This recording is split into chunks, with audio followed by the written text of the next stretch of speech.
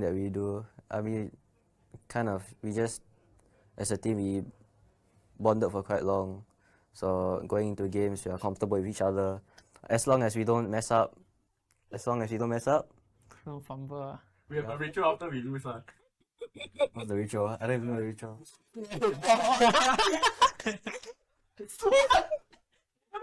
Entire day so emo.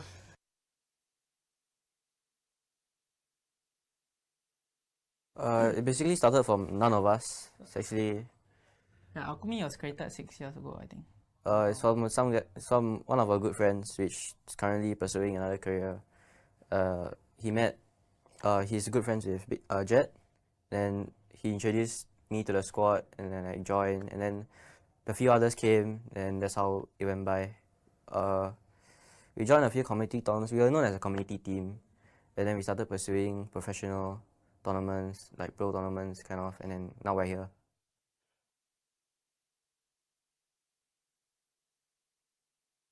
Better to go at our own pace. You know, we might not be as strong as them, but we'll get there eventually. Yeah. We don't have expectations of ourselves to like mirror or like follow in others' footsteps. We just wanna do our own thing, go at our own pace.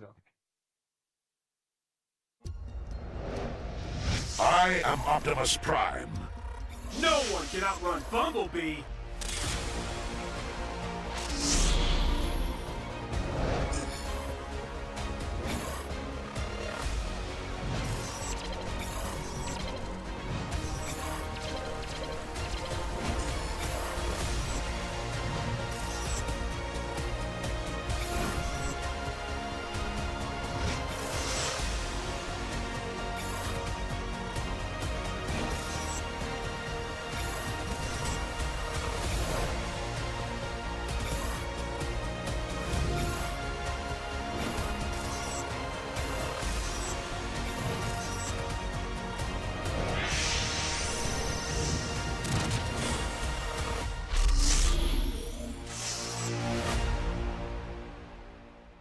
OSIM.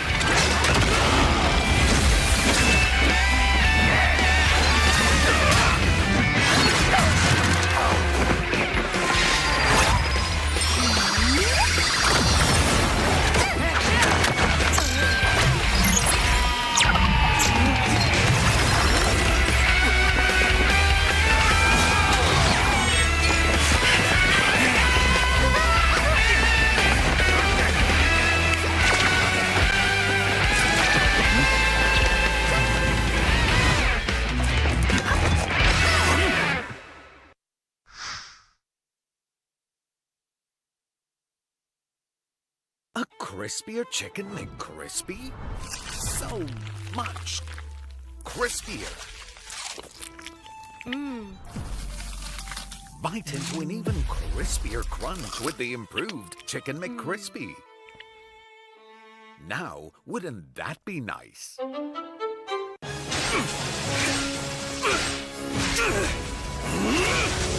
Legendary! Tigreal!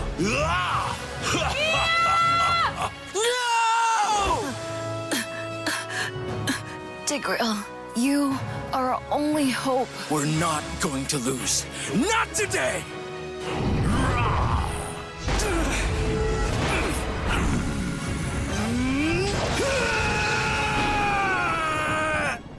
Huh? What's going on with my hand? Ooh, why is it so itchy? Yee! Dandruff! Yo, your hand's for gaming, not for scratching. You call yourself a pro? You have dandruff. Tigreal? Tigreal, is that you?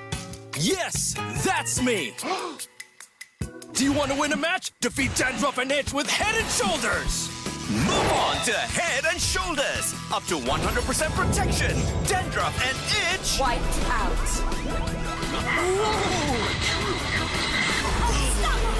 We defeated the Lord! That's why everyone should move on to Head and Shoulders. My name is Slowly. I play role jungle. Yeah, my name is Chot and I play mid laner in Vanguard Esports. My name is Ryan and I play EXP lane. My name is Nick and I play tank. My name is Luxian and I play grueling.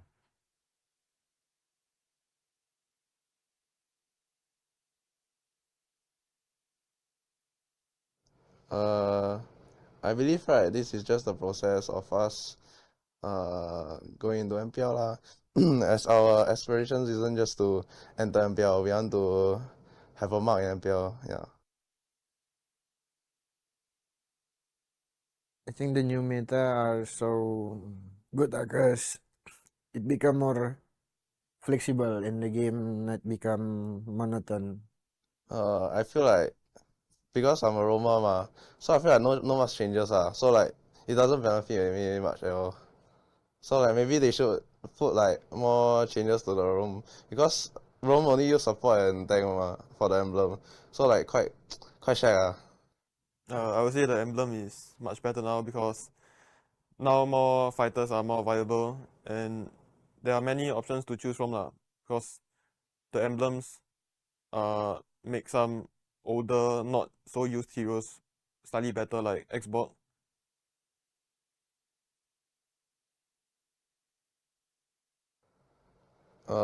I feel like the team and me we are excited to face them because we want to show that we are the new dark horse of MPL SG Yeah.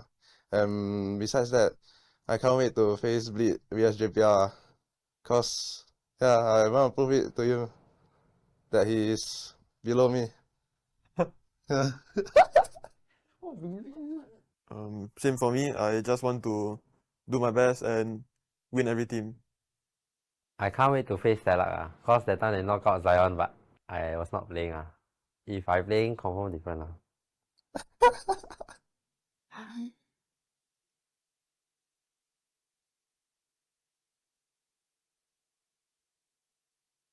Mute. I usually shout at my team So what? I just shout at my team. I just mute If we do well in the first 1 minute, the comms is always your house, invade. Yeah.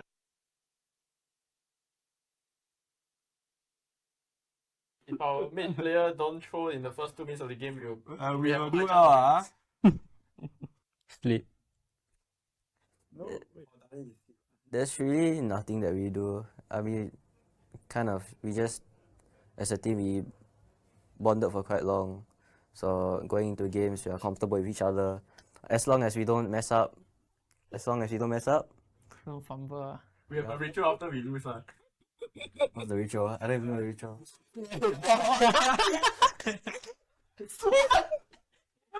Entire day so emo.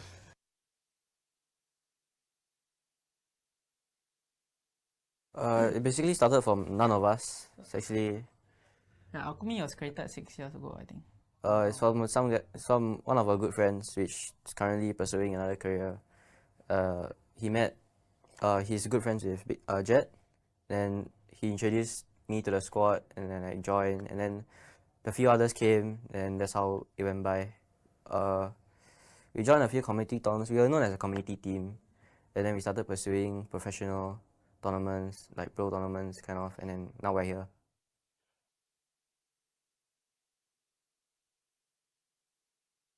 Better to go at our own pace. You know, we might not be as strong as them, but we'll get there eventually.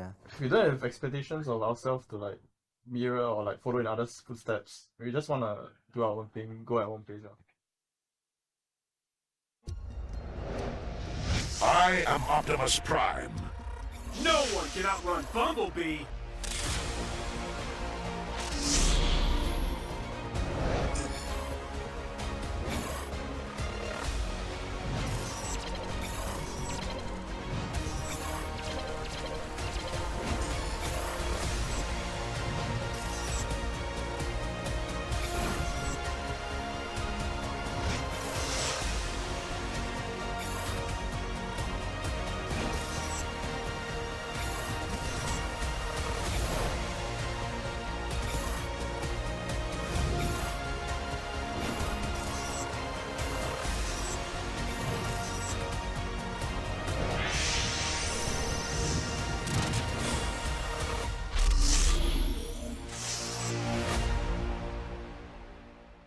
Osim.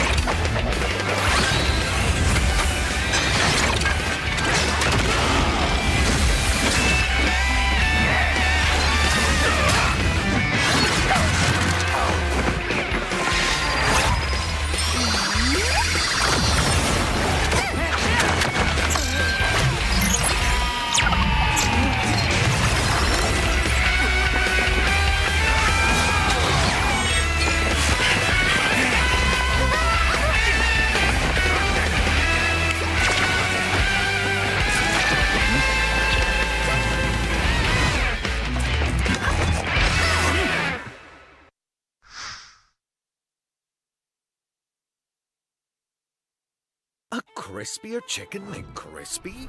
So much crispier. Bite into an even crispier crunch with the improved Chicken McCrispy. Now, wouldn't that be nice?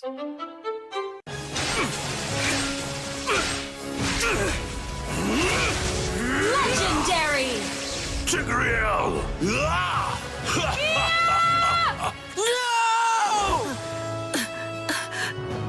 Tigreal, you are our only hope. We're not going to lose. Not today!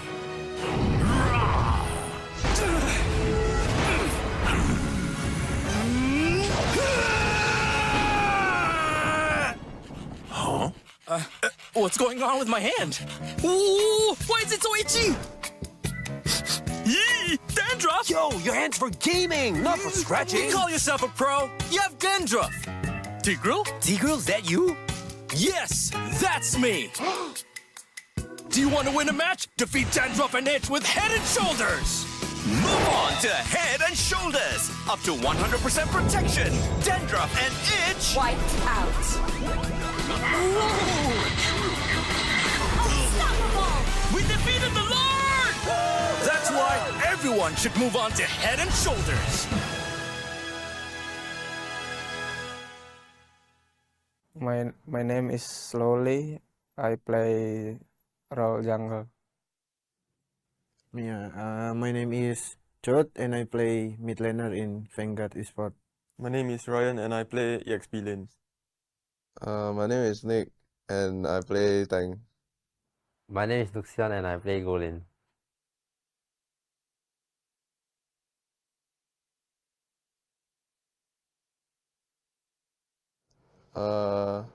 I believe right, this is just the process of us going into MPL lah.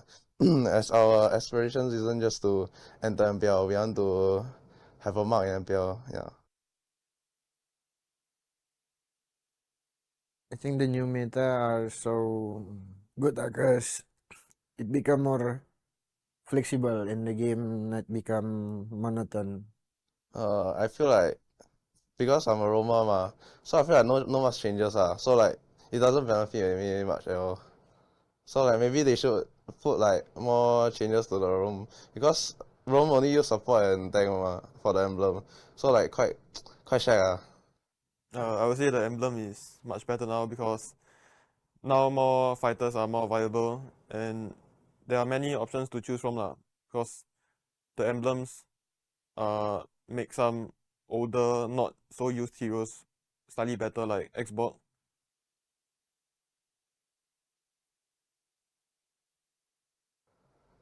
I feel like the team and me we are excited to face them because we want to show that we are the new dark horse of MPL SG Yeah.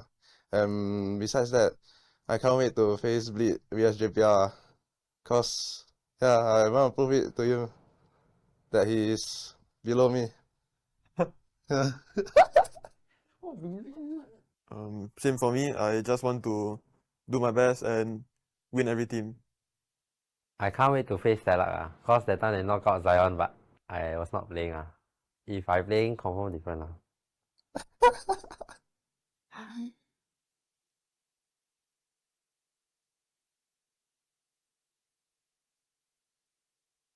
Mute. I just shout at my team. So what? I just shout at my team. I just They don't mute talk. If we do well in the first 1 minute, the comms is always your house, invade, invade. Yeah.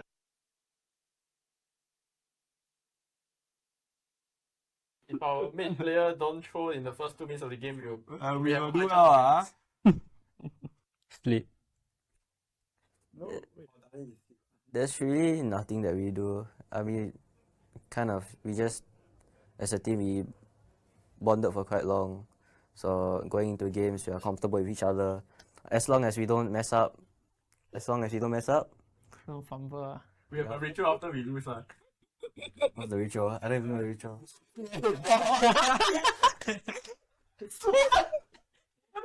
Entire day so emo.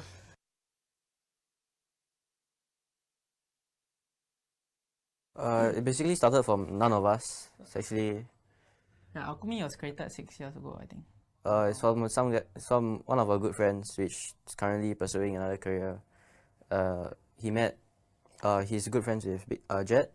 Then he introduced me to the squad, and then I joined, and then a few others came, and that's how it went by.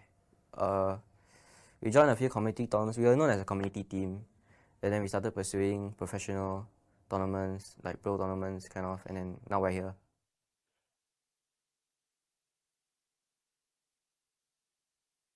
Better to go at our own pace. You know, we might not be as strong as them, but we'll get there eventually. Yeah. We don't have expectations of ourselves to like mirror or like follow in others' footsteps. We just wanna do our own thing, go at our own pace.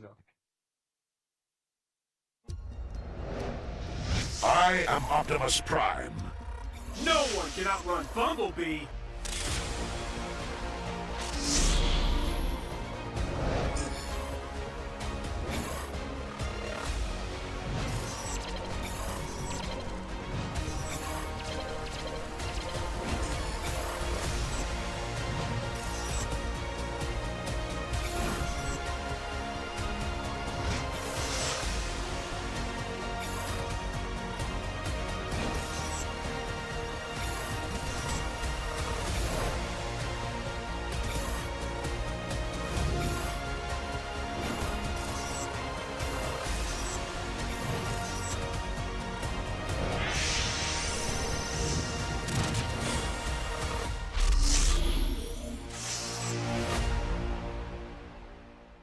OSIM.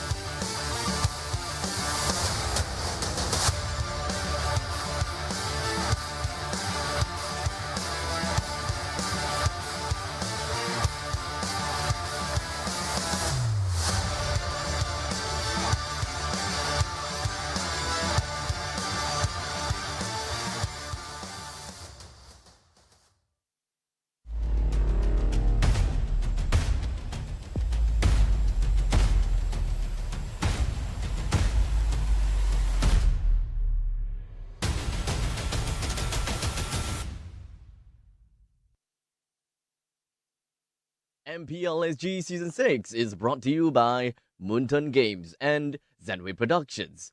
Presenting partner, McDonald's. The road to glory has never been tastier with McDonald's. Catch all of the MPL SG Season 6 action and complete the experience with a crispier crunch of the new and improved Chicken McCrispy with McDelivery. Official partner, Head & Shoulders. Level up your game and wipe out dandruff and itch with the new Head & Shoulders MLBB Anti-Dandruff Shampoos, now available in all supermarkets and online stores. Partner in esports, OSIM. Level up your performance with OSIM's patented V-hand massage technology and ergonomic features designed with the player's comfort in mind.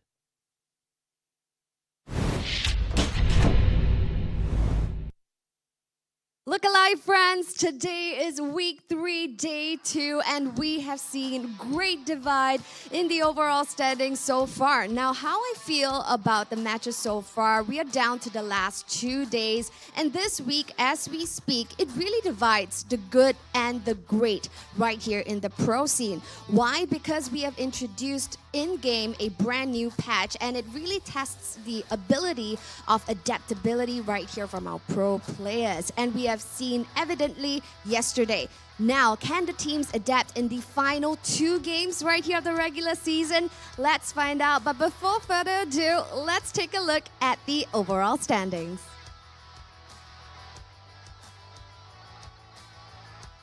As you see here on your screens, there has been a great divide. Team Flash, 14 points in the first position. We have our defending champions, RSG SG, with 11 points. Hot on their tails, we have Homebois SG with 10 points.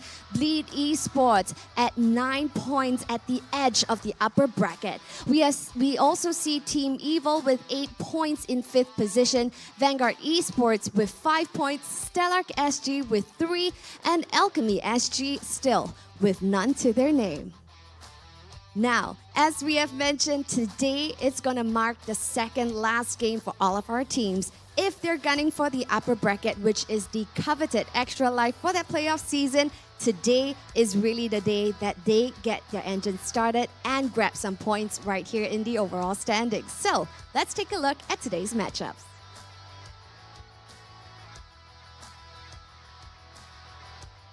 As you see here on your respective screens, today kicking off week 3, day 2, we have Vanguard Esports duking it out with Alchemy SG happening at 10 a.m. Followed by match 2, we see Homebois SG crossing swords with Flash happening at 12:30 p.m. Definitely an exciting match that you don't want to miss. We also have match 3, we see Bleed Esports going head-to-head with Stellark SG happening at 3 p.m. And closing off today's show for match 4, we see RSG SG going against Team Evil happening at 5:30 p.m. Wow, so a fun-filled, packed day right here this Sunday. So be sure to tune in to all 4 matches with us on all of your favorite platforms. Now, ladies and gentlemen, MPL SG Season 6 wouldn't have been possible without all of our wonderful sponsors. MPL SG Season 6 is powered by Mutan and Zenway Productions. Our presenting partner, McDonald's, I'm loving it. And our official partner, Head & Shoulders. And our partners in esports, OSIM. So without further ado, we're going to present you with the very first match of the day, and we're going to be seeing the likes of Vanguard Esports as well as Alchemy SG. So without further ado, let's take a look at some of their amazing faces. First up, presenting to you, Vanguard Esports.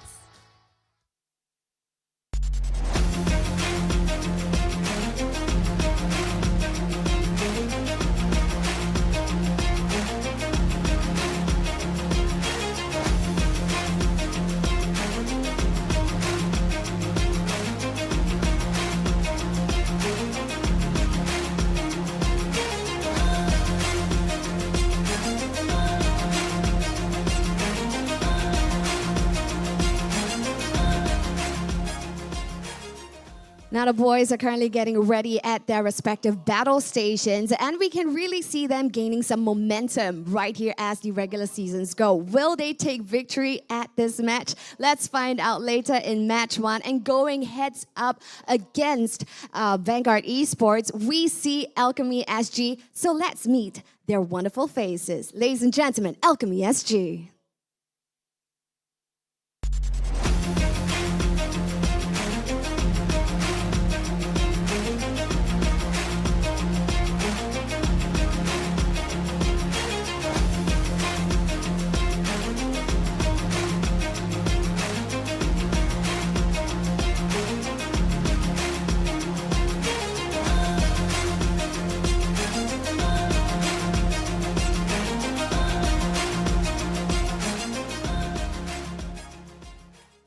So now we see Alchemy SG right here on my left, and the boys are looking super pumped today. And of course, yesterday they have been making flashes of brilliance over at the Land of Dawn. So we're really hoping that they pop off today, especially right here in match 1. So without further ado, I'm going to hand my time over to our amazing casters to take it away.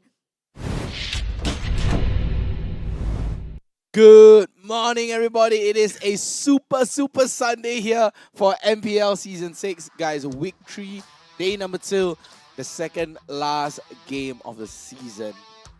It's all about pulling out your stress now. It's either you pull it down now, or you know, if you want to gain some points, or you don't, you're done showing your cards, and you want to do some movie magic and just rub your cards and then hopefully change into something else, right? And then maybe you can show it during the playoffs. But today is the day, guys. My name is Vertigo. This is Kinzo Fu on this side, and this is Ryan Churros on the other. And today we have our very first game underway. It is going to be Vanguard up against Alchemy SG. Yeah, this is going to be a rematch, right, of the qualifiers that we were experiencing way at the start of the season itself. And I think today we could experience a very different result. If I'm not wrong, actually, Alchemy took the win, right, in the qualifiers? Alchemy took the win in the qualifiers and then sent Vanguard Esports down to the lower bracket. Oh. Or actually, no, it was Vanguard Esports won Alchemy Esports and sending Alchemy Esports onto the lower bracket into the grand finals. But the grand finals, like, both these teams are qualifying teams. So the rematch of the qualifier series, Alchemy SG last place in the standings. Vanguard Esports 8th place in the standings. Vanguard Esports here. Similar roster: Reluctant Stain, the goat lane; Chud, the MPL ID import in the mid lane; Super Ryan EXP slowly in the jungle, and Nick Stain in the roam position. Now, they have found successes. They've won a couple of their games so far. They've won against Evo, which is basically one of the Titan Slayers, or now known the Titans. So statistically, they should have an easier time in this game. They've also won Alchemy once within the qualifier, so, we have to see the other side of the coins and see how well they fare. Yep. I mean, Alchemy, let's be honest, that they had a very difficult regular season, right? And I think they improved for sure, but unfortunately for them, the rest of the league improved as well. And they have just not gotten that momentum, right? Fresh air yet. Right? The momentum is not with them yet. But of course, they're going to be fielding Danny, Jet, Busky, Icon, and Pacifist. So far, I think Danny is having a rough time in the goal lane, right? So perhaps that's something that they could consider working on today. And if Danny actually manages to pop off, I think the results can be quite different for Alchemy SG. There was a little bit of a roster change where Pacifist was initially in the gold lane the first 2 weeks, and then now he is more suited in the roam position. But I agree with you, Kin. I don't want to sugarcoat this. They have had a very, very rough start. 0-5 to their name. Haven't won any matches yet. But if any day is a Sunday, it is today.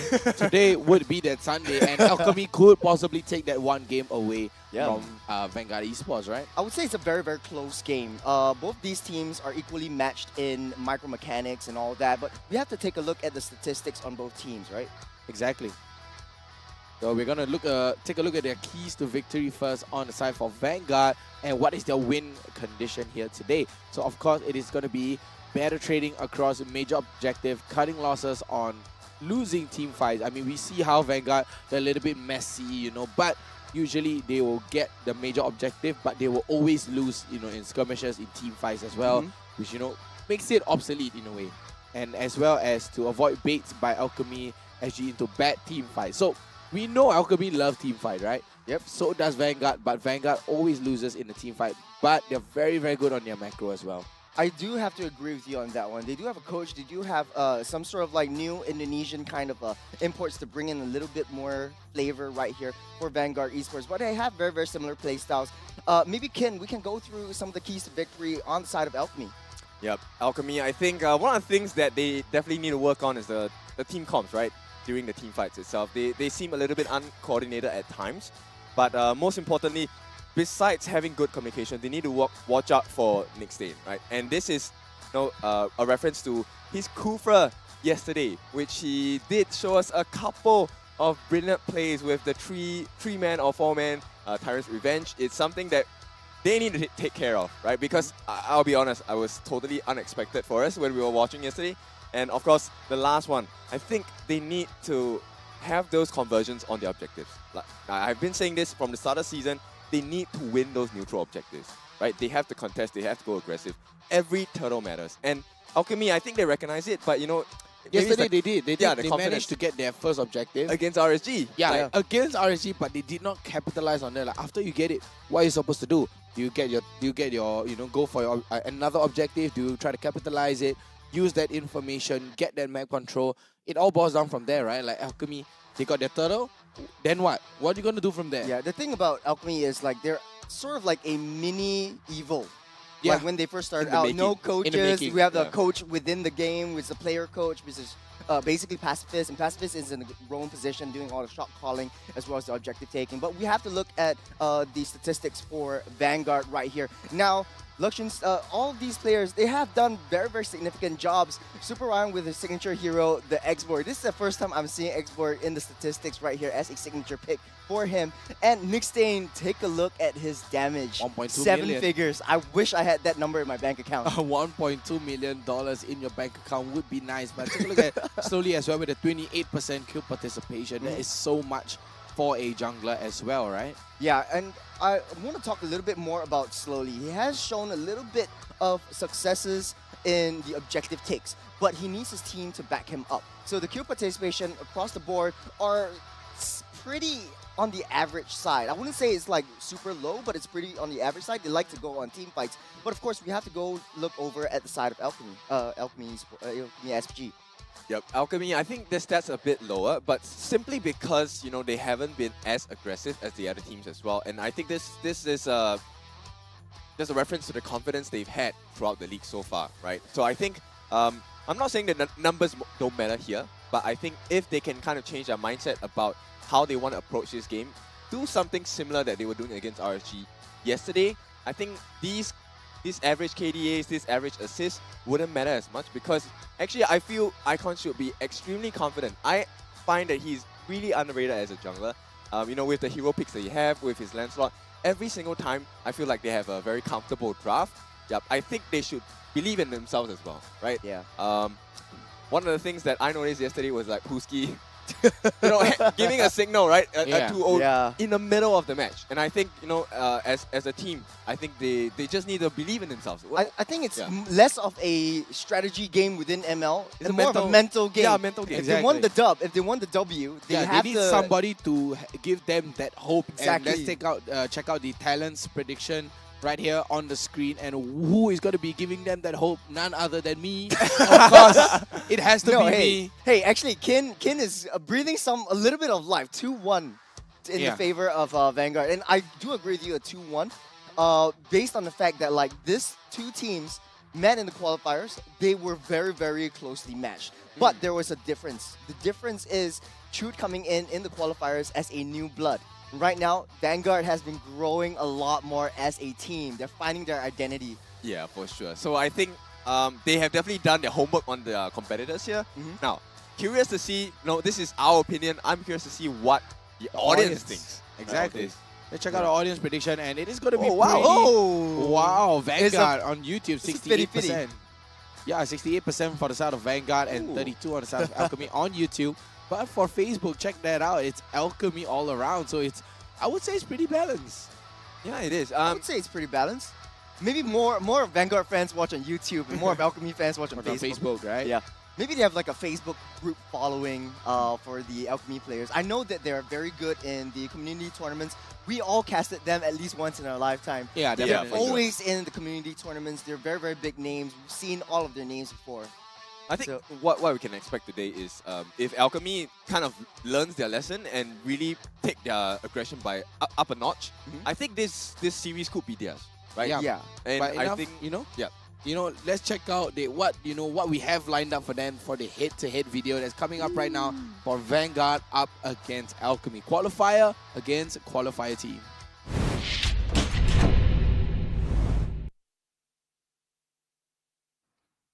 For me, I believe that the main problem was their goal laner Exalt, and during the regular season, their roamer Ashiru lah. Firstly, I'll talk about Exalt lah, cause I feel like Exalt gets caught too much during the game itself, and their team can't really do much when the goal laner doesn't play well or have a good game. And as I mentioned just now, during the regular season, Ashiru play a lot, right? So I feel like the issue and why Pacifist came in was because like maybe he couldn't comms and like short call much, so like he couldn't bring the biggest impact to the team lah, which really cost them during the regular season, and they didn't have sufficient preparation during the playoff to be able to stay inside MPL. During the MPL qualifiers, we didn't really had a fight against Alchemy because they went to the lower brackets. So we didn't have a chance. So we wouldn't really know how strong they are. Yeah, but seeing them against the Team Mustang, whoa, not bad. I would definitely be focusing more towards the jungle player slowly. He's really, really strong. And he seems to be the one doing most of the work actually. I don't really think the other players have that much impact. Except for Ryan is stable, and I think their mage player Chud is decent as well. But their roam and goal lane aside, nothing too impressive as from what I've seen. I would definitely be targeting their jungle more. Based on their performance in qualifiers, I would say one strategy that they cannot take hold of is invading. They just invade their jungle. They are a pretty aggressive team.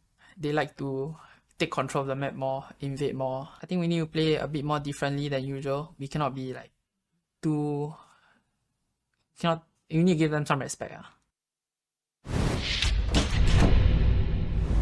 Alright, I mean, at least give them some respect, right? Yeah. At least give them some respect. But they know their cracks. They know their cracks. They're like, hey, they're not going to be able to tahan our invading. Yep. So they're not going to be able to get our invading. So we might see some really, really good invade coming out from Alchemy as well. But could there be a counter invade? Could there be a deny invade? Could there be a huge level 1 skirmish? Who knows? Yeah, from what I see from both teams, right? Like Vanguard Esports, they are very confident of the win against Alchemy SG. Yeah. They win them once, they can do it again. But for Alchemy, it's like Sun Tzu out of war. Know your opponents, know yourself. It's like Son of War. they are very, very they're held back, they're reserved, but they know their game plan. They know what they need to do to win against Vanguard Esports. It's all about the mentality, right? It's like going up against a team that you have already beaten before. You have that confidence. So as the opposite side, right? You're like, oh, I lost against this team before. I don't know how am I going to be able to win this team back again. Well, I feel that Alchemy SG really should be more disrespectful of their opponents. I think they're giving them too much respect, right? Yes, they have won you before, but so what? It doesn't matter. So let's take a look at Vanguard and Alchemy. This draft. How are they going to be playing this? Okay, so knowing a little bit about their play style, Vanguard likes to play very, very passively. No pun intended to pacifist, but Vanguard is a little bit more Always passive on the way. than, Your team is Alchemy banning. SG. Alchemy SG wants to go in for the hard engage, hard invades, aggressive kind of play style. So I would definitely see a Martis or a Fredrin within the side of Alchemy. They want to play it safe, unless they want to have a front line defense and then put Icon in a position where he can play his Lancelot. We know how cracked his Lancelot is. Yes, I mean, it's number one is his comfort hero, right? The second thing is, Icon is not the only one with the comfort hero picks. We also know that for their roamers as well, they love the Minotaur. And the fact that they're banning out most of the heroes that they don't really use anyway in most of the games and most of the drafts, I think this could be something that Alchemy can start building off of, right? Right now, it's a Angela and Matilda ban. Yeah, I actually agree with you on that one. Like, they don't really go for these hard support heroes. Pacifist likes to play a lot of these setup tanks or this setup kind of roles, thrown positions so that they are able to get a nice skirmish onto an enemy. So the conversion will be done a little bit faster. This is the strength of the I early am the game. priestess of Vanguard primal is lightning, psyching the themselves hunter of up all for the potential evil flank gods. opportunities and a lot of team fight capabilities. So Eve, Edith, everything that screams to me Clash is taken off. See value in me? Your So team Alchemy, they is know You that should. Fredrin or Martis is definitely going to be in. They take out the Fredrin, a little bit more flexibility right there. I think they're kind of trying to focus on heroes that have early growth, right? We were, you know, they were talking about the early invades as well. So I think getting rid of a lot of these heroes, right now they're just really feeling each other out, right? They know that, hey, level 1, level 2, we can expect an invade from either of these teams. So I think right now, these are the heroes that have been the strongest, right? From a level 2 onwards. And I think this is a good ban so far by both teams. But the question is, Vanguard with the first pick, right? How do they want to draft? Who are they going to draft from, right? Who is this first role that they're going to prioritize? Because Super Ryan, yes, I think he has been doing well on an EXP laner. And we have seen how EXP laners make the change in the game, right? Because if you have a faster EXP what's your laner, command? you kind of have... Your team is picking. Okay, Right off the bat with the Fanny. Better growth, right? And that's exactly what they can do with a Fanny. When you have a Fanny with an advantage, I mean, that is danger right away. Number one for Sun rises when I give the word. Beat of the goal flash. laners, Your mid team laners, is it's picking. really hard to perform against a stacked Fanny. All right, Kin, I don't know about you, but this too seems like they want to speedrun the game and end it in 8 minutes or less. Both teams are psyching themselves up for super early game invades, clashes, proxying the waves. There's a lot of growth in the early game, a lot of damage in the early game from that Fanny and from Khalid and Joy alone. So this Joy might be going into the jungle. You have a little bit more of the flexibility to get your Rhythm of Joy in the ultimate, get your level 4 faster, so you hit your power spikes, and then Alchemy can pretty much live in Vanguard's jungle. All they need to do right now is to prevent Vanguard from scaling that Fanny up, because they are playing a pick I harness Chun I is am the going to follow power up of with light the incarnate. Valentina and, you know, a Kaja pick as well. So at this point, I like the fact that they have a Kaja. It's important, number one, for them to have a bit more crowd control on their This is hands the for Emperor's Vanguard, order. especially when you have Your someone team is as banning. potent as the Joy, right, on the side of Alchemy. Now, right here, it looks like both teams have a very good understanding of, hey, what the win conditions are. Like, okay, so you have a lot of CC, you have a lot of burst damage. Okay, let me I get someone would who can get a rather lot of betray damage. the world Than let the world archive, betray you know, me. as well as the potential headbutt to make the change in directions. And you have the re-entry with the Khalid, as well as the danger on the backlines from your Joy. So both teams, they have specific strengths, and I think it's interesting to see at this point how they're going to try and play, because end of the day, I think it still comes down to the junglers here. Who farms faster? Is it the Fanny who gets the first kill? Who gets that priority, right? Joy or the Fanny?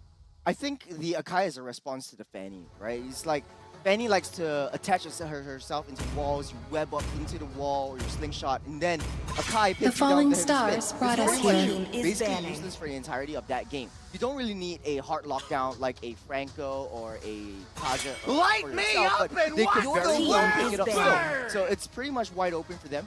In response, they are banning out a lot of the EXP laners. They want Puski to have a much easier time in that lane. On the other hand, Vanguard, they're psyching themselves up for the mid lane. They don't want to deal with Jet's artillery mages. You know how crazy he is with artillery mages.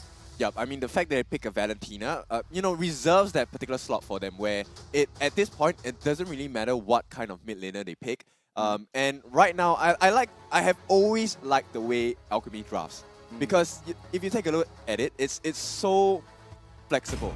Right? Actually, you know, the Archive can go to jungle, he could go into role position as well. Similar for the Joy, right? So at this point, I mean, Vanguard may feel very confident with the draft that they have up to this point, but I think Alchemy they have some surprises up their sleeves as well. So far, Alchemy, they do have a lot of lockdown. They have a lot of movement speed. They have a lot of rotation advantage. right off the bat with the Lilia as well. So clear the lanes and then help out in the jungle. We are going to be preparing ourselves for a barrage of invades in the early game coming from Alchemy. If we don't, then Vanguard will have the better trade out of everything. I think at this point, I prefer Alchemy's draft a little bit more because they have a little bit more space and room for error, right? Simply because Jet can, with the Lilia, he can actually make some so-called small mistakes, bait out the skills, usage of the arsenal that they have on the side of Vanguard, and mitigate all of that with just one simple black shoes.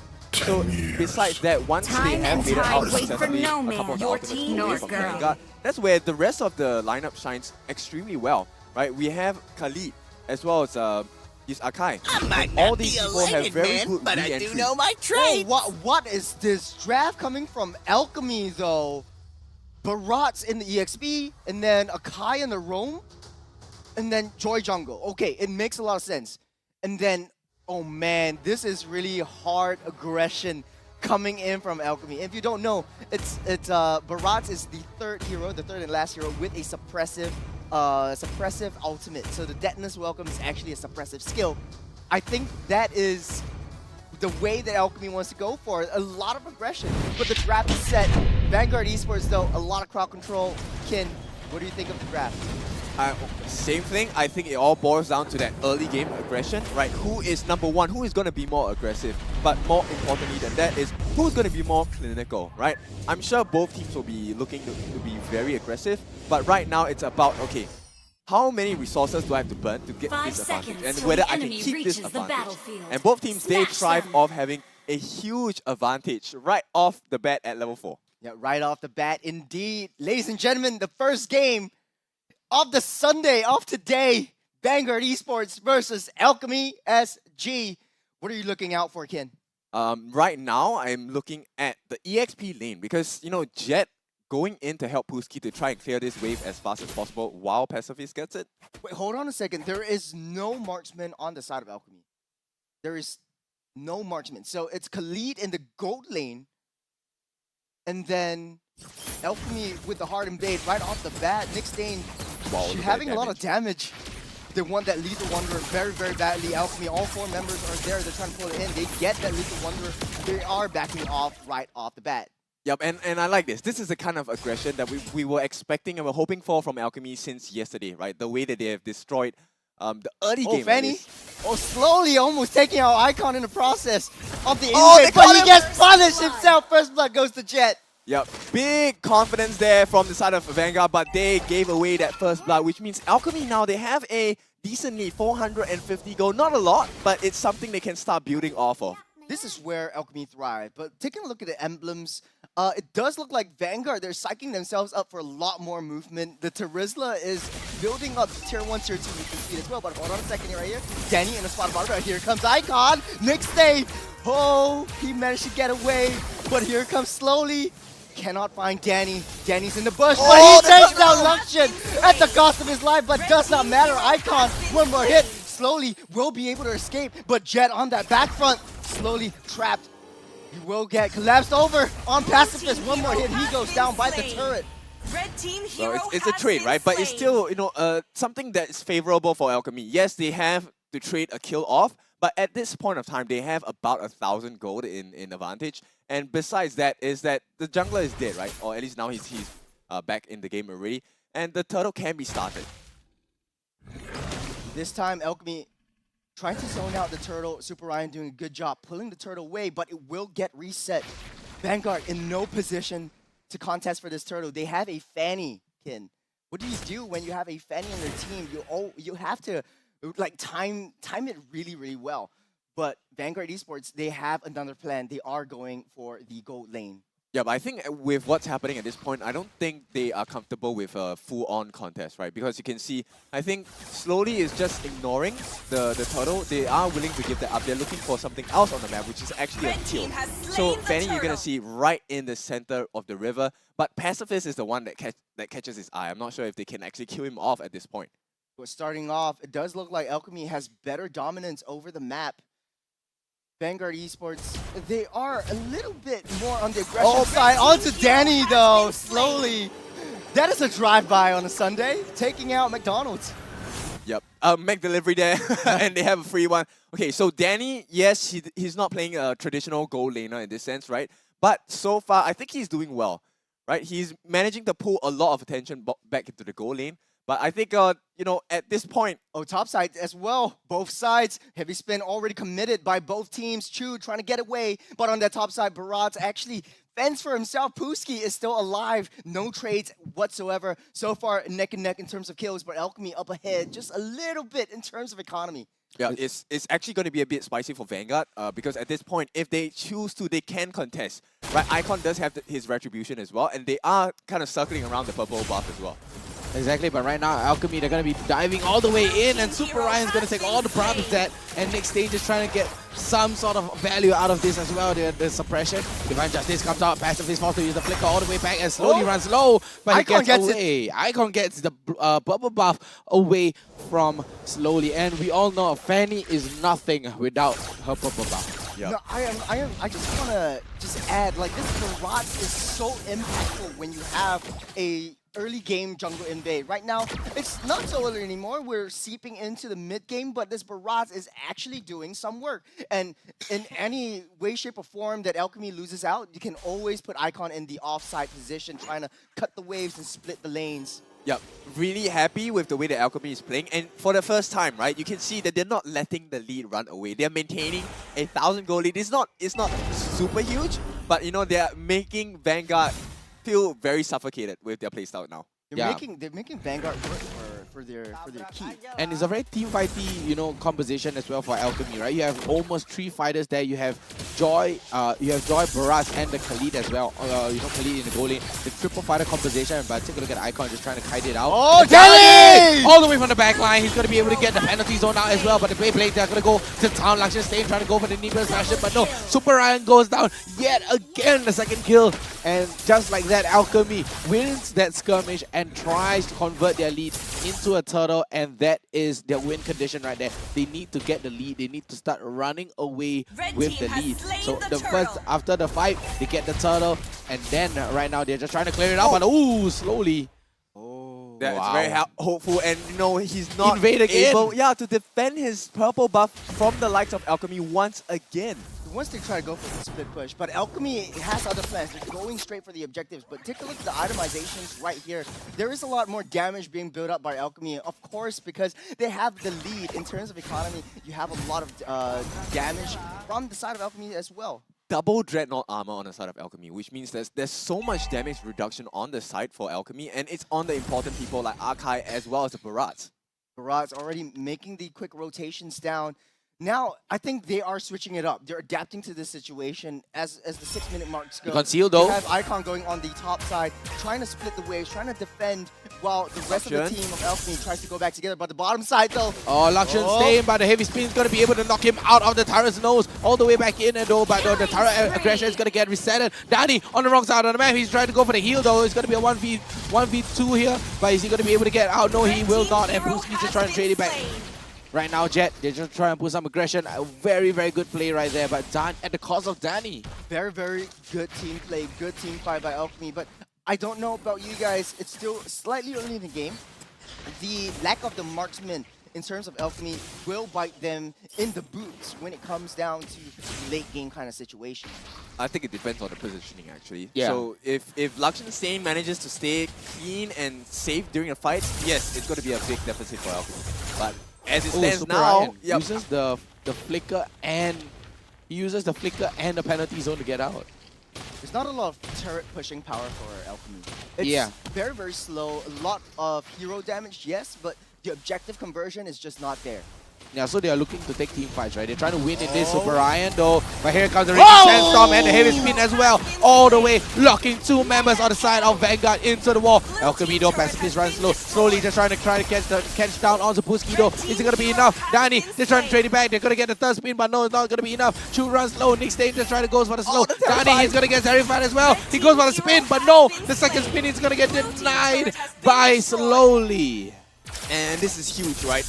Actually, it's huge for Alchemy because not only do they have a 2-to-2 trade, they have successfully pushed the top lane as well. And all this time, Icon is actually farming as well. He is the top net worth, I believe, on his team and the highest level at level 12. So he's the highest level across the whole board. Yeah. So you know how painful and how scary it is when you have a Joy who is the highest. The highest net worth, right? Yep. Highest net worth. You got all the items in your pocket right there, and as the Joy, you got to be able to kite. You got to be able to dish out the damage as well as tank up all the damage. Alchemy just giving a huge good morning to Luxian Stain. 0, 3, and 2. He is always the priority target for Alchemy.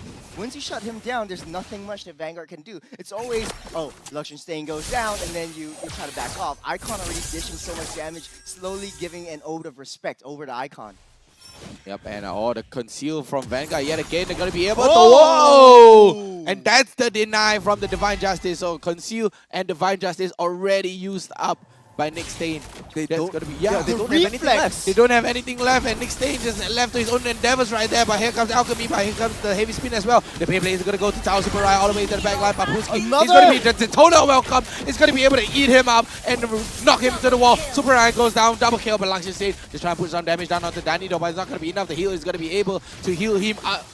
Shoot, Super Ryan is going to go down, and Alchemy, no life loss, and they are going to be able to take the mid tier 1 turret. That is so scary. Yeah, they came for the fight. That's all they want to do. This is their win condition. They want to fight, win in the fight, and then take your objectives. Oh, and look at this. Slowly, he must be feeling so suffocated. There are no purple buffs across the map for him.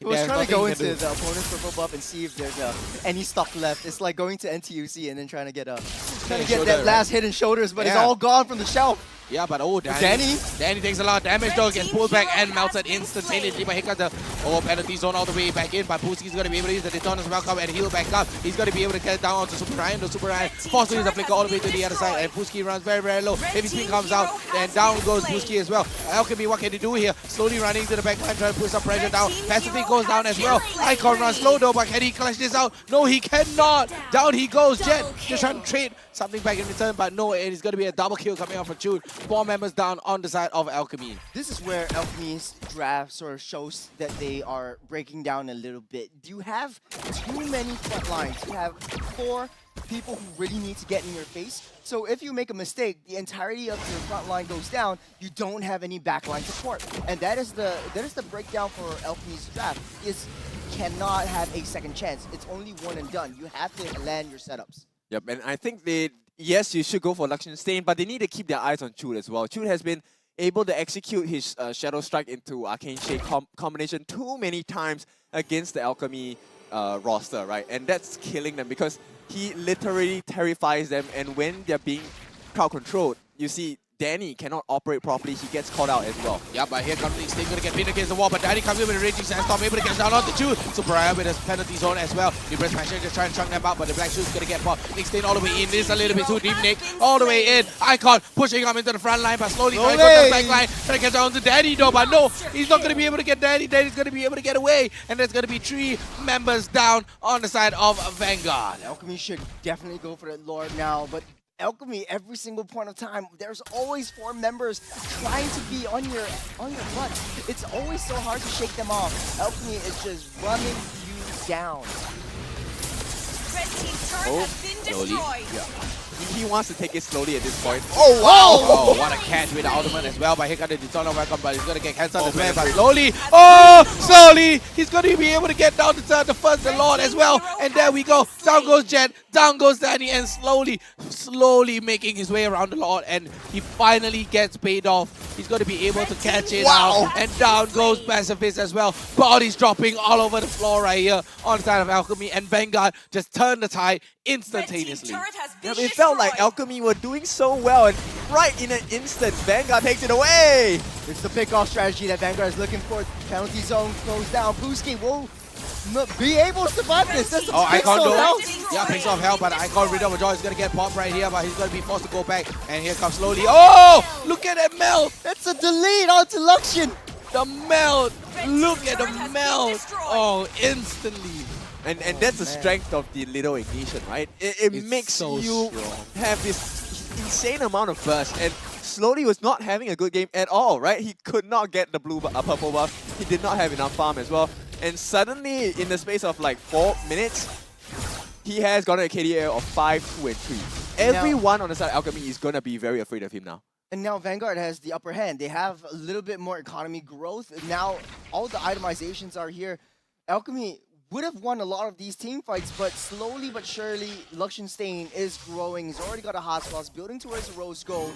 He's gonna hurt, and he's gonna be surviving a lot of these skirmishes, but slowly has been doing the work. Once Jet is gone, Alchemy does not have that damage to follow through. That is the breakdown, and that is the tipping point. Vanguard continually cycling the Alchemy's entire roster. Exactly, and see right there, 13 minutes in the game, finally slowly is able to have his purple buff into his hands, and Alchemy, they are looking for a fight. They want to look for a big team fight. You know? They are trying to look for a fight 5v5. They want to fight 5v5.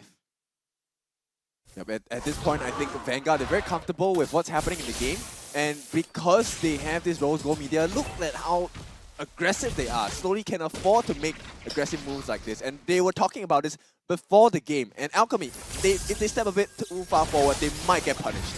Exactly, and they do have the Detoners welcome as well, but all the heavy speed trying to push out Nick all the way back, but the Super Riot able to catch 3 members into the back line, but Danny goes into the back line yet again, slowly runs very low, but take a look at Alchemy. They're going to be able to take down 4 members, and a triple kill comes in for Danny.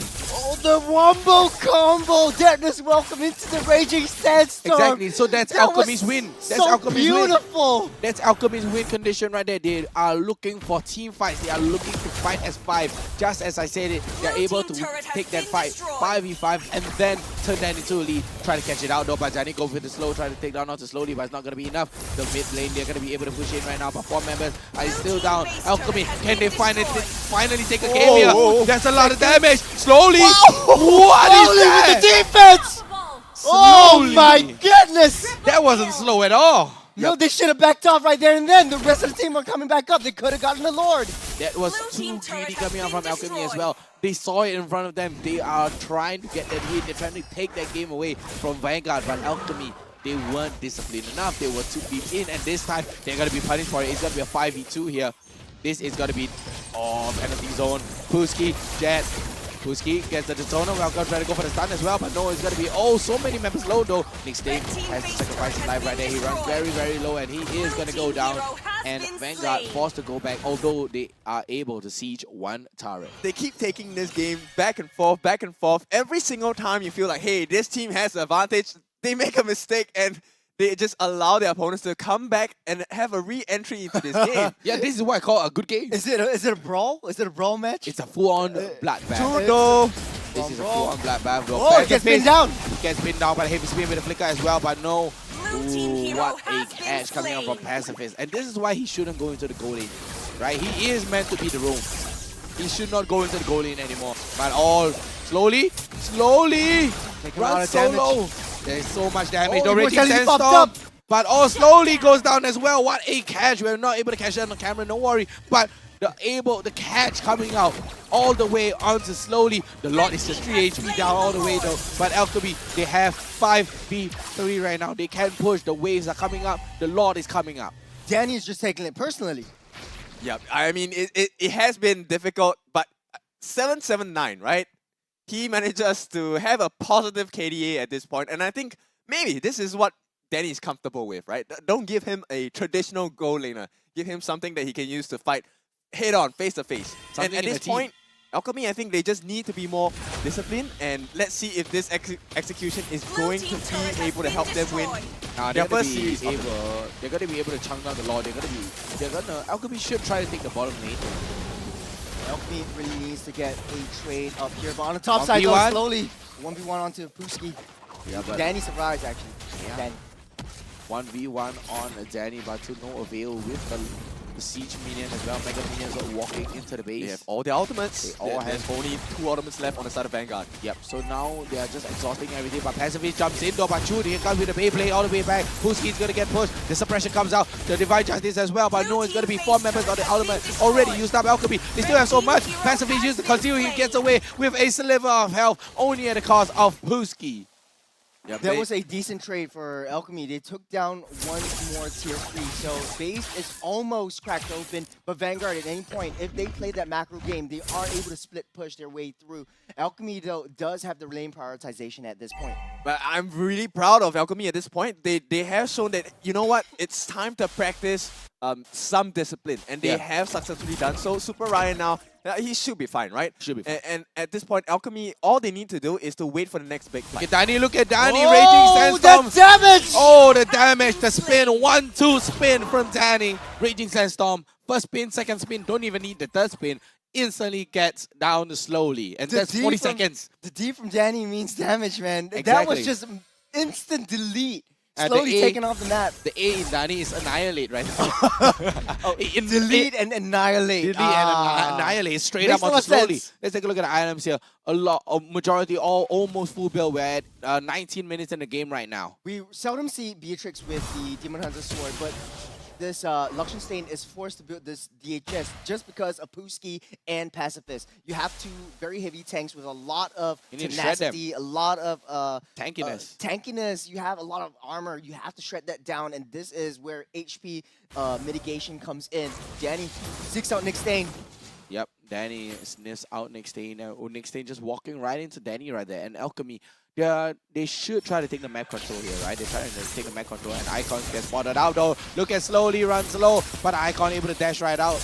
Oh, it might be a All huge the way mistake. into the back line, into Luxenstein, Icon. Big mistake, just walking right into the turret's nose. But where's the rest of Alchemy? Slowly run slow. These are not welcome. He's going to be able to eat up. Oh! What a big push from Puski as well. Nick Stain runs low. Passive is able to stun down and lock onto Chu. Nick Stain run low, but look at slowly coming in. Oh, this Fanny. He's going crazy. He's going to be able to take down 3 members as well. Alchemy's 3 members down, and Vanguard wins the skirmish yet again. And slowly, he's hunting his rabbit season. He's going to be hunting down Alchemy. I mean, this is the first time in the regular season that we have so much of Danny's performance on the board. I mean, he has been absolutely insane today. And, you know, with Danny on board, I think this really could be the series that Alchemy can win for the first time in the regular season. Exactly. Yeah, but the thing is, it's all trades back and forth. It's like a boxing match, and no one team is getting away. But with Raging Sandstorm, Raging Sandstorm mitigates that. comes in, but penalty zone as well, and Jet just trying to push out some damage there. Danny runs low. He's not going to be able to heal it out though, but the lot is still at 50%. Vanguard, they are all very low. 3 members very low, less than 50% HP right now. And Alchemy, they're just trying to push and get map control, and the lot is going to get resetted right here. It's a 50-50 here, right? Vanguard, Alchemy, they're playing seesaw. A silver lining is you get a Lord reset, you wait for the rest of Alchemy to come back up, you wait for Icon to get his buffs, and then come back into the fray and then psych up for that Lord. Exactly. And both junglers have very high mobility, so they will be able to come and contest for the Lord if it's necessary. And you can see already the Joy is going to be coming down. Icon, I hope he has his retry ready. Pacifist, look at Pacifist. Pacifist going to go the long way around. He's going to be able to use that heavy speed. He's going to try to pin. Oh, 2 members pin right there. What a catch. All the way in, but the penalty zone. Luxenstein runs slow. Ridaba Joy is going to get popped, and down goes Luxenstein all the way back in there. Looking for the fight. Slowly goes very low. He's going to be able to get right out, and Puski, Pacifist is so low as well. Look at Jet. Jet is going to be pushing all that damage down. Able to use the Black Boost to get out there. It's going to be a 1-for-2 trade here for Alchemy. Again, no Lord. Both teams are using the Lord as bait, trying to clear each other out, but someone should have went for that retribution. The idea was there, and the combos that Alchemy are dishing out was just beautiful, but Vanguard, they have the better map control. Alchemy is forced to retreat and try to maintain lane prioritization. It is very pivotal. Whoever takes this Lord will have a 90% chance of winning. Yeah. It is going to be very important. And the thing here is there's no purple bus available. Once again, Slowly is in a bad situation, right? Puski gonna be able to catch on to Puski though, but he got the Raging Sandstorm and my pick God, up Danny. all the way in, but take a look at Chu. Chu's gonna be able to use the Winter Truncheon here, but the pushback. Danny runs low. Chu is gonna be able to use the Raging Sandstorm to get right out, but no, Chu is gonna go down as well. It's gonna be a 1-for-2. Super Ryan runs low. Jet. Nick Stain just trying to get some map control here, but they do have the numbers advantage. It's going to be a 4v4 here. Chute is very long on the death timer. Alchemy should very well go for this Lord. Now, they have both junglers, but they are playing a numbers game right now. You need Chute to be able to mitigate a lot of these kinds of crowd controls whenever it comes to that Lord fight. Slowly finally getting his purple buff, but Icon is quick to follow up. Icon is quick to follow up though, but no, he's not going to be able to take away that purple buff. Yeah, Slowly actually chooses to commit his retribution to take away that purple buff away from the Alchemy lineup and Alchemy jungle. And I think it's working out for them at this point, because right now Alchemy will not be feeling very comfortable about, hey, let's go for the Lord at this point. That's what they should be doing. You force a retribution. Why are you not going for that Lord? What is Alchemy thinking right now? They're just looking for team fight. There's the win condition, right? They want to win in a team fight, but Divine Justice on the way back on the balance rate. But down goes Danny. Icon pops the Rhythm of Joy. Forced to go right out though, but here comes the retaliation. Alchemy, they're just trying to trade it out. Trying to catch out the Nick Stain though. The Immortality is going to get popped. With penalty zone is going to be coming in as well. Libra Smasher, take a look at Pacifist. He's going to be able to stun down onto Lucious Stain. Nick Stain is going to run low as well. The Stain brothers, what can they do here? Pacifist is going to be able to get popped out onto the Immortality as well. Look at Puski with a flicker and a Detoner welcome. They try to push out the damage here, but slowly coming to the back line. Here comes Cleanup Crew. Clean up on aisle, Turtle Lane here. All the way back, and take a look at Jet, slowly cleaning it up. Jet forced to go down, and there's going to be 2 members, 66 seconds down on Jet. Not looking good for Alchemy, guys. Yep, Danny's out of the game as well, and that's going to be a huge impact because most of the fights have been turned around with the fact that Danny is able to just come in and chunk them with huge damage. And Vanguard recognized that. That's why they took out Danny first. Yep, and as it stands now, I think they are more comfortable to perhaps get this Lord dance started, because right now they have a bit of a better control of the wave at this point. All they need to do is to have Luxian Stain clear this wave. They should be able to manage the timing. Exactly. Slowly already got that CA Halberd, got a little bit of defense from that Rose Gold as well. It will be hard to take down slowly, so Alchemy, they really need a lockdown. Pacifist really needs to find a right angle head. They're going to be able to lock down onto Pacifist though, but take a look at Danny! 3-man cash with the Raging Sandstorm all the way to the back line as well, but it's going to be a 3-man penalty zone as well. What can they do here? It's going to be a fight. Vanguard, they're going to be able to take down onto Alchemy. Oh, Immortalities pop everywhere. Take a look at Slowly. Wall spam. Winter Trunken is not going to save you, Alchemy. There's going to be 4 members down, and Pulski all the way on the other side of the map. I mean, not good. Chut was the MVP of that particular fight. Do you know that he used the IMU to steal the hit speed, and he locked the remainder of the Alchemy members right against the wall that gave them so much time to just lay the pain. That was so satisfying, that re-engage and then engage again. Man, Alchemy, they really have to go up for that defense, but he's out. Divine Justice all the way back, but the Black Shoe's going to get popped, but a very good clear with the Gloom, and Jet able to clear it out, and Alchemy live to see another day. And this is what I call a good fight. Vanguard really needs to go back, try to defend. This will buy them some time. Vanguard should very well go for this Lord this time. Stop the TPs. No, it's 30 seconds. It's 30 seconds on the death timer. Yep, 30 seconds on the death timer. They're not going to be able to, and they do not have any turret buster or any turret pusher. No, they don't. But Vanguard does. Vanguard has slowly. Mid lane is cracked down. Vanguard still needs to be able to find a way to get the third tier turrets down for the side of Alchemy. They will crack open an opportunity for them to just engage into that split push. Yep, do not be fooled by the gold advantage that Vanguard has at this point. At this point, it doesn't matter how much gold you have in your pocket. Yes, it allows you to do your item switches. Right now, Alchemy, they are going to be able to afford to take the game extremely slow. They won't take any fight unless it's a given guaranteed win. All they have to do is to bait the rest of the members out, slow down the clear potential from Vanguard players, and they will be, number 1, be able to secure the Lord, and number 2, potentially get a much more efficient team fight going for themselves. Oh, Stallion Scythe though, secured down by Icon. A very good item there secured by Icon. And as you can see below, hashtag our pride, our passion. Fill in this code, do ya Jill. Do ya Jill. Key in that code and they will give you a nice little reward. It may not be much, but it's free. Take it. It's free. Why not? Just get it, man. Pacifist. Oh, Pacifist forced to use that heavy spin early already, man. Pacifist.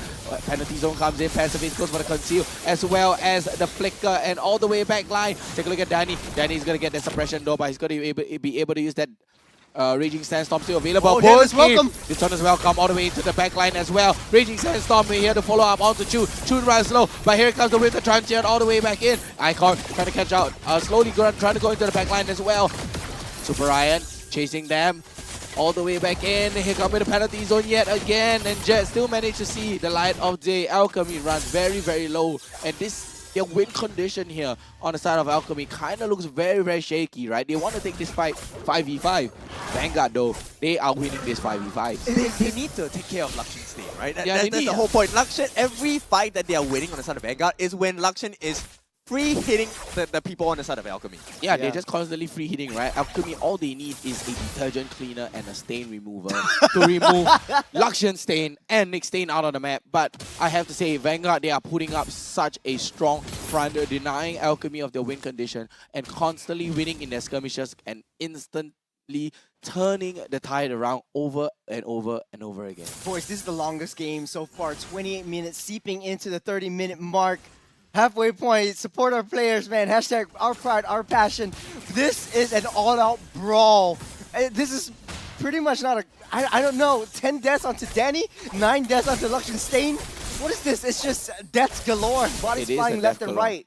Alchemy should start the lot, and they should go all in here because Puski would have known that Slowly is still in the top lane, so they need to make this but the rotation is so fast. Take a look at how Slowly is going to be moving up into the Lord pit. Yep. You have to keep your eyes on Chute here. Chute, I think, has been very consistently using the IM to steal the heavy spin away from the Untied. Okay. So he wants to deny pacifist with the heavy spin, right? He wants to go for a Beyblade battle. More importantly is to be able to get the lockdown on Icon before he gets the anti-CC properties.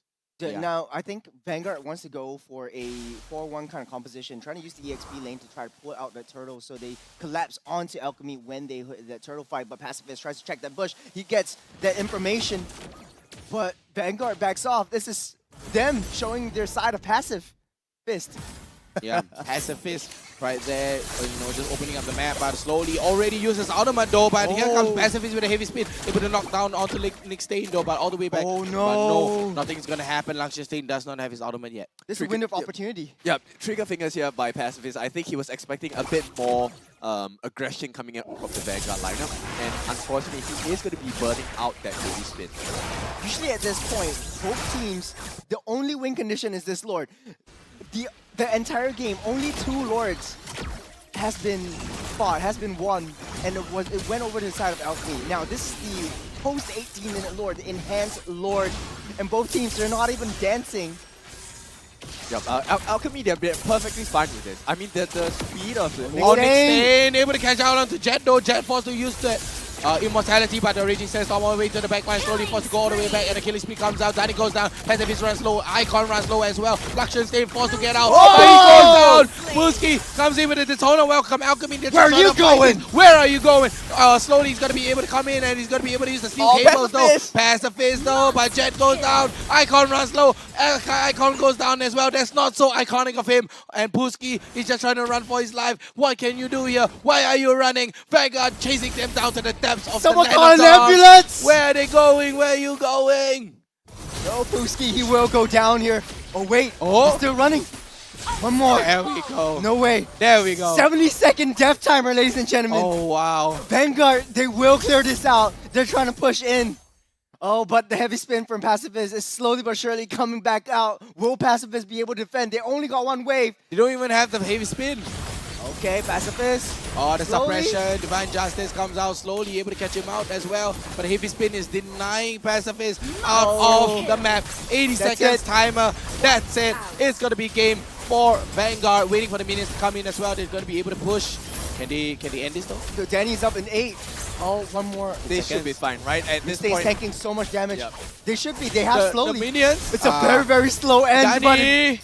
Now he got it. It was close. It was close, but that was such a game coming out from Vanguard. It was 50-50. Look at Vanguard. They are exhausted. Clash after clash after clash. It's just a pure bloodbath. As comfortable as my OSIM U-Throne 5 chair is, the 3 of us were constantly off of our seats. Yeah, I mean, it was I fell off my seat just back and forth. Like I cannot tell let you me break it down. Let me break it down to the viewers, right? Okay, so a kill, and then we're like, oh, we want to stand up. Okay, we go back down, and then we go back up. A clash. All 5 members, they back off. They go back down. This was a brawl of a match. Yeah. So many deaths all across the board. We seldom see this in a competitive battle. At least for MPL SG, right? Yeah. And I think both teams, they were kind of feeling each other out, and they finally understood, you know, end of the day, as long as we win that important team fight, it doesn't really matter on that big major objective. Like at the end of the last fight, I think Vanguard didn't even bother about the lot because they knew that there was no point contesting on such a big objective. They just want to make sure that they get rid of the important people away from the Alchemy lineup first. This is a very, very good point right there. And taking a look at the itemizations, Vanguard going all on for the semi-defensive build. So very, very standard right across the board. Slowly actually sold an item. He has gotten the Winter Trunkian, he's gotten the Rose Gold Meteor, he has gotten all their items. He's even sold his jungle boots because he knows that there's no point contesting for the turtle anyway. Lord, so he doesn't need that additional retribution coming in from that battle. I have to point out Chud as well. 28,000 gold. Take a look at Chud. Full on damage. Burning Wand, Divine Glaive, Golden Lollipop, Clockwork of Destiny. You have the Lightning Truncheon, you have the Holy Crystal, and the Blood Wings. Chud hurt like a truck. Oh, I don't know if it's a glitch, but like Nickstein actually got the no, he sold it. He sold it. Oh, so for that last, okay, so for yeah, the he last sold his item. For the last for the last push, he wanted to push as fast as possible. But it was very, very smart of Liechtenstein to get the Demon Hunter Sword because he needs the HP peel for Puski and for Pacifist. If he gets caught out, that's it. He's got like 10 deaths to his name, and it's all because of Danny. And Danny already building like all that offensive items. It's so hard to just talk about this macro. It's all micro mechanics. Yeah, I feel so disappointed for Danny. He played such a great game, you know, and he was performing, and this was the best performance I've seen him put in the entire regular season, right? And it's just unfortunate he could not get the correct target. So Liechtenstein as well, I have to give a shout out to him. He has been really doing a good job of trying to put himself in a much better position that does two things, right? Yep. Number one, it baits in the people from the side of Alchemy, and number two, it allows him to stay safe. You can take a look at his itemization. He is staying extremely safe, and Chud helps him out as well during that entire process. We talk about the full damage on this Valentina. It made wonders. And he already has the movement speed, right? So he doesn't need to bother about the boots at all. For the last item, the moment he's full build, he's like, you know what? Time to sell boots. You know, I have enough movement speed. I don't need the boots anymore. Yeah. I'm going full on damage, right? The thing is, you don't even need your boots because the tier 1 movement speed emblem as well as the Wilderness Blessing, they give you 25% movement speed. So this is pretty much a lot more than what you can bargain for adding on to your base movement speed. So I think it's enough. And you see that two emblems being equipped onto Super Ryan, Chud, as well as Nick Stain. So like a lot of movement speed, a lot of rotations. Unfortunately, we didn't see that from Vanguard in the earlier parts of the game. It would definitely come in handy. I have to say, Puski tanked up so much damage did. as well, right? Let's take a look at the post-game stats right now coming up. It has to be Puski. That is a lot. 376k, guys. Actually, the Sea Halberd was built just to mitigate the heal coming in from Deadness Welcome. Exactly. It's quite a bit. It is, I think, 25% of your health is being regenerated, and Puski doesn't really need to care about mana. Usually, the mana is a problem for the Barats. But because of the updates, every single time you use your first skill, which is your main damage anyway, it's sort of like less of that.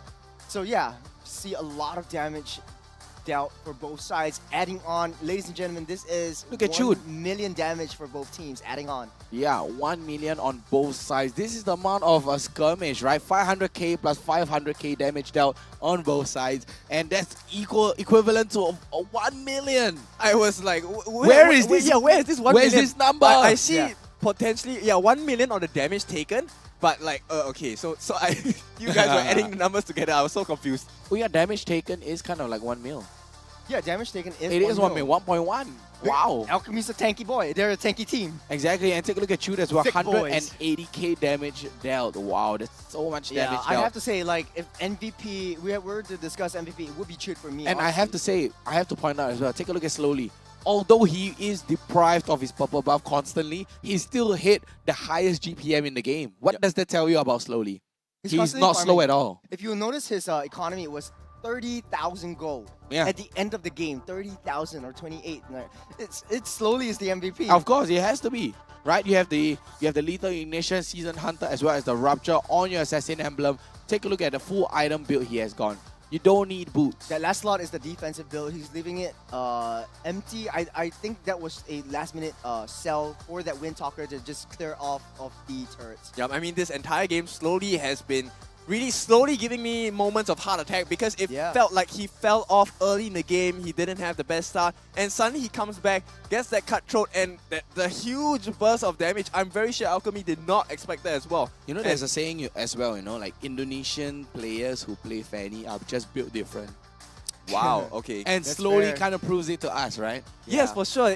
I find it so exciting to watch him, but at the same time, you know, when I am hoping for Alchemy to give a good performance, I feel so pain for Alchemy because slowly he's just coming in and destroying them. He's actually very focused on targets. He always knows, Very like, locked on. okay, I want to take down Jet, and that's it. I want to take out Jet, I'm out. If I'm too low, I'm out. I'm not going to push myself too deep in. There's discipline. That's Very discipline at its finest. I think he has one of the lowest deaths in the game as well. 4 deaths. Yeah. And 4 deaths is low. For what, close to 40-minute game? 32 minutes. 32 minutes. 32-minute game.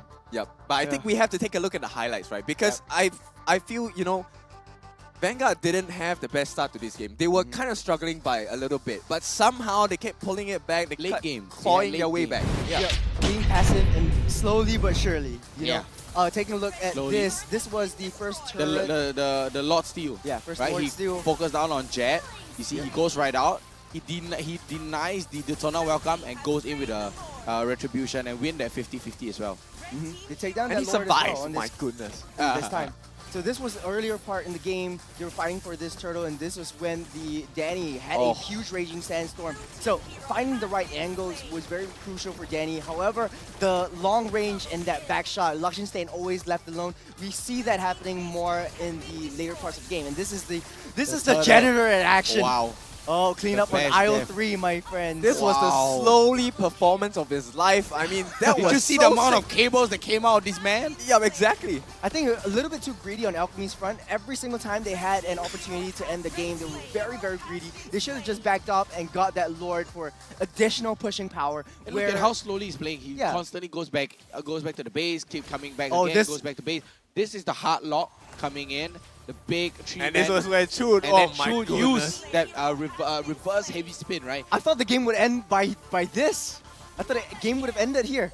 Yeah, But it was a Puski reverse actually- Uno. Yeah, Puski was the only one left to defend the base. Jet was coming out as well. Exactly. And This right one there, was the one that Dani. caused them to win. This was the one that caused them to win. Dani went down. You see Luxenstein just trying to push down the damage. Icon Slowly- just getting stuck. Look, Icon was still standing there. Slowly went back to base, and then here we go.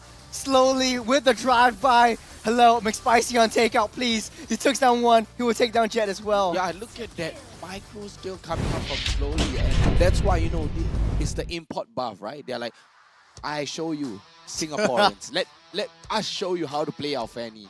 Right? Yep. And let us show you why it's such a top pick, a highest pick rate, highest ban rate. This is why you ban the Fanny.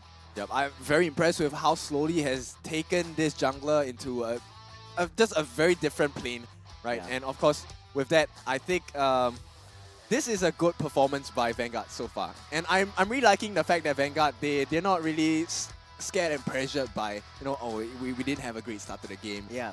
They can always come back, right? Yeah. Now I think it's really a mental state for Alchemy. It's about staying hungry. Can they recover from this? It's about staying hungry, right? You want the win. You need that hunger to drive you through.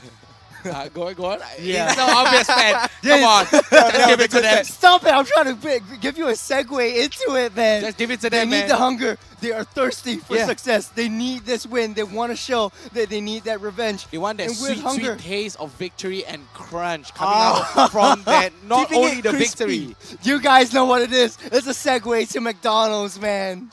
Exactly, and it's not only, you know, for them, you know, it's not only that they had the hunger for the victory, must have the hunger for the new and improved chicken crispy as well, right? After these, you know, after their game, they're like, you know what?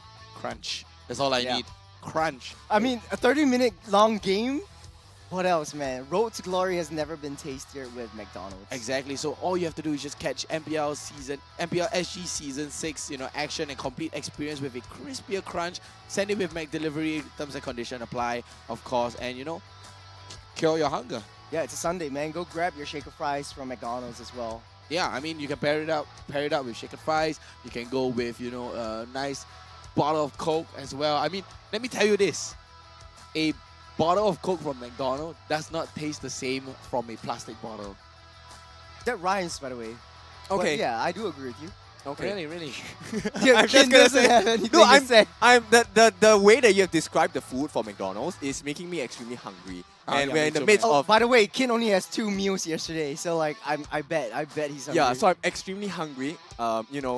It would be nice to have hint like some chicken McCrispy while the game's being played out. I think we might have that at dinner time. We'll have to wait till dinner time, my friend. I mean, maybe later halfway, maybe in the cast. Oh, he's gonna go for the 4-man. And then you just hear a crunch. Like, yeah, so keeping it spicy, right? Keeping it spicy. Now, let's talk about the real spicy work here. It's up to Alchemy, right, to tie this series up, or it could be Vanguard going for a clean 2-0. Yeah. Yesterday was a games of clean sweeps. I think out of the 4 games, 3 of them were 2-0s. Yeah. The only game that wasn't a clean sweep was the Bleed Evil one, which was a 2-1. Yeah. So today we're gonna start off with a 1-0, and based on what's happening, I think if Vanguard is able to kind of break the mental strength of Alchemy again, it could be we could start today with a clean 2-0 again. Yeah, I do agree with you, but there's a lot of things that Alchemy should work on. They were winning the game. Like, it was very clear. It was a probably they got their win con 60% correctly. Win rate to Alchemy in the early start of the game. Yeah. They got their win cons right. They were shutting down the right heroes, but slowly had other plans, right? They overpushed the issue, right? They weren't disciplined enough. Yeah. Right? Alchemy, they couldn't end it there, but they still try to push the issue, right? It's like, you can't go anywhere anymore. Stop trying to push it. You get punished for that. The tables turn. You keep trying again and again and again. You got to reset. You got to take it back. And then, don't forget, you have the lead. Yeah. You need to get the lead and capitalize that lead. Right? Yeah. You need to grow that money.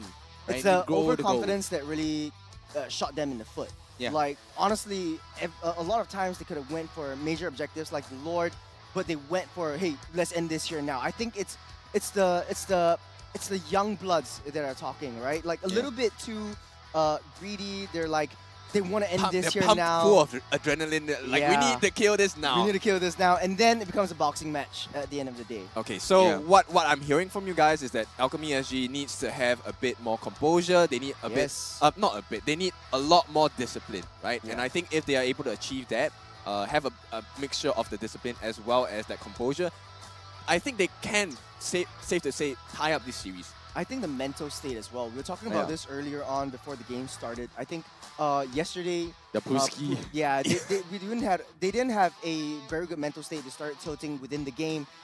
This time around, we won't be seeing their mic checks, but I will 100% be sure that they were tilting halfway. They were winning, and then they were losing, and then they're winning again, and then it's constantly like a tug of war on both sides, and it will affect their mental state because a 30-minute game and you end on a loss, that's like 30 minutes of your life wasted. Yeah, I mean, but maybe they're trying to, they should look at this at a more positive light as well, right? Yeah. I mean, you did something well, you are able to close out the game. What did you do wrong in that? Maybe you can try that again in the second game, but this time you already know your mistakes. You should. So, of course, Vanguard themselves, they're going to ban away the Fanny. I mean, Icon plays a lean Fanny as well. The Frederick is going to get banned out as well as the Angela. banning. The Joy is going to get banned out by Vanguard. Wow. This time they're not going to let the Joy through. Similar kinds of thinking process from Alchemy. They don't want to deal with a lot of these support tank metas that are existing right now in the league. But Vanguard, on the other hand, they don't want to deal with a lot of these dashy heroes. They want to keep Luxenstein safe. First game, Luxenstein didn't have a very good start, and it's due to the fact that Alchemy, they thrive on this high mobility, high versatility heroes within the game. So I think Alchemy might very well ban out the Matilda. They might not want to deal with it as well. If not, Vanguard will ban it out. But there is something else that they might be looking to ban out, which is a Valentina. Which I didn't was cure the one pain. of Your it team will be the highlighted Valentina. it. So Matilda is very much wide open. I think Vanguard might ban it as well because it works very well within Alchemy synergy. Always on the way. Yeah, There we go. There we go. I was gonna So ask. that leaves the Rafaela Yeah. open as well, right? Yeah. Yes, exactly. I don't And, think they will pick up the Rafaela though. I mean, we have seen Alchemy try a I bunch fight of for my different dreams. styles, and it looks Your like team yeah, is they will, my they will family. just leave it for themselves. I think And right now it's persecuted. really about being comfortable, right? Because I I think totally agree with you. yeah, So long as mentally I can they breathe, have been my defeated fight already. Yeah. It's goes time on. to Reset. Yeah, Let's reset, go. and just go back to what you feel is comfortable for you. Yep, and Irito is gonna get picked up. I am the on priestess side of primal lightning. Priestess Your of Primal team, the hunter Lightning of on all the the side evil of gods. Vanguard Esports. There's gonna be the Edith picked up on the side, and I have to say the Edith would be great. I mean, Nick Stain can play it, you know, all the way into the top lane. Super Ryan can play it. I mean, Super Ryan is plays a pretty good Edith as well. Yeah, it's a reaction to the Paquito pick. Because It is a Paquito reaction, really yeah. needs to get into your face. You have double punches. You need to land your combos, but the flip will actually disrupt that combo and cause a He needs chain to stun. protect Lakshanstein pretty much this entire game because I Puski is going to agree. be very comfortable chasing into this Iritel. I agree. yeah, so that's it true. might be a okay. So if this Edith is if my prediction is right, then Edith will go into EXP lane, which means that slowly we'll be playing an assassin this time around because they need a. It is my additional mission to insurance banish because all your darkness. team is going Oh. going for Guess Lancelot So they as well. deny pick, Brainiac right? They deny pick. They're detected. gonna snatch it up for themselves. Definitely Oh, I like gonna go that. for a Kufra. I just noticed that, guys. Yep, I like it's that me, little tab at the top that says "No Coach." Right, so this Oh. time, there's no name on top, right? Sand They put rises there, when no I give the coach. word. So it's no coach Team is against no banning. coach. Qualifier against qualifier, and this time Vanguard are gonna pick up the Khalid for themselves. Ooh. We have seen how dangerous Danny was on the Khalid, and this time I believe that it is going to go into the hands of Super Ryan. Yep. The Edith should be a rogue EXP. Edith. So I think Khalid does a very good job as Minotaur a will finish off So, left I think- undone. Yeah, that's a good band. That's a really good in any band. case, like Vanguard could very well go with a very strong fighter. Jungle, you could go for a Martis as well, a very, very safe pick. But Vanguard bans out the Minotaur. It is very, very good because it disrupts a lot of the combos that Alchemy tries to dish out. The only thing is they need a little bit more dive potential or protection potential for this Irithel. Your The team southern is seas banning. Gets are banned out my again. I mean, we rarely domain. see the Kadita now and then, but I mean Vanguard, they might want to leave the Kadita for the second pick, second phase as well. But they could even go for the okay. Let's say they go for the Khalid, right? The Khalid can go into the EXP, Edith into the roam, and Kadita into the mid lane. They could very well use the Khalid in the... Yeah, Khalid in the It has to go lane. EXP, Yeah. man. But they The use jungle the Khalid EXP. doesn't work, man. Doesn't work. True. But Alchemy might pull something out of their magic hat again and go for a Mincetar goat lane or something like that, or go for even a Paquito goat lane, which really does very well against an Irithel. I would say, Harith. Harith. Harith would be Yeah, good. I no? mean Alchemy, anything goes The at this hunt point. They won't have to begins. choose Your a goat team lane. We've is seen banning. how their thought process is, and Pacifist is doing the drafting for the rest of the team. So something that would work out pretty well in this case in point is maybe a suppressive hero. Go with a Kaja again for the side of Pacifist to try to disrupt Irithel. Yeah, they're trying to look for the pick-off, right? But looking at this, they are very divey, right? You have Icon on the Lancelot. They are trying to dive all the way into the back line, as well as Puski on that Paquito. They're trying to rush all the way back. But on the side of Vanguard, though, they are looking for a full-on punish team fight, right? Either a full-on punish team fight or Now the Kai engage as well. enters the Your scene. team And is the picking. Archive is going to get banned out on the side of Alchemy as well to deny Vanguard to punish them, right? Vanguard, they're looking for the engage rather than the heavy backline dive, right? They're looking for the engage, whereas Alchemy is going for a full-on backline dive comp. I think what would be pretty good for Vanguard is maybe a Novaria or some artillery mage just to give that distance. Now you don't have the Valentina. Farsa? Farsa would be very, very good here because you have a God. lot of rotations, early game Farsa, rotations. God, Mr. God here, on our table as well, but Yeah. he doesn't feel the God, in this lineup on the side of Vanguard. Yeah, because I think at this point they don't really have a lot of defensive posturing on the side of Vanguard. Yes, it would be great if you have a god there's a lot of techniques, right? But Your I don't team think is it's picking. 3,000 worlds. Yeah, so I was talking I'm about not a this single Martis. wo- You can't go wrong with a Martis. Can't Kind go of an wrong. early game composition. You pair Martis up with a Khalid. Early game, you're pretty much set, right? And Martis is a faster jungler than Lancelot. So he's going to do his rounds a little bit faster. We might see early game invades from Vanguard if they play a lane proxy into the EXP wave. So May the Alchemy, blood on the of other my hand, they have enemies to flow disrupt this from my one. spear. Minotaur, I was hinting to Minotaur and it actually came out. Yeah, there we Would go. it be in the gold lane though? 100% win rate as Okay, well. Look at the smile from Pacifist. Okay, so the Minotaur gold lane. What did I tell you boys? Full attack speed, and then you have a hook as well. You have a very good hook coming out from Danny to displace them, and yours as well as the deny from the King calling from the dash. Matis has a dash, Irito has a dash, the EDF has a dash as well, the Khalid has a dash. That King calling denies 4 members and a hard counter as well. And the Kufra to deny the dash even more.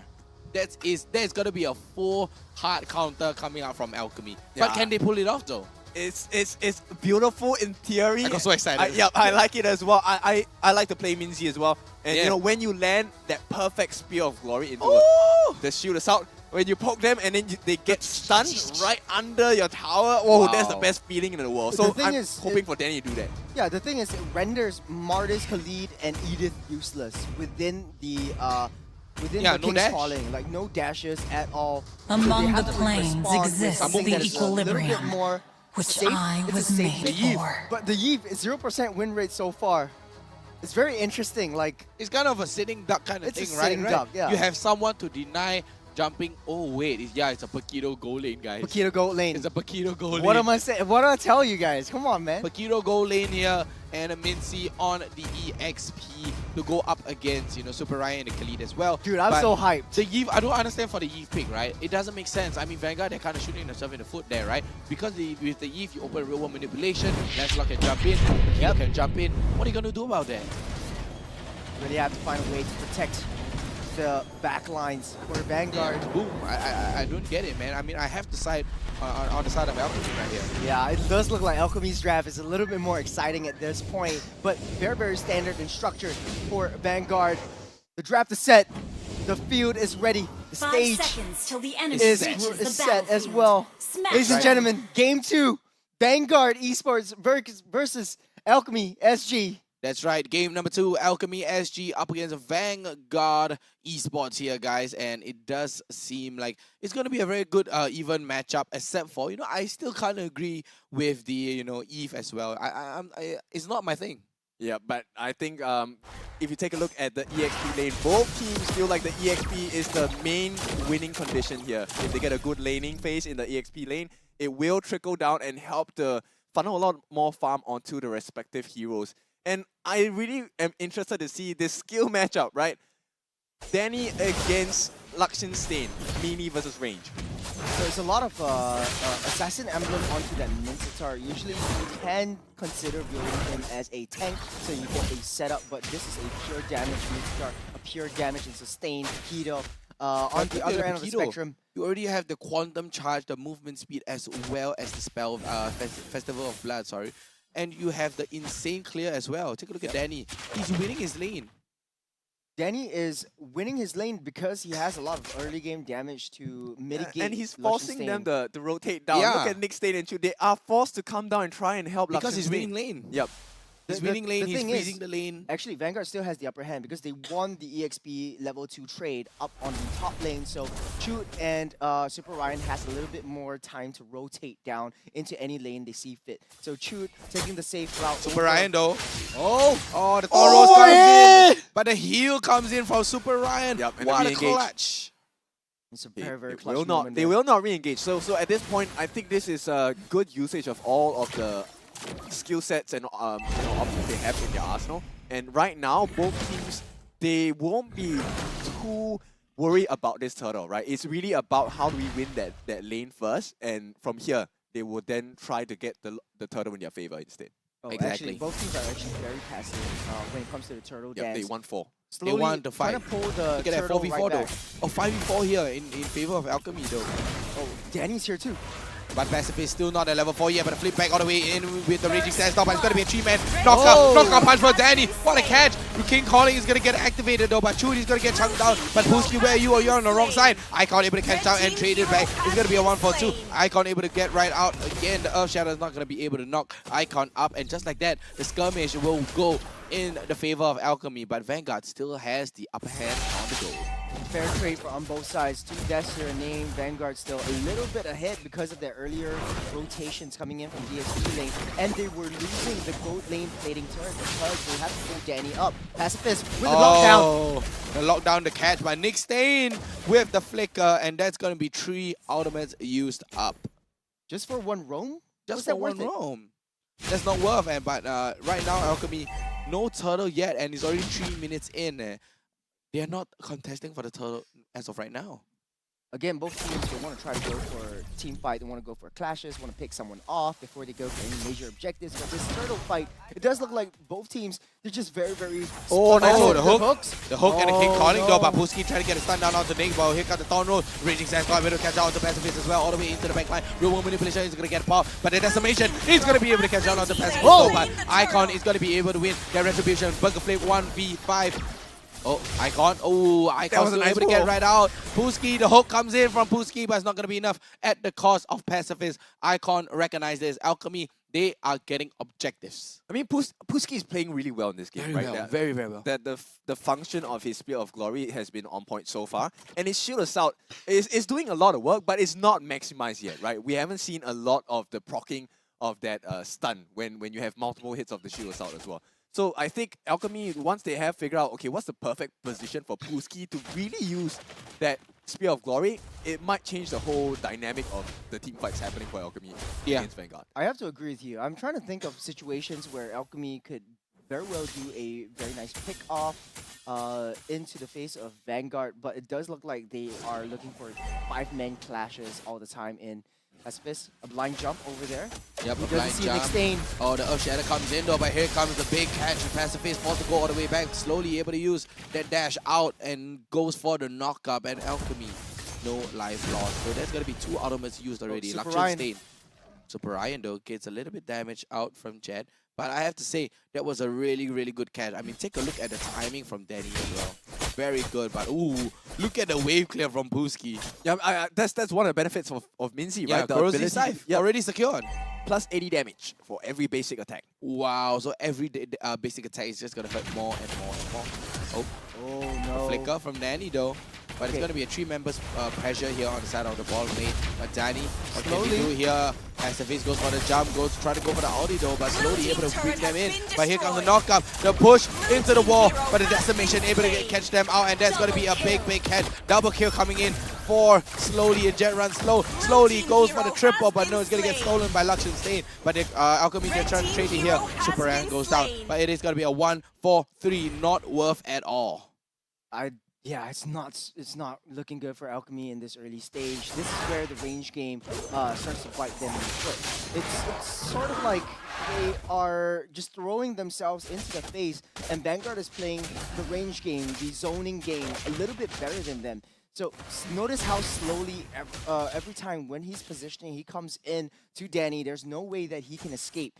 And slowly he has the crowd control mitigation from his skill too. So it makes a lot of sense for Vanguard to try to pick someone off and go for all of these very nonchalant trades. Pacifist with the lockdown onto Nick Stain though. Yeah, big knockdown, but here comes the cool call. Oh, King Calling comes down as well, but here comes the Raging Sands now. Super Rat back catch out into the back lane. Icon runs slow, but there's not going to be any retribution. It's going to be a fair equal 5 real world manipulation able to come out though, but no, it's going to be Luxury Stain able to catch it out. Danny goes down as well. It's going to be a 1-2-4-3 on the side of Alchemy here. Alchemy able to win that skirmish, but lost the turtle. Yeah, it's a lapse of concentration there, and that allowed Luxury to get that last hit in. Now, Luxury has just completed his Berserker's Fury. He's probably going to go for the Great Dragon Spear as well, and that's going to be a problem because Vanguard, they are very patient. They have been choosing exactly what kind of fights they want to take against Alchemy. I think for the side of Alchemy, they were a little bit too tunnel focused on let's get Nick Stain out of the game just for a little bit. And they just exhausted all of their ultimates onto this one hero, knowing that Vanguard has a lot of backup coming in from that back lines. Yeah, once again, they pick another fight. They want to make this jungle uninhabitable for the side of Alchemy. But for Alchemy, though, they have some silver lining, which is the mid lane tier 1 has been cracked open. They have controlled the map. But Alchemy on that top side, though, Nick Stain looking for a pick-off. Able to catch down onto Nick Stain, though, but no follow-up is going to be imminent here. Alchemy, what a big catch onto Nick Stain. Pacifist, he's trying to lock down onto Nick Stain over and over again. They want to play the numbers fight, but the flip back all the way in with the Earth Shatter coming in. But real world manipulation is going to get popped. But look at Danny trying to go into the back line. Puski trying to go for the King's Calling, as well as the Super Ryan into the back line. Misses on the Raging Sandstorm though, but Pacifist goes down. But Lakshan Stain is going to go down as well. Icon able to dodge right out. Puski goes down. It's going to be a 1-for-2. Vanguard wins in that skirmish. There's a power spike items build up. Danny tries to push the rest of Vanguard back. Alchemy backs off. These are a little bit more passive in this front, but the fact of the matter is they're still playing the same game. They're not going for any turtles. Now, turtles, so far, 8 minutes into the game, only 1 turtle or 2 turtles have been fought. Yeah. Only 2 turtles, 1 from Icon, and in the second fight, 1 is Lakshan staying here. Does look like Alchemy needs to go on the defense. They have their power spike. Wow, Maleficent Roar.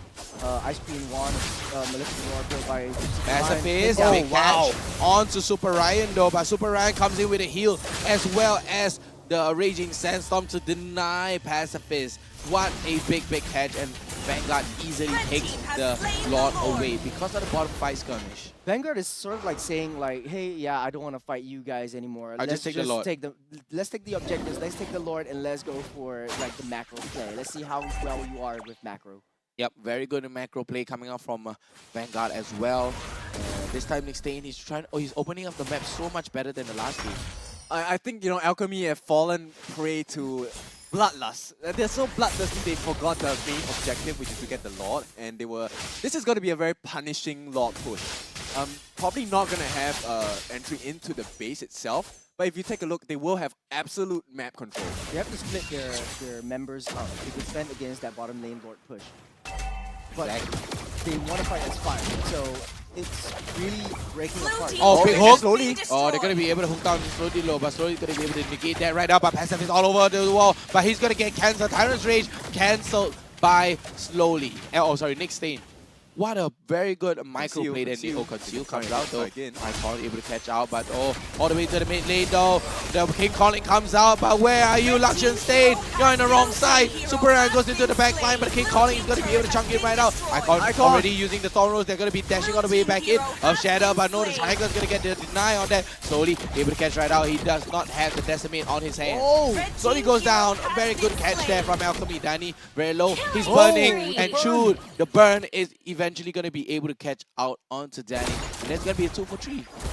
Yeah, like you said, Kim, this was very punishing for Alchemy. Forced to defend, they don't have a lot of high ground. They have to commit a lot of their members into these small little clashes, and at the cost of at least 1 member. Always going down in any one team fight.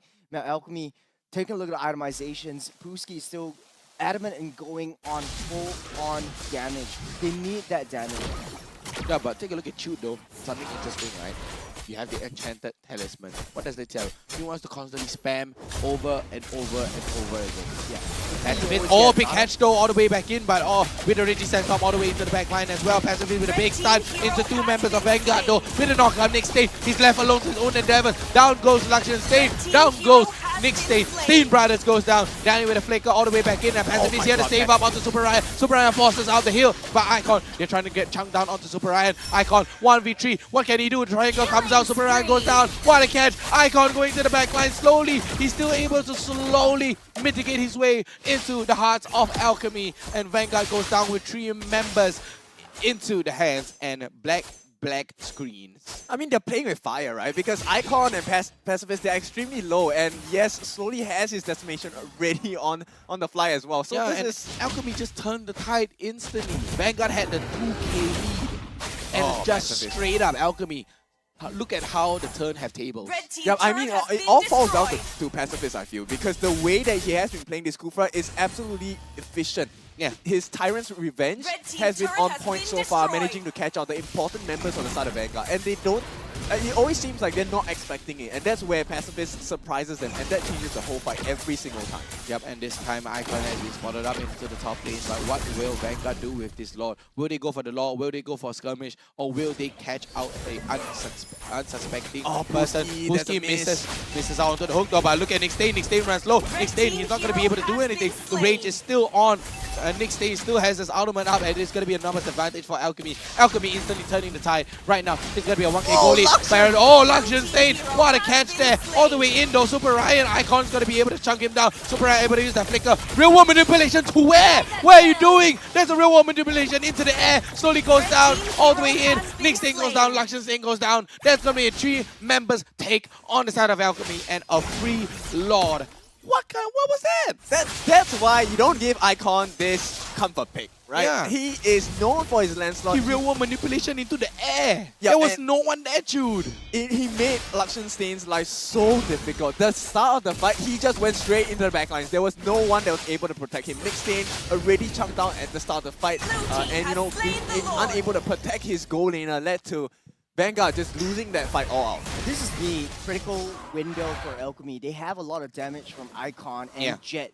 They have a lot of utility. You have the slowdowns. You have the dash inhibitors. But Vanguard, on the other hand, they have a little bit more late game presence. So if Alchemy wants to clear this game out, they have to do it right now. Alchemy doing a 4-1 kind of composition right here, sending Danny up top. But I think it would be better if Icon went up with they're just trying to siege the turrets now, right? Because of the Lord marching up, they're trying to sync up this wave as well. Trying to go for the 3-pronged attack with the mid wave marching in, but a little bit of a mistime there.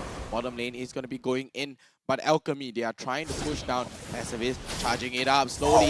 Oh, he's going to get caught all the way in. Roman manipulation is going to get popped, though Icon able to dash right out. Slowly, he's not going to be able to do anything, and slowly goes down. What a catch. Jet is going to run very low. Super Ryan into the backline, able to trade out onto Jet. Icon, though, what a catch. Slowly is going to be able to trade. Whoa, Pooski! Whoa, Pooski with the king calling as well, and the hook yet again on Nick Stain. What a catch. It's going to be a monster kill for Icon, and there's going to be a 3-member stake. Pooski is so fast, he's so strong, and Shoot not being able to chunk Pooski down. The Lord also changed that fight. The Lord, yeah, Pooski just immediately turns that fight around, and Alchemy converted that lead yet again in that tiny, small, little strong skirmish. Yeah, Alchemy got the better trade out of all of this. Took down the top tier 3. They have an angle to go for a split push. Eventually, maybe even a backdoor. They have a lot of mobility. Vanguard, what they have is high ground, so they really want to fight 5v5. I think the best bet right here is maybe hunker down in their base, using the turret as their advantage, because under the turret you have a little bit more physical defense boost. Yeah. So it gives you a little bit more time. Pacifist misses the jump though. Icon misses the jump, and Nick Stain trying to go for the dash forward though, but takes a little bit of a gloom right straight into the face. Do they really want to contest this? At this point, no. it's really dangerous for Vanguard. Yeah, Vanguard has to to def the base, right? They have to go for the def. They have to go for the defense on the base and wait for, you know, Alchemy's move, get information, get map control. Nick Stain has to open up the map for the team, but Pacifist not following up with that jump onto Nick Stain though. I mean, it's a little bit of a waste, right? Take a look at where Alchemy is positioned up right now. They are all over them, all over the map. They're spread thin. They're just trying to get as much map control as they can, as well as wave management and push up the wave all at the same time to prepare for the upcoming 20-second slot. I think in this Lord fight, if Vanguard pulls out and tries to contest for this Lord, the Alchemy would be able to find an angle into that backline. Once you take down Luxion Stain and Shoot, that is the window of opportunity. They don't have enough damage. Yeah, but the silver lining for Vanguard is that the Lord is actually in the top lane. So this allows them to clear up that Mega Minions lane when they need to. So they don't mind playing the Lord Dance as well. Yep, they don't mind playing the Lord Dance because they have the minions marching in though, but Danny slowly able to get himself away, but Pacifist with a conceal coming in, but he's not going to be able to catch the king calling down though, but slowly goes down and the godlike come in for Icon. Want to catch into the back line though, Pacifist. We can't see what's happening up there. All the way back in. Icon dashing into the back line though, but down goes Super Ryan. Nick Stain with a hook all the way back in. Pooski able to catch him out though. Icon runs low. He's going to be able to get that turret aggro, and only left with Luxion Stain and Shoot to their own endeavors. And right now, Alchemy, although they lost the lead, they lost a little bit of money there, but they can bring the Lord back. Yep, this looks to me a much more comfortable Alchemy game. And I mean, I have to commend the heck out of this guy.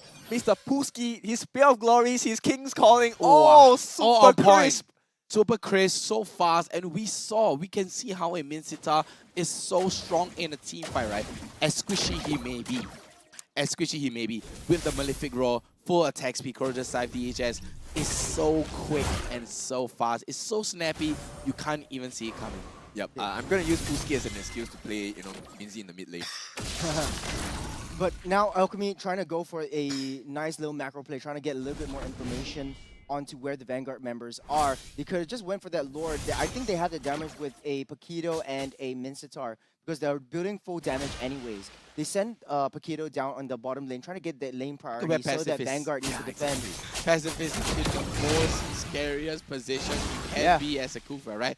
You know the saying goes, right? The most dangerous place to be at is the most safest place. Right? And look at that. He's gaining so much information for his team. Alchemy, they're charging right up. They're walking right in. Lakshan Stain, he's going to get caught into the wall with a flicker all the way across the wall as well. Nick Stain trying to go for the save onto Lakshan Stain. But no, he's not going to be able to catch him out though. He goes for the ultimate, but he's going to be able to rush into the back line. Down goes Nick Stain. Down go the Stain's brother. All the way back in. Alchemy gets the lead. And right now, they can go straight up for the Lord. Yep, and a reset by Puski, which means he's going to come back into the fight ready and raring to go once again. He still has his utilities and his battle spells. He still has that flicker as well. All he needs is to wait for the cooldown for the King's Calling once again.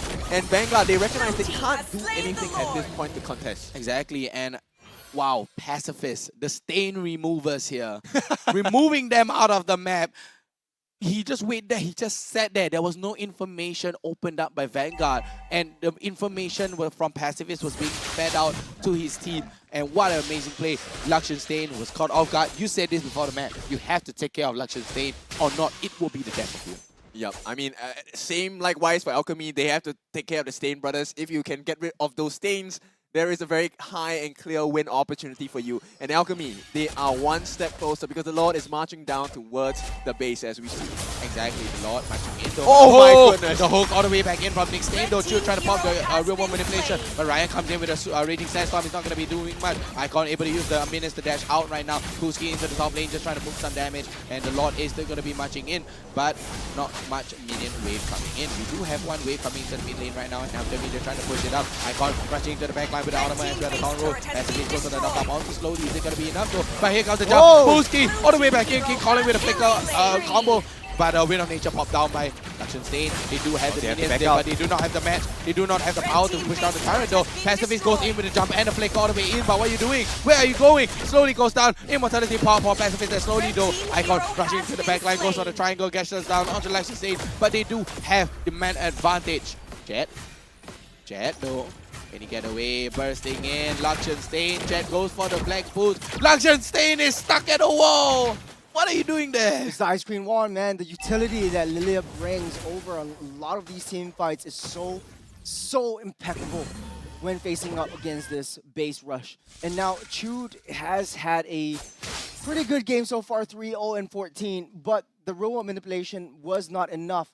You're dealing against a bunch of really dashy kinds of heroes. Exactly. That's why I don't understand the Yve. I mean, why is the Yve picked up here? I think it's just within the early game. Try to get them to slow as much as possible. Take a look at Chud. 3-0 and 14. He's doing pretty good. He's doing good. He's doing pretty good. You can't take him down. But the thing is, he hasn't had a lot of these significant impacts when it comes down to damage. Lakshan Stain really needs to farm up a little bit more. I don't think he has his I think he has his full build, but he doesn't have that damage to be able to take down Icon.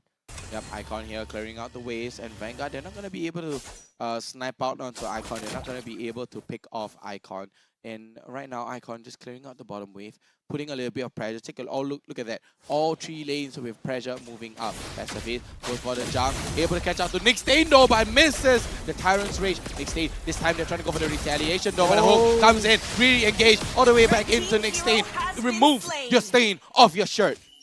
And once Nick Stain goes down, the rest of Vanguard, they just back off. They have numbers. They have numbers here. They can go for the end. Yeah, they essentially become a shopping cart, right? You can kind of pick who you want to have to just take out, because Nick Stain is meant to be the midfield. He's meant to cover the rest of the formation and the roster on the side of Vanguard. So when he's down, it really makes Vanguard's life extremely hard. Alchemy wanted to go for the end, but this time they learned from the mistake from game number 1. They go for the Lord instead. They are not really for the end. They are playing the discipline game. Or rather, the Mobile Legends Bang Bang game. Makes sense, right? Makes sense. All three lanes are trying to get synced up. No one is touching the waves waiting for the Lord to crash down. It will be in the mid side. So Alchemy has the opportunity to use the side lanes to try to do a timed push so that Vanguard would have to split their resources. Yep, and once again, okay, so Nick Stain is back up. Yeah. If Nick Stain is able to do a proper setup with Chu as well, with the real world manipulation, it could turn the fight for Vanguard. But it is a very specific win condition, which is really hard to execute, right? Okay, we do have the 3-prong wave attack now with the enhanced Lord coming in. Nick Stain goes for the Earth Shadow already. That's going to be a big cooldown. Icon, Super Ryan goes for the big hook, but no, Super Ryan goes in for the Raging Sandstorm into the backline. He's going to be able to catch out on the tree. Danny, Super Ryan goes down, pops the Immortality as well. Luscious Stain locked into the wall, but we do have the Immortality onto Luscious Stain. Luscious Stain is going to go down, but Pulski is going to get traded back in return. It's going to be a 1-for-1 here. Great base defense coming out from Vanguard. Another base defense. This is again sucking the entire game up to be one of the longest games in this series. Defense coming through, Super Minions still charging in. Alchemy, they back off. They don't have Pulski, and they need Pulski. Yeah, but Alchemy is smart, right? They do not want to over-push the issue, right? They are constantly, they are like, okay, if we lose one, it's going to be a 4v4. I don't want to handshake this. I want a guaranteed base rush. Right, they want a guaranteed base rush, and they do not have a proper base rusher, right? Apart from Pulski. The moment Pulski's down, they are going out, right? Passive is a bit low, but the Decimate coming out a little slowly. But you know, they have to let this go, right? Passive has to let this go. 67 seconds down on the death timer there, and Vanguard, they are having a numbers advantage right now. 60 seconds on the clock. Passive, what can he do about this? Right now, I think Alchemy, they need to reset mentally, because this is the exact same situation that happened in Game 1, right? Yeah. They had the lead, they had a very commanding presence, but and Vanguard now, is slowly turning back. Vanguard just takes little wins across the place, and that's just breaks Alchemy's mental strength, and all of a sudden they crumble.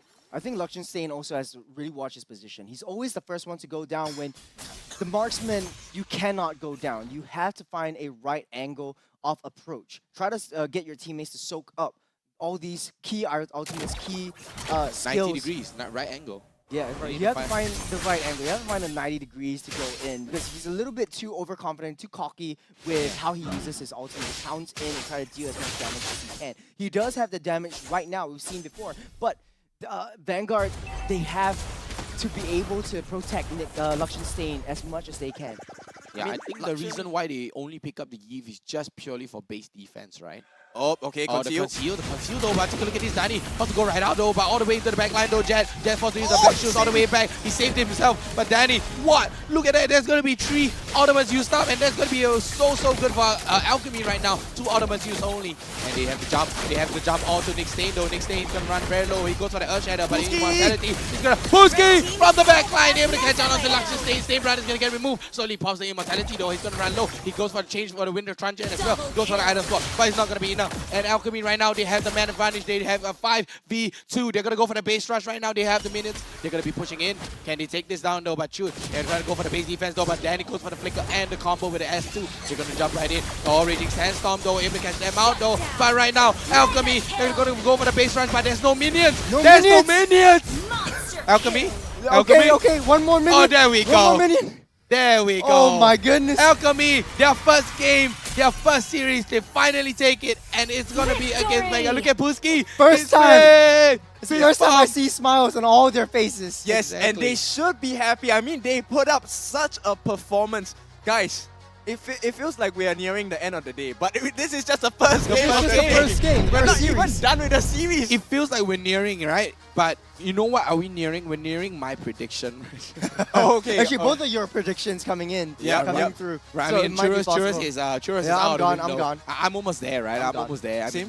Yeah, Kin's almost there as well, but it could go either way, right? It's either me or Kin. The thing is, I like the fact that we talked about, like, hey, you know, Alchemy needs to, like, calm down, play the macro game. They did. They pulled Vanguard out of their base, and that is when they pounced. They found the right angle. Once they take down Stain, as well as you know, all the front members, Nick Stain, there's no setups available for them. Take a look at itemizations right now. Pulski is the one guy we just should be looking at this entire game, right? The Corrosion Scythe with the DHS, the Golden Staff, Malefic Roar for that armor penetration, and Wind Talker to increase his attack splash, speed and have the passive proc as well with additional damage. That's how Pulski changed the game for me. I think, you know, even before we reach that stage, For me, Yeah. in this game, Pussy is the MVP. And take a look at Jet as well. I mean, Jet goes for that full damage build as well. I mean, he's very similar to Chud, right? Except that Chud has a Winter Trunkian instead. And Chud do have a... What is the trade here? Holy Crystal, right? Yep. Yeah. He does have the Holy Crystal over to give him a little bit Yeah, the more only damage difference is the because Holy it's Crystal. an all-in. It's an all-in kind of composition. But Yeah. Icon, though, even though he built like a semi-tank build, he's still dishing out a lot of damage into the face of Vanguard. Luxenstein has 7 deaths, and it's all because of Icon. The fact of the matter is, Alchemy, they have people to take care of the front line. Icon's only job, only target is to home down onto Luxenstein. So take out the Stain Brothers as Vanguard losing their glue. Take a look at the objectives here on the side, right? Objective statistics right here on the left side of Alchemy. 9 turrets, 3 lords, 1 turtle, 13 orange buff, and 16 purple buff. And that just comes to show, right? Alchemy are finally focusing on the macro. Yeah, it goes to show, like, even with Martis being a better early game jungler than Lancelot. So much better. Alchemy, they were able to defend and retaliate over to Vanguard's engages into their own home. Exactly. I know that, based on our predictions, I've chosen Vanguard, but in this, I mean, I'm really rooting for Alchemy to really step up, right? This, if there's any game to win today, this is the game that you have to win. Yeah, match point, man. Match point. Man, I think the Assassin emblems really work very well. Take a look at the emblems and the potentials that could be done for the side of Alchemy. It's just immense. They have a lot of movement. They have a lot of replacement and positioning kind of tactics that would be able to shoot, would be able to tear Vanguard apart. And this is where what they did very effectively in this game. They actually did it for game 1 too. They were throwing their bodies, they were throwing all of themselves trying to get the 1 kill. But Vanguard, on the other hand, is just a little bit too cocky. They want to win a little bit faster. They were a tough stain to remove, Nick They were a tough stain to taking 229k damage overall for the entire match itself. And I think, Alchemy found out that formula, right? That combination of whatever stain remover they were trying, and they just removed Nick Stain over and over again. And Luxian, of course, is the byproduct of that particular clear. I mean, usually, I think Alchemy recognize this, right? The moment if they remove Nick Stain, there's no one to engage on them apart from Super Ryan and Slowly, right? Yeah. And just from there, it's just an easy snowball. You remove your Nick Stain off your shirt, you have Super Ryan and Slowly to take care of, and that's all. Chud and Luxenstein, they're just open, they're just sitting ducks. They need a little bit more burst damage if they want to face up against a lineup like this, like into your face. But honestly, Kin was saying Puski is the MVP. I'm saying Icon. As a Lance player myself, to me I think there's a... To me, it has to be Jet. You say Jet. Okay, Yeah, so we're all going 3 of us have like different Are you ready to be wrong? predictions. Are you ready to be wrong? I'm a Lance man. Oh, okay. You know where Icon. Lance get his hairs from? From who? Head and Shoulders, man. All right. I mean, I have to say, right? This is an unjustified MVP. What? It's an unjustified. Wait, as much as Icon did his job, He did have to give it to him. phenomenally well. But it is the MVP because of the KDA. Because of KDA? He keeps going in and out, and it keeps making it Well, difficult hey, for Vanguard. We have to get the response from 2 different groups of people. Number 1, we have to get the response from Icon, right? Hey, Icon, what do you think about this particular The second one is this second opinion we want is actually a producer. He's the one that chooses the MVP. Hey man, he did his job. He has It a is lot job. of impact, a lot of presence, and Vanguard felt it, especially Luxian and Chu. They were Yeah. always backing off. There's every single time the royal manipulation was dropped, Icon was right there. He stopped his royal manipulation and just backed off. Like this Yeah. is so much intimidation, so much fear that Icon keep that rushing into the Icon backline as well. instilled into Vanguard's hearts. Exactly, rushing to the backline as well, just constantly pushing his damage. But enough of that. Let's take a look at the highlights that's going to be coming out. We get to see what actually went down, during the fight. So in this fight, I think it Vanguard favored was Vanguard a great. little bit because Slowly was leading in terms of this. He was building that The early snowball. And that's to be expected, right? Because like He's a Martis. Puski means you don't have a very strong early game. You need a couple of items before you actually come online. Yeah, in this one, Vanguard looks like they are having the upper hand as well. You have a lot of Look at nice Icon. layering into it, but Icon, there we go. He's always timing the Thorn Rose at the right moments. Sliver of health, he still survives it. He doesn't go back. He's very, very disciplined in his game. he's always getting the right timings. Yep, and this was a big catch here, right? Super Ryan comes in into the back line, but he's going to get knocked up, and Icon, Look at Icon. rushing and chase locking down. down. Yeah, chasing down Lakshan, lands the Thorn Rose, goes for that mega kill as well. Slowly runs low, and he's just clean up from there. One thing that happened there was he actually used the Thorn Rose to escape the Raging Sandstorm. Yeah. Yep. And I think that was very, very smart. Like, very defensive use of that. Oh, the Thorn base. Rose Is this instead the of base playing death? offense. Yeah, this is the base death. I think this was the last. Yeah, this was the last. This was fight. the last push, right? This was the last Pacifist push go of right it. in, trying to go for the endo, but Pacifist slowly gets caught up, slowly goes down. Oh yeah, no, that wasn't the end. Oh no, that wasn't yet. Exactly. It was too soon. It was 20 minutes. Pacifist, oh, big close to catch 30 though. minutes. Pacifist went for the Pooski one. This Yeah. was a Pooski play, and like we said, once they removed Nick Stain, it was just free reign. Yeah, for, I mean, for I have to Vanguard. point it out as well. Pacifist on the trigger, right? He went for a Tyrant's Rage with the flicker, and then Pooski came in with the King's Calling and flicker. Yep. What are you gonna do there? You just stuck at the wall and just, I can't dash, you can't Yeah. flicker. Yeah, it's hard because the entirety of Vanguard tries to throw themselves, throw their entire bodies like one by one. There's not a lot of follow-ups, and if you follow up, you also die because Alchemy, they're showing their strength. So both teams, they really need to reset. It's match point, boy. Wow. Match point, they need time to reset, and you know what time it is? It's time for a 5-minute break, guys. We'll see you guys really, really soon in about 5 minutes time. Guys, don't go anywhere.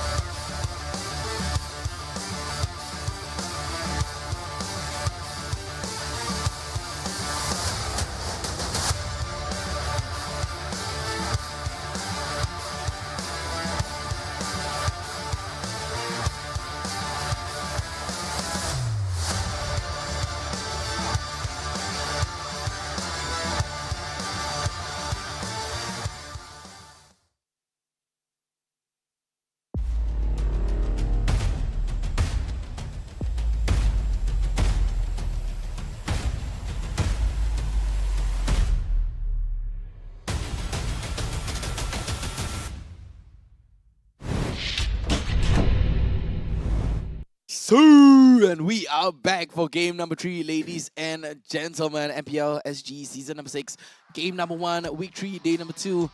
Wow, first game of the day, and we have a third game on our hands, a 1-1. I'm actually very, very hungry right now. The first Yeah, me game too, was man. making me very, very Let hungry. us eat. But Let us eat, man. Speaking of hunger, I'm hungry. both of these teams have the hunger for success. Yes, It's yes. match point. Exactly. 1-1. So, you know, they need to stretch, right? They need to reset. They need to, you know, move their hands up here. Stay clean, and then stay here. And then head and shoulders, knees and toes, knees and toes. It's And then they go for perfect the head segue. and shoulders. They need their mind refreshed up to Yes. 100% protection from dandruff and itch. So this is not, you know, this is MLBB's, you know, release not one but 2 new limited edition anti-dandruff shampoo featuring. You know, we have Tigro, Eudora here and Tigro on the other side. You know, we have the Cool Menthol, the one that I've used for many years already and have a 0 dandruff and 0 ladies. Are you sure? Are you sure? 0 dandruff coming out, you know. I mean, big But the head floor up. is so like Flaky? flaky. Oh no, that's from you, man. It's your must be you. your white hair, your white hair. My white hair is good because of you. You're stressing me out, my friend. But yeah, I mean, head down to any store. You know, you can go to Watson, Fair Price. You know, Fair Price Unity as well. Sorry, Cold Storage, Giant stores as well. Island wide, you can, you know, redeem your coins, you redeem your skin, and you know you can win coin skin, exclusive MLBB merchandise. You know that they have collaborated with Head and Shoulders as well, and it helps to reduce visible dandruff. So that's in fine print. That it helps to reduce visible dandruff, but not invincible. There's no invincible dandruff. So it's essentially just remove your dandruff, anti-dandruff, keep your head cool, keep your head in the game. Speaking of head in the game, what do these teams need to do? Kin. Give Puski that Minzy again. Yeah. Give Icon that Lancelot again. Wow, No, you I'm guys just on kidding. Alchemy train? I'm just What kidding. about No, Vanguard, but man? hey, you know, Alchemy is one of the other teams. I'm dubbing the mini evil because they're basically full Singaporeans, no coach. You have a coach player. Pacifist is sort of like the powerful of Alchemy. They've been doing pretty well. Vanguard, on the other hand, they have shown like sparks of brilliance within the first game and the second game. It's basically a tug of war match on both teams. It is. But it's Very very team pivotal. fighting. It's very pivotal. Like if either team needs a win, it would be this series. Yep. I mean, it feels like an arm wrestling match, right? It And, is. and both teams are now at breaking point. This is do or die. It's right? either you break your opponent's hand or you break your hand. Yep, exactly. And I think at this point, I'm quietly rooting for Alchemy, even though I chose that Vanguard will win. Quietly, Simply because I quietly. think they deserve at least a series, right? Yeah, in this yeah. entire regular season. I'm Alchemy, actually all eyes on I'm you. actually on the same boat. I'm actually on the same Oh, boat. Like they don't who know joined them, the boat son. now? They don't know them. Look who joined the boat. Yeah. Okay. Going into the draft.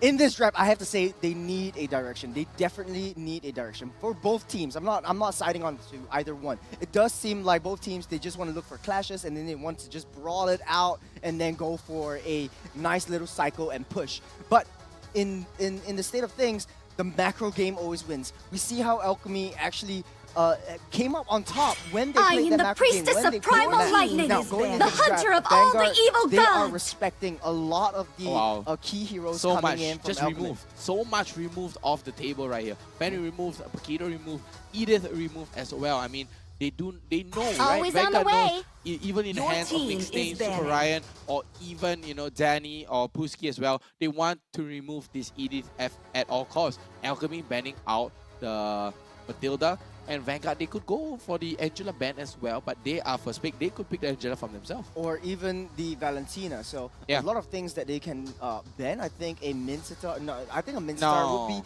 be a decent choice, but I don't think it will be No, banned yeah, out. yeah. Maybe a Lancelot. You don't want to give Lancelot into the hands of Icon. All of these dashy kinds of heroes will No, but you set can up easily Alchemy counter very it well. with Kufra, right? You can easily counter it with Kufra, unless you pick Lancelot and Kufra at the same time. But I don't think that is a slot worth of prioritizing right there. Yeah. Vanguard, they can leave, you know, that ban away the Valentina. No, they are first pick. The they can falling leave the Valentina stars open brought for us themselves. here. But in Is this time, they're banning. gonna ban away the Nuvaria, the 50 cal sniper into your face. They need to make the draft for both teams as easy to execute as possible because you know that So this time, the inventions. Valentina is gonna get opened up. You know, So on the side of Vanguard Vanguard. might be first pick of Valentina, but Fredrin is also open. We've seen Fredrin being banned out for The previous game, yeah. the previous game as well. So Vanguard might very well. Time to drop go the along with beat of the Valentina. flag. But the Your Joy will team be is the picking. first Wow. pick on the side of Vanguard. Alchemy they might respond with a Valentina pick for themselves, something with a little bit more See value in me? and see value in him. You The should. Frederick gets picked up here on the side of Alchemy as well. They could go for the Valentina easily. They could go for the Valentina on their side, right? I mean, the Valentina has done so much damage, and you can use that IMU for anyone who loves to jump into the back line. Unorthodox pick, but maybe even a fair miss. You got good wave clear. You have the I didn't good team fight capabilities as well. But Your will team is be setting their sights onto this Valentina. They Yeah. want to give it over to the hands of Vanguard. I think this is a very, very good prio pick coming in from Alchemy.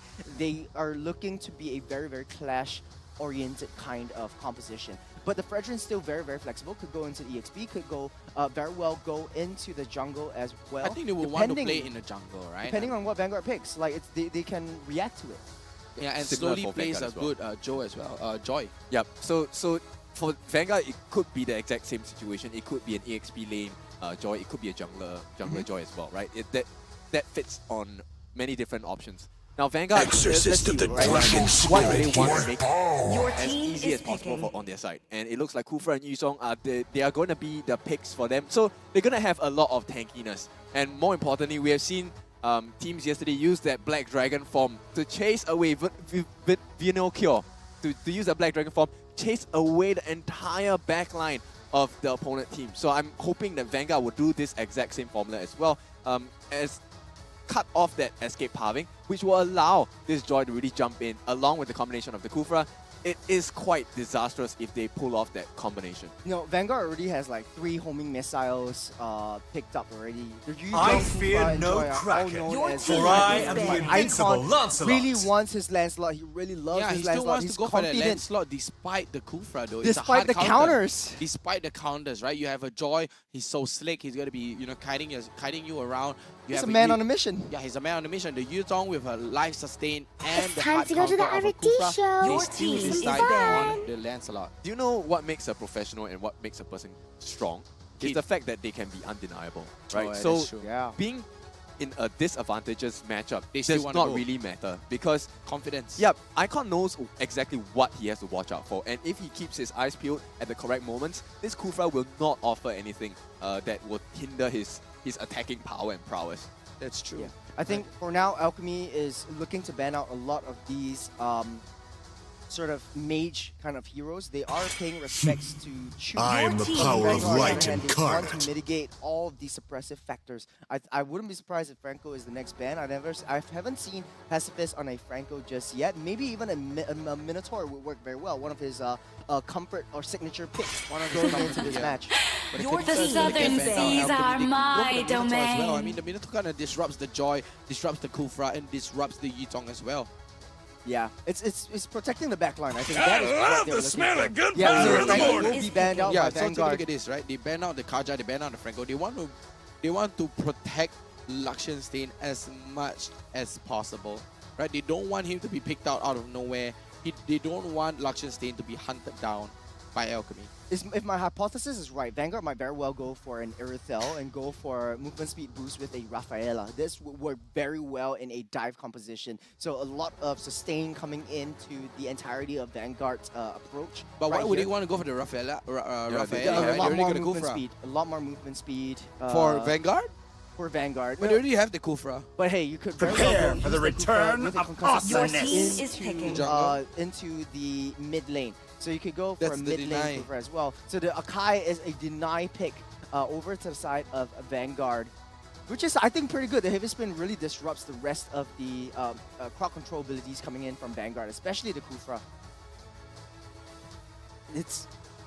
Right now, I think Vanguard I'm really needs a speechless, fuss. man. I'm speechless, right? Alchemy, they have an answer to this, right? Yeah. Yeah. Your Kufra may deny by Lancelot. I have an Akai to deny your Lancelot. You know, Vanguard... your Kufra. Vanguard could pick up the Baxia in the jungle as well. If Slowly wants to play Baxia in the jungle, it's the fastest wave clearing within the jungle, or the fastest farming tank jungler within the meta. You have very strong front lines, and you could very well pick up maybe an Irithel or even a Bruno to pair with it. Introducing my buddy. This That world shall be mine. Joy jungle. Joy jungle. I was thinking like, oh, Joy is going EXP, Joy is going EXP, but I just didn't see the... Kim doesn't understand this, right? But take a look at this. if Kufra were to jump into the back line, Black Dragon form into the back line, jumps into the back line, with the Claw jumping to the back line as well. What is God going to do? God is a sitting duck. God is a sitting duck. Yeah. I mean, as a God player, I think it's really risky for them. I like the fact that they have the God in this lineup, because if he gets his projectile done correctly, it will change the game for them. Because, you know, that's the strength of a God. The ability to catch you by surprise and burst you down in an instant. But there's no protection, so if Icon goes for Chu, he really needs to run for his life. And there's no sort of like mobility mechanism for Gord except for a flicker or sprint. But I don't think that would work out very well for Chu. He really has to watch his positioning, and Luxenstein really has to hold himself back. I think it's discipline that comes up from Luxenstein. And the last pick of Alchemy is going into the hands of, I can't remember the hero. Irithel. Oh, Irithel. So Irithel onto a lane-to-lane matchup with Claude should be able to win in the early game. So early game advantage would be from. But the Claude has a better snowball rate. Alchemy. Yeah, the Claude comes online much faster as compared to Irithel, but that all doesn't matter. What only matters is the game number 3 that's going to be coming out today. Alchemy SG up against Vanguard Esports, and it's going to be game point for both sides here. And is Alchemy going to take their first series of the day, of the whole season, or is Vanguard going to take their second win of the series? So in this case, I think the Claude was a response to Puski, because you're gonna have a lot of HP at the end of the day. Claude is a very good response. Can the Demon Hunter sword, you can melt him down very effectively. Pacifist already got his level 2. Chewy got his level 2. Nick Stain, roam boots, but not having his level 2 as early as they should be. Take a look at the emblems right here. Vanguard is cycling themselves up for a lot of physical defense, but hold on a second right here. Puski takes so much damage from Super Ryan. That's why the Yuzong wins against the Fredrin in the laning phase, even with Gang. Yeah, he actually burned his Patrick Fire as well. So Super Ryan, he does have an advantage going into the laning phase. Yep, Super Ryan do have an advantage right now. As you can see, he is level 3 and Puski is at a measly level 2. He goes for the turret dive and the first blood. A solo kill comes out and Icon just trying to trade it back right now. He's going to get a collapse of 3 members. Yeah, collapse of 3 members. And that's just going to be a very big, huge pile up as well into the bottom lane. And a very good trade back as well from Alchemy. Yeah, this is going to be a very difficult lane for Puski because he didn't get the EXP because he died while they were getting the kill on this Super still Ryan, level right? 2. So in this case, it means that it's going to be difficult for Puski to join the fights, especially that now the turtle's going to be coming up and spawning in the next like 15 seconds or so. I think this is a much better situation for Vanguard. And unless Icon comes out later with an insane retry steal with the Thorn Rolls or something like that, this should be Vanguard. Yeah, you can see in the gold lane, they're freezing the lanes, cycling after the turtle fight. So we might see a 4v4 clash. Alchemy still struggling to get their level 4. Vanguard True already on level 4. So you got that Mystic Gush coming in. Turtle reset. We've seen this one too many times. It's like deja vu. Deja vu indeed. Nick Stain just charging up, trying to catch out onto, trying to open up the map. They actually are not going for the turtle. Yeah, they're just going to rotate elsewhere. I mean, they are a little ahead, right? They are a little ahead right now. But Alchemy, they want to maintain and scale up their lead. No, they want to push out the waves first, right? They want to secure their main objective first, because they already have Pacifist and Puski there waiting up and giving themselves that information that they need. Yeah, I think Icon doesn't want to lose his buffs at all, so he's going to prioritize his buffs before going for that turtle. Oh, that's a much faster jungling pace here. Yep, very fast jungling pace, but Nick Stain's going to get able to get a jump down on the Puski, but he's going to be Icon able to secure that, but the Black Dragon form coming out. Super Ryan, is he going to be able to get 1v4? Is he going to be able to get right out? He's just trying to chase down on the Pacifist though. He's trying to get the kill, but no, Alchemy, they're going to be able to get that first turtle and objective into their hands. It's a win for Alchemy at this point, and as long as they don't give away kills for the next 30 seconds or so, I think it should be a win for them at this point. And if you take a look at what Vanguard is trying to achieve, is that they're trying to make as big of a rotation as possible, right? And to clear the waves as quickly as possible, they need to even out the farm. So far, I think they're doing well in that aspect, but they need to get better team fights going for them. Yeah, exactly. Alchemy, at this point, they're trying to be very, very passive about how they play this. Pacifist's only job in this early game is trying to identify where Slowly is at all times. As long as they know where Slowly is, Danny is safe. And then once Danny gets his power spike, that's when Alchemy goes all ham. Exactly, but Danny power spike is so much further away from Luxenstein, right? Luxenstein has a much faster snowball rate as well. He comes online much faster as well. And take a look at this. Pacifist is one full level ahead of Nick Stain. So that's going to be a big advantage on the side of Alchemy as right now. Slowly he's going to get caught up. But Nick Stain gets the knock up onto Jet though. But Pacifist can't even dash in. Oh, the Thornrose comes in though. Nick Stain coming in. But Icon is forced to go back. And just like that, Alchemy gains map control. 40 seconds down on the clock timer. They do have the wave pushing up in their favor as well. But take a look at that. Danny pushing damage down onto Luxon Stain using the BMI to go right back. As expected, Danny would definitely win on the goat lane matchup. So Vanguard wants to move their resources up into that Pacifist just seeking his sights onto where Slowly is at all times. Just doing a little bit more reconnaissance for Alchemy. Yeah, they want to force out the retreat, right? And they do. So Slowly does use his retreat for that. Which means that they open up the option for Alchemy to really rush this turtle if they want to. Yep, they're trying to go for the turtle rush right now, but Chu on the go is going to be rushing for the Ice Queen Ward as well. Luxon Stain finally securing his DHS for his very first item though. Dreadnought armors all across the board for the EXP lanes. They are stacking up for defensive roles within the entirety of this matchup. Doesn't look like Vanguard is going in for a turtle fight. Yep, turtle fight though. My Nick Stain trying to jump in onto Icon. Icon is going to be at a triangle as well as the retribution down Super Ryan and Nick Stain. They are just stuck there. Nick Stain is pinned against the wall. Should go for the Mystic Gush though, but it's not going to be enough. Alchemy is taking turtle after turtle, kill after kill, and they are winning in everything right here. So he got that lethal one, but at what cost? They're going to have that turtle. Already getting that rotation. Luxon Stain doing some work down at the bottom lane, clearing out that tier 1 turret. Icon on the chase will not be able to take out Luxon. Maybe I spoke too soon. Okay. Whew. Wow, that was a close call. That was a close call. That was a close call indeed. Alchemy really tunnel focused on getting all these neutral objectives, which is their main point of this game, and they've learned their lesson as well, but they are forgetting that Luxon Stain is going to the offsides and having a little bit more split push capabilities. The fact of the matter is, on the second turtle, usually we'll see a lane swap down from the marksman all the way down to the EXP lane, trying to get an even 1-to-1 matchup. Vanguard did this, but Alchemy did not. So a little bit slow in the rotation so far. Yep, Alchemy right now, Pacifist with a big heavy spin, trying to push Super Ryan against the wall. There we go, we get the first pin, and Super Ryan goes down, and Alchemy again. They are taking kill after kill, objective after objective. They keep pop this Petrify too. Exactly, pop the Petrify as well. I mean, it's going to be a 50-50 fight as well. I mean, they keep hand-shaking this fight, but Pacifist, they're trying to trade him out though, but Blazing Duet catches out onto Icon, and Icon able to go for that invade.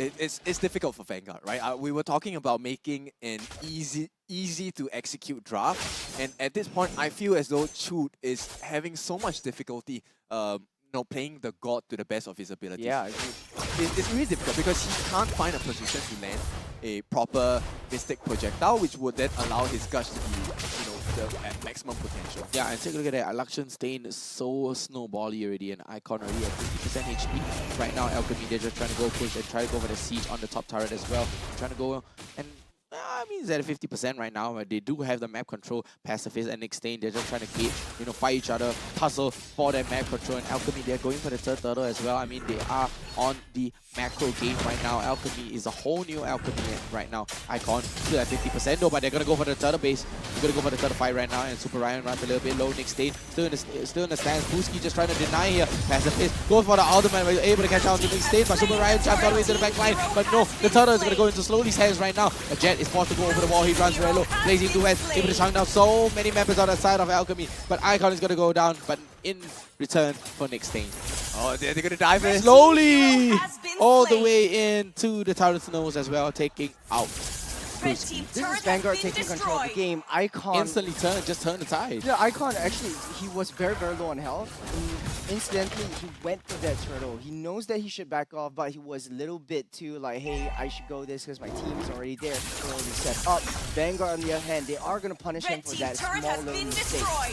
And slowly but surely building up that damage. So we'll see a lot of him later on. He's joining in a lot of these team fights so far, but and trying to maintain that split push. Luxon Stain as well with a split push, trying to get his items up. Once he gets that Holy Trinity, that's when Vanguard will try to strike. Within the last 20 seconds or so, Vanguard already amassed around 2,500 gold. That's a lead in terms of Alchemy. Yeah, Alchemy at this point, I don't think they're trailing. They're not far far behind in behind, the game itself. I mean, yes, financially they are lacking a bit, but at this point, team fight is still very much possible on the side of Alchemy.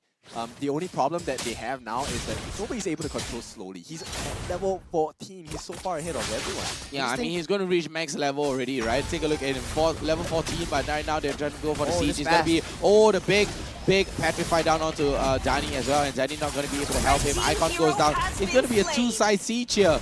Two-side siege, and Vanguard, they are winning this fight over and over again. Alchemy, they're just trying to go and trade it back. They are desperate to trade it back as well. Super Ryan runs low all the way back into the back line. Super Ryan very low. Nick State misses the catch though, all the way back in, and they are going to be able to trade 1-for-1. But Super Ryan for Icon, that's going to be a tough one because 5 seconds out is going to be the law. Yeah, Alchemy really hit them with the Dormammu come to bargain. They went back for the re-engage into the face of Vanguard, but Vanguard at the end of the day, they won the upper hand of it. Icon wasn't there, so Vanguard already starting on that Lord. They will be able to finish this Lord just in time before Icon comes through. So Lord of the game secured by Vanguard. I think Alchemy are respecting Vanguard a little too much at this point. So I you believe can so see too. they are very comfortable. Right now, okay, so what makes, example, Chute and Lakshan Sane very stressed out is if you just continually dive them. And that is what Alchemy's lineup is best suited for, right? So far, they are so respectful that they allow Chute to just stand on the backlines. Lakshan Sane, they stand on the backlines and just prep and think about what they want to do before the fight actually breaks out. Yeah, take a look at this Alchemy. They're just freezing out the waves. They do not want the push coming in from Vanguard as well. They are waiting for the wave to build up. They're freezing out the wave, but a pincer. Nick Stain jumps in, but Pacifist locks Nick Stain into the wall. But where is your cover on the side of Dani?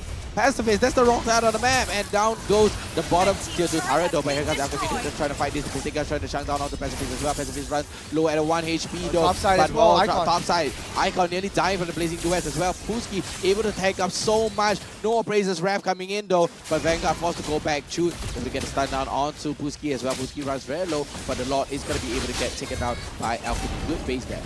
This is a very good macro play from Vanguard, just sieging onto all 3 lanes. Wow. As they All themselves then Icon has nothing much to do besides just defending from the base skirmish up on top lane. There we go. Icon again. Nah, he can get out. Pacifist though, barely manages to get that heavy speed down though. He does not have that heavy speed. He can't get out. There we go. Heavy speed finally coming up, but it's not going to do much. Luxus stay with the Blazing Duets coming in. Blazing Duets coming all the way in, and Killing Spree comes out for slowly 3-0-1. And take a look at Icon. Icon jumping into the back line, able to catch out and trade it back for Chute. That's the sitting duck we're talking about. Yeah, exactly. And as a God player, I think it's a much perfect situation if your opponents are running away from you. And now you see, when Alchemy chooses to fight straight at you, it's really difficult for him. Icon try to go in with the Tornadoes as well. Luxus staying around very low, but able to get right out. The thing about Alchemy right now is that they are always on the defense. They are very reactive to a lot of the Vanguard's actions into their skirmishes. So Alchemy, they want to go for objectives, and they try to go for objectives as much as they can, but Vanguard, they identify how Alchemy is playing. If they go for objectives, they can work out the macro play, try to split themselves thin. But looking at itemizations, it does look like the Rose Gold will be built up by Danny, so a little bit more defense. Holy Trinity or the Holy Quartet is already built up for Luxus Stain, has the win of nature. He's doing a very good job farming in this game, but lockdown, heavy spin, Nick Stain. Yep, knockdown, heavy spin, the taunt comes in for Nick Stain as well, but look at Slowly jumping in, Rhythm of Joy from Slowly all the way into the backline. Chunks out the rest of Alchemy, and what can they do about that? The stun comes in onto Puski as well. Vanguard, they're playing it safe right now. Vanguard, they are the disciplined one right now. They're playing a big macro game. They're going to be able to push down onto the Lord. Yeah, slowly just too big to handle for the Alchemy. And big mistake. Big mistake gets melted, and that's the counter we're talking about, right? You have the Kufra for the hard counter. Vanguard going for that Lord again, and this is the heaviest or the largest lead that they have in the past 3 games. And Vanguard showing a lot of dominance in this game 3. Yeah, look at the defensive items and defensive items that Vanguard has gotten for themselves. The Oracle for Super Ryan, they have the Immortality, and as well as I forgot what's the last item. it was a defensive item as well. Immortality. With the truncheon. Yeah, for Slowly as well. So you have the Immortality on the side of Nick Stain, Slowly with the Winter Truncheon as well, and Vanguard, they have a second chance of fighting if they were ever to, falter in a team fight. You always have that backup. You always can change the tide. You can always delay the fight in your favor in order to win out Alchemy. So 3 lanes pushing in. Vanguard on the offense, 9,000 gold lead. That is 3 BODs. The Black Dragon form. Super Ryan with a Black Dragon form as well. Jet do have the Black Dragon form as well, but no Terrify is going to be able to come out right here with the Lord marching in and slashing as well. Icon got a good jump onto Super Ryan as well. Take a look at Jet. Jet trying to go into the back line. Lakshan Stay still has that blazing to where he's still holding on, but the ultimate from Nick Stain going to be able to push him in all the way into the back line though. Icon forced to go back slowly. He's going to use the Winter Truncheon and suppress it. They're trying to go for the Lord and they're trying to go for the base end though. Vanguard, can they get this end? Yes, they can. It's going to be a 5 members down on the side of Alchemy, and it is going to be Vanguard. And Nick, he looks very unhappy with this win. They are so tired out. I mean, this is fight so after stressful fight for them. Yeah, but Nick, come on Nick, give us a smile, a nice big smile for a win for Vanguard as well. That's another series, second series taken for Vanguard East. There we go. There we go. The smiles from Nick. What a play. And look, this is just sweating, man. It's just sweat coming out because of constant fight over and over again. And Kin prediction came true. Yes. 2-1. Yeah, 2-1. Darn it. Actually, both of you guys. No. I chose 2-1 Alchemy. He went Kin went 2-1. So 100% prediction over the Kin, right? Oh yeah, still 100%. Still 100%. Yeah. But that was how Vanguard should play in the entirety of this match. This was the fastest and most convincing win that Vanguard had so far against Alchemy. The first 2 matches was an all close fight, and then just stomp. Yeah, and then just stomp. It was so much dominance from Vanguard.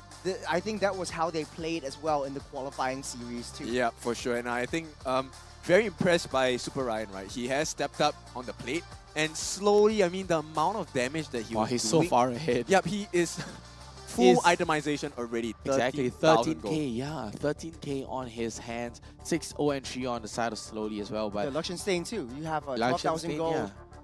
Almost 12,000 gold as well. You have the Holy Trinity with the Wind of Nature and the Malefic Roar. Yeah, Vertigo, you pointed out that Slowly also went to level 15 at the 9-minute 30-second mark. So he has been doing a lot of work behind the scenes. Alchemy only felt that when it came too late and they couldn't defend. The thing is, Alchemy, they have a lot of defensive mechanisms, able to push a lot of people back, but Icon was always the main target of aggression.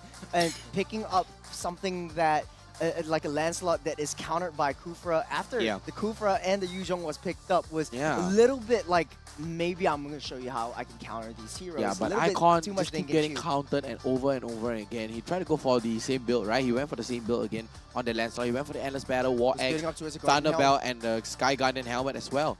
And I have to say, on the side of Alchemy, they did put up a good fight, but it was just mispositioned. Yeah. Earlier on in the game, actually, Alchemy had the upper hand. Yeah.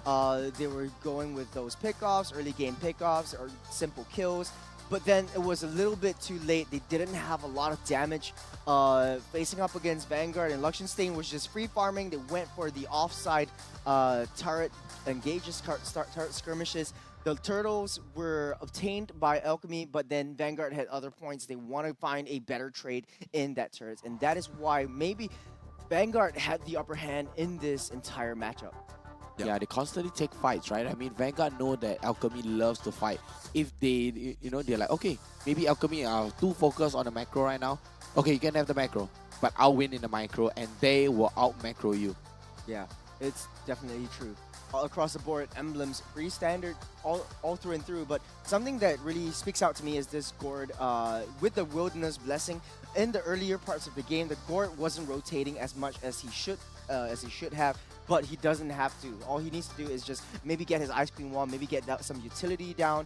He got the Enchanted Talisman as well because he wants to really spam down his Mystic Gushes. He wants to spam down the balls that he lands as well. I mean, he's an amplifier, right? So yeah, the thing is, if things are going well for Vanguard, this God will help them shine. Which towards the later part of the game, he did, right? But when things are not going well, when Alchemy manages to turn it around in the team fight itself, you will see that suddenly God becomes quite useless as well. But I think, today, Alchemy did put up a decent fight. Game 1, Game 2, very impressive by them. Now this final game, take a look at Puski, 96,000 damage taken, from the lineup of Vanguard. I mean, he did his best with whatever he could do on this Fredrin. I have to give it to Slowly as well, right? 74k on the damage dealt, and this time even higher than the previous game, 954 on the GPM. Right, Actually, goal per minute 954 is way more. You know, every minute you're earning 954, 954, 954. That's how you get that 13k. The thing is, Slowly has a lot of potential. He's farming so fast. He's one of the fastest farmers that I've seen, or the fastest junglers that I've seen farm up, getting his items and getting that level spikes. But the MVP though, who do you think it is? I'm definitely going for Slowly. It has to be Slowly. Yeah, I think we can all agree. There's a slight possibility that I would give it to Super Ryan as well for what he has done. But Slowly, of course, going to be the MVP of the game. 6-0-3. I mean, if you ever want a jungler, like Slowly is definitely going to be your best candidate at this point. He is so far ahead this entire game. Yeah, with a 69 kill participation there. Nice number. And you do have the Arcane Boots, Thallium Scythe, as well as the Holy Crystal, Blood Wings, Divine Glaive, as well as the Immortality. I mean, you swap it out, you know. He popped the Winter Trunkian, swap it out, Immortality. That's how rich he is, right? Check out his emblem as well. You have the Season Hunter, Rupture, as well as the Impure Rage on the mage emblem. Bottom line is, he took the first 2 games personally. The first 2 games went on for way too long for him, and then this time around he was like, hey man, let's just finish this with a bang. And he really did. He really did show up. I want to find out, right, what they were talking on on the mic check itself. Yeah, I think it would be silence. I like that's my prediction. Very tired. They're very tired. Yeah. But it's early morning, right? Early morning for them. They're a little bit haven't got their tired. McDonald's yet. I haven't got my Mac breakfast, you know. But enough of that. Let's check out what they have to say. You know, we have a lot of, how do you say? We don't know their communications that well, right? Okay, let's from Indonesian. A guess first, right? What kind of communications are you expecting? I'm thinking about it. Hey, come. Okay, wait, kiting. I think so too. Really? And then because you got like the MDL influence, you're like, hey, santai. Oh, I'm expecting like, okay, guys, we're gonna win. We can win. Okay, we won. Actually, okay, maybe we can just predict. Maybe the first 2 games there's a lot of chaos, and then the last game is a little bit more passive. But we won't have to wait any longer. Let's take a look at the mic checks coming up on screen.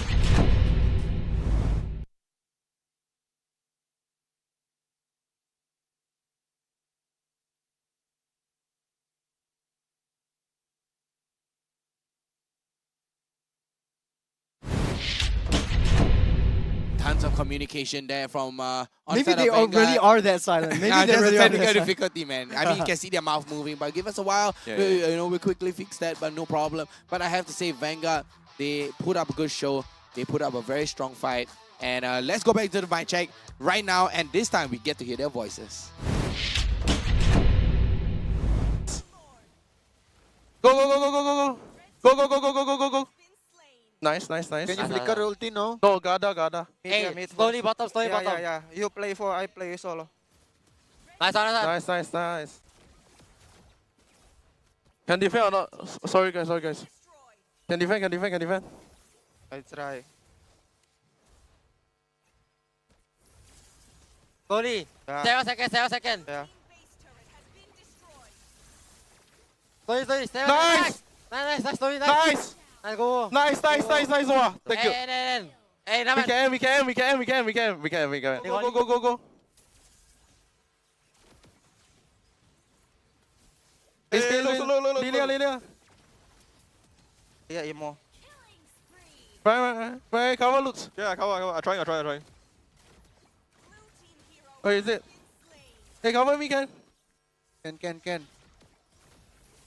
They naughty. Akai speed. Naughty, slowly. They got naughty. Nice. Mati, join naughty. Nice. Can we meet? Cannon. Hey, just end. How Nick? Okay. Just end. Clean fast. Hey, man. Go, just end. Don't scare war, yeah. Now. Yeah, come. Can pick me up? Yeah, I can. Wait. Let's bot. We need to war now. Hey, okay. Out there. Gas. Nice. Down. Nice. Mid lah.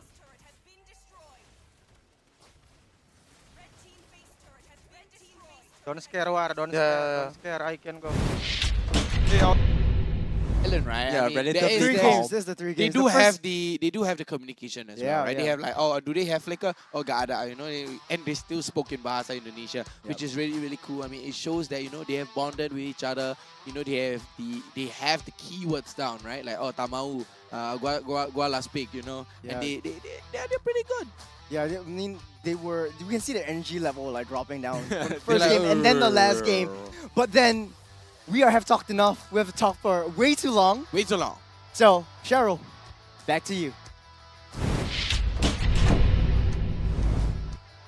Thanks, guys. That was an absolute marathon, the longest best of 3, perhaps, right here that we've seen here at MPL SG Season 6. Now, right beside me, I have Ryan, or should I call you Super Ryan? Now, why did you add the super into your name?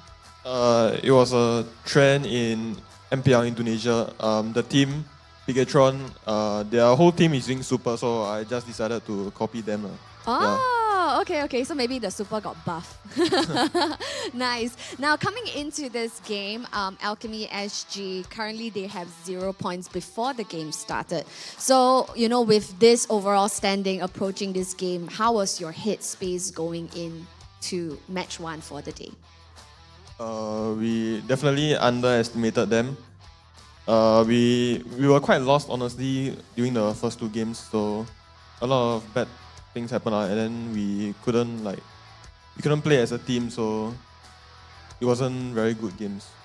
Right, so it seems like on a lot of areas like macro, lanes and everything was out of whack. So what was the problem that you guys, you know, after discussing, realized that you had to rectify to take game 3? I would say the draft for the first 2 games, we didn't fully utilize it. So that's why we took so long to like try to end or try to get something out of it. But then the 3rd game, we just decided to go for like a very normal draft that we always do during our training. So I guess maybe that made it better. Yeah. Right, and next up, you are going up against Homebois, and right now in overall standings, they're placed 3rd. So, you know, are you going to pull out all the stops to try to get a glimpse of that upper bracket spot? What are you guys going to do? We are definitely still going to have to try and beat Homebois. No doubt they are a very strong team, but we still have to try and get the upper bracket slot.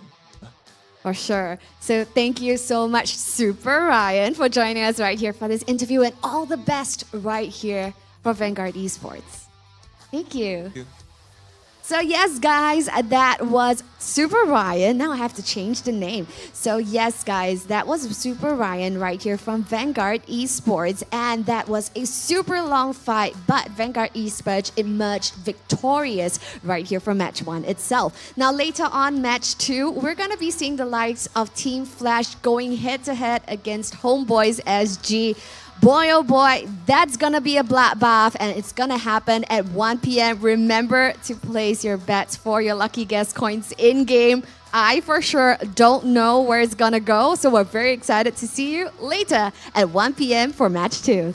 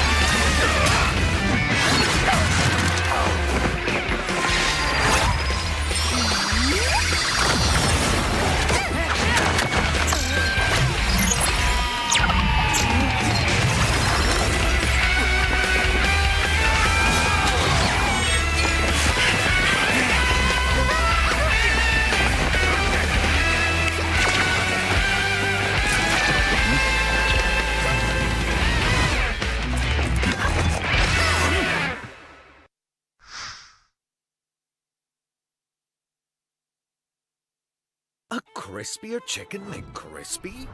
So much crispier.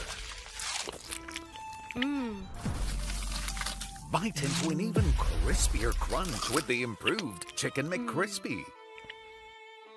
Now, wouldn't that be nice?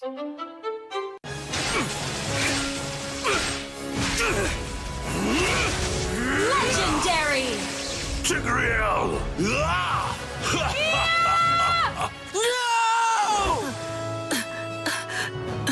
Tigreal, you are our only hope. We're not going to lose. Not today!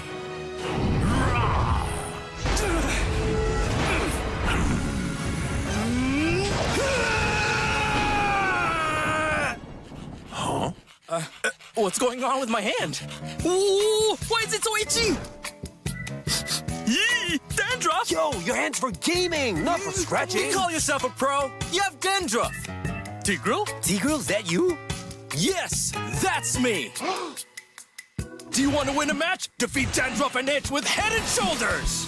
Move on to Head and Shoulders. Up to 100% protection. Dandruff and Itch. Wiped out.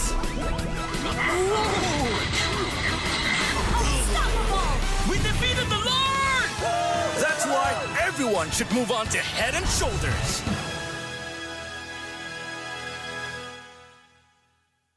Hello guys, my name is Enya. I'll be playing the grueling for Homebois SG.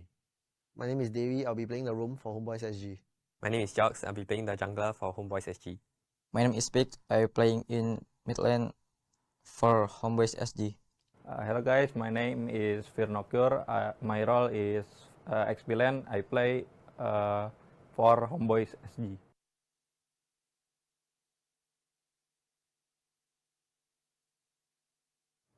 I would say it's much easier because we know each of our playstyle individually. It's just that there's additional of 2 more imports players from Indonesia, and I think this would be better for us.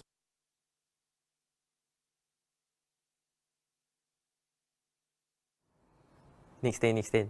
For me it's Nick from Vanguard. Cause we are close friends. Then he was also my ex-teammate. And then he didn't really play in MPL scene before. So this is his first time. So we're quite excited to go against him. FMM from Bleed because he's a better goal laner than me, and hopefully one day I could win him in the goal lane. Fight Oki or Lucian? Oh, I think Oki. Oki. And Lucian, my friend. Maybe just Oki. Oki, my friend, and we best friend. I think. I can. I won't fight Oki. Bantai Oki. Ya, bantai Oki. Bantai Oki, siap-siap Oki.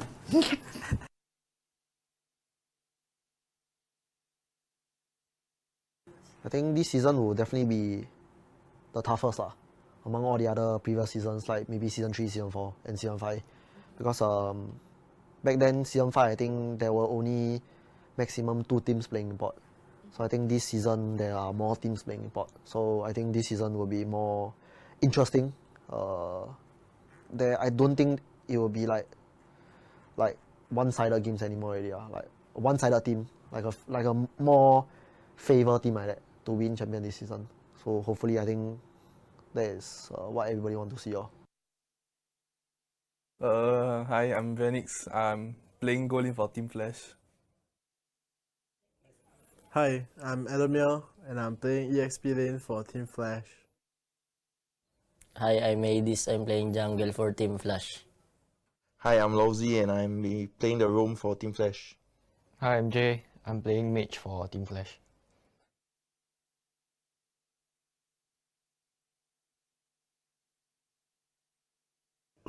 Just good luck and have fun. We'll see why I've been going to the M series. So hopefully it will be continuing with this team. I think Adamir got some thoughts about Bleed. I think their lineup is very strong. Yeah, without you lah. It's very strong.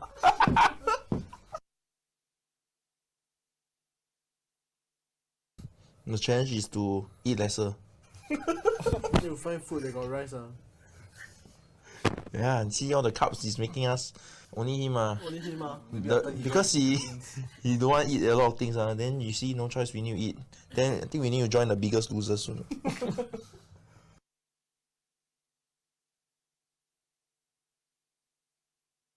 You do anything before you play? I think he will play before playing. Oh, Lozzy will slap his face lah. Wake myself. But in the end, still the same. Still lose eyes. I think I just watch TikTok. Watch what kind of TikTok? Girls, I just swipe. Swipe. Any. Animals.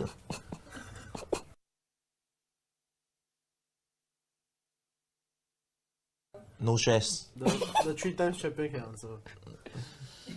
No stress. Just do it. If we don't make mistakes in Scream, how do we improve? Yeah. So just treat every Scream as a learning process. I mean, there's no like being toxic or scolding the teammates will not make the team go lah. Bro, this guy, the face always the blackest, So we just learn to improve together as a team. Yeah, that's how we move forward lah. I never hear this team scolding to somebody.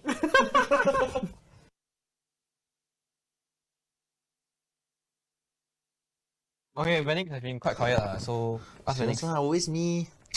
Vanix got the most fans. I don't have fans. Let's go, Vanix. I don't have any fans. Faster lah. Continue supporting Flash. Thank you for the support. Enjoy us in making gamers heroes. Oh, you say already? Yeah, can already. No always I say. You keep hearing my voice, boy, man. Your voice sexy. Faster lah. Just say the whole line. Thank you for supporting Flash and watch us make gamers heroes. And get champions.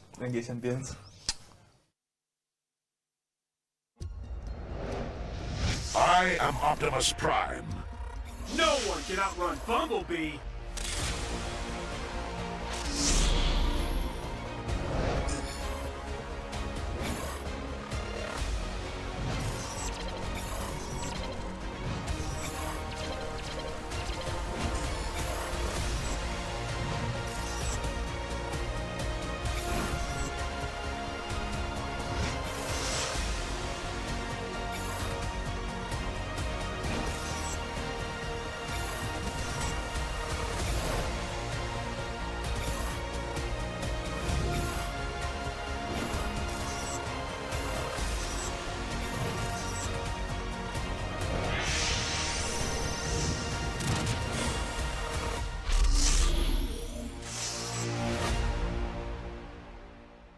OSIM.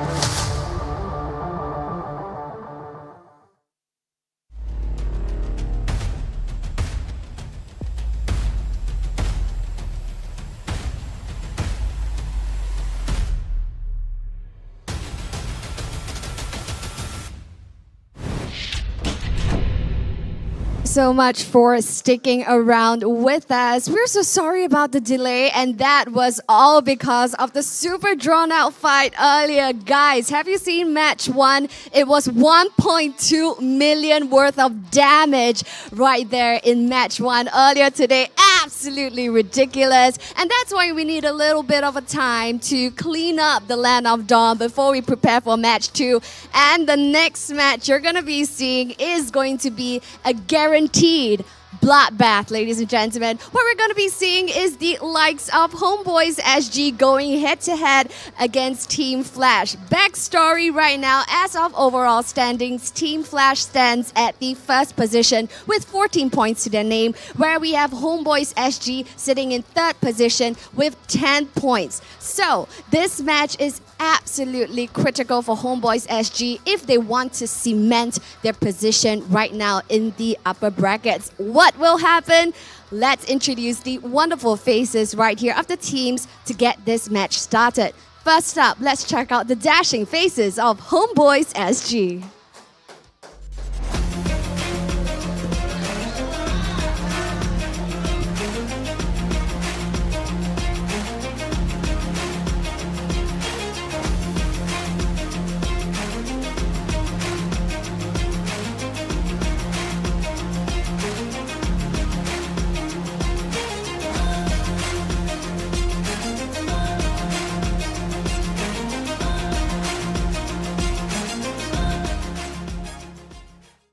Yes, the boys are smiles all around, but with that death stare in their eyes, audiences screaming Bantai. We don't know what to expect right here from this match. So we're going to be bringing out the wonderful team of Frankenstein Flash. So meet their wonderful faces right here. Ladies and gentlemen, Team Flash.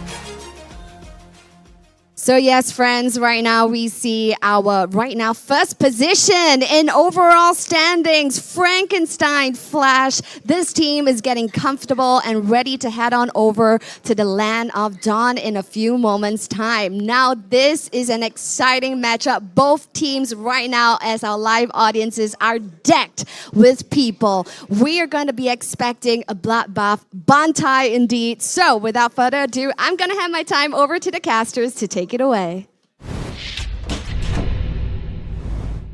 Welcome back. It is the second game of the day. We're looking at our best of 3, this time between Homebois and Flash. Right, my name is Kindofu. I'm going to bring you the game together with my co-casters, Vertigo, as well as Whoa! Who's the villain this? himself. The villain! Youngin. Finally, the villain has finally appeared himself. You know, he's like, I want to avoid the crowd. You know, I'm just going to sit up here, you know, and stay here on my caster table. Back to where I belong. Oh. Not to coaching, you know, I definitely enjoy casting much more. So, Whoa. you know, after one day at RSG, you know, I kind of decided, coaching is not my thing anymore. I'm back here today. So Youngin is back on the table, and he's like, you know what, RSG don't need coach anymore. I'll be up here. Yeah, right? One day assignment. One day assignment, yes. OJT. Trial run. Trial run. Whether it's something you're okay or not. Now, okay, let's go back into the game itself. Now, Homebois and Flash, both of them have been very strong, right? And I think yesterday's performance by Homebois, very clinical, very clean. Right? Exactly, very clean. clinical. I think we should take a look at the lineup for the teams first. We'll see who is going to pop up first for us to talk about. Yep, so we have the lineup for Homebois SG right now, ladies and gentlemen. We do have a sub, and it is going to be Mitsuri instead of Enya right now. The only change is going to be Mitsuri, Pex, Vernocure, Super Jocks, and Dairy. You know, Mitsuri finally, you know, showing up after her long hiatus, and he proved with, you know, he came back with his debut and his MVP on the Ixia. Yeah, wow. I smashed that game. I mean, that was absolutely broken.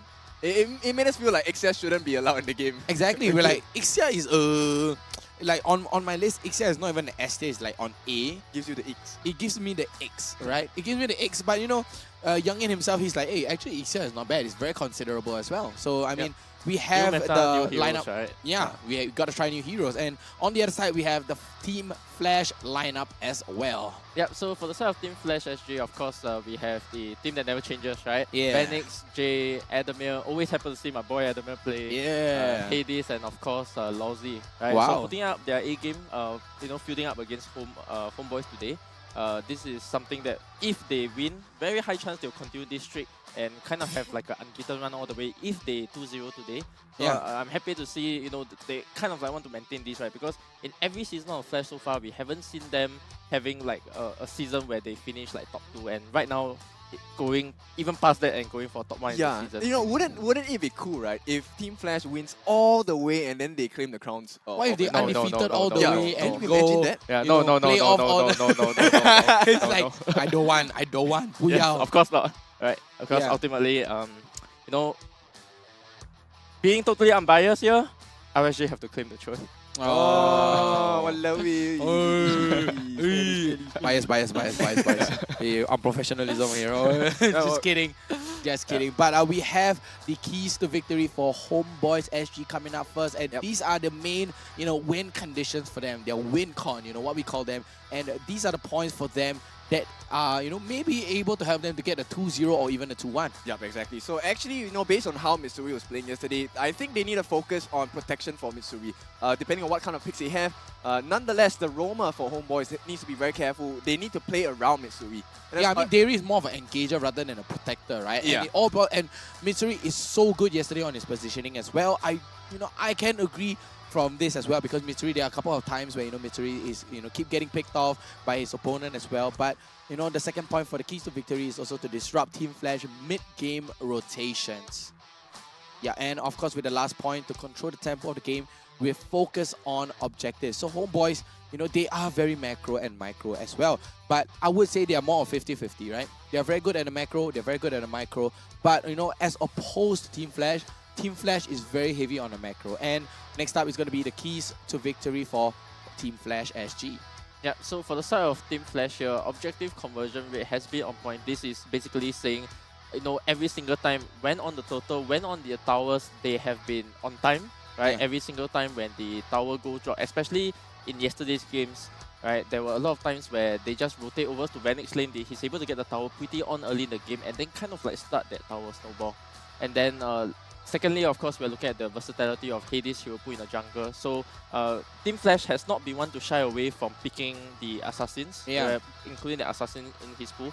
One of the things that I want to highlight as well is, of course, today early on we had a good Fanny performance coming from Grueling. So we might be able to see Fanny again. Yes. Or maybe even the Joy, right? I mean, last week we saw Hades playing the Joy as well, or it was yesterday if I'm not wrong. Hades on the Joy is really, really strong as well. And of course, Vanix damage output in team fights. Yeah, so him on the Bruno, right? Wow.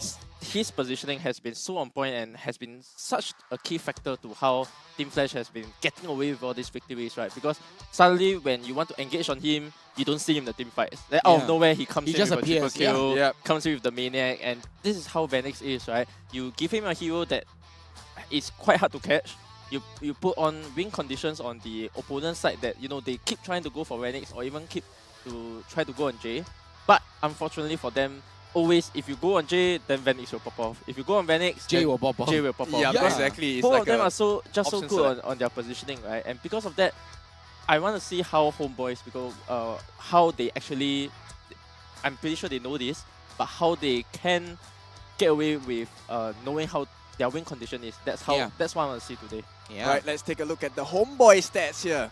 I mean, take a look at the Homeboy stats. Take a look at Mitsuri, though. A little bit below the 900 GPM mark. I mean, he only has one game, right? One game, one series. That's not much of a sample size as well. The goal per minute is going to be 851.5 with an average KDA of 8.5. That's a little bit on the higher side as well. And Pex on the mid lane with the 24% kill participation, 5.1 average assist as well. And Vernocure a little bit on very, very low, single digit, right? 7% kill participation, but he's mostly doing the split push, right? Yeah, mostly going for the split push. Game. Yeah, exactly. The macro game. Super Jogs with the 27, very, very high on the kill participation because he's always in the team fight. He's always there to tank. And take a look at Dairy with the 1 million You know, 1 million damage taken there. He is on a roll. He's just soaking the damage for the team and, you know, constantly engaging and finding these pickoffs over and over again. Yep, let's take a look at their competition instead. Team Flash, these are the stats for them as well. Yep, so the signature hero coming out from the side of Vanix, I think no surprises here, right? Average GPM 700.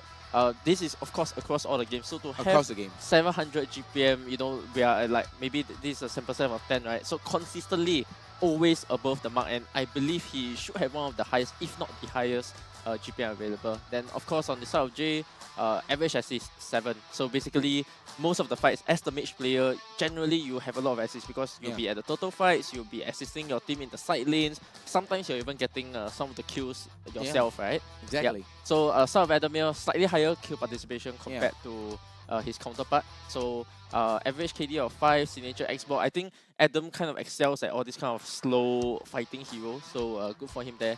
And Hades, definitely Hades has been on the objective point game so strong, right?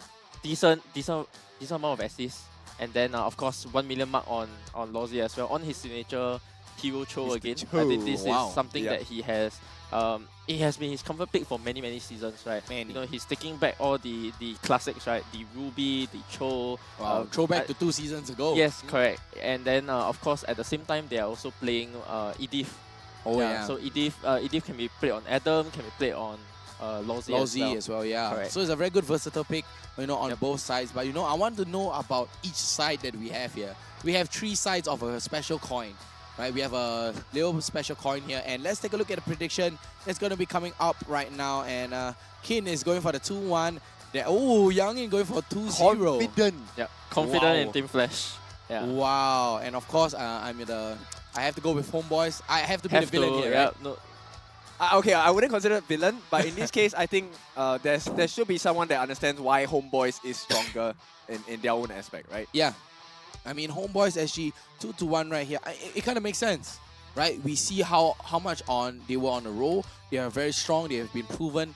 They have to hit their win condition as well. But enough of our prediction. Let's check out the audience prediction for Facebook and YouTube. And it's going to be... Whoa! Okay. This is a surprise though. Finally, it's balanced. I actually find like Homeboy supporters, they're very strong in their support for their team. So this is quite surprising more vocal, to me. Yeah, because I was also expecting it to slightly favor Homeboys because they have been more supportive in general. And more vocal. So yes, more vocal. So this just gives me an idea that, you know, people are still logical enough to think that Flash is the better team here, especially going to this, you know, knowing that they are at the top of the bracket, table, right? At this point, I think most likely first seed, right? It's unless unless they drop games here, and next week I believe they will be up against Bleed.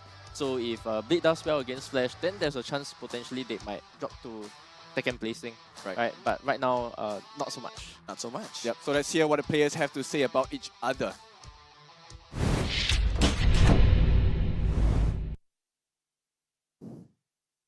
I think anything, if there's any problem, it can be fixed. So if there's a problem with chemistry, I think they'll eventually sort it out. If he's playing, I don't think he's a threat.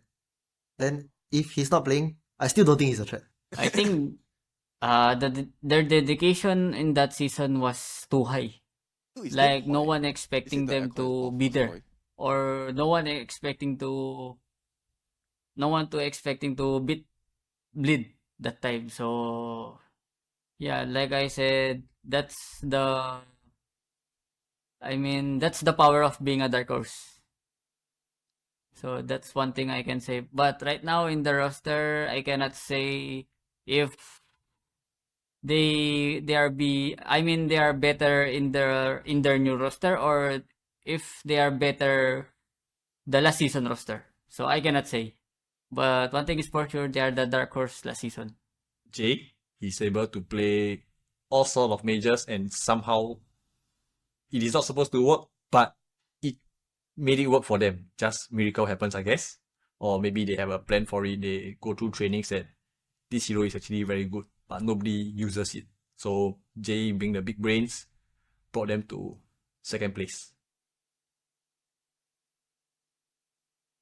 I think with every proven coach, the coach always tries their best to boost the players' abilities in game, as well as to manage drafting and training schedule for the team lah. So ultimately, a good coach will be able to elevate all 5 of the players. I think I know the 3 SMG players pretty well because I play with them. For the 2 imports, I'm not very sure how they're going to contribute to the MPL scene in general, but I'm expecting a little bit of difficulty meshing. So, I never heard about their mage before, but I think they became a full-time team. So definitely looking like title contenders also. So, and they have Coach Dale, I think. So yes, they retain their main 3 core that have never gotten top 4 before, but maybe now with the new improvement and the coach, they can do better, and I believe they are title contenders. Because Davey told me that confirm M5, so we shall see. Yeah. Oh, strong words. Yeah. A lot of. I mean, Lawsy loves to do this kind of thing. Yeah, Lawsy has been saying everybody is a title contender at this point, right? It shows that, respect. Yeah. Everyone has a chance at the title. That's why it's called the title contenders. I think we have to speak the truth, man. I don't think he's being very truthful. The sarcasm is real for Lawsy. But yeah. I think he's trying to make have some shake fun, things right? up, right? Yeah, shake I things think up. It's interesting to hear from him. At least at this point. So one of the point that they mentioned, right, was that the trio, right, of Enya, Dewi, haven't achieved top 4 before. Haven't achieved top 4 before, because I think at almost every point in the season they are always knocked by Evo in that 5th, 6th place kind of a placing, right? So I'm excited to see this season especially, because this is the actual first season where we entertain the possibility of them, reading M5 and then proceeding to M5, right? That's why they're the title contenders. Correct. So this is something that it's new to me, because with the imports coming in, with Coach Dew coming in as well, this kind of like elevates the current local players, and this is what we want to see in our SG MPL local scene, right? Imports. The point of these imports coming in is to not only having them as strong players themselves, but to also elevate our current players to the level where they can actually be title contenders as well. Yeah, exactly. And take a look at the graphics right there. You have the coach on top. That's something new. Yeah, so cool. There so cool. we go. Right. So Ramus, right? I have to talk about Ramus a little bit, because as you mentioned, right, this is a player who has been with the mix of the SMG players right? So they definitely understand how Homebois play. He definitely understands Davy's strengths, Davy's weaknesses, and how that can be used to push the team forward. I'm also looking forward to this expected matchup between Lawsy and Davy as well, because two aggressive roamers. Davy has been somebody who has, from my point of view, has been improving season to season. Something that I see very well, and and he actually came from a role shift even back then in the days. Right, every season coming in, he's slowly improving, and this time around, I'm excited to see how he matches up to Lawsy. Will the map opening, will he not rely on things like the grok only to open, and whether or not he is able to understand the game well enough, and even against a better team, is he able to push the boundaries? And that's what I'm going to be looking at. I am the power of light incarnate. We have the Paquito getting out, Valentina Baxia, and on the side of Homebois, the Fanny is out of the equation. They don't want to do with this Fanny. Matilda is out as well. We know how aggressive, Dairy can be on this Matilda, as well as the Kaja is going to get taken out. Yep, so very standard bans coming out of this this week. Time to drop the beat like of the flag. The supports being buffed, the Matilda, and with supports being buffed, of course, your heroes like Baxia, maybe even Barats, as we've seen in the previous series.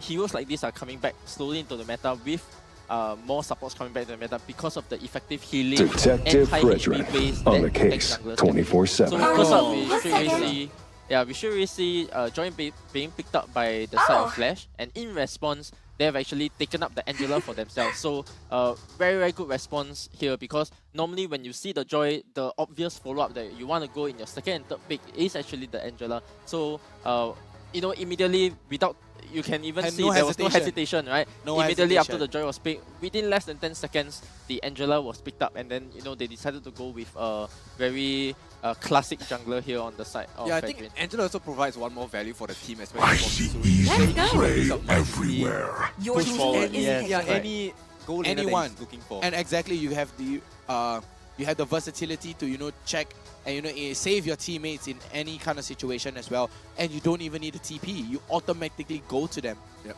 Yeah. So a very interesting draft angle that Reminiscent have taken here, right? Taking up the joy and taking up the Yuzhong. So this basically tells me one thing. Without even looking at the mage, or even though this Angela might go to the mage role, and even without looking at the marksman already, they have already decided that I'm gonna dive to your backline no matter what.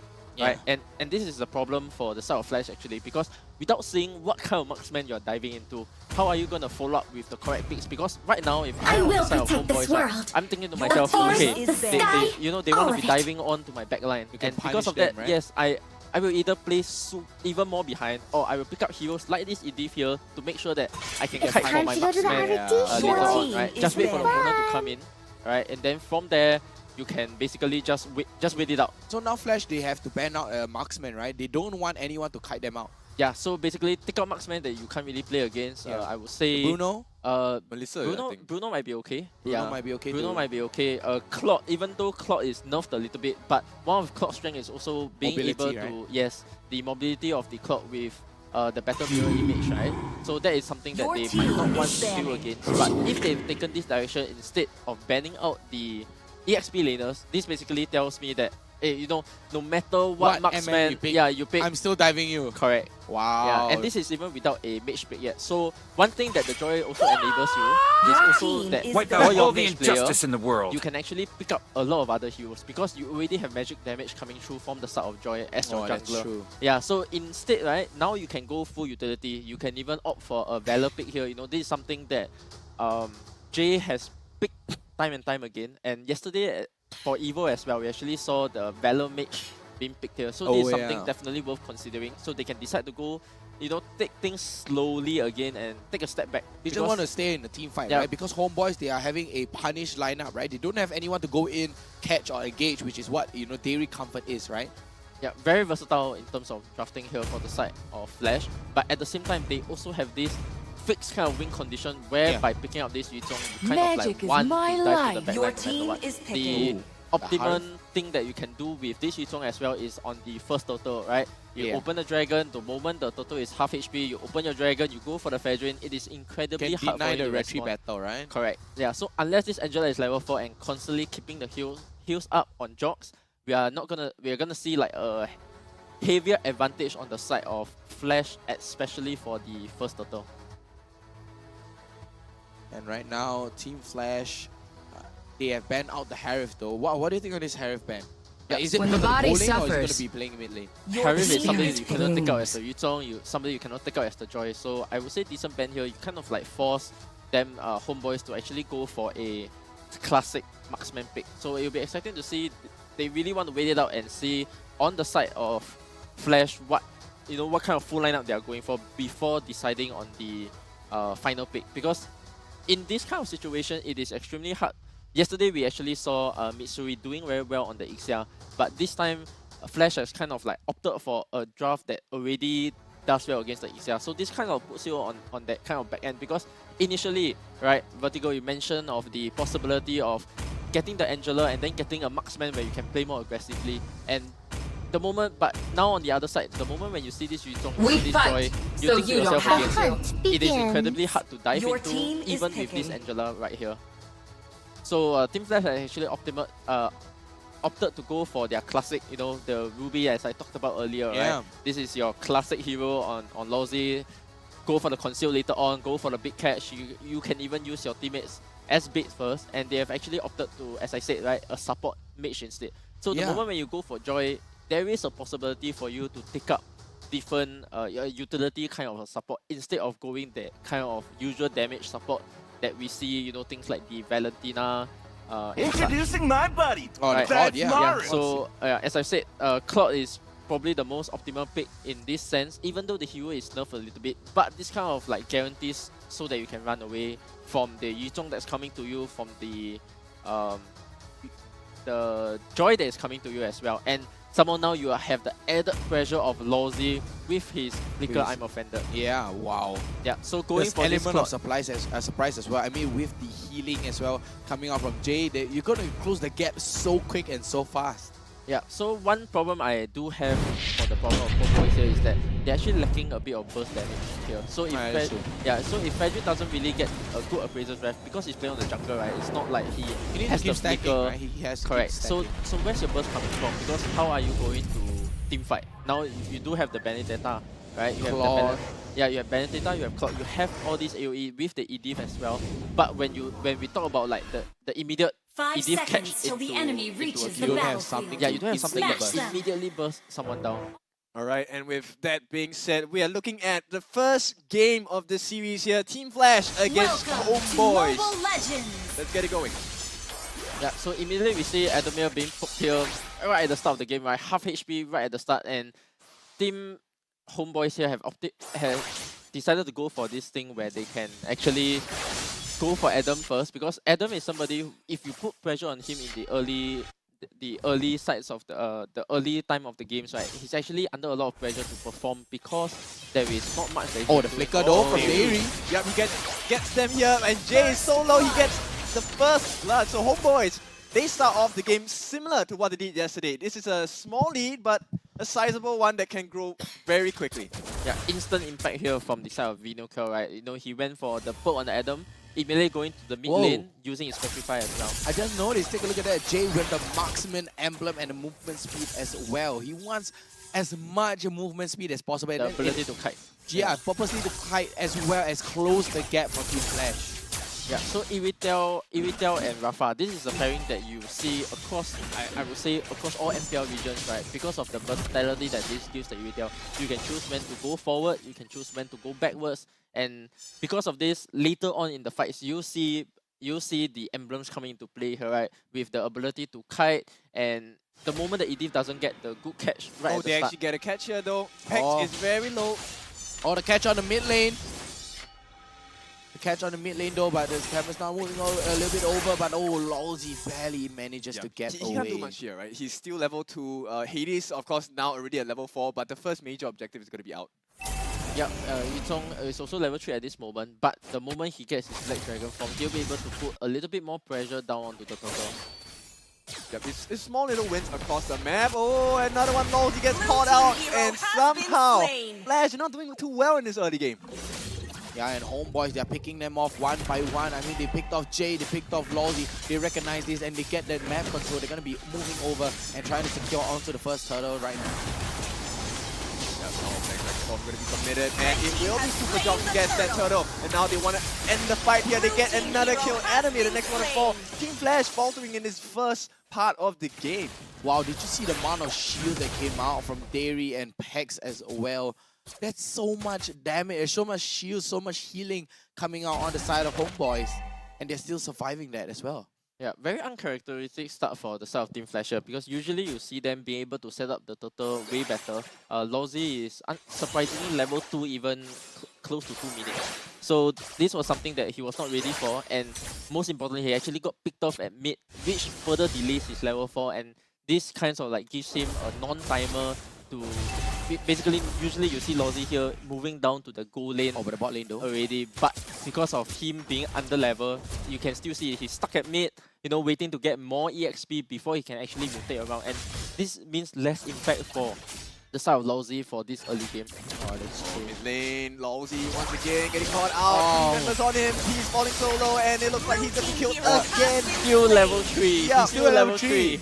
Pex is now the leading killer of Homebois. He's 2-0 and 2. Out here, Angela. Full damage Angela in the mid lane. I mean, that is throwback to 3-4 seasons ago, right, Youngin? I mean, that's so long ago, and it is back in the meta because of the new item as well. But I have to say, Homebois, they are on a fantastic start right now. They are 2k up, and take a look at Jox. Hard guard comes in. Adamir is still very far away. Oh, nice catch. They actually get Lolzy again. He is the fool right now. A 3-man jump, and it's a killing spree for Dairy. Homebois, this is turning into their home turf. Homebois making themselves at home right there, and Lolzy finally managed to get his level 4, but only goes down before he can even land that I'm offended. Adamir falling low again. Fortunately for them, actually, I think the Joy Hades still got his blue buff, so even with the side of Homebois invading, not too worse in terms of actual impact in the game. Oh, so, wow. yeah, as we take a look at the items here, you know, nothing. Wow. Yeah, already a fleeting time. First fleeting item. time completed by Pex. Yes, correct. So early in the game, and this actually just means one thing: the more fights that you take, the more assists that you get, you're more gonna you be get hard guard. constantly you'll be able to put that hard guard on and constantly pressure the opponent. Not only the turtle, right? We're gonna see with this fleeting time being picked up, we're gonna see more invades in the jungle because just now, as you've seen as well, right? When they invaded Instant the hard jungle guard. and they have vision of the purple camp, so this means that when later on. The time will actually show for the side of team. Enemy, he is looking the ball a little bit low. Nice bait there, but you know they might commit for this. It's a 2-on-1 and it is Vernocure getting the kill once again for Homeboys, setting themselves up for a 3k goal lead. Oh, Hades though. Hades trying to dash in, but Pex able to Might get be the a hard mistake. play.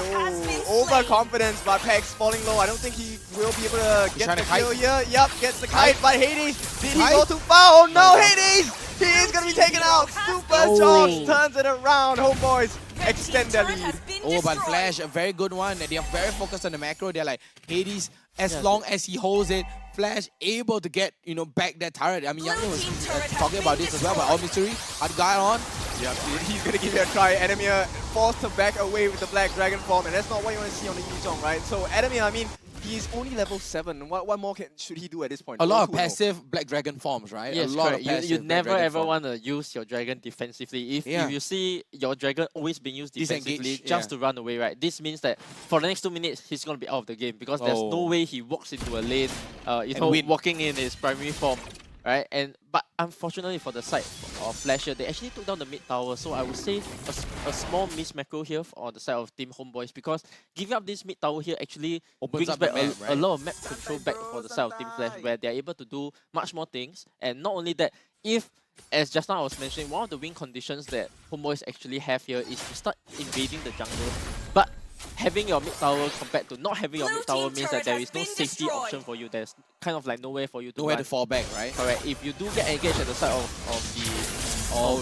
their blue, their purple bar, right, they are going to have a very, very long time before they actually get to a tower. So if they do get chased down by this Black Dragon form later on, it's going to spell disaster for the side of Homeboys. Yeah, at this point I think they're more concerned about having more map presence. So they're actually leaving the turtle alone for Mitsuri, Blazing Duets comes out though. Oh, Manix makes a run for it. He is falling low, but there's too much healing involved for Mitsuri here. So they're going to be forced to back away. Team Flash, I think the Vanix is not exactly having a great time as well, but it's pretty safe, right? 0-0-0.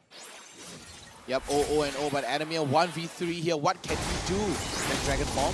Yep, he's going to try and give some more damage to Pex, and Pex is reload, another escape, and now he's going to get punished again. Adamir 3-on-1, no escape for him. The Homeboys takes another kill. 9-1, and Vernocure maybe looking to re-engage once again. What was that from Pex? Pex constantly get out of this fight unseemingly alive. Like he isn't supposed. Oh, Vernocure with an electro trying to play though. Look at Hades. Oh, nice. Energy eruption. Now they're all falling low. Hades, he's still alive. He makes it out. It's going to be another kill here. 1-for-1. So Homeboys do have a very huge advantage at this point. Yeah, but Mitsuri goes down in the midst of that fight as well. I mean, small Hades. mistake. Yeah, I would say barely. small mistake because at this time in the game, the Benedetta, who is actually doing so well, has the damage to actually split push. Not only get away with the split push, but actually put a lot of the pressure on the towers as well. As you can see now, down on the bottom lane, before this fight even happened, right, he actually took down the bottom lane tower already before attempting to join the team fight. So, all in all, Homeboys is actually doing very, very well. This was not the kind of momentum that I was expecting from this draft, right? But because the impact of Vino Claw here is so huge that they can start this kind of snowball. He already has a Fury Hammer and of course the Bloodlust Axe as well. And defensively, he has the Dominance Ice already, so he's able to soak up a bit of damage as well. Yep, so ultimately, I think at this point in the game, with Jox having the Garden Helmet as well, he is able to go to the front lines and tank up a lot of this, soak up a lot of this damage. And usually, when you have a Pedrin who's doing so well, he is able to play more aggressively into these team fights without thinking about getting punished. Because look at the side of Team Flasher, right? Where's the burst coming from? It has to come from Hades, right? It has to come from Hades on that burst mage. It has to come from Vanix, of course, right? Their main marksman. But how easy it is for Jox for his HP to actually go down here. Not very easy, I would say, because right? Yeah. yes, at this point he's way ahead in terms of items, way ahead in levels to even feel the poke at all. Even if the Black Dragon Form flies over, nothing much is going to be done because you still have, if all hell breaks loose, you still have the Angela protecting you. Yep, that's true. And Flash, I don't think they're trying to contest for this though, because look at where Hades is. He's all the way on the other side of the map, but Flash, yeah, they're not going to contest for this now. They can't. I mean, take a look at the goal lead here. 5.5k gold. Yeah, but the clock is ticking, right? It is. Because for the side of Flash, right, we already know that their kind of power spike timings, or in general, the team itself. Very late game. Yeah, they like to be very late game orientated, where most of the towers are down, they make very good decisions because Lozy has the experience of that catch factor that we like seeing on team. They have the catch factor, correct, but Homeboys don't. Yes, so in the next two lots, right, this lot, hopefully you're able to take down all the tier 3 towers at least, right, and then next game you kind of have to go for the win if you're the side of Homeboys here. If not, you know, the game delays and the goal lead is being is not as wide anymore. It will actually spell disaster for the side of Team Homeboys because even items wise, there is a chance that Team Flash can execute slightly better. There's not a lot of damage that Team Flash can do at this point. So right now, I'm really expecting Homeboys to really just force their way and let their presence be known, right? Yeah, because I mean, they should try to siege some towers now, right? Yeah. All they have to do is siege the towers while Flash are busy holding on the lot. And just like that, all tier 2 turrets are gone. I think they should have protected their lot a little bit more because by the time they wanted to actually go down to the bottom lane, you can really see the lot was actually on 1/3, 1/4 of a life already. Around there. And because of this, look at the towers, right?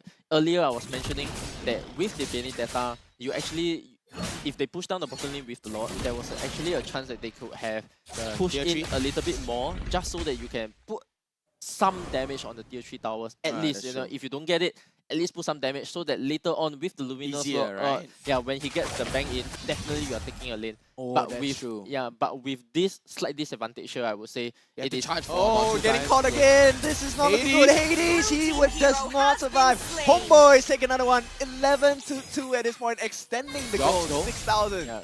Everybody's scared of Jox at this point, right? Yeah, he's the so item lead, strong. the level lead. Even with 3 of them standing inside the bush, Jox just walks in by himself and then say, nope, this jungle is mine. Yeah, straight up depriving Flash of all the resources, and Jox already at level 15 at 12 minutes into the game. Very no cure though. He's gonna jump in. Oh, nice hook On the there. hook. This is a big one, but do they have the damage? It doesn't look like they have the damage. Enemy are falling low as well. The heals are coming in. Homeboys, they're just too strong. Homeboys, they are too far ahead. 6,000 goal lead here on the side of Homeboys. Look, they came in for the fight, waste the resources, and go right out. They burned 4 ultimates for that. And nobody died. And nobody died. Yeah, That's and right. this was exactly what they wanted to do with the first lot actually. But unfortunately for them, the lot was chucked little down bit too mistimed, low. yeah. Yes, it was a bit mistimed for them, and you know they actually tried to go for it again. But unfortunately this time, without the presence of the lot coming in, they were unable to do so. So win conditions for Flash, right? You still gotta hold out the game. I don't think that at this point you are able to contest for the next lot. If you do take a fight, take a look at the towers that are still left, right? Tier 2s versus tier 3s. If you take a wrong fight here, you have to run all the way back to your tier 3, and most likely in that sense, you will kind of get caught, right? Get caught out, yeah. Yes, there is the Benedetta easily being able to chase down anybody, and because of this, look at the map. We actually see on the side of Hades, he's looking from an angle where he can dash in from the mid lane and hopefully maybe get a surprise. If he knows the Lord's HP, he can actually... Oh, he's jumping all the way to the back line. He sees Misery. Yup, he gets the kill. It's going to be the first one. Oh, it's a 3-man knockup, and Homeboy turn the heat up. But Vanix, finally he's online. He gets a lot of damage as well. The hook comes in. Where is all the rest of the damage? Where are the damage dealers on Homeboys? They are doing... Oh no, it's going to be a huge miss for Super Jox. This means Flash is going to have the change. They will be looking for a kill. But at the same time, Homeboy say, you know what? Let's not fight anymore. Let's go for the objective. They are pushing down their Homeboys, bot. they're trying to go for the end. Yup, they are trying. Burno Cure, he is making that big play. They're trying to go for the end, but no, the minion wave is just going to get instantly cut off. But Vanix here, wow, Hex instantly pulls out the hard guard as well. I mean, Adam is still fighting on Jox here. With no cure inside, Adam jumps over the wall. It goes for the knockup by all the stagger stab. too far ahead. The Adamir does not survive this. He will be taken out. Lawsy gonna try and make a difference. Not gonna happen. Hex is gonna use the flicker as well. The fight is gonna restart for Homeboys. They choose to re-engage. Dairy gets a knockup as well. Lawsy caught out no man's land. He might be falling. He's so low. One more and he gets taken out again by Dairy. This time, let's see. Hades gets the kill. Oh, Hades! But Vinocure gets the Lord, and this looks like potentially the game might be over. Homeboys, they have such a huge lead here. 7.5k. Wow.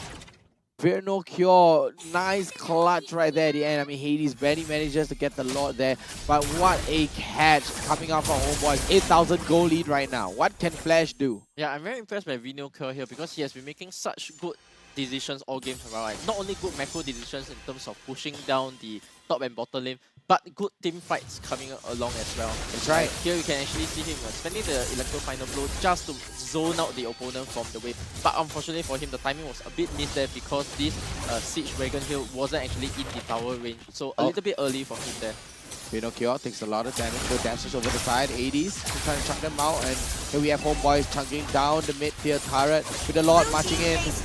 They will clear the Lord at this point, so it's really about the next big fight, so they want to engage. So Vinocure gonna get it started here. Electro Final Blow used once again. Vanguard coming there as well. And I think Homeboys, maybe they want to make a reset happen because it looks like the quick wave is not gonna make it. Team base turret has been destroyed. The conceal comes out though on the side of Team Flash, but no real Dairy gets the catch, but Vanix, the damage is here. Vanix turning it around. He's running away with it. Vanix gets the kill. Adamir fighting on as well. Flash, they're coming back. This is the timer they've been waiting for. Super Jock, he's falling low as well. Gonna get that energy eruption. Where is the damage? No, he does not. Vanix gets taunted as well. Finally, they knock him down. They have to make it out, and Vinocure can he survive this? Not gonna have it. Vanix, too much damage. He shuts him down as well. Wow. Flash, this is the start of the comeback. Yeah, Vanix. What a comeback actually, and look at Vanix there, right? The positioning from Vanix. We were talking about this key to victories thing for the side of Vanix, right? His positioning has always been key, and popping out that Wind of Nature just to make sure that Mitsuri had no chance to actually do any form of damage to him. And with this Rafaela being the support and buffing Vanix as well. Wow, he can just was ring able to around just Rosie. go all in, right? So mistake here by Davey here, actually going for the flicker onward on the side of Vanix. He missed it, and then from there he died, and then immediately for the side of Flash, the other stopped out on Mitsuri there. Just that one extended play cut Homeboys' lead by half. They were up by 7,000 plus 8,000. Yeah, more than that. Now they are just left with a 2.7k goal lead. Wow, Flash just immediately brings it back, and this time, what a big fight, right? Like you said, Youngin, the Rafaela will be able to, Jay on the Rafaela will be able to enable, Vanix on the Irito, just walking around and closing out the gap and continuously kite, Homeboys and just chase them down to the depth of dawn. I actually prefer having the Rafaela because it's much easier to get her heals, right? You just need to be in distance. But for Angela with the heals, you actually need to aim the heals on the appropriate members, and it gets a bit messy when team fights happen. Team fights happening, correct. Yeah. But if you're the side of Homeboys here, if you're a Homeboys fan, the game is not over yet. Alright, Conceal comes out, Lawsy with a hook. Yup, he will get Dairy. They need the damage though. Vinocure makes the save. Dairy will survive. And this means that Flash might have to reconsider their options if they're going to try and contest for this Lord. Yeah, fortunately for them, things are not going so well for the side of Flash in terms of, they didn't actually get that easy pick off here for the side of Dairy. So as I was saying, right, if you're a Homeboys fan, you actually have this Benedetta constantly split pushing, and with all lanes being down, you actually have that macro advantage that you can kind of go for. So take the game a bit slowly, not only reset your mind, but reset your gameplay as well, because you guys still have the lot advantage in terms of knowing when you can actually go and take the lot, just keep resetting the lot, make sure that your lanes are constantly pushed in. Try not to take so much of a committed fight, I would say. But unfortunately for the side of Homeboys, the side of Team Flash here, they are they actually catch him up. Vinocure, he gets caught out. And this is Flash. They're running rampant. Dairy is on the back lines. He's trying to make some work, but it's not happening. All the focus is on Super Jocks. He's instantly taken down. Vanguard going to be used as well. Hades steals a lot in the midst of it all as well. What can Homeboys do? They are falling apart. Team Flash, they've hit their timings. Wow, what a catch coming out from Team Flash. That was the big play coming out from Flash as well. And this time Flash turned the table on Homeboys and have the lead for themselves with the Luminous Lord marching down the mid lane on the tier 3 turret. I mean, it's tough, right? You had the lead. Oh no, the conceal comes. Lolzy, he just scares them away. Davey gonna get caught again. And this is a 4-on-1, no 3-on-1. Davey, he gets a 3-man knockup, but what more can he do? Hard guard, not gonna save him. Pex as well, gets taken down. The Lord is still healthy. Petrified, but Vernocchio cannot do anything. It's over. Team Flash looking like this is the end of the game. They had a bad start, but end of the day, it's Team Flash who take game 1. Wow, the big whole lead coming out from Homeboys and 8k goal lead. Instant turn. And like Youngin said, they were on a timer constantly. If that timer is up, Flash will come back. And that's why Youngin is the coach and not us. So they were a bit impatient there, right? You know, trying to actually end the game when it was not the optimal timing. And if you take a look, before Davey made that mistake there, right? Going for the side of the Vanix, right? Actually, if the team fight was actually very far apart, so it wasn't even the right time for him to actually jump in. And because of that one single interaction, it changed the whole course of the game. It's a blip in the timeline. Yeah, for the side of Flash. And Flash played into their power spike as well, right? This was the moment immediately when Vanix has all his items already. You have now how many supports you have? You have Lolzy doing the catch for you. You have the side of Jay boosting you whenever you need to, you know, in case anybody jumps back on you, he does have the ultimate ready on the side of Rafaela to actually counter engage if needed to. And because of this, he was able to just run into everyone that he see and was not under threat at all, right? And that was the problem that I linked back to at the start of the game. The lineup where if they are not able to burst down Vanix, he's able to get back his HP and then just run you down because you have no way of counter engaging at that point. Exactly. So just to summarize what you just said is that it's Davey's fault. It's Davey's fault. Unfortunately. I have to summarize. Add your villain story back into the to picture. summarize. Unfortunately, right? I mean, that was a very good play coming out from Homeboys as well, but Flash instantly turned it back with a snap of a finger. I mean, we have to take a look at Jay's item right here, right? You have the flash, you have the enchanted talisman to spam, Ice Queen 1 for slow, Oracle for additional healing, and a divine glaive just for damage. Yeah, just a bit of damage. Just a bit of damage, yeah. And taking a look on his counterpart, though, Pex, he went for the fleeting time, and it was constant. Hard guard over hard guard over hard guard, demon shoes as well with the flash, NOD, and the Ice Queen 1. Let's take a look at the emblems right here coming out. I would want to compare Jace and Pex right here, right? Take a look at this. Look at the difference. Right, Jace was on the marksman emblem, if I'm not wrong, right? Not the fighter emblem, but on the side of Pax, he went for the support emblem instead. Yeah, I mean, taking a look over all across the board, nothing out of the ordinary. Let's see, no, nothing out of the ordinary here. But Vanix, amazing play, right? Going for the assassin build, assassin emblem as well with the crit, weapon master, and the quantum charge. Very well played, and wow, Flash just turned it around. Yeah, I think it's a main difference. Like if we take a look at Vanix as well, and we compare to Mitsuri, right? Vanix is battle spell is much more catered towards making him stronger, right? Yeah. Not to say that the Purify is not good, right? But Purify, it doesn't help him do any more damage when he's being chunked down by so many members of Flash. Exactly.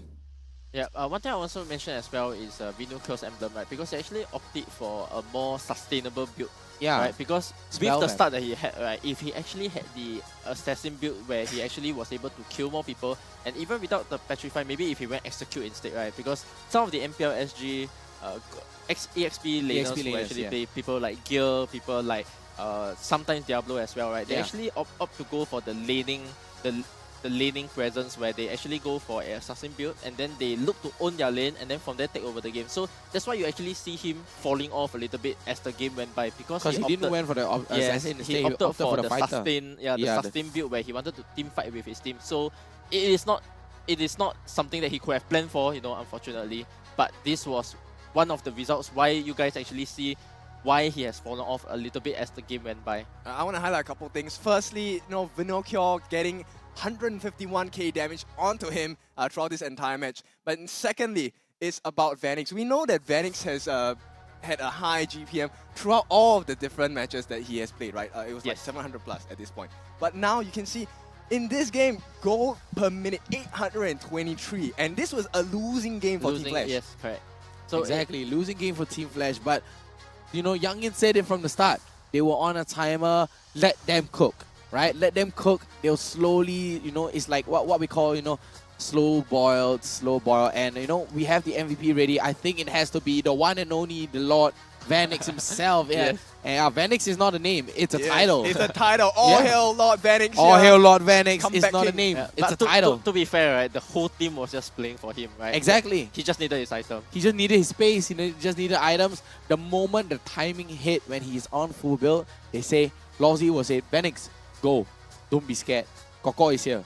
Yeah, this is one of those times, you know, even though it looked like Vanix did carry the game, but it was actually the whole team. The whole team. It's a collective effort. Yes, correct. It's a team game. Doing each of their individual job properly, you know, except of course the early game where they did not perform so well. Yeah. But of course, because the goal lane was not pressured as much, he was able to maintain kind of like a goal lead for a while.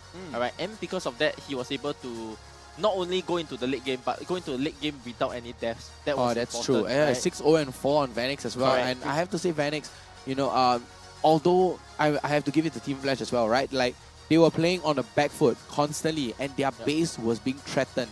Literally, the base is Dota, just balled. Jungle was down, and then EXP lane, Adamir was using the Black Dragon form to run away most of the run time. away, yeah. Right? They were so playing EXP behind. was down, mid is kind of down, and then you only can rely on your goal lane. You know, even with all your tier 3s actually going down, they were still able to mount a comeback. But, you know, at the same time, it was a mistake from, you know, we always have to go back to the Just say mistake. Derry, your fault. Just say we always have to Derry's go back fault. to that mistake, right? A bit of impatience, or maybe they found their timer was that, he actually felt the pressure to finish the game right now. there. Yeah, right there. Like, and gotta finish now or because not of we'll that- die. Yes, correct. And he because missed. of that, no choice. He Let's crumbled. take a look at the highlights. I really want to see, right, this early game, right? You know what constituted Flash not having a good start? Yeah, this was the one, right? Look at Vanix. Vanix is there. Derry on the conceal. Yep. Flicker. He got it. And he got it, but he missed. Vanix got out. Yep, he missed the Earth Shatter, and that was a start. Vanix went ham down here, and Wow. everyone was too focused on their one target, which just was not Vanix. Wow, Vanix. Yeah. Take a look I at think Vanix. they needed the conceal there to actually go together because the backup wasn't actually ready. You can see that all of them actually, they turned their direction to go over, but it wasn't enough actually. Was this the correct call though, for Vanguard to jump in? Yeah, definitely not.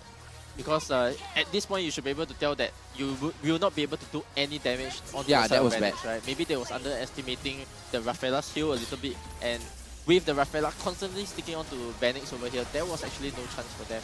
And of course, in this log fight, you can see actually Vanix, you know, going forward all the way to the front by himself. This was without the support of Jay here, and still being able to take the Edith to such a low life. And of course, the game-ending call, right? This was only a 2-man defense here, and they were not able to do anything because Vanguard just spawned. Alright, the Electro Final Blow come through, but at this point in time, even with the Petrify, there was not a single thing that he could have done to prevent the game from being ended here because he doesn't do enough damage to the lot at all to prevent the lot from even going in. Yeah. And it was a reverse Petrify actually. When Vanguard came in, he got Petrified by Adamir instead. Oh, the Petrify was like, Yeah, I I thought thought it was Vanguard, but yeah, now yeah. that I'm looking at the highlights, it's actually Adamir who went Using to use the Petrify. on him. And Wow, and Vinokia walks into 4 members. Yeah, and they didn't clear that bush, They didn't clear that bush. They did not clear that bush, and because he went for the sustain and not with the tank build, Yeah, very, very unfortunate for Punished this type of for it. operator. Punished. Yeah, so it has to come down to what kind of draft specifications you're looking for, right? Because both of them had their win conditions, and for the side of Homeboys, right, you know, at first I was doubting a little bit, you know, where's the damage coming from, but they put off the early game execution so well that they were able to maintain that lead for most of the game. But Okay. at the same time, Team Flash knew what kind of timer they were playing on, right? It doesn't matter if your base, there's no more base for you to defend, right? Yeah. As long as the crystal doesn't fall, there is always a game. there's always hope. There is always hope. There's Because- always hope for a reverse sweep as well for Homeboys SG. yes, I mean, we're looking at that, you know, But it all boils down to the draft, right? It all Exactly. boils down to draft and the execution as well. Yeah, I do have the confidence and faith that, you know, because most of the time, you know, as MPL comes along more, I get to watch and study Coach Dill's draft a little bit more and more. And, Yeah. you know, most of the drafts make sense in the sense of, like, what he has an idea of how the team wants to play. He has a draft in mind that, oh, this way of playing actually does well against certain teams. And in a way, that's also kind of how I like to see as well, right? And so definitely coach to coach, I can see like where he's coming from, right? But sometimes it really comes down to the player executions of having how you to know your understand players fully whether your draft can pull off against the opponent teams, because you have to play into their strengths, right? One of the problems of doing a draft like this is that you are still playing into your opponent's strength. Yes, in theory, you do counter the way that. But can they should you play. counter it? Correct. But there are still loose conditions in the sense that if you do not execute well, you are not able to end the game by that timer. We all know that Flash, after the before 15 minutes Flash and the after 15 minutes Flash, is slightly different in terms of how they view their win conditions, right? Because this is where Vanix pops off with his positioning, so late into the game, and this is where Lowzy does very well as well. Yeah, and speaking of pop off, you know what's not gonna pop off? My back, right? I mean, my back has been in amazing condition for the past 3 weeks. Yes, right? Because of this OSIM U-Throne 5. Yep, U-Throne. We can call it V, we can call it 5, depends on you. I prefer to call it V, but we know VV, the actual... Vinocure. Yeah, Vinocure. Yeah. So this is the only gaming chair with a massage function, right? So of course, we all know that gaming can get a bit intense sometimes. However, OSIM always has your back. Now, this is a U-Throne V gaming massage chair that is built to energize and reinvigorate your mind and body, right? So if you're looking to level up your performance, right, you can do so with its patented V-hand massage technology and ergonomic features designed with the player's comfort in mind. Now, we have been sitting in this chair for multiple seasons. Not me. I've always been looking, I've been standing up on touching the chair head, right? Like right here. Correct, yeah. So finally, I actually do get a chance to actually sit down, experience it for myself. Wow. I mean, he finally get to experience the chair for himself, sitting down, instead of, talking to his players and putting his elbow. Yeah, the magic file, right? Magic file. Don't want to be a coach anymore, man. Casting is where I'm at. Wow. Okay. Doesn't change the fact that we are going to paint you as a villain still. I mean, Daryl is taking over my my role here. I mean, we love playing the villain, right? Yeah, I think it's very fun.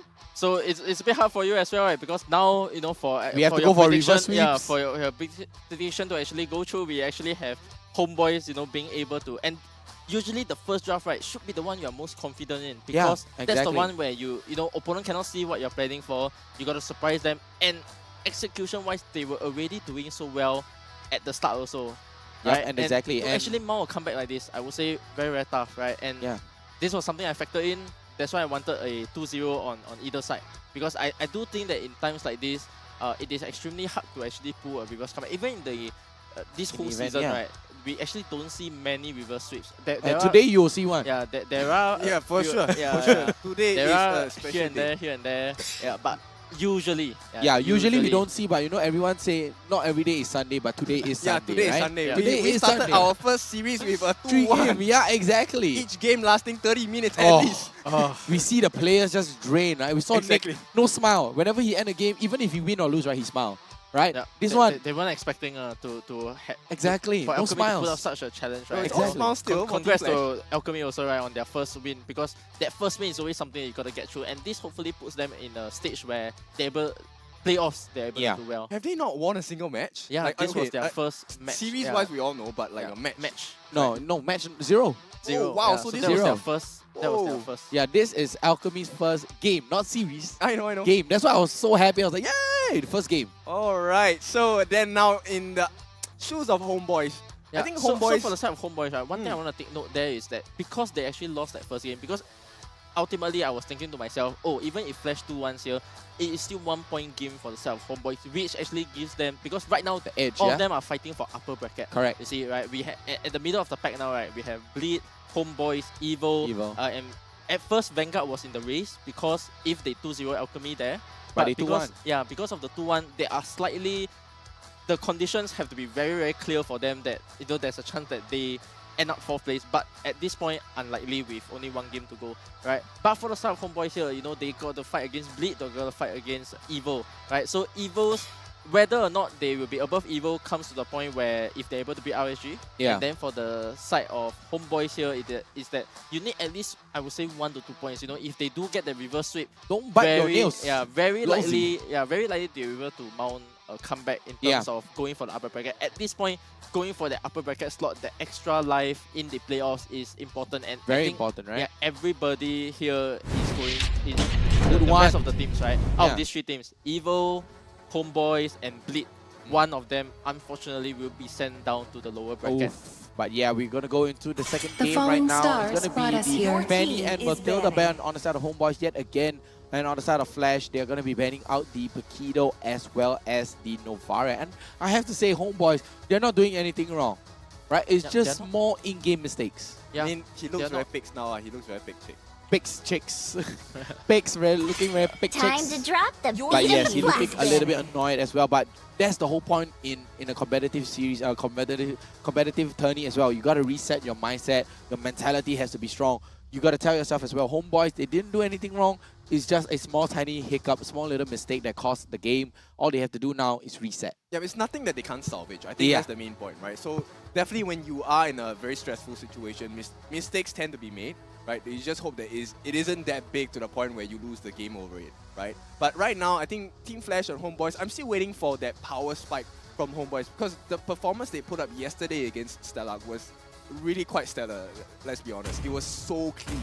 And I'm hoping to be able to see that from Homeboys in this second set. Against Flash. But there's definitely a reason why Team Flash is at the top, right? This is where I will truly your protect marbles this are world. tested, right? Because The at force this is point in the time, sky, the all of draft it. that you put out not only has to be perfect, but in terms of execution, that's true. any small mistake that you make can result in a reverse sweep for you. And one of the things that I am kind of, I wouldn't say surprised, but for both of these teams here, as you can see from the last game, they have opted to go for a catch tank, right? And then a support mid, support position 4, right? Yeah. So this is something that teams are slowly adapting into the sense that you still want to keep. Are they going position 4 again? Yeah, so most of your Wow. MPL SG roams, right? Actually, they are very good catchers. So we don't see a lot of support play. Things like the Estes, Florin. We don't see them being played on position 5 for most of the MPL SG players, because if you look on, you look at for the side of Flash, right? Lawsy, Dairy, JPL, and then of course Lucian QT, right? These are players who all excel in this kind of catchy hero. Nick as well, catch Nick styles. Stain. Yeah, Nick as well. How can you forget Nick? Yeah, sorry, my bad. Nick Stain. Villain. Yeah, so all these players, they excel very well in the catch. So therefore, right, their position 4 player is kind of like forced to play the support. So now we're actually seeing like an evolution of what we see from the but position 4 for the side of Homeboys right now, they're not gonna go with the Rafaela. Instead, they're gonna go with the Lilia. They're opting for damage instead. But I just want to point out as well, the Yizong Angela combination is the nastiest one I've ever seen. Right? It's throwback to 3-4 seasons ago. Yeah, this was they wanted to do this last game. But then Yizong got snatched up. Correct. Yeah, so for the side of Homeboys here, right, actually one of the problems that you don't see at the moment is look at Edith, Baxia and Lilia. All of them do magical damage, and this is something that I always want to raise across most of the games, right? The power of the Radiant armor in this matchup. Wow, insane, because even with the Lilia poking you, as long as the Baxia is near you, as long as the Edith is near you, even in the ultimate form, most likely when the Edith has brought his ultimate form, chances are he's not going to be doing much damage, because at this point the Radiant armor stacks will be at full already. At max already, because of Lilia, Baxia as well. I mean, the Baxia, the moment you pop your ulti, that's it. I mean, you already hit max. I am the power of light incarnate. So it's magical damage, Yes, also procs the Radiant armor and keeps the Radiant armor at full stack. So slight problem here, but of course if you are in a snowballing game, as which Baxia and Lilia comps want to do, so they've opted to go for this early game draft kind of game where they get mid control, jungle you clear as fast, right? Team Flash actually responded this with the Lancer as well, because they know there's a chance that if they screw up their jungle at the start of the game, Lancelot has a chance to go for those kind of 50-50 retribution. Play around with the iframe, right? Correct. So, the iframe is all about iframe king. It's either, who's faster, Jox or Hades. Correct. So because of this, both sides, as you can see again, very well thought out drafts in terms of what they want to do and what they want to achieve and how well they understand each other. And this is the why I like drafting so much. When the body suffers, get a glimpse of how this the spirit blooms. And in the drafts themselves, you can kind of see an idea forming for both Magic sides is here. my Right, life. and as we Is move on to picking. the second phase of the draft, we do see the bans coming out from the side of Homeboys. They're still Core and banning the Harif again. Yeah, so heroes. So obviously these are heroes that take Purify, which the Edith is not able to catch. So Let's they, go. Optimally, they want Your them to end team up on is heroes picking. that is being caught easily. But at this moment in time, you know, there are so many heroes that can take the Purify, right? And for the side of Vanix, you know, we are gonna expect the same kind of draft coming out from him again. Right, this is where he Irito, yeah. yes, plays slow. One problem I'm seeing here is that Lancelot physical damage, Adam physical damage, and then Irito Irito physical crit. damage. Correct. And Crit, then you have yeah. the Angela. Again, Magical damage. you have no magical damage. Oh, and how that's is the true. magical damage gonna get solved? Because problem is this, right? If Lawsy is not on the ED, no magical damage. So does Lawsy actually play the Angela? Because He if you has- recall, yeah, he even has to in go for previous magical- seasons, even in previous seasons, right, the only support that is actually picked up, right, was actually Sun the grand finals rises against when I Hit, give the where word. we lost. Yeah. Right? This was the time where he actually took up the Estes, and even in the draft Time where, and tide he wait was for no man. Your in- team, where North he girl. does counter the opponent lineup, right? Yeah. They were still unable to do so, right? So this says to me that Lawsy not very comfortable on the support role, but the draft has adapted to the point where where's your magic damage coming from? Are you still going to go catch? If you're still going to go catch, you have 3 physical damage dealers with an Valir? Angela. Yeah. Valir? Sure, but you know it's not that Lawsy catch that. we're Yeah, looking it's for. not a catchy lousy kind of MO, right? Oh, they're signaling, let's go.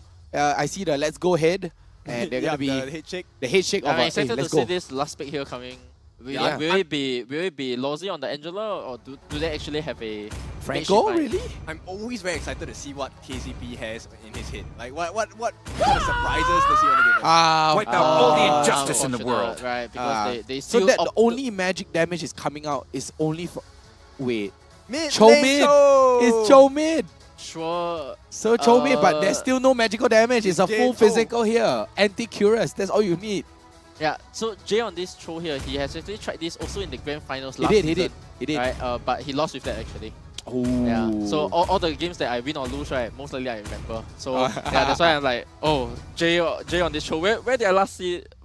Oh yeah, last season's grand finals. Last season where he lost. Yeah. So at this point in time, I'm still excited to see what Lozia has in mind because Yeah. there is him playing the Angela. That is something that is new already. It's so rare, right? Correct. But again, on the side of Team Flash, where is that magic damage coming from? Because on the side of Homeboy here, easy itemization, right? You're gonna see this Baxia, right? Full He's gonna be physical. super tanky this game, right? Not only with the high base HP already, he also has the power to optimize his builds just to make sure you know he has the antique Guardian Helm later on. Yeah, and now we will go to what is potentially game point Welcome for Team to Flash Mobile here Legends. as they look to get another win and close the series against Homeboys. Wow, I mean, that is so strong.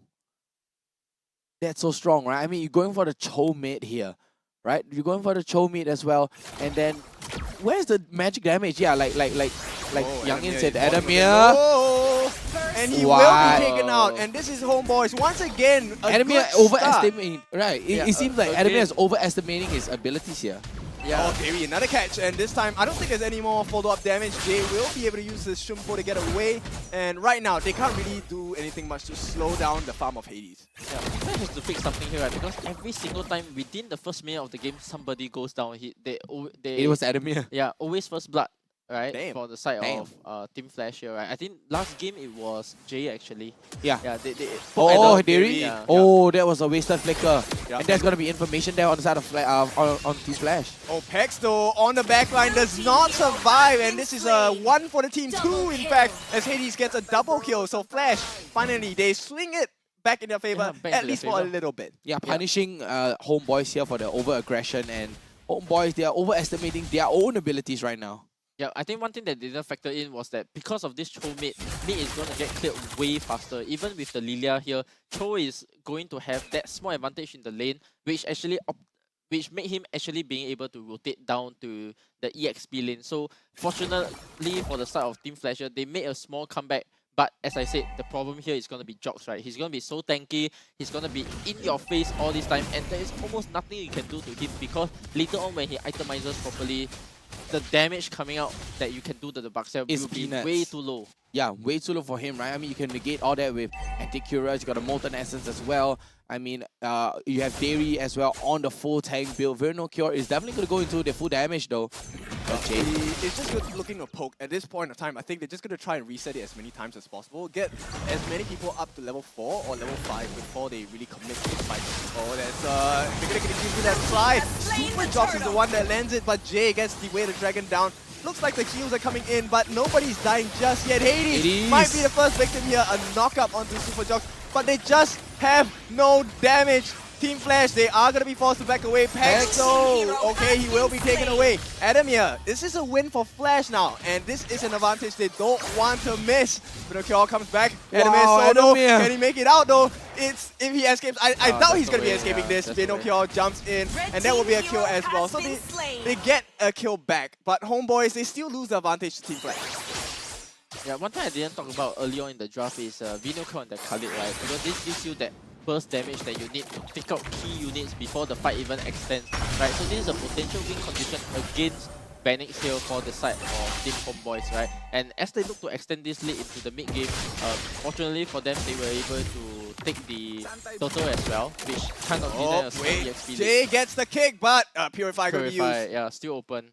Right, so Jay can only go for Beatrix here in this game, right? Later on in the game, he either has to go for Dewi, who is standing at the front, or he needs to be able to go for Mitsuri on that Beatrix. Unfortunately for him, because you are a Cho mid, you do not actually have the conceal. Oh yeah, that's true. I mean, after 8 minutes, you can buy the Roam Boost, right? And go for oh my goodness, Jay gets caught out once again, but he's going to be forced to confidence. move away. Yep. Yeah, but on that topic, right, because Angela is still going to be a main role, without getting that extra goal from the conceal boost, you are not able to unlock the active of the conceal build until very, very late into the game. So this goes, as again, right, this still kind of goes into that timer where Team Flash wants to just keep waiting.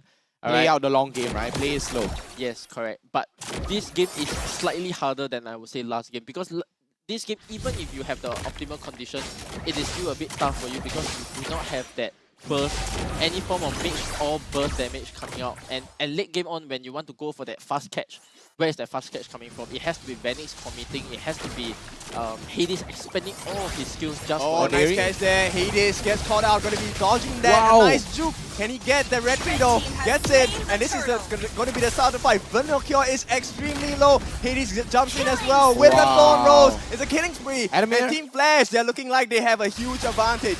Peck's going to be using the black shoes as well, but he's falling low. All the damage is coming in for Team Flash. It's Flash all the way as Dairy is forced to back off once more. I have to give it to Jay as well. What a play from Jay, right? Going in way off the dragon to Super Jocks far, far away from the turtle pit, and Hades using the triangle to get away nice and quick as well, and managed to use the Thorn Rose to secure. Oh, Mitsuri. He is not going to survive that. Team Flash, all of a sudden they pop up 2,400 gold lead for them right now.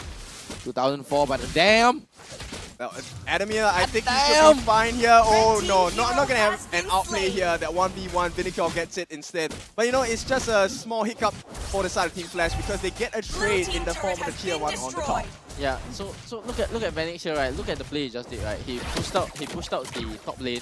He went to mid, got the tower, came back to his lane and got a free kill with Mitsuri there, right? The individual impact coming from Vanix, you know, is one of the other things that we should be looking at, right? Because both games, even though his team was kind of down a little bit, he still managed to do good individual plays to put his team back into where he is, right? And take a look at the items here. You know, as I've said, for Molten Essence, Sky Guardian Helm, going for Blade Armor as well. Dairy get a big catch on Jay though, but look at Jay. Yeah, he's just toying around with them at this point. I don't think, you know, Homeboys can necessarily burst Jay down fast enough. And you know, until Mitsuri is able to have those one-shots, I think it's pretty hard for Team Flash to be disturbed entirely. Yeah, good itemization for the side of Hades here, you know, he opted to go for 3 leather armor, so he's building into that plate armor. Plate armor, so yeah. This kind of like gives you, even though the Mitsuri is not having such a good game yet, but later on as he skills, yeah, the lens of will skill as well in terms of items. And luckily for him, he also got the total retribution earlier in that 50-50. He's able to keep up his levels, and he's 3-0 and 1 at the moment. So very, very good game for the side of Hades now, making sure that he has that opportunity to continue snowballing the game. Right? Yeah. And now with the conceal, they actually got. They didn't get that. Yeah, there's a big. Red team has slain There's the a big turtle. catch though by Hades. Ooh, Hades. Yeah, top fight. Here we go. Jay is gonna try and make something work for them as Vanix is gonna get the first kill of that fight, and it's just Derry who falls. But Homeboys, they can't take any more. Homeboys can't take any more, and a very big skirmish as well, and Hades able to secure away that orange buff as well. I mean, the moment, you know, the Super Jocks tried to contest for the purple buff as well, he already had to use that retribution because he's so far behind. He needs the resources as well. So Hades knows this, goes for the turtle, and you know, they try to 50-50 with Fear No Cure as well. But you know, of course, you have the retribution and you will win that turtle. Yeah, same problems for the side of Homeboys, right? Because as long as you don't get Vanix in this like last, I would say 3 minutes or so. Look at Vanix right now, right? He's 2-0-1. He's rotating to every lane, getting the farm that he needs, and then most importantly, he doesn't die. Yeah, and because so, of him not dying. Yeah, so the win con is Vanix. Yes, Flash right. win It's con, always Vanix, Vanix. right? It's always Vanix It's with always his Vanix. positioning. You know, get the items out first, and then we team fight afterwards. Yeah, that's right? true. So I'm excited to see later on in the game, right, where the items actually kick in for the side of Homeboys, right, whether or not they will still have the damage to actually pick up the team fights. I don't think they have enough damage. Wow, look at Hades just recalling. He's like, no, you're not dealing damage to me. Yeah, it's a 1v1, it's a level 12 against a level 9. Hades is just toying with his food at this time. Phantom Execution. Oh, the retribution as well, the he is triangle. not just toying with them. Hades Wow. save the hard guard as well, and yep, with the Alright, there we go. Dairy though gets kicked back all the way with the way of the dragon though. But nothing much going to be happening. Jay forced to run right now. Dairy rushes in. Blue team turret has been It's destroyed. a safety for them, and look at that one arm push up for Jay on the floor before he gets sent back home. Wow. Vanix is free to farm, and you know, it feels like they're occupying the map for free. Yeah, they are just controlling the whole map. Homeboys not being able to breathe at all. You know, Team Flash right now, they have Homeboys by their throat. They're denying them of all resources, all objective as well. Take a look at Jayu covering so much space, denying and opening up the map for his team. Yeah, this is an important fight for Homeboys. They know they need to contest this. But no cure, they do have the ultimates as well, so they need to be very careful. Davey, like you mentioned before, Youngin, he needs to watch when he goes for the onward Earth Scatter, and you can see he's a bit more patient now. Right now, Team Flash, they're very patient. They don't have to really rush this. They just need to know where everyone is at. Exactly. Take a look at where Lozzy is as well. He's all the way into the ball lane anytime. Hard guard and enemy. He's gonna go in with a hard guard as well. The catch comes in. Bennett Bridge Mitsuri. drop down. Mitsuri, they're all chasing him, and he is not gonna be able to finish his ultimate. Mitsuri, the first one to fall. Homeboys, they are Vanix. faltering, and of course, Hades right in front. Oh, Jocks actually steals it away, but they have to run away now because Homeboys, they're all low on health. Dairy, can he survive this? He will not. Super Jocks is the lone survivor along with Vernocure. Yeah, Wow. Fortunately for them, they are still able to take the lot, right? Because Jocks was so key on the objective there, right? He ignored the team fight, even though Mitsui was in a bad position. He actually dashed into the opponent there, but his mind was occupied on taking the lot, right? Fortunately for him, Hades was not. He lost the 50-50, right? And these kinds of buy them some time, but buy that time into where? Because there's not much that you can do, right? You have already lost your map control. Even with this lot being taken, none of your creeps actually pushes past the river, right? They're gonna be boxed in for a while as they look to get their items. No cure. Ooh, hopefully that's have- so low. He is very low. Oh my god, he waited for that. Hades, what a player. He gets the first kill of that fight. Dairy's falling low as well. And it looks like Homeboys, they're starting to crumble here. Team Flash, they feel so strong. They're so far ahead. 5,500 gold ahead of the teams. What a play. What a defense. And what a... Ooh, Renner's apathy from Mitsuri though. But there we go, the tier 2 mid turret is gonna get taken out right now. Flash with 5 Oh! Hades going in. He gets caught though. This might be the chance, but of course it is a landslide. They will not be able to do anything else, right? The Earth Shatter, mostly unlikely to hit, and with that, Hades going to be starting up his regen because of the Guardian's helmet, and he will be making a way to get that blue buff again. Yeah, What you a can actually catch. see on the side of Jay, right, who was actually charging up his first skill. And he has the flicker. So all this time, right, when they were dancing around with each other, he was actually looking out for the opportunity to get the flicker catch on Mitsui. But you know, Mitsui knowing his rangers as well, making sure that he is always away from the side of Jay. And this was the problem that I was talking about for this side of Team Flash on this choke. He doesn't have the conceal, so he is not able to get those kind of big catches, the big way of the dragons that we usually see that the roam position is able to provide. So for me especially, this Cho pick not working well as I thought it would be. Maybe it was for the laning. You know, even the laning actually did well enough to ensure a snowball on Vanix. So I'll give him that. But in terms of team fight, not so much. I mean, can you look at the advantage they have? Wow. Hades and Vanix both at close to 9.5k, and the closest member that's highest in farm is actually Mitsuri, which is 2,000 gold away at least. Exactly, and I have to point out as well, Mitsuri only has 2 core items. Mitsuri only has the BOD, the Malefic Roar as well. On the other side, Vanix, he already has Berserker's Fury, he already has the Heart's Claw, Wind of Nature, as well as the Wind Soccer. I'm probably going to go into a Hunter Strike next, maybe? I don't know. Or BOD. Far ahead. This is the title, right? Vanix, this is a title that you want to have. Yep, this is the title. Vanix is the title right here, and Team Flash, they're denying Homebois. They're not letting Homebois walk out of the base at all. Yep. And they are doing such a good job, right? Because usually Lozzy will be the one that's opening the map. This time, Jay is the one opening the map. Yep. Take a look at the map. Vinyoker actually was camping, but he was actually scouted out by Oh Lozzy no! here. Yeah, melted. Burst, yeah, instant burst. We don't even need to mention that, you know. It's going to be a straight 4v5, which means Homebois, if they really want to give this a try, it might be disastrous. So you can see the entire team, they're going to be backing out away. Hades is just poking around with his food at this point. They want to allow Vanix some space, right? He's probably going to go for the Lord at this point if they choose to do so. And Jay's going to get caught out, but it doesn't matter because Cho is so mobile. Asserting dominance there for Jay. I mean, take a look at his position there. Walking in, just playing around the wall as well. Asserting dominance. This is the guy who is so strong. Every little hero. He has such a humongous hero pool. I can literally drown in it.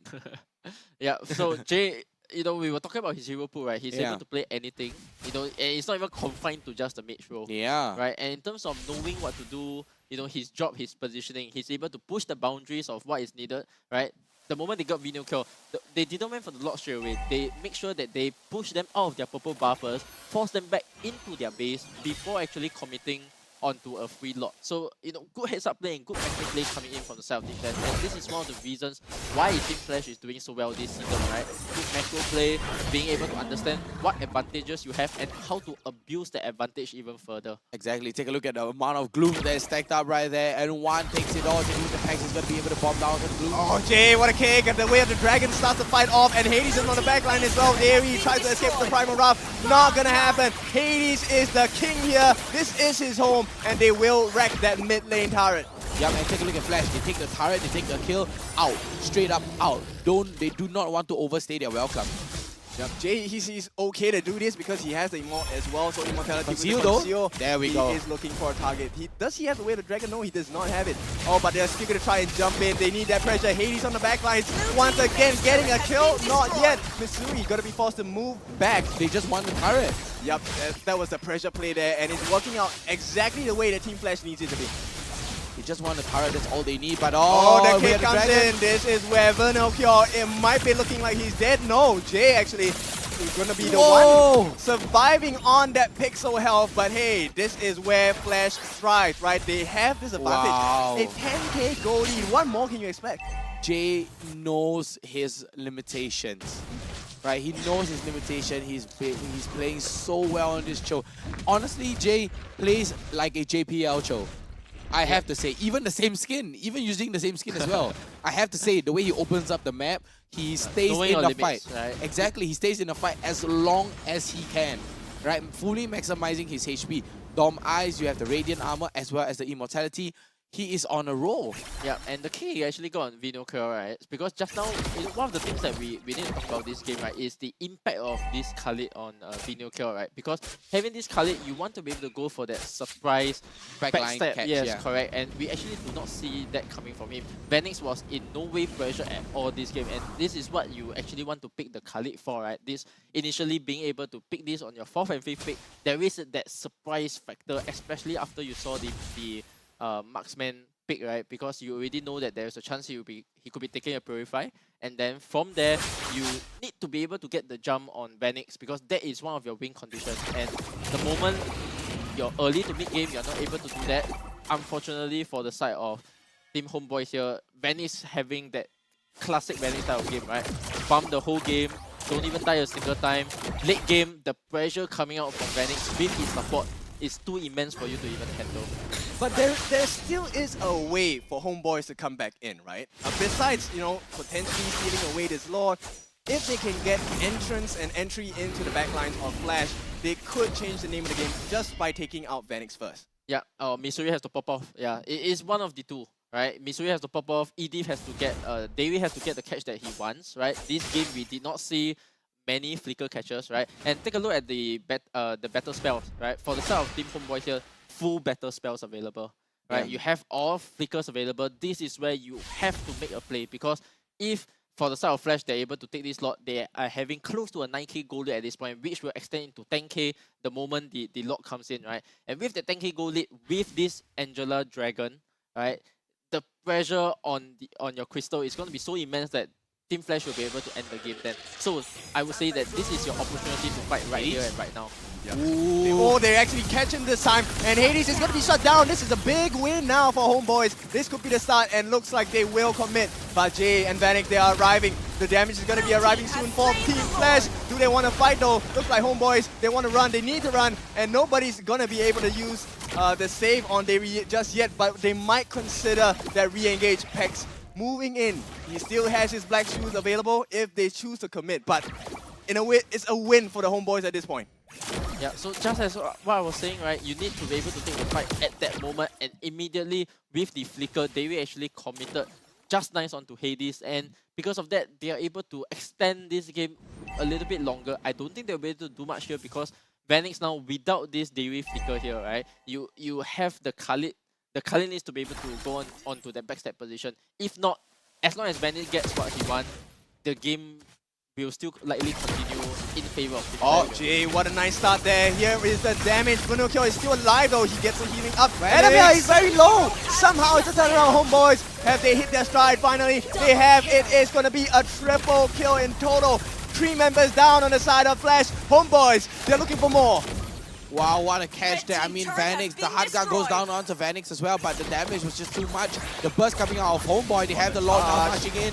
And they catch as well, and looks like Jox might have more damage available. Jay, he is not going to have his immortality anymore. And this looks like this is Homeboys. This time with the comeback, they take it all away. Wow, calm, cool, and collected, right? I mean, this is also unexpected. We thought, oh, the thoughts come out as well. I have to say, Homeboys looked like they were winning in the previous match, and then Team Flash turns around. And this time, Flash looks like they were winning in the early game, and then Homeboys just takes it home. Yeah, Homeboys finally played their draft, right? Because to me, it was all about getting that catch, that one catch that they needed to kind of snowball the game. And the moment this 4v5 came through, right, you actually can see the problems of the Team Flash lineup coming through, which I talked about earlier, right? The moment you are not able to get that burst in, you don't have your damage, you don't have high ground defense, because no mage means you're not able to clear the lot as efficiently, right? And because of that, the moment one person gets called out, Davey, if he gets that catch in, because for the whole of the game, we actually saw Davey not being able to get any catch because he always had to use his flicker. He had to use his flicker defensively. Correct. But the moment you change course, you go on the attack, right? You get the first catch, and that actually follows up into a kill. That's where you actually turn the game around. Yeah, and they actually called out Hades. That was the start of the engagement that really changed the whole game, because it was immediately no retreat available for Team Flash, and there was no way they could contest. They could try to force them away through fighting, which that was the plan for Jay and Vanix when they entered down to conceal, right? But I think Homeboys, they recognized where they were at that point and how important it was to be more concerned about the main objectives of the game. Yep, so now as we take a look at all the items, right, take note as well, right, on this side of Team Homeboys, right, as I said, no signs of defense, magic defense items, right? The tough boots on the side of Davey, tough boot is just to prevent the anti-CC. It was not actually for the magic defense. And even for the side of Jox, right, he even opted to go for the physical defense boots instead of the tough boots that we usually see that you want to prevent getting CC'd from the Cho and the Petrify coming out from Yuzong, right? Yeah. But he knew enough that nobody's actually gonna touch me this game, right? And the items, as we talked about, right, Garden Helmet, the Antique, and the Blade Armor, this makes him unkillable. Untouchable already. Right? The moment, 0 deaths, right? This was something that I said, there is no way you're gonna touch Jox this game because of his because the hero itself and He's the so opponent's tanky draft already. makes him so tanky to the point where there is nothing that you can actually do to a Baxia. You only win by going for the other heroes and then having a Baxia to defend, which was kind of like Team Flash game plan, but not being enough to actually finish up the game. So fortunately for the side of Homeboys here, they are able to execute their draft finally. I would say it took them some time for it to come online, right? But this time now Homeboys they hit their timer. Yes, correct. They so finally it hit was their more of like timer. a playstyle change to me, right? Because suddenly when Dairy, Dairy has to be like that, just that Main last engager. last 2 minutes, the MVP for me, right? Suddenly Yeah. change course, suddenly any catch that he goes for resulted in a kill, and that's what you want to do with the EDIF at the start. I mean, not only Dairy looks like a Kinder Egg surprise, right, with his hair. I have to say, he holds an insane surprise, element of surprise inside his play in somewhere, right? Out of nowhere, I open the Kinder Joy, and then the Kinder Egg comes out, surprise catch by Dairy every single time. Yeah, so on the side of, as we take a look at the emblems here, I think the very optimum, right, in terms of emblems. At this point in the game, most of the emblems even though as the meta has shifted a little bit, right, emblems wise, not too much difference in what heroes can take at this moment. And this game is a bit special because, as I said, on the side of Team Flash, there's no magical damage that you need to account for, right? So going more defense in general is actually okay, right? Because if you take a look at the side of Mitsui here, right, he has actually opted to go defense. Right? Tenacity. Because there are so many physical attackers coming for you, right? Going for that, and you know that you're gonna be dive on the back line. And I think one of those fights, he was actually to live just a little bit longer. And just not even in the last fight, as the Yuzong was flying in, he was able to hold his ground, take off Adamir, and then basically stand his ground to make sure that nobody can come for him. And this is the result of him playing slightly defensive more than usual. Yeah, and that was very successful, right? I mean, full physical, but to no extent, to a certain extent only. And we have the post-game stats coming out right here. It's all towards Team Flash. It's all Vanix. All Vanix, all Hail Lord Vanix, but Homeboys, they managed to turn in that one swift decisive moment, right? One swift decisive moment, that's all it takes to turn the table and turn it on their head, and Homeboys take the game away. Take a look at Hades here, 107k damage taken, right? 107k damage taken on this Lancelot. Vanix with the highest damage dealt, as well as the highest GPM. Adamir on the highest assist as well. So this loss must be quite painful for them. And of course, Homeboys, they're going to be celebrating this victory because now it has been tied up for the series 1-1, right? But look at the stats, right? Everything is going towards the side of Flash. They were doing so well in the game. They soaked in so much damage. And Homeboys just took it, snatched it all away in an instant. Exactly, and we have the MVP right now. To me, it's Dairy, right? To me, it's Dairy. I mean, Dairy I just said for the last 2 minutes. Yeah, just the last 2 minutes. I think it will be Vernal Cure in totality for the game itself. Oh, really? Yep, I think he did a very good job. And so let's see. There we go. It is going to be Dairy. No, they're changing Dairy? it. Oh. Yeah, don't try to smoke this. Yeah, so this MVP comes to me is the last 2 minutes, especially, right? Yeah, because earlier in the catch. game, he wasn't able to get what he wanted, right? Mostly defensive flickers, as I was talking about, Yeah. right? But the moment he showed up, it was a victory. Yeah, the Kinder Egg Joy surprise. Look at the hair. And also making up for the previous game mistake. Exactly. Right? He's So like, he was- I catch the wrong last game. Yeah. I have to improve. I have to really catch it this time. Game losing onward, and then game winning onward. Yeah, exactly. Wow, 1 for 1. okay. Right? Yeah, And 1 for the 1. score's So 1 for 1. Right? Yes, Redemption done already, Dairy. Good job. I mean, we're so proud. Looks like you are a very nice Kinder Surprise. Yeah, the Kinder surprise. I'm still gonna go with it. I think that's why he had his haircut this way as well, right? Okay. The Kinder surprise egg, And plus it's brown. and it's brown. Yeah, exactly like chocolate. It's just like chocolate. You crack it open, element of surprise. You may never know what's in there. That's why he's so aggressive. That's why he's one of the most unique roamer that I know. Okay, so of course, there has been a lot that has went on in this game. Later, we'll be looking at the highlights to really just break down a couple of the moments that were meaningful in the game, right? To see what made the big changes and what were Homeboys actually waiting for in that entire procedure of the match.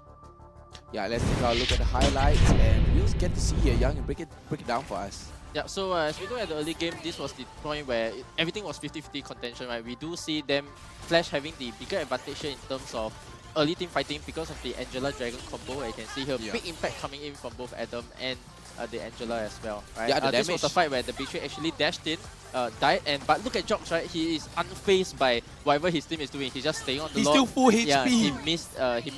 him versus Hedy missed a 50-50 there. Yeah. But at the same time, you can see actually Jay taking control of the map as well, right? And here, this was the point where they tried to push in. Jay got the good kick in. We can actually see Hades coming in as well. They were actually diving near to the throne at this point. At this point, you know, I thought to myself, oh, there's a chance they could actually win here. But fortunately for them, the other waves were not pushed in enough for them to actually win. Yeah, and this was the catch, right? This was the elite catch on Hades, and this is where the game actually turned from them, right? The team wasn't ready, the Conceal actually came in. But at this point, what can you actually do, right? Take a look at Vanix there. He was not able to do anything in terms of damage, right? Jay got the kick here. Look at Vanix. Yeah, this last kick here. Melt. Yeah. I just want to highlight that, do you know that during that Way of the Dragon, Vernocure was actually under the turret range. He actually flickered out to be caught in the Way of the Dragon outside of the turret range. So that's pretty much insane. That's how he survived that He Way should of the have Dragon. been stuck under the turret Yes. while taking the turret, but he flickered out, and the follow-up constant kick is out of the turret. So, range. so Jay actually with the Jay with the delayed finisher of the second part of the Way of the Dragon actually saved him a little bit, right? his opponent. But ultimately, as long as Mitsuri didn't die there, right, we actually saw him being dived on, but the moment he bought the Wind of Nature, he didn't die, and that was enough for the whole of Homeboys to be alive and actually end the game from there. So overall, you know, good team play coming in from the side of Homeboys in terms of them knowing when to, the moment the catch comes in, the team fight is ready, right? Everybody goes in, pops in together, protect each other as well, and even without a support, you know, they don't have like a Rafaela, no Angela this game. Mitsuri was still able to do what he needed to do as a marksman and finish off from there. So you know, there has been a lot of things that we have seen. It's time to take a short 5-minute break. When we're back, we'll bring you the final game point between these two teams.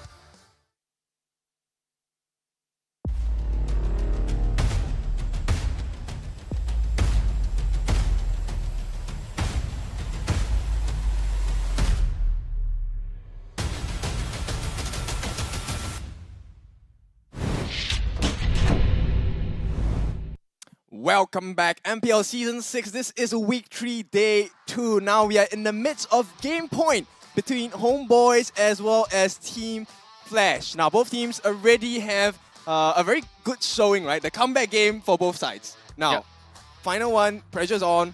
Who do you have? Still Team Flash. Still Team Flash. Still Team Flash? Yeah. Okay, how about you? Yeah.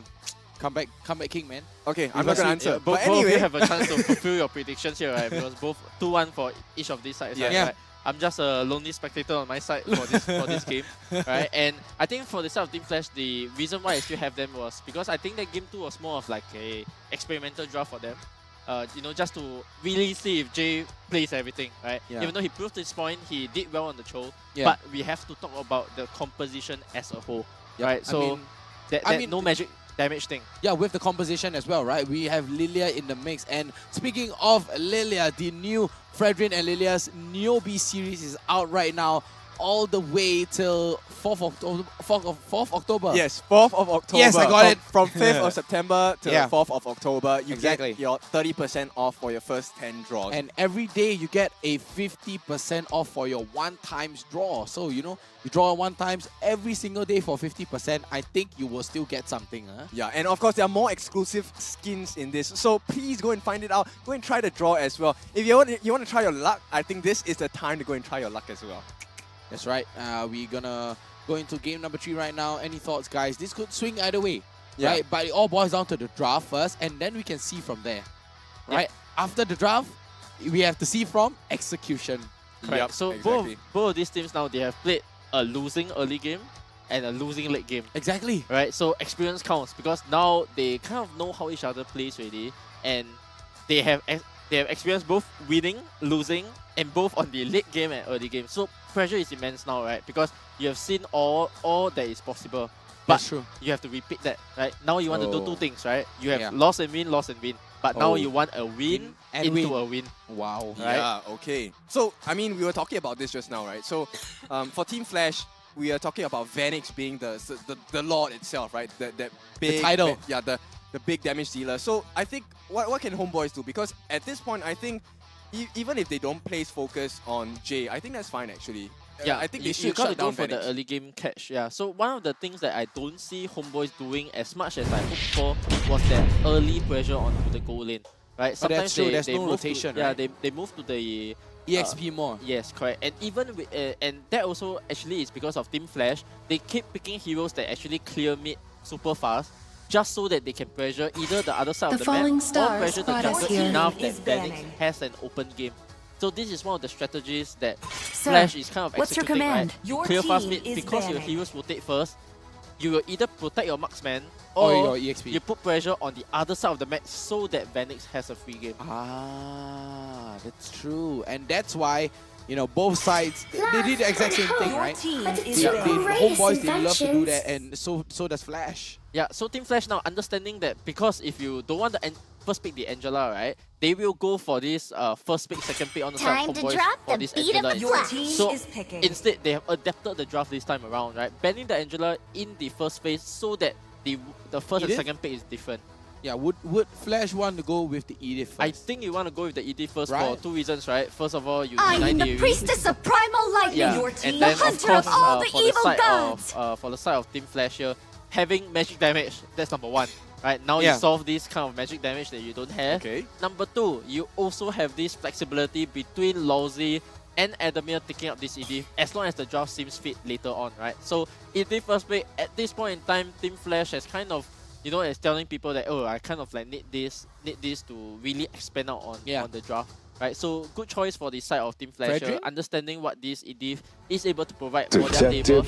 But here we'll be seeing a little bit 24/7. different picks, right? Because I believe that yes, the Valentina would have been better, right? was first, it was the first ban that they went for. So this was the initial preparations that they went for, and then now they've decided to let it go. But fortunately for the side of Homeboys, they have decided not to take. So for a very simple reason, right? Because you want to take the Fredrin. The Fredrin does not play well into the poke of the Lilia. It plays better into the poke of the Valentina. So you deny the counter. Correct. So you deny the counter, and then at the same time, maybe they also understand that taking this Lilia will ensure that fast mid clear, so that they can actually pressure the goal lane later on. And late game clear as well. Correct, yes. So they're not only able to defend, but I think we don't want to get to the point where they are defending late game, right? Yeah, Because as we talked about, they want to be able to play for their early game. Thorns Or win, remain. There's always a right? chance That's for a going to be the comeback. main win That's condition why I of both love of these teams football. here.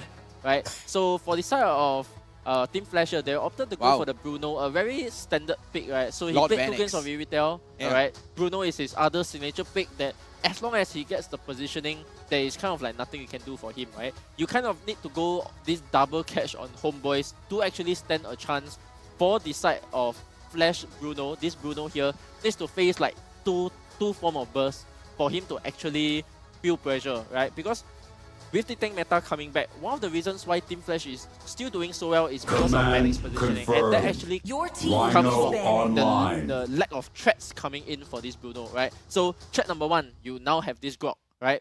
Basically, he's able to burn the Purifier on this Bruno, right? You still need 1 extra win condition on the side of Homeboys here for the that evil you need to to go hide on the side of Vanix before you actually stand a chance in this game. Because the Lilia is not able It's to pressure my the Bruno. way If or the anything, the highway. Bruno pressures the Lilia instead. Yep. And look, speaking of the second phase of ban right now, we have to pick up on the Grok as well, right? The Grok is so dairy, but banning out the Rafaela and the Ixia. Flash recognize this, right? Yeah, I They was wait. about to say They know. Mitsuri is waiting for the Ixia to come back in his hands. Exactly. Yeah, He's no, shaking his head. actually- He's like, yeah, "Ah." actually, I will consider it a small misban strictly because Oh. of the fact because the Lancelot is able to pressure Hoot, the hoot. Ixia. The in Ixia a way. will be able to jump on yeah, the because back you will line. be as a Lancelot and the pressure that I've seen him playing. All right, his Lancelot will be able to get onto the pressure of the Ixia. So. This is basically saying that yesterday you performed well on this Ixia. I'm not gonna let you, right? Yeah, I'm not gonna But, give you that you know, confidence. Ixia that with you the want. full barrage is exactly what Flash would want, right? Yeah, if they so- let the Ixia go, the full barrage, he would just be Yeah, a so sitting I'm a dark bit left surprised slot, here. jump all the way to the back line. when I give I'm the a bit word. surprised here because Ixia wouldn't be able to pressure a lot of these other heroes as Yeah, well. and so Flash decides to ban DJ Khalid here on a and deny Another one. Another one. They're gonna deny DJ Khalid here. And When the Homeboys, body they are going to be suffers, picking up the your team Benedetta is the again spirit for Verno blooms. Cure. yeah, so one thing I want to note as well, right, with the Rafaela and Digi being banned out, the only other support that you can kind of go for here, you have Florin left, you have the Valor left. If you Estes, but you already have Edith, Edith, so you want to go like a semi. The Valor is still possible, but Yeah, the they Valor's kind of still like possible. deny this with the Bene pick because there is this backline dive coming on you now. Alright. So I've thought about these 2 win conditions for the side of Homeboys, right? You need 2 things to go on Bruno here, and they have fulfilled that condition. Grok to burn the Purify, and then Benedetta to pressure Bumblebee and also reporting damage. for duty. And for the side of Homeboys here, Vinocure actually did very, very well on this Benedetta early on. But going on the Xbox here, most likely I think Adam will take it based on his Xbox jungle. Southern Xbox seas jungle. are my yeah, domain. so no, there's a Lancelot. Yeah, Lancelot Yeah, there's a jungle. Lancelot.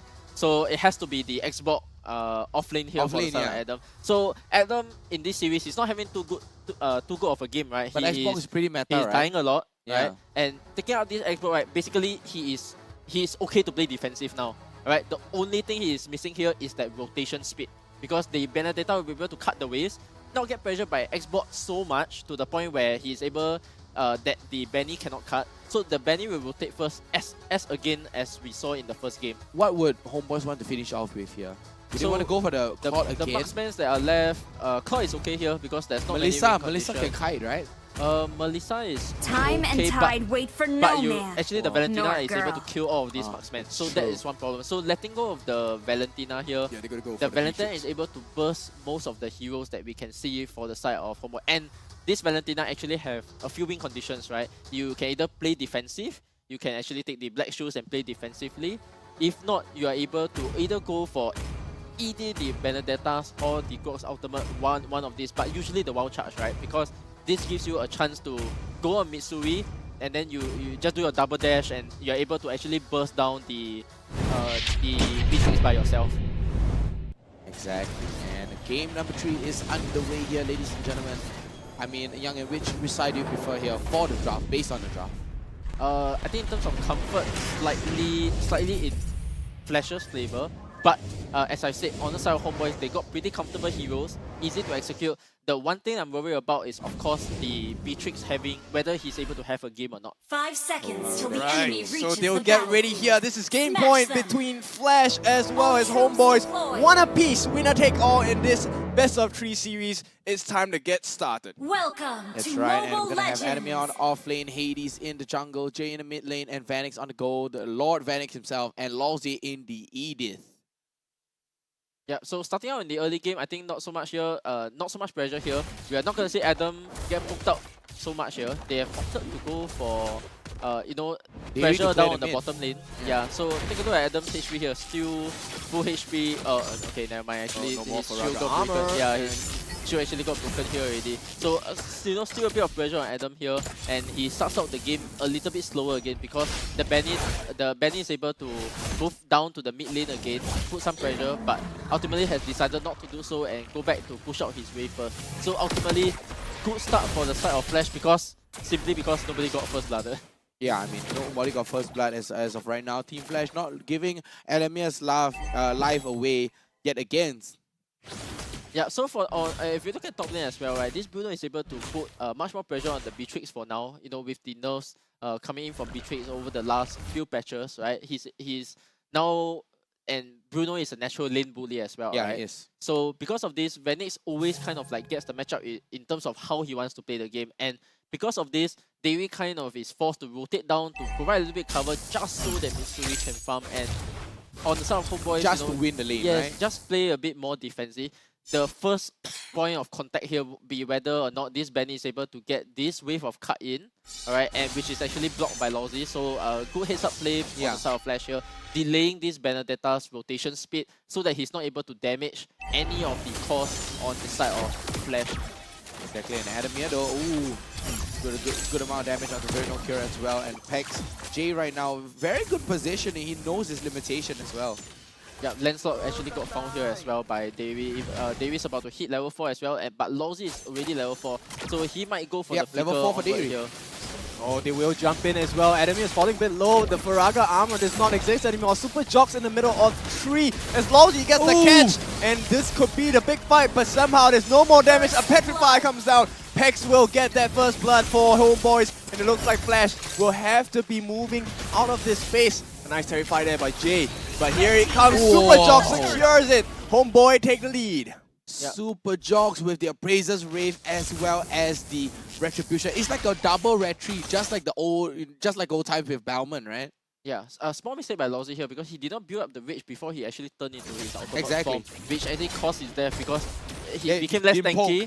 Yeah, and then the Petrify came through, right? So not being aware of your opponent lose conditions was something that, you know, I wasn't expecting from Lawsy, right? Because I thought he was going to go for the flicker onward, start the engage, start a big fight. He did get the Earth Shatter though, but I think he was forced because of Darius' wild charge into him.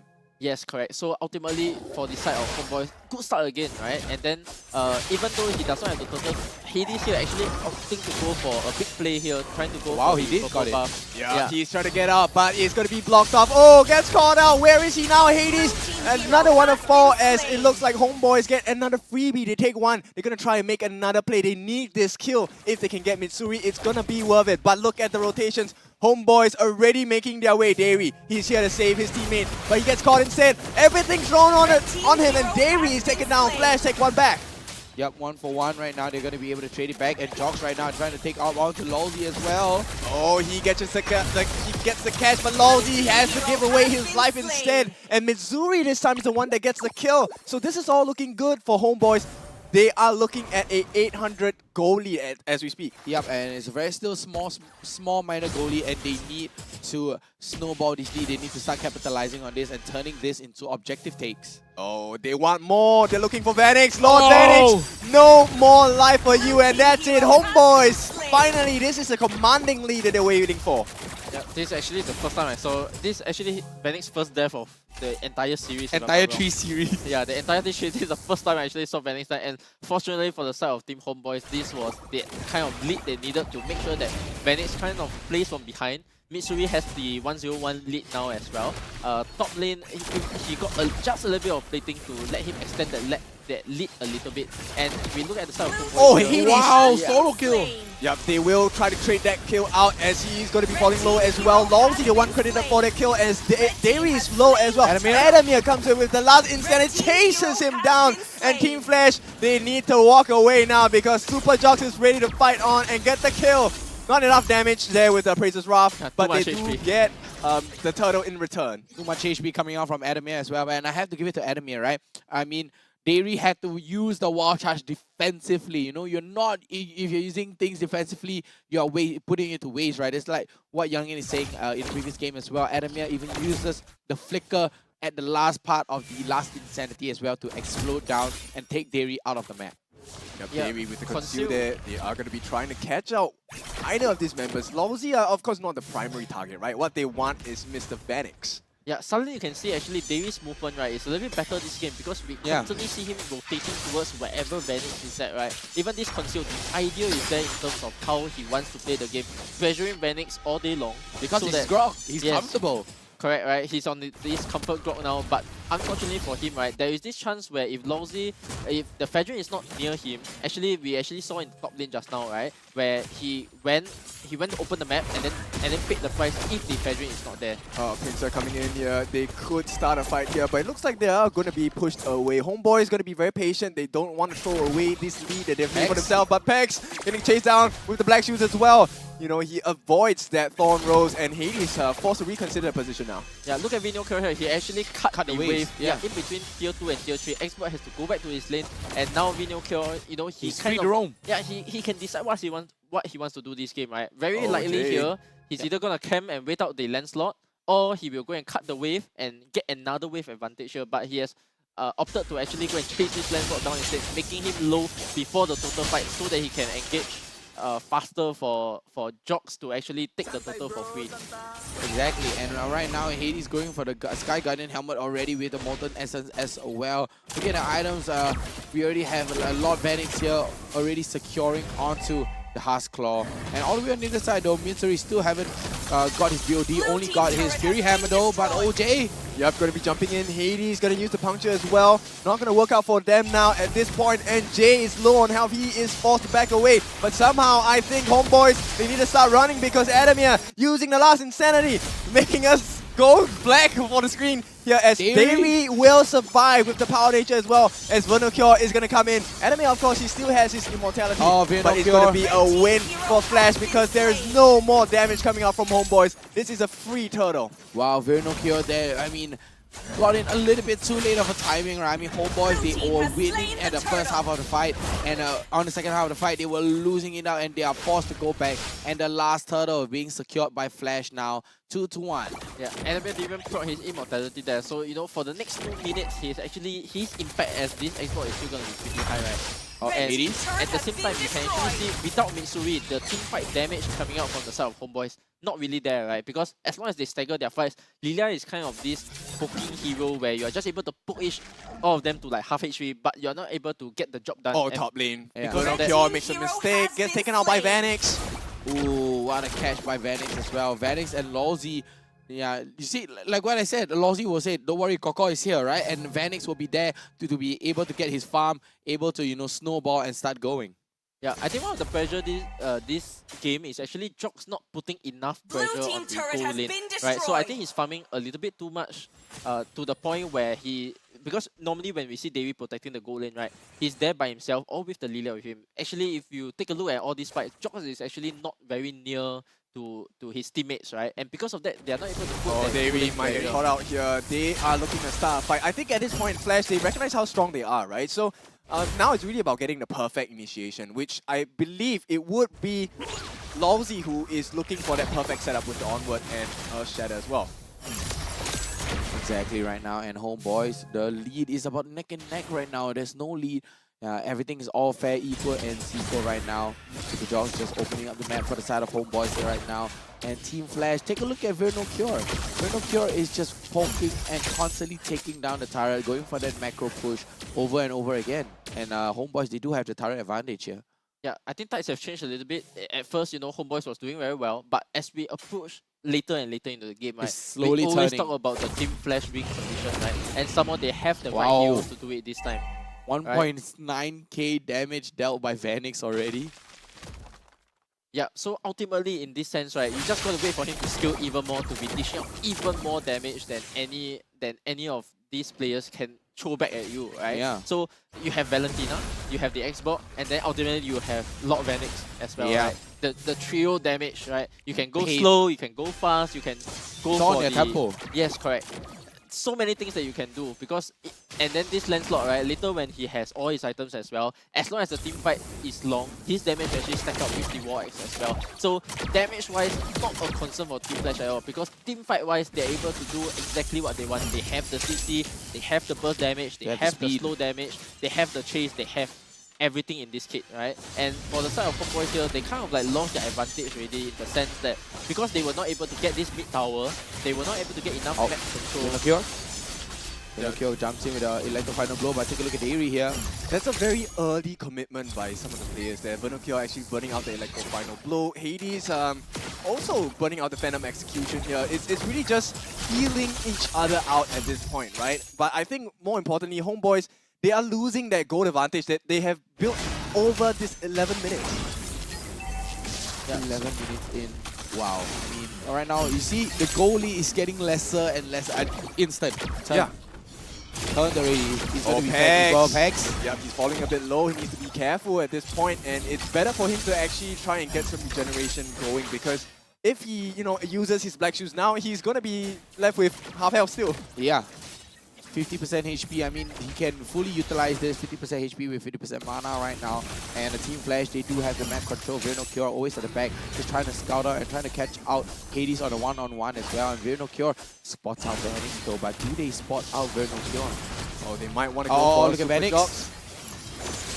Stolen wild charge though. The fight happens now. Lawsy is on the back lines. They wild charge on him as well. The plan is to kill Lawsy, but on the flip side, enemy are looking for more. Super Jocks is falling extremely low. Homeboys, they are forced to back out. But Flash, they're not exactly very healthy as well. Flash, what a catch. I mean, what a play from Vanix, right? Kiting away Cure jumping to the back line, not landing down the Petrify at all onto Vanix, and Vanix still even able to dodge the ultimate coming out from Mitsuri as well. Let's take a look at the items right now.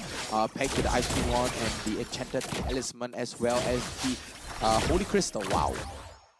Yeah, so for on the side of Homeboys here, slowly scaling up the items, more than about 5 items in, you can just see the Thunder Belt just being purchased by Lancelot here, and as I said, right, his damage is also going to start stacking up a little bit. He's going to be more tankier with the War Axe, and as the fight goes longer, his gets damage stronger. His damage will increase as well. Yeah. But fortunately, for the side of Homeboys here, actually they have good high ground defense, right? The Beatrix, the Lilia, and then the very good clear, right? Very good wave clear all around, so it will ultimately, it will still come down to me how well they're able to take that team fight in. Because the only thing that they have taken from this lock take so far was this mid tower, right? Small win. But it is not enough. Yeah. So top tier 2 as well. Yep. Yeah. So small wins, right? Because end of the day, you still need to be able to team fight. So ultimately, Mitsuri, as I said right at the start of the draft, right? Mitsuri has to pop off in the team fights for Team Homeboys to actually win. So you really need to play with your win condition here. Mitsuri needs to hold on to his flicker, and if possible, he uses his flicker offensively to finish off the fights. If later on in the fights you see him using his flicker defensively, I do not foresee him, doing as much damage as what Team Flash will be doing for the side. Wow, maybe look for at Cure. Yep, but he needs to do that, right? Because Cure all the way into the top lane, still just trying to take out the turret though. Try to solos the turret, but not to no avail. And Flash spots this, they're chasing down onto they have the conceal as well. Yeah, they do have the conceal as well, and that's a lot of movement speed right there. And what can Cure do? Can he get out of this though? Oh, the posturing though. Homeboys, they know what's going on. They are looking to see if they are going to commit on Flash. And I think it would have been a bad decision there if they committed, because I think Homeboy was ready to do a reverse initiation on them. Yeah, Maybe would have so Vinocure here actually understands the macro game as well. He's leaning towards the bottom side of the map, opposite of where the Lord is, because he understands that his rotation speed is much faster, right? And on the side of Flash here, right, there's two things. If you have Lancelot clearing bottom later on, he's going to be late for a lot, right? If you have the Xbox on the side of Adamir clearing the bottom lane, then the problem is he's going to reach lot late. So instead, now they have opted to send Vanix down and then slowly escort his way down to Lord. So at first I thought it was going to be quite an early Lord control kind of a take, but both sides have decided to take the opposite side of the map first and see kind of like what the opponent wants to do before deciding what they want to do. They want to gain information from themselves first, right? Yes, I mean, correct. It's always about they want to see war. as well if they can get maybe a good catch off as well. Yeah, maybe some heroes are being astray right now, but take a look at Homebois. They're rotating really quick via through, you know, the PIE on the purple buff as well. And Team Flash right now, they do have a nice sizable goalie with a 3.9k. Yeah, this is like a sudden. Oh, look at Vinocchio though. Vinocchio? Yep, very risky play. He's going to be using the Electro Final Blow. And, you know, at this point, Team Flash, I think they are much more comfortable taking that long Lord dance here. Yep, and Pex will take a lot of damage from the Tortos as well. Phantom Execution is still already been used for the side of Hades as well. They need to defend the top lane though. It will be a big mistake if that turret is going to be taken down. So they definitely need to address that. Yeah, so actually Team Flash very pro here, right? Because they know that they can just wait out the Lord. So Vanix stays bottom for a majority of the time. And worst comes to worst, right? If Homebois go for this Lord here, the Lancelot can just 50-50 it, right? Worst case. Too late. And this is Team Flash, meaning they secure the Lord. This is going to be a huge amount of pressure on the Homebois. Even with the normal Lord, Team Flash already took, I think, close to 4 or 5 turrets in one fell swoop. Now that it is a 60-minute Lord, I think Homebois should prepare themselves mentally that their base might look a bit more barren.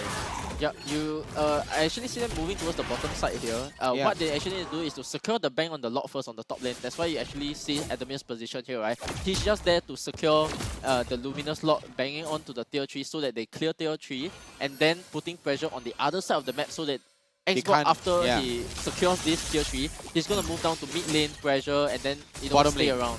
Yes, correct. Stay around to try to see anything, if anything happens as well. The Lord charging and going right into the tier 3 in the top lane as well. And this time, Longzy with a flip back onto Dairy though. Oh, wow, charge, but it's too much damage. Dairy, he's forced to flicker away. And it looks like Vanix is laying down the damage, but he's falling low as well because he forced back away. And all this time, nobody has died yet. There was so much damage, right? The Electro Final Blow with the WoW charge charges up onto Vanix. Vanix was just a sitting duck and there was no follow-up, although Homebois, they do have the advantage as well. Yeah, unfortunately for the side of Homebois, Mitsuri is actually clearing, so he did not have the sniper ready to actually go for the snipe, because if he had the sniper ready, there was actually a chance they took down Vanix there. So this is what I was saying, right?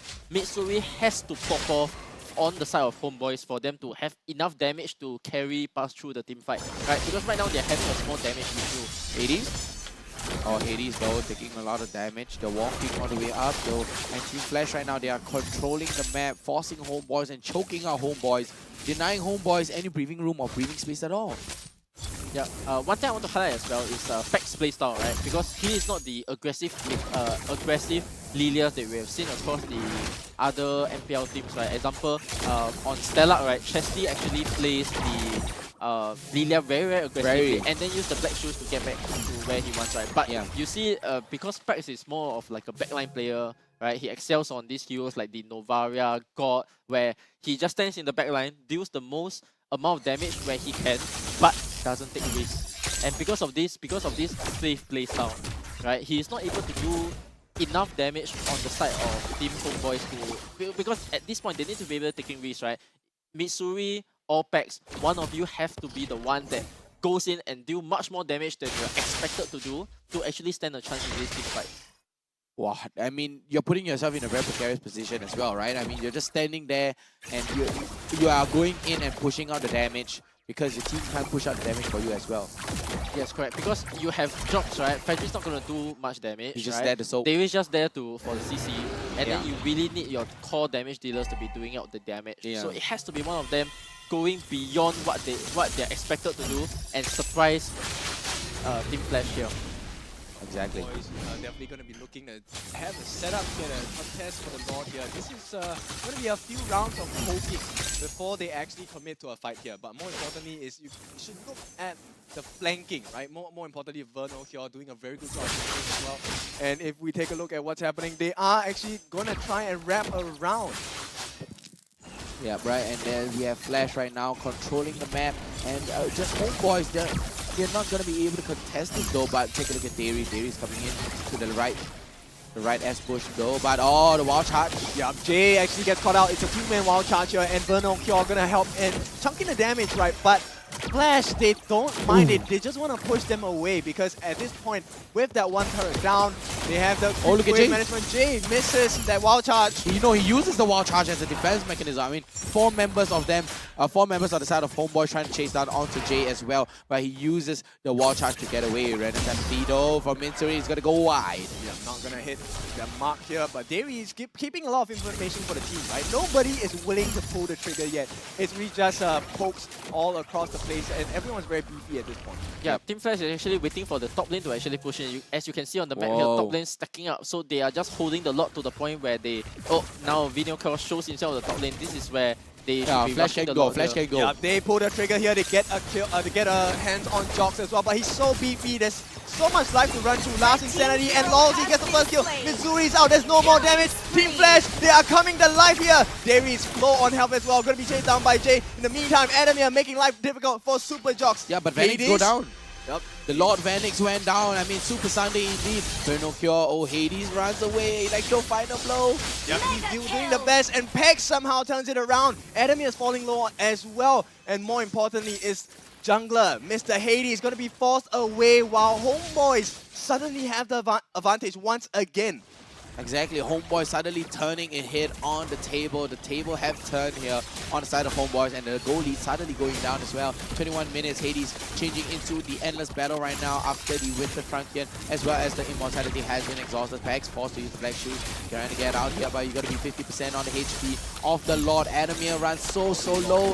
Lolzy waiting for the onward because he needs to set something up for Hades. Hades comes in. They're waiting for that perfect opportunity.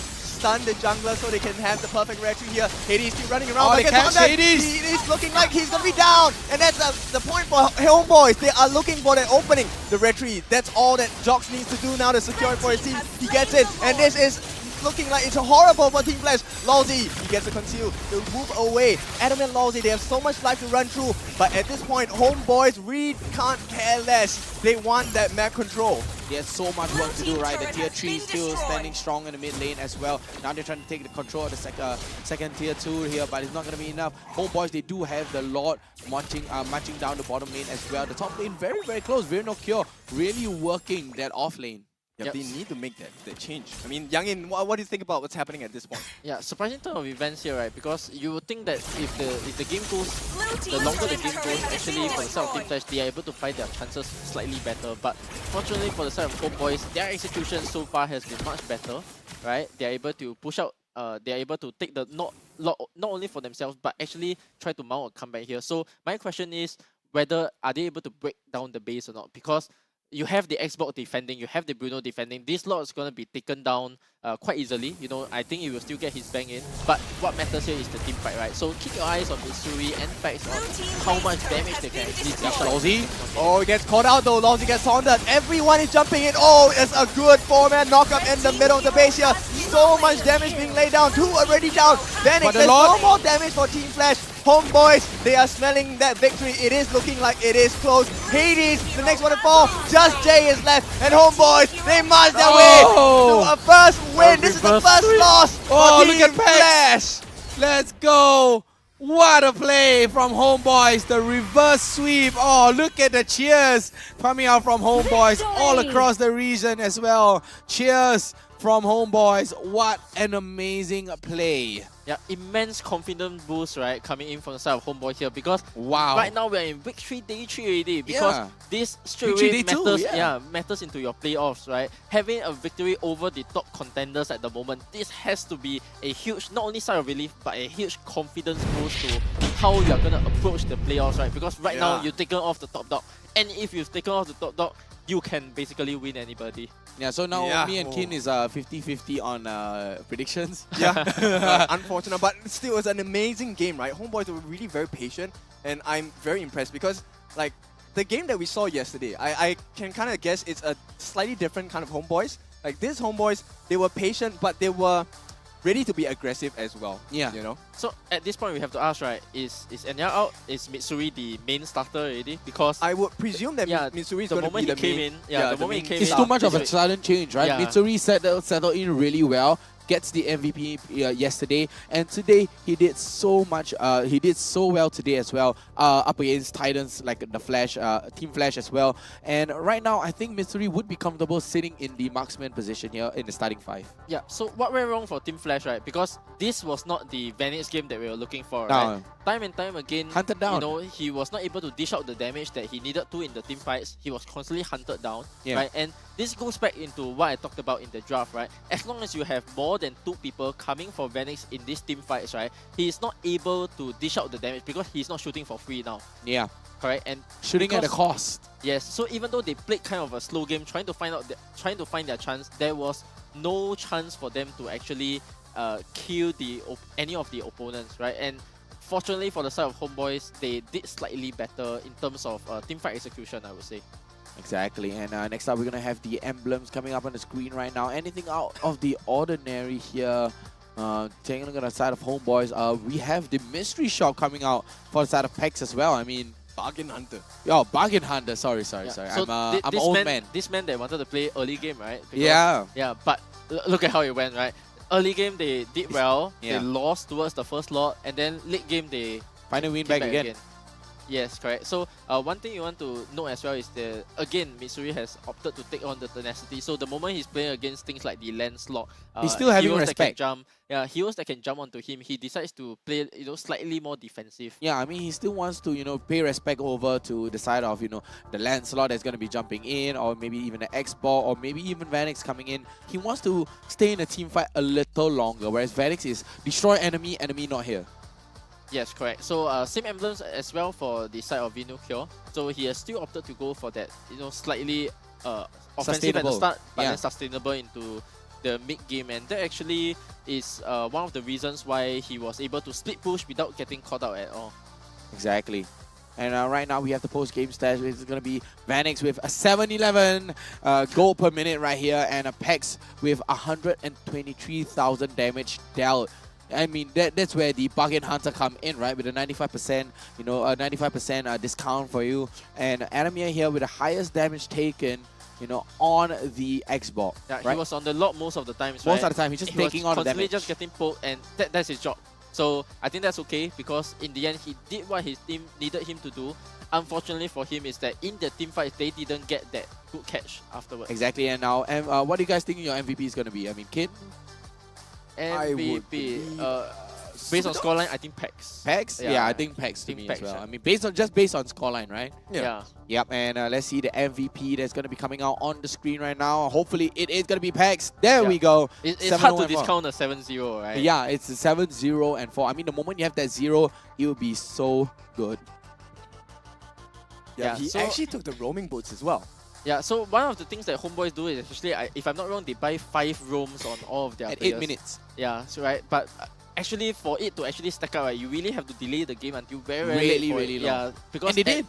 Yeah, at that point in time, the 8 go here, 8 go there, it won't be enough to actually you won't be able to get the passive coming out from the boots that you're actually opting for. So ultimately it's just a good habit to have, but I wouldn't say like super game changing. Okay. Yeah, I mean, it gives a little bit of additional damage, a little bit additional. Yeah, in case if it comes to the late game, yes, you have that extra advantage. Yeah, but how many times? Yeah, how many times it is going to happen?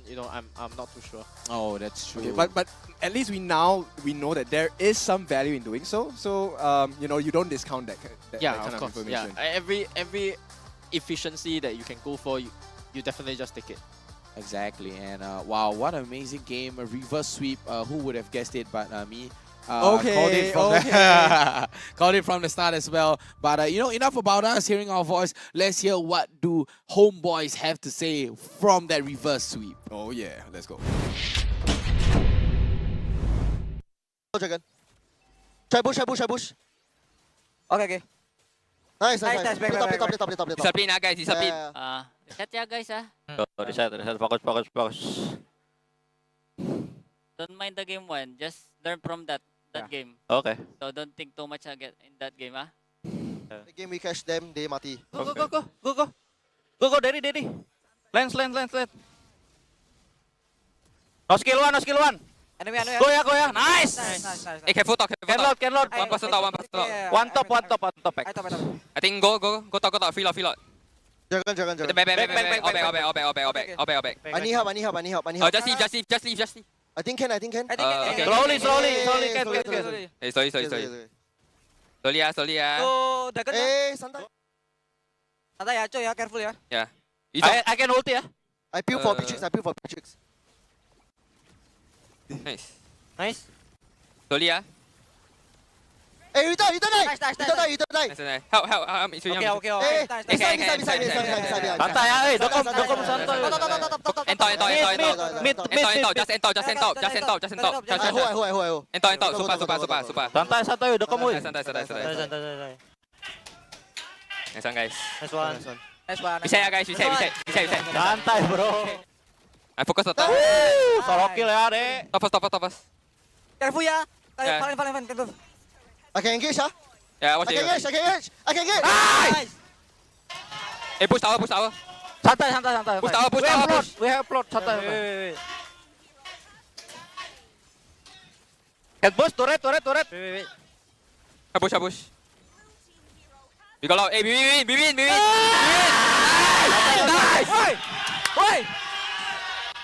Oh. Can I?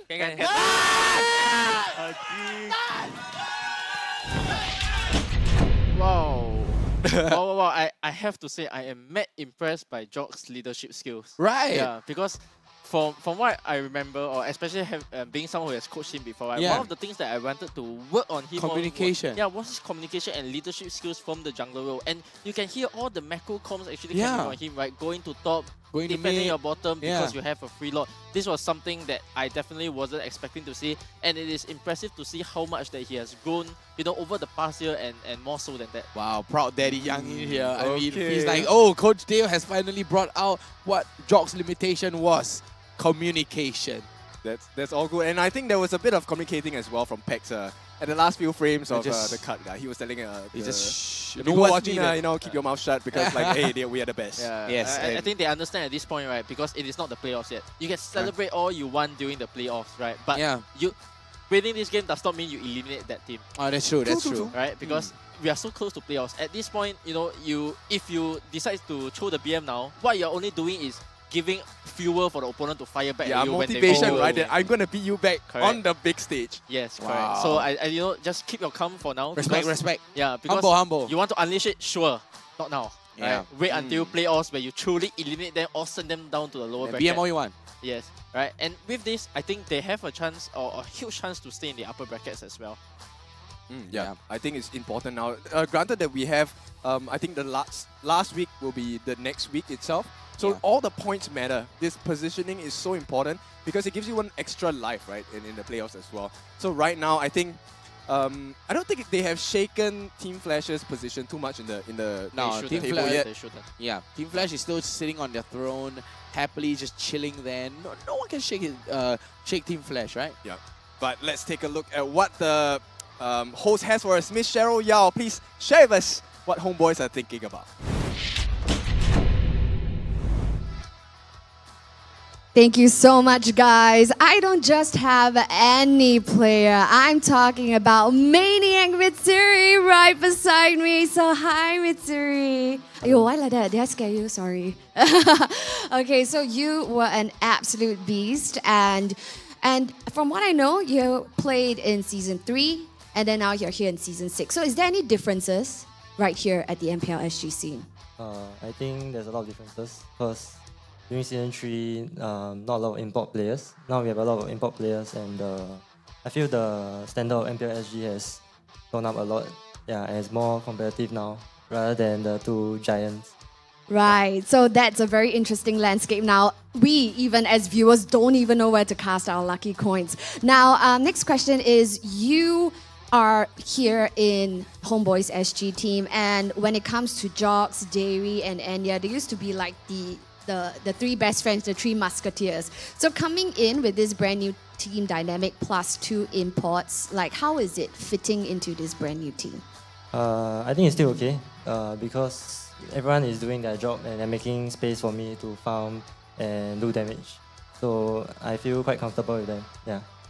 Right, and as we heard from the cheers earlier, that wasn't just any cheer because they have taken a series of Team Flash, which is right now previously at #1 position, and you guys caught up in the overall standing. So before approaching this game, how was your headspace going into fighting overall standings #1? I think our mindset is just if we win is a bonus, if we lose is okay. We will still be top 4. Yeah. Right, so it's really, just an open mind and just play the game, no nerves. Yeah. Oh, that's very interesting. So the fact that there was one game that was dropped, how did the team recalibrate from that game itself? I think our coach just asked us to reset because the mistake is already done. So we just have to move on to the next game and win the next 2. Yeah. Right, so for you, what are you looking forward to in the playoffs, that are coming up next? Definitely looking to fight in the upper brackets, wherever our opponent is in the next playoffs. Yeah. Right. So now that you're here in Season 6, who is the gold lane that you're looking forward to face off most? I think it'll be Vanix again. I think he's quite strong. Yeah, he's one of the best, if not the best, gold laner right now. Yeah. Right. Best bet right now. He has been, the week MVPs, casters call him Lord Vanix. It's not he choose the MM Live, the MM Live chose him and stuff. And right now you have picked a fight with Vanix and he's going to come for blood. So how are you going to, approach that when he studies your play and comes back for you? I think we'll see how it goes in the playoffs because I don't know how the meta will change by then. Yeah.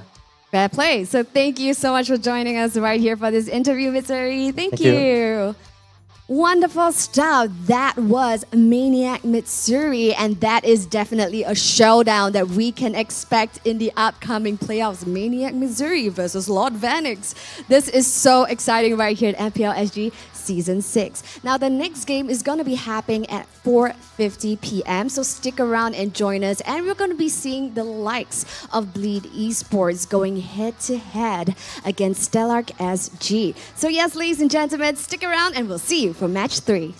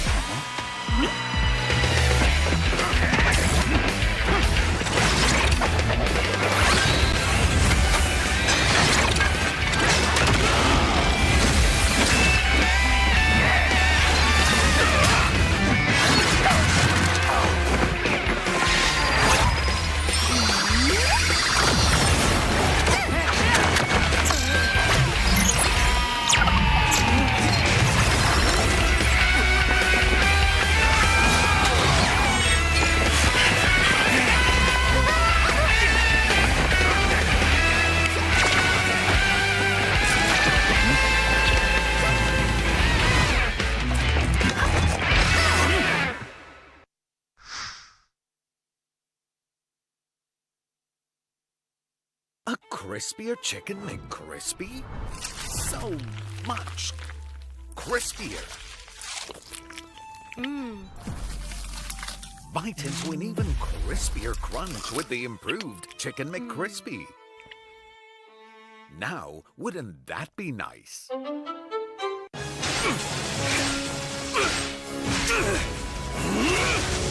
Legendary! Tigreal!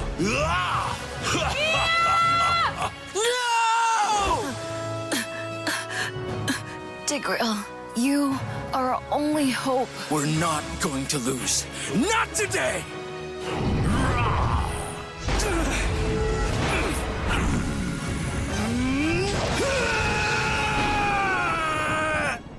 Huh? What's going on with my hand? Ooh, why is it so itchy? Yee! Dandruff! Yo, your hand's for gaming, not for scratching. You call yourself a pro? You have dandruff. Tigreal? Tigreal, is that you? Yes, that's me.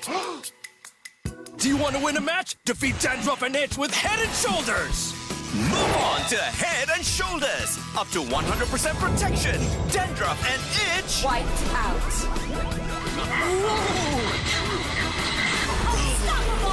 We defeated the Lord! That's why everyone should move on to Head and Shoulders.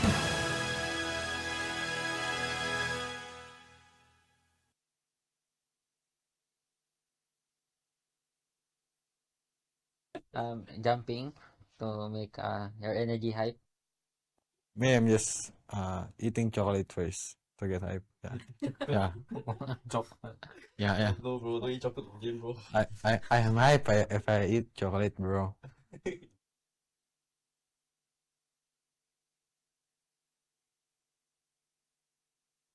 Think with Coach Yang Yin's departure, the team as a whole really look to buck up because we realized that we underperform or we don't do well, anyone could be kicked out, and everyone just stiffened up and we are trying our best now, and the culture of the team has taken quite a change.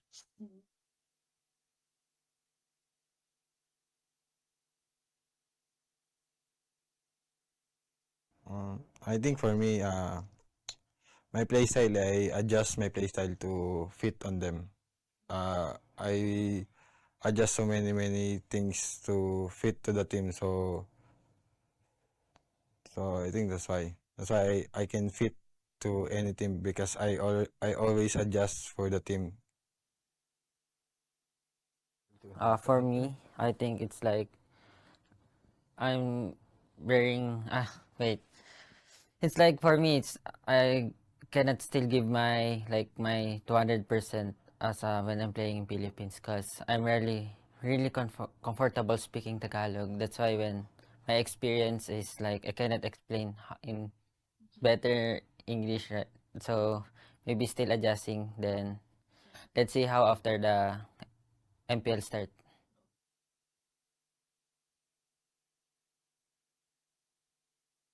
As FMM wants to be Suns and I want to be CW. Oh, nice. My idol Suns. My idol CW. That's why we also.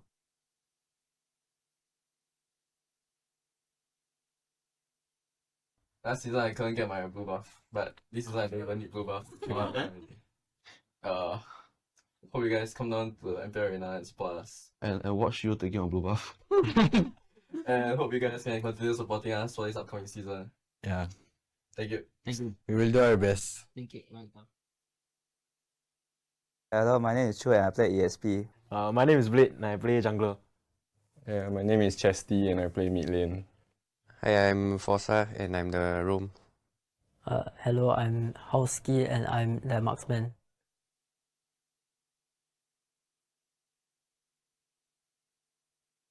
I don't think we have a particular playstyle. Like, maybe we like to team fight a lot. We like to let people kill a lot. Yeah. We got a baiting strategy. Forza will play Hilda and run in. Then after that, we help him. No help. Style. Zero help. Have help. No help. Okay. Zero. Last season I helped you. No, this season don't have.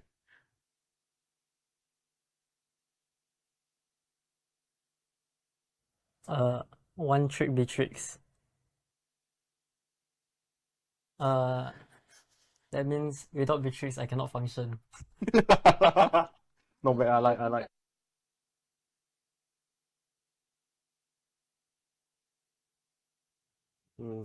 Think we're still improving, slowly improving. Yeah, Not the best yet. Yeah, we're just trying to work with Yeah. what we have now.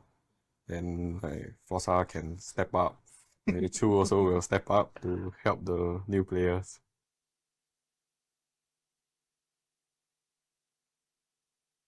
I mean, it's like new, cause like I don't really scrim a lot last time, like play a lot. Then with like this new team, then I get to like, how is it, play as a team more. Cause last time, never mind. Say yeah. Cause Solo ranker. no, trio ranker every single time. Haven't experienced the team dynamic yet. Slowly adjusting. He's slowly adjusting. Very helpful. The level of play, like the people we scrim is like much harder. From my previous team, we usually scrim like Singaporean team, and now we scrim like other country.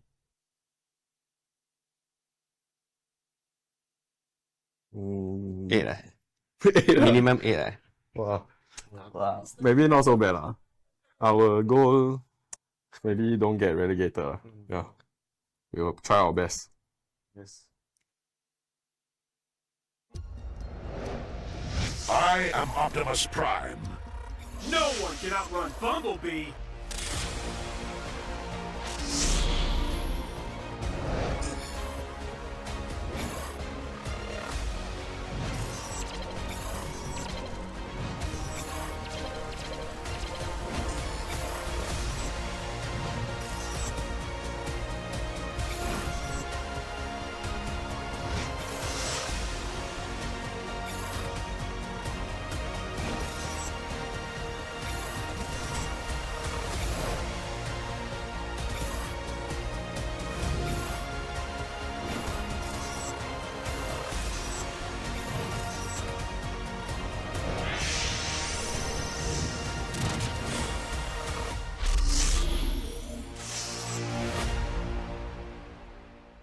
OSIM.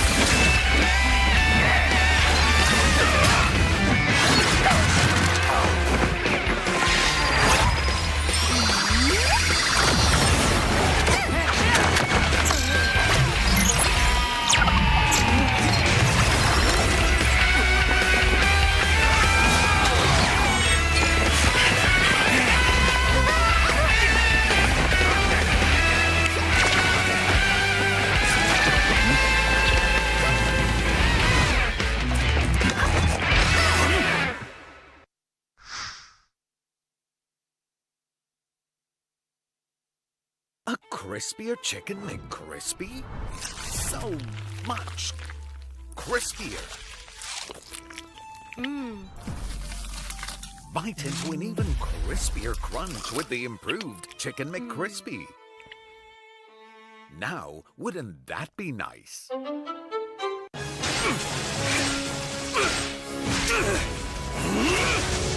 Legendary! Tigreal!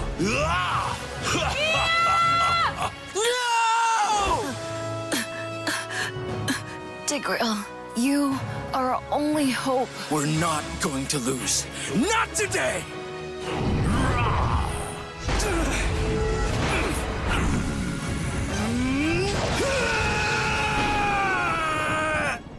Huh? What's going on with my hand? Ooh, why is it so itchy? Yee! Dandruff! Yo, your hand's for gaming, not for scratching. You call yourself a pro? You have dandruff. Tigreal? Tigreal, is that you? Yes, that's me. Do you want to win a match? Defeat Dandruff and Itch with Head and Shoulders. Move on to Head and Shoulders. Up to 100% protection. Dandruff and Itch. Wiped out.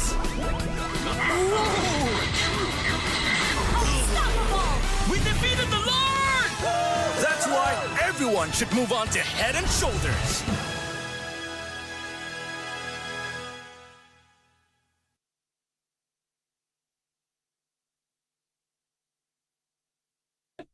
jumping to make your energy hype. Me, I'm just eating chocolate first to get hype. Yeah. Yeah. Chocolate. Yeah, yeah. No, bro, don't eat chocolate again, bro. I am hype if I eat chocolate, bro.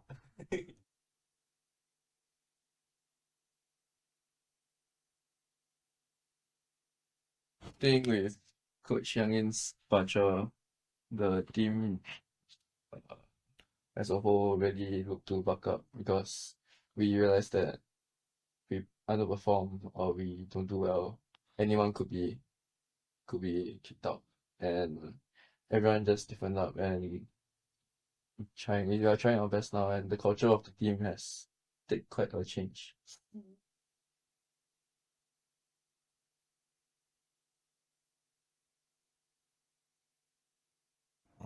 I think for me, my playstyle, I adjust my playstyle to fit on them. I adjust so many things to fit to the team, so I think that's why I can fit to any team because I always adjust for the team. For me, I think it's like I'm wearing wait. It's like for me it's I cannot still give my 200% as when I'm playing in Philippines because I'm really comfortable speaking Tagalog. That's why when my experience is like I cannot explain in better English, right? So maybe still adjusting. Then let's see how after the MPL start.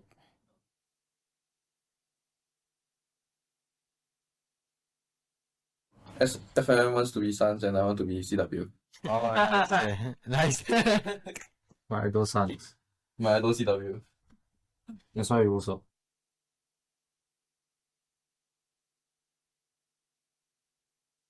Last season I couldn't get my blue buff, but this season I don't even need blue buff. Hope you guys come down to the MPL Arena and support us. And watch you taking on blue buff. And hope you guys can continue supporting us for this upcoming season. Yeah. Thank you. Thank you. We will do our best. Thank you. Welcome. Hello, my name is Chu and I play ESP. My name is Bleed and I play jungler. Yeah, my name is Chesty and I play mid lane. Hi, I'm Forza and I'm the roam. Hello, I'm Howski and I'm the marksman.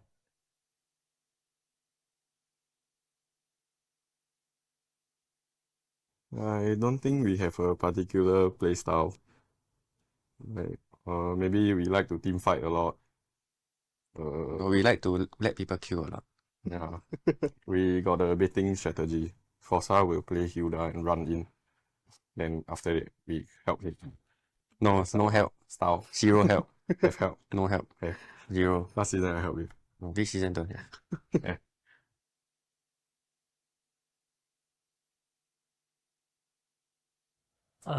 One trick betrix. That means without betrix I cannot function. Not bad, I like.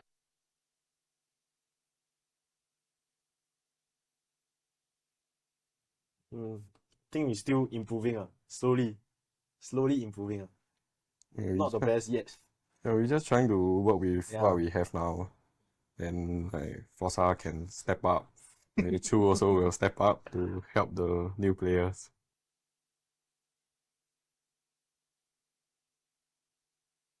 I mean it's like new cause like I don't really scrim a lot last time, like play a lot then with like this new team then I get to like how is it play as a team more cause last time never mind. Yeah. Just say. Cause Solo ranker. no trio ranker every single time. Haven't experienced the team dynamic yet. Slowly adjusting. He's slowly adjusting. Very helpful. The level of play, like the people we scrim is like much harder. From my previous team, we usually scrim like Singaporean team, and now we scrim like other country.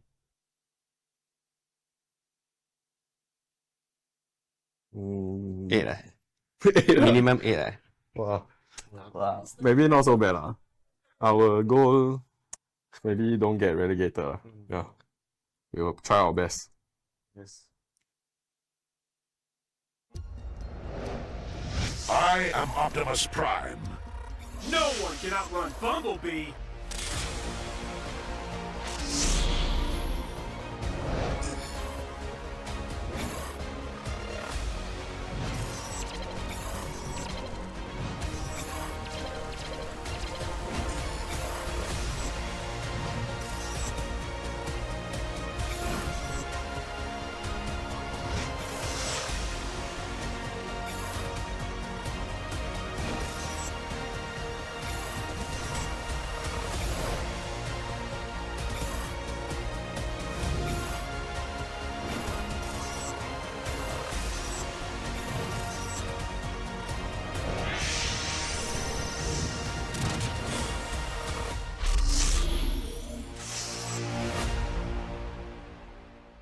OSIM.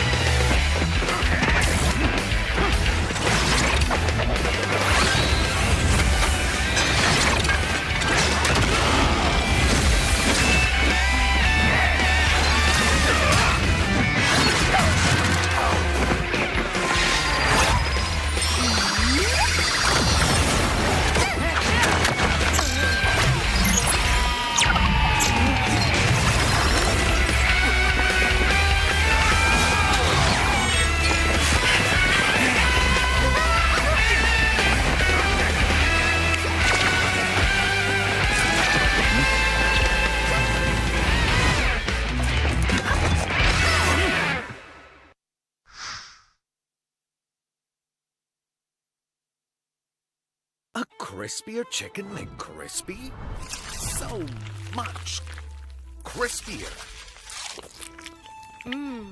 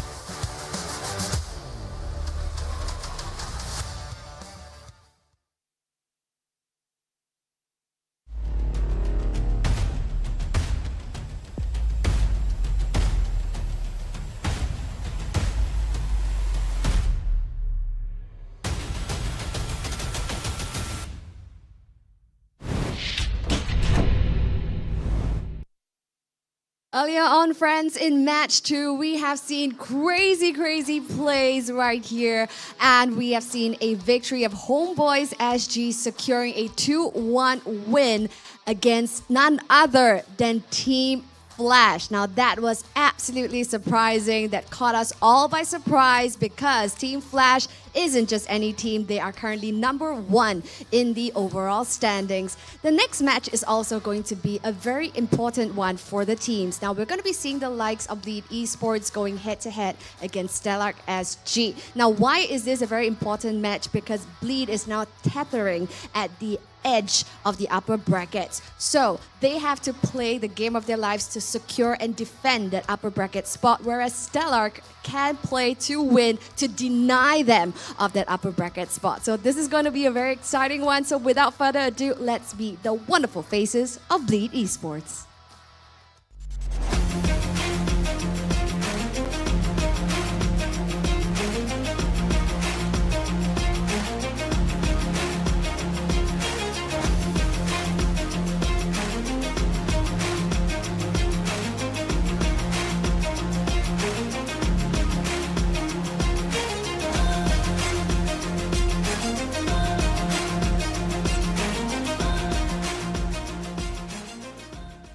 Now for our boys right here on my right, this is not their first rodeo, but they definitely have to pull out all of the stops today if they want to retain that upper bracket spot. Now contesting Bleed Esports, I'm going to share with you the wonderful lineup right here of Stellark SG.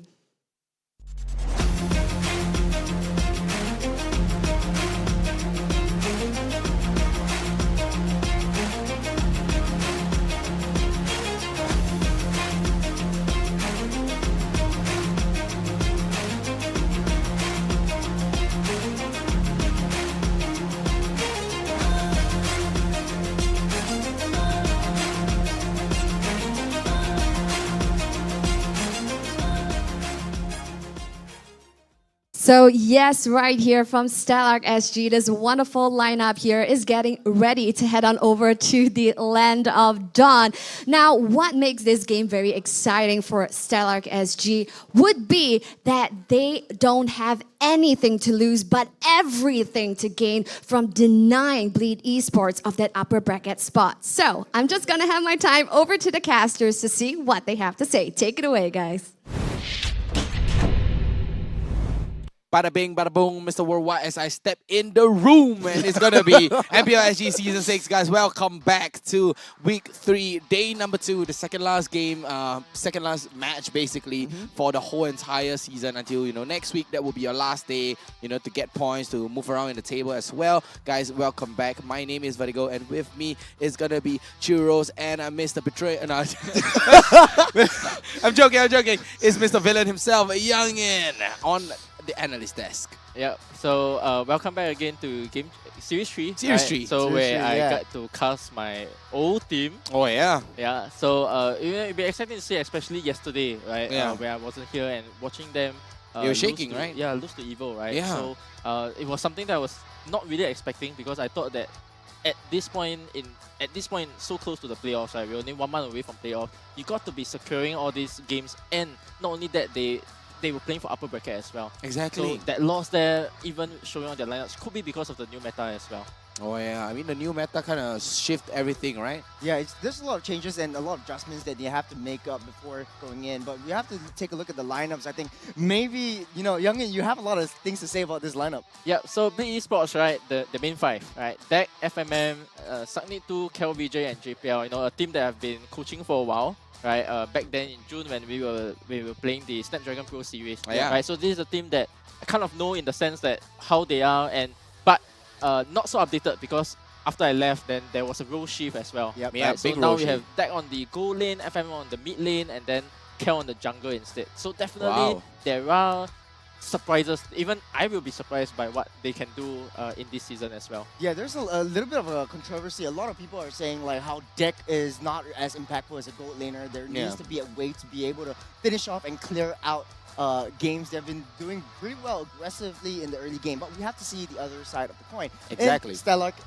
SG. So Howski, Chesty, Chu, Blade, and Yoonski. Basically, Stellark Daycare, very, very young players all across the board. No changes after the transfer window as of now. Howski will be playing the gold lane, Chesty in the mid lane, Chu, EXP, Blade, Jungle, and then the roam in Yoonski. So the only thing is Fossa is out officially of Stellark SG. There won't be any Fossa this time around. Exactly. This might not change as much because they've been having Yoonski in the roam position for a very, very long time. So I think he's warming the synergy, up, right? the composition still has to be there. Yeah. Yeah. So one of the problems that I find is that if you take out Fossa, and Fossa is not actually on the coach or analyst position, right? Yeah. You don't actually have that Bird's eye veteran view. experience coming in, right? So they are kind of by themselves in the way that you have, how are you going to improve, right? And that is one problem that I have, right? But they have also taken on T-Point, they have taken on Stellark also has Tenshi for quite some time already, Yeah, right? so I mean, Tenshi may be the one to solidify the team as well,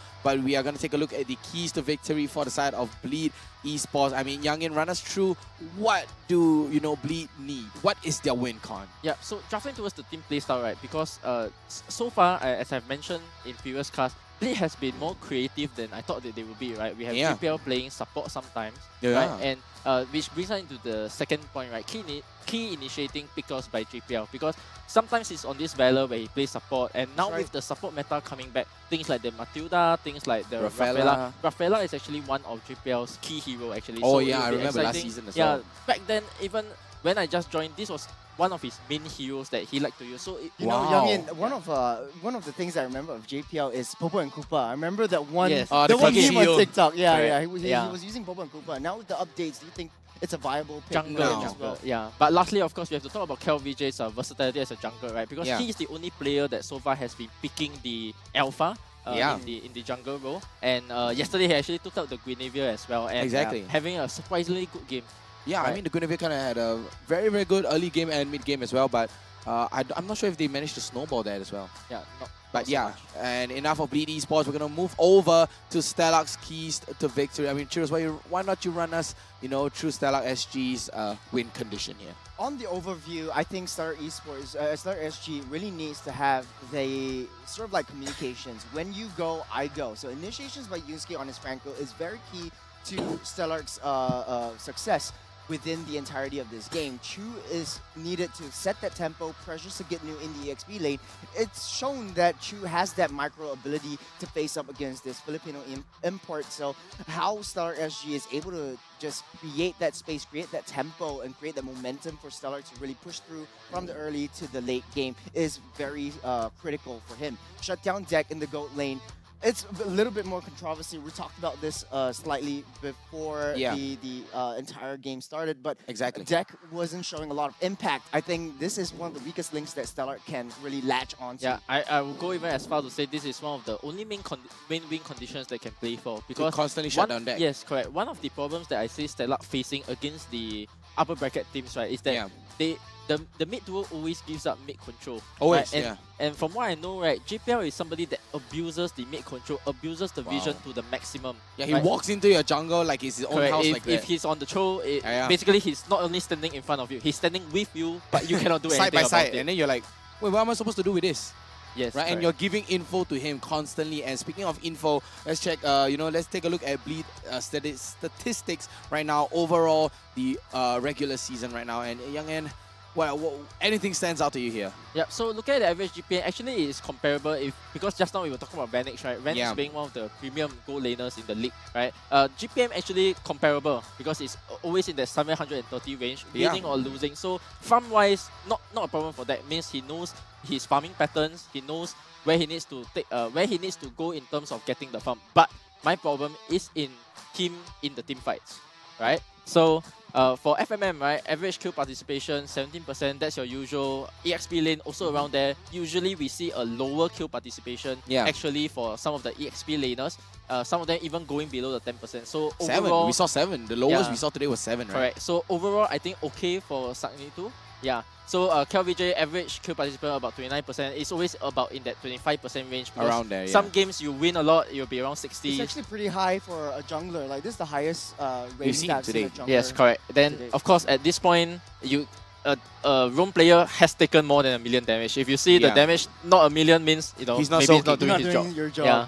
Exactly. Or maybe you're playing a support roam. Maybe you're playing a support roam, but yeah, just like that, Yunski on the other side of Stellark SG takes lesser than a million. He's close to a million. Yeah, I don't give him, I don't discount him at all. Today, right? today he will reach that million. Today he will reach Yeah. that million He will with the reach that amount million of damage coming out from Bleed as well. But you know, enough about Yunski. Let's talk about the rest of Stellark SG here. You know, I think they have pretty decent statistics, right, all across the board. Houski with a 639 average goal per minute and pretty decent KDA 3.80. It's so he is doing his work. He is having his impact felt in a lot of these Stellark games. Chesty, of course, kill participation 18% with the average assist of round 5.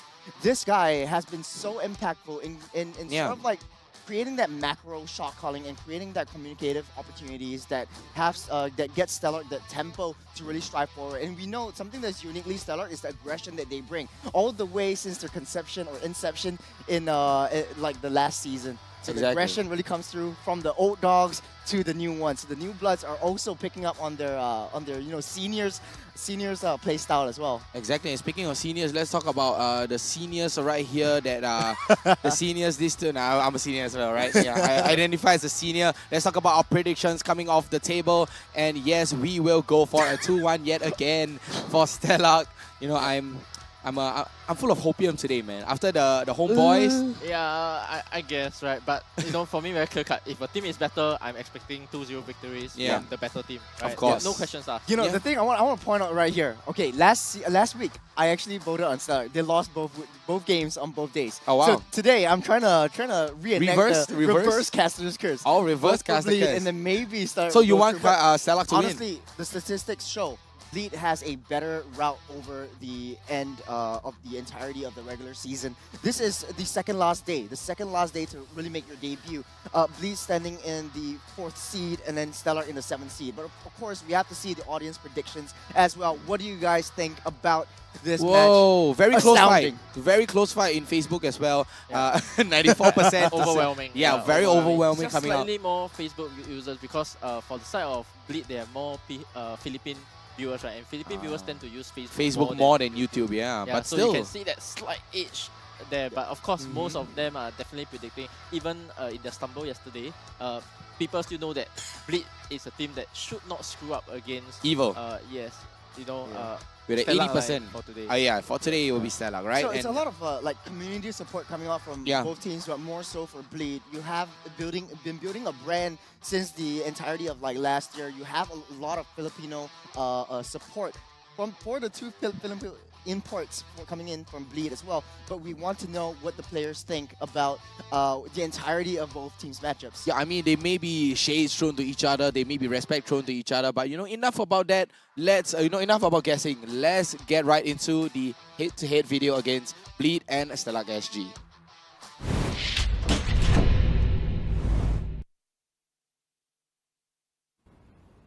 Mechanically, they might be stronger, but in terms of experience-wise, definitely not. I mean, since they are new players, obviously it will be an experience part, so it will be all the macro play. Yeah, so I heard like Bambi, like Forza might not even be playing. Yeah, they told me they not playing. So the roster I believe like it will be like a complete change. Yeah, so like I said, when a new roster comes in, just need to see how they perform in regular season and look at how much potential do they have. Then we kind of like adapt it. Same thing, adaptation, then move off to playoff. I feel like it's a 50-50. They are individually strong and but the problem is they lack communication skills. However, like since they are individually strong, their macro and max should be high. So even without communication, they should know what to do. And I know Bleed is a very like roster changing type of team. So like their roles may not be what they were last season. So we have to watch out for that.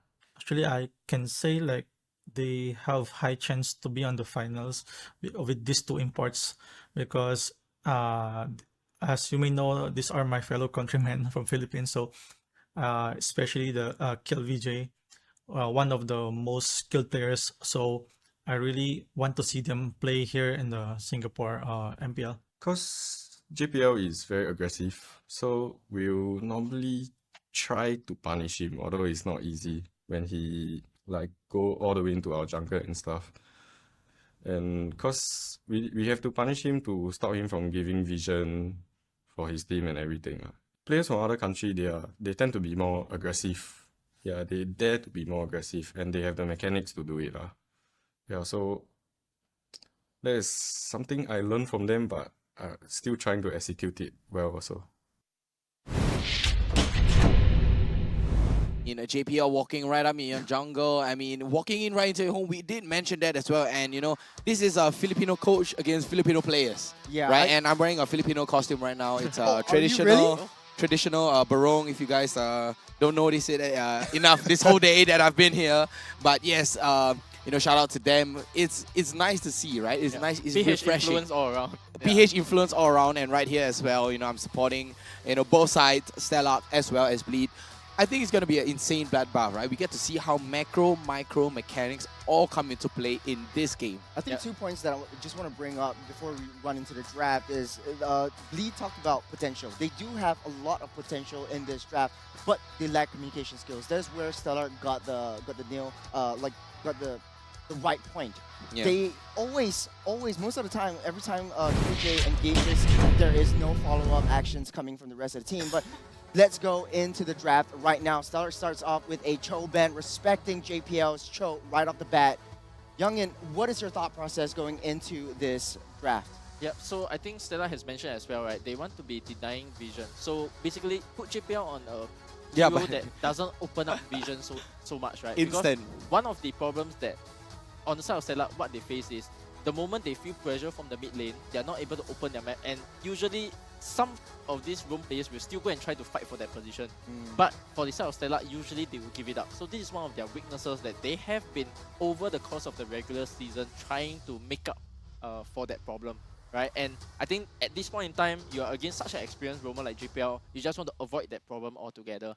Yeah, I mean, they're trying to look for the punish as well, right? So Bleed, how can you capitalize on this? The moment Stellark wastes all their resources, wastes all their armaments onto Bleed, and onto JPL, and this is their chance. And I would like to point out as well, it's going to be T-Point TZ on the coach, on the drafting position as well. I mean, Tenshi's not here, but still, Tenshi will be, you know, giving the instruction over to Tenshi as well on the analyst, and Potato will be your main drafter on side of Bleed.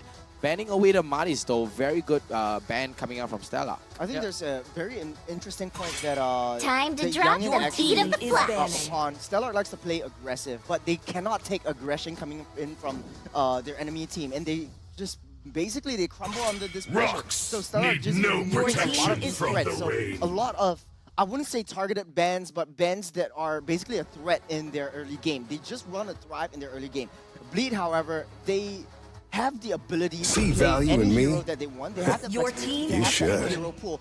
First pick will be that Fredrin, a very, very flexible pick. Youngin, what is your thoughts? Yeah, so two support bans coming out from the side of Bleed here. Actually, yesterday they were tampering around this idea, you know, letting go of the Matilda, which Evo have actually picked up. And But exploited. Today, yes. I didn't today cure the instead they pain. have decided to go I will protect this world. I was The forest, maybe the hoping sky, maybe the all of Rafaela it. being taken out a bit earlier because of the support bans, and then your first and second pick, maybe you wanted to go for the Rafaela there, but they have opted to go for this Edith pick, which accomplishes two things, right?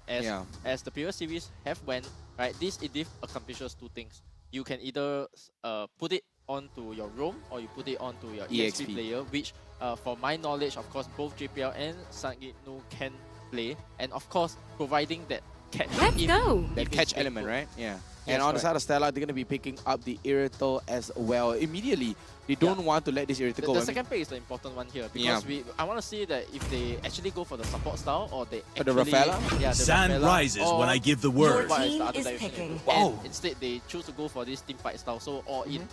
Right? So one of the unique things that we see from the MPL SG meta, right, because of Diablo's influence, every single XP laner has picked up the Khalid.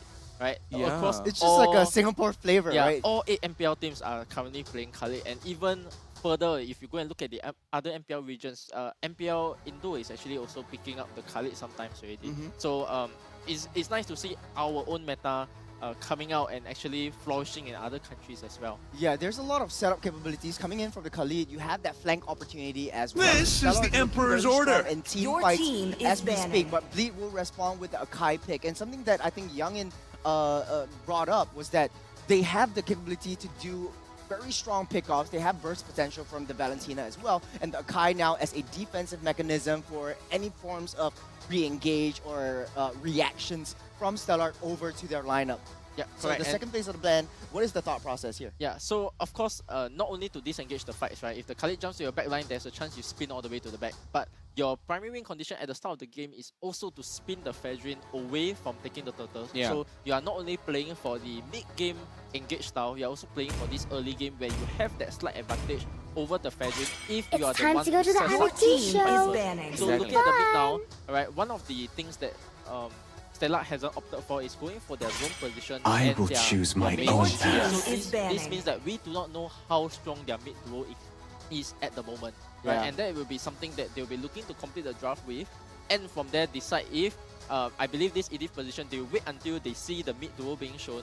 And then they decide where to flex it. So I'm expecting to see a marksman pick coming out from the side of Bleed for your 4th pick. So you probably take something stable. If the Bruno is still open, Beatrix? that's fine. Beatrix is Dex Dex comfort favorite, pick right? now. Yeah, comfort his pick. comfort pick. You can go for the Claude. It falls back a little bit, but Evitel should have a decent lane against the Claude. And not only that, with the nerfs coming to Claude, it is not the most optimal type of pick. But because you want to dodge the Khalid, right? And you The don't falling know if stars the brought mage us here. is Your going to be a team is first mage banning. that can counter the marksman as well. Yeah, I think speaking on marksman, I think Dex should really go back onto the Beatrix. He needs to really get that range, kind of play that range game. He always has a problem where he's having that jungle mentality when he plays the marksman position. Too He much in always- front, right? Too much aggression. Yeah. He thinks that he wants to set up. He wants to go straight into the face of Stellark, but then he gets punished for it. So in order to get have Bleed to have a successful kind of skirmish, they need to create space for Deck at the background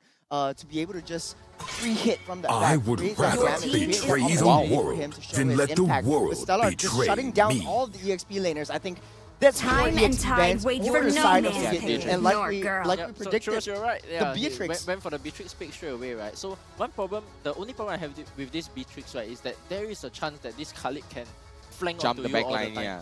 right? So it's gonna be a small loose condition that you have. I And mean, the that Akai is has to also- be in the back line, right? To yeah, cover so Deck as far well. he has been not having such good games in the sense that there are some late game team fights where he just gets sniped off Yeah. and then Bleed proceeds to lose the game from there. So it has been a reoccurring issue. So this is hopefully something that we are fixed by now.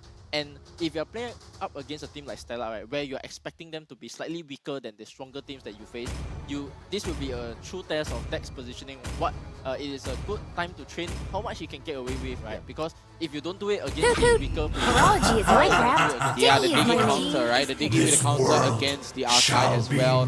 With one of the lowest pick rate as well, 1.9% here. I think we did see the Diggy being banned in the, today, right? We only saw the Diggy being banned once, and at this time the God is going to be into the mid lane as well. And Bleed, all they need. There's also a chance for Bleed to actually take out an assassin pick, right? So actually you can have Akai go roam, right? Because now Akai roam. with this Diggy, your Akai is useless. Maybe put it into roam position, you go for kind of like a snipe position, right? Because the EDIF can go to the XP, you have the roam Lance? Akai, and then possibly Lance, right? Yeah, Lance I fight for my there's dreams.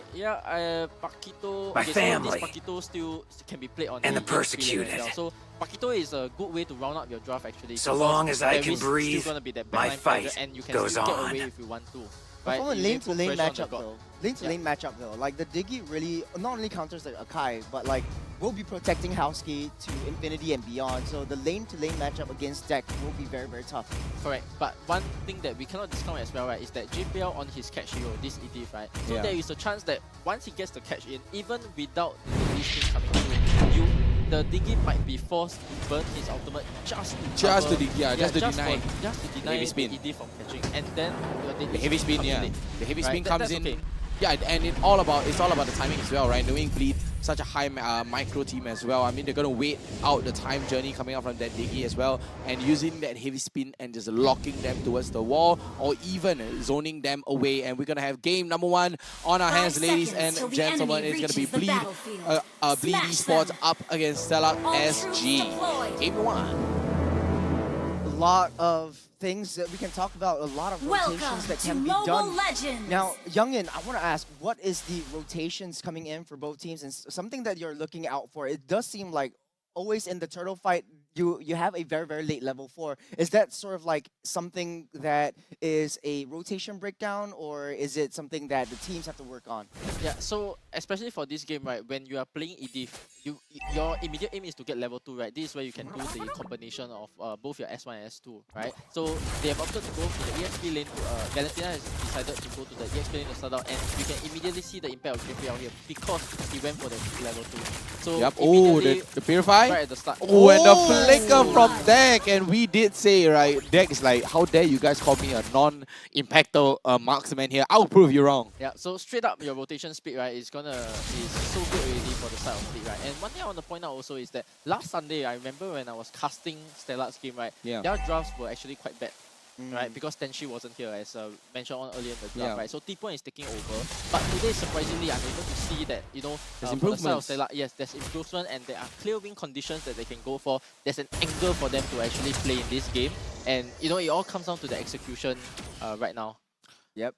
And Bleed right now, they're just trying to control the map and trying to get some map advantage here, controlling the map around the turtle. I mean, you do have 70 seconds left until the turtle is coming out. And take a look at Bleed already. 4 members on the bottom half of the map right now. Chu walking to the bushes though, but a bit onwards.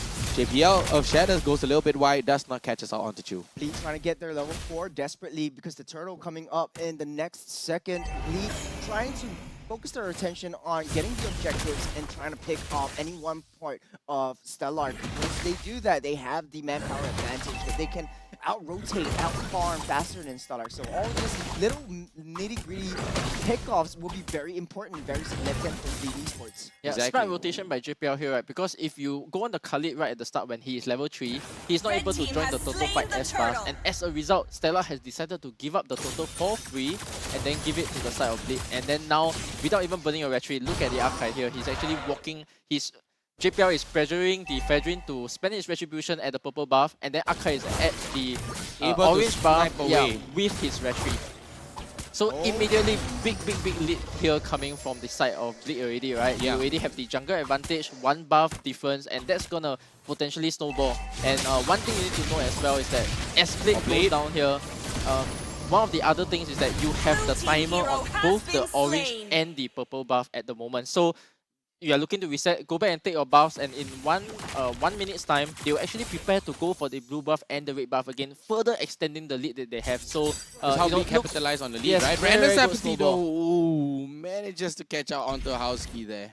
Actually, Youngin, your point in the drafting phase, when Bleed applies a little bit of pressure in the jungle, Stellark is starting to falter right now. They're feeling that pressure, and they're playing very, very defensively. Usually you see a Raging Sandstorm. Hold on here. Raging Sandstorm gets the first, gets the second, and look at Sagino landing down the combos onto Chu as well. But Chu, he does have the second skill as well as his passive, and he's going to go back. Sagino putting a great amount of pressure here onto Chu. Stellark forced to move all the resources up on that top lane because Bleed is not giving them an easier time. Now, Youngin, I want your opinion on this. How does Bleed try to manipulate the rotations of Stellark with all this small micro plays? They're always sitting in the jungle, and this is where Stellark is feeling that pressure.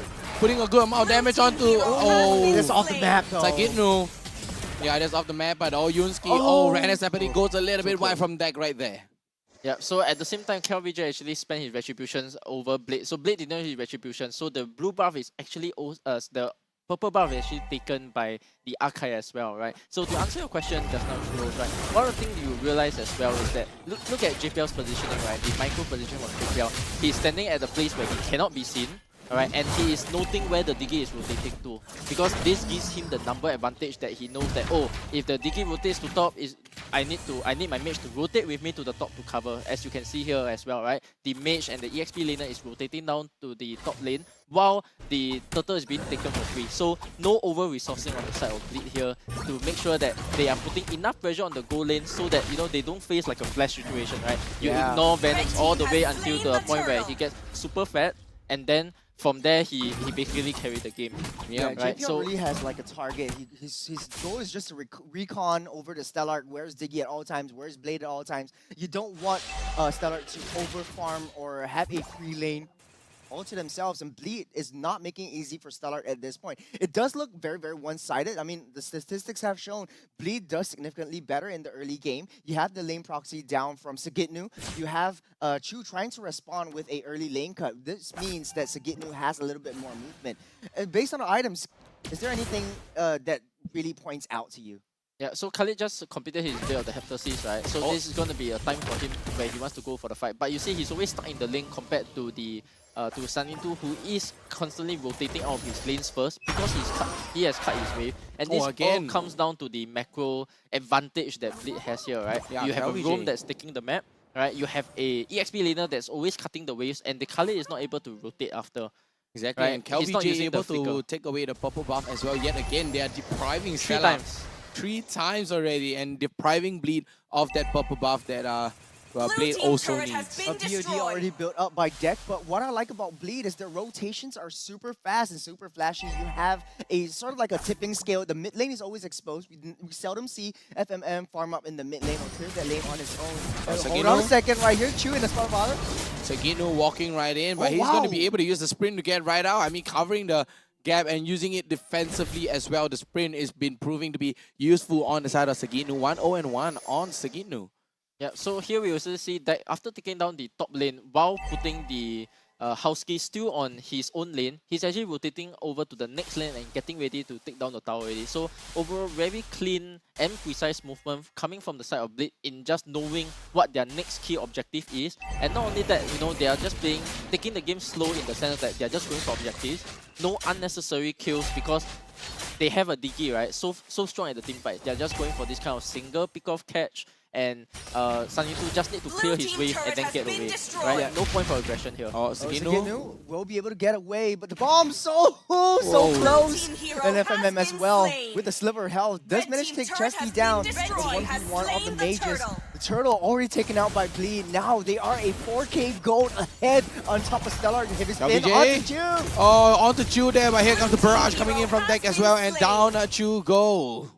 Yep, if you're the side of Stellark here, right, what you need to do is you need the Khalid to clear his lane, coop up, and then take a fight. There's a reason why you drafted this Diggy, God, and Khalid, right? The Khalid has to go for a flank. Yeah, you want to take these 5v5 team fights and not play into Blitz like, one-man pick-off from the Edith, the Archai spin coming through, and it's always, they're all engaging at different sides of the map, right? Because they understand what their draft was meant to do. Whereas for the side of Stellark, they are constantly split apart across the map, right? But they are not taking the fights. You as a Diggy composition, stick close together. Gets the onwards though, but the Neeburst Passion able to use from Deck, but JPL uses the dash right out into Robot form. But here comes KelVJ. He's gonna get stunned up though with the balls to the face. But take a look at Sagitnu. This is what the EXP is supposed to be doing, right? You're supposed to go for the flank. He's a minefield. Yep. Oh, Randus Apathy just goes right in between 4 members as well. Deck not landing a single Randus Apathy. They don't know where he is. Sagitnu? Yep, he wouldn't pull the trigger. Oh, they're waiting. They're still waiting though. Very patient. Oh, Sagitnu though.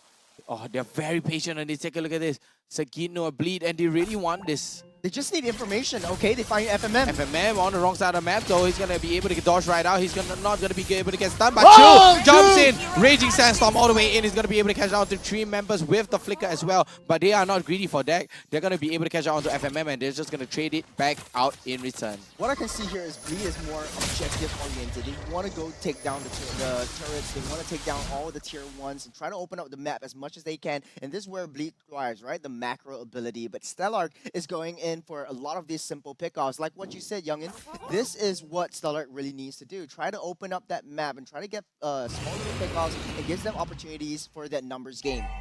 Yeah, so ultimately, at this time, that was only possible also because FMM made a mistake, right? He actually didn't have his picker ready. He was in an aggressive position, not giving enough, I would say, not giving enough respect to the side of Stellark here, right? But ultimately, all in all, the plan doesn't change, right? Macro-wise, nothing changes because you get the lot for free. Sanito is always on the other side of the map, making sure that he's putting enough pressure just so that they commit a lot of resources to take a tower. And as we speak, the mid tower has now gone down, right? Even without the lot. Yeah, in a 4-1 kind of composition, you have to get new in the offside. You have 4 members taking down that Lord. Stellark should have just committed maybe 2 members try to take Sagitnu down, but Bleed look at so Sagitnu far though. ahead. Look where Sagitnu is. Oh, he's He actually also took the orange got buff. the orange buff as well. I mean, Bleed constantly taking and invading onto Stellark here, denying, and Sagitnu able to take down onto the tier 2 turret as well. And we do have the level 1 Lord marching onto the top lane. Yeah, at this point, you know, it is a bit unfortunate that most of, look at the levels of Stellark, right? Almost level 11 across the board, right? And then look at the side of Bleed, right? KLVJ is already level 14. Right? Wow. Sunny 2 is already level 13, and they are slowly scaling to the level 15 mark, right? This could be a very easy first lot. I would say that you will even try to go even more to take some of the tier 3. I don't think you can commit to a fight strictly because there is the God and Digi composition. It is incredibly hard to dive in here. But what you need to do here is to push out all your lanes at the same time, which Bleed is already doing. Alright, very textbook gameplay here in terms of knowing how to manage the wave. Conceal though from JPL, he's looking down to chase down Chu, he's rushing in, but Houski spots him out. Lord slowly come down on that turret. Renner's rapidly will connect. That's half health from Yunsky. Just forced to retreat. You get that reset. Yeah, Bleed, get that reset. the skirmish. Exactly, he's continuing the skirmish. You get the reset indeed. But Bleed, take a look at Deck. Deck jumping in. Chu gets the go in though, but the time journey is gonna get rejected right there. Raging Sandstorm not landing down. Yunsky, perfect time journey, reverse time journey as well to deny KLVJ's heavy spin and go right out. Very smart. FMM used the time journey as a defensive mechanism. So whatever you have, I have too. I am you. Bleed on one hand. We've seen this one too many times. JPL goes in from a rat force. Chu goes down all the way in though, but JPL misses up the setup as well, and Yuski runs very, very low. And there we have it, a Bleed marching into the base of Stellark with a 7.7k goal lead. Yeah, at least the idea was correct there for JPL, right? Even though he did not get the catch he wanted to, but as the quick wave go in, you put on the track, the moment you flicker in, the first instinct that Stellark will have is, oh no, he's here, run, right? Yeah. And because Very of that, passive. yeah, and because of that, their top tower is taken down, and this was exactly the objective they had to go for, right? Your next slot is the one where you are looking to actually use your lead enough to actually try to end the game with the Luminous slot. So this is what Bleed is trying to do now, right? The other option that you can try to do is to bait the side of Stellark out, right? Take a flanking team fight because the God, especially for the side of God, right? Very skeptical to flanks. So if you're able to bait your opponent out, let them think that they have a chance to fight at this slot. Bait them out, go for the 5-0 sweep, you can actually end the game there and then. I do agree with you. Like, Bleed is very good in drawing their opponents out into the jungle where they thrive in team fights because you have a lot of opportunities for that flank. Look how Sagitnu is doing. Even with this North fight, he could very well go for an offside. JPL misses it though, but here comes the time journey all the way in, but Chu runs a little bit low all the way into the back line. From the back line. And Sagitnu coming in the back line. Oh, Yuski runs. Houski trying to go for the dash away though, but they're trying to chunk down to Sagitnu. Sagitnu gets to Chu all the way in though, but Sagitnu still going down onto Chu. Triple kill for Chu. Can he go for the maniac all the way in and able to catch down? Wow, what a 4-man take and a flank coming in for Sagitnu all the way in. Yep, they have given up the lot, so they're going for the game ending. Yeah, they're going to go for the GG push here. Oh, they can win. GG push, FMM One more hit, takes all down the way Chesty. in. This is it. Game 1, ladies and gentlemen. Over to Bleed. Game number 1 off to Bleed, and an easy open and shut case here, 11-1. Yeah, even though I said that, you know, the one of the main objectives that you can try to do was to bait Stellark out, I wasn't actually expecting Stellark to go outside the base because their goal lead was so far away, even though you wanted to take a fight, but I felt that defending on your base was the correct play to make there, right? So I'm a bit surprised to see why they actually made that call of coming out, even though they don't have the goal lead and don't even have the position to even try to contest a lot, right? Exactly. And because of this, they had no vision of where Sanitu was on that Paquito, and that flank coming in from him, right? That double, triple kill. It was so beautiful. It was maniac. Yes, it was correct. maniac. So at the start, right, that was where the impact is felt the most. And because of that, you know, we got to go back a little bit, right? For the side of Stellark, you know, not being able to identify your win conditions, even in this situation, right? Yeah. feels to me that there is a lack of an in-game leader now, or who is experienced enough. So this comes down to experience again, right? As the players have talked about, right? Not being able to tell when is the time to fight and when is the time to actually, just sit tight at your base and try to take a fight back then. I get that they were trying to do something with the lineup that they had, right? But the idea, unfortunately, at this time was incorrect. I mean, I have to point it out as well, right? I mean, because you draft this Diggy, right? It's a very reactive lineup. It's a very, Akai is here, I have to go with the Diggy, That's right? But they're still going there's for the no one Enchanted there. Talisman. Yeah, Enchanted Talisman, but because of the bombs, that's what you need. You need to open up the map. You need to use that vision to yourself, to the side of Stellark. Defense from But Stellark, that's the problem. exactly, not enough defense, and there's no one to open up the map. That's why they didn't have that information on Sagitnu. Sagitnu was nowhere to be seen, and Stellark are like, oh, who's that? Who's Sagitnu? And then the moment Sagitnu appear, Sagitnu here already. Then how? Then die lor, like that lor. Not being able to open the map was also because his bus constantly got invaded, right? He was at this point he didn't have enough gold to purchase his items to even try anything at all, right? Look at the gold difference, right? Blade has the same goal as JPL, the rogue. The thing is, they were playing double gold lane as well. So like Yoonsuke wasn't able to open up the map for Blade, and then Blade identified this. They went for Blade instead. But let's take a look at the emblemizations just a little bit. We have Diggy with the pull yourself together, so he will be able to use a little bit more flicker to get himself out. But I don't think that is maybe the right call. He could have gone for a Wilderness Blessing, have a little bit more movement speed, and try to open up the map with his bombs. Just something that I noted out. And basically, they have the focusing more. So in team fights, Stellark, in theory, should thrive a little bit more, deal a little bit more damage. They have 66% increased damage every time the bombs hit. But Stellark wasn't. I think it's less of respect and more of intimidation over to Bleed. Exactly, and I have to say as well, take a look at Chu here. He went for that full damage, right? He went for the Assassin, Rupture, Master Assassin, as well as the Lethal Ignition. Who is there to tank for you? Right? You can't have Diggy to tank. You can't have Irithel. You can't have God. You only have that Fredrin, right? And it puts that Khalid in a very bad position where, yes, you may go for the backline and catch. Yes, you may have that damage. But who is there to peel for you? Bleed can easily burst you down and out-sustain you in every fight. Pakido went for, a little bit of a semi-tank build. You have Akai on the full tank build, right? And you have JPL on a full tank build as well. The damage is going to come from deck as well as FMM. What can you do there? Stellark, they're just walking into a wall. Yeah, so ultimately, right, it not only comes down to all the emblems, all the items, but it also definitely comes down to the execution. Macro, the macro, right? Because and the fact of the matter is, like, Sagitnu, to build on your point, has the sprint as well, so he can reposition himself very, very effectively in all these team fights. But taking a look at the post-game statistics, it does look like, okay, Stellark, Howski doesn't have any single kill, but they only have like 1 kill overall. I think that could be onto JPL. With the rest of Bleed, though, they are very focused on team fights. Deck, again, just slowly farming up once he gets his power spikes, and that is where Bleed maintains this momentum going in. A lot of tower damage by the side of Bleed. It's focused on objectives, and this is what got them the win. Exactly, and I mean, I have to point it out as well. I mean, Sagitnu, 38k damage dealt right there with 799 gold per minute. Yeah, with higher, the biggest higher flank. GPM than Higher the GPM than Marksman. Yeah, higher than Howski, higher than Deck, of course. Most of the time because he was split pushing. Constantly. He was receiving the waves most of the time. Exactly, right? and we do have the MVP. I don't think we need to go for a guess here. It has to be Sagitnu on the Pakido. It has to be. It has to be. I want him to be the MVP. Well, if it's not him, I'm going to cut off my ear. There was so much impact. He created so much space for the rest of the entire team. 5-0-3 with a Maniac in his name. 799 gold per minute. Kill participation at 72%. And he's almost at full build. He only, like, Pakido's base power stat or base attack strength is so much. He only has 2 offensive items, and then he went for the defense. He even got the Oracle to have a little bit more sustainability whenever he's got 4 men collapsing onto him. Exactly. I mean, he only went for the Bloodlust X as well as the Hunter Strike, and all you need now is Dom Eyes, Oracle. Maybe he's going for Immortality as well, right? With the Warrior Boots. This is a very thick boy. You went for the Festival of Blood. You got the Quantum Charge as well. You got the movement speed. This is a quick boy. He's just waiting, sitting inside the bush, and we saw how disciplined Sagitnu was, right? He was waiting.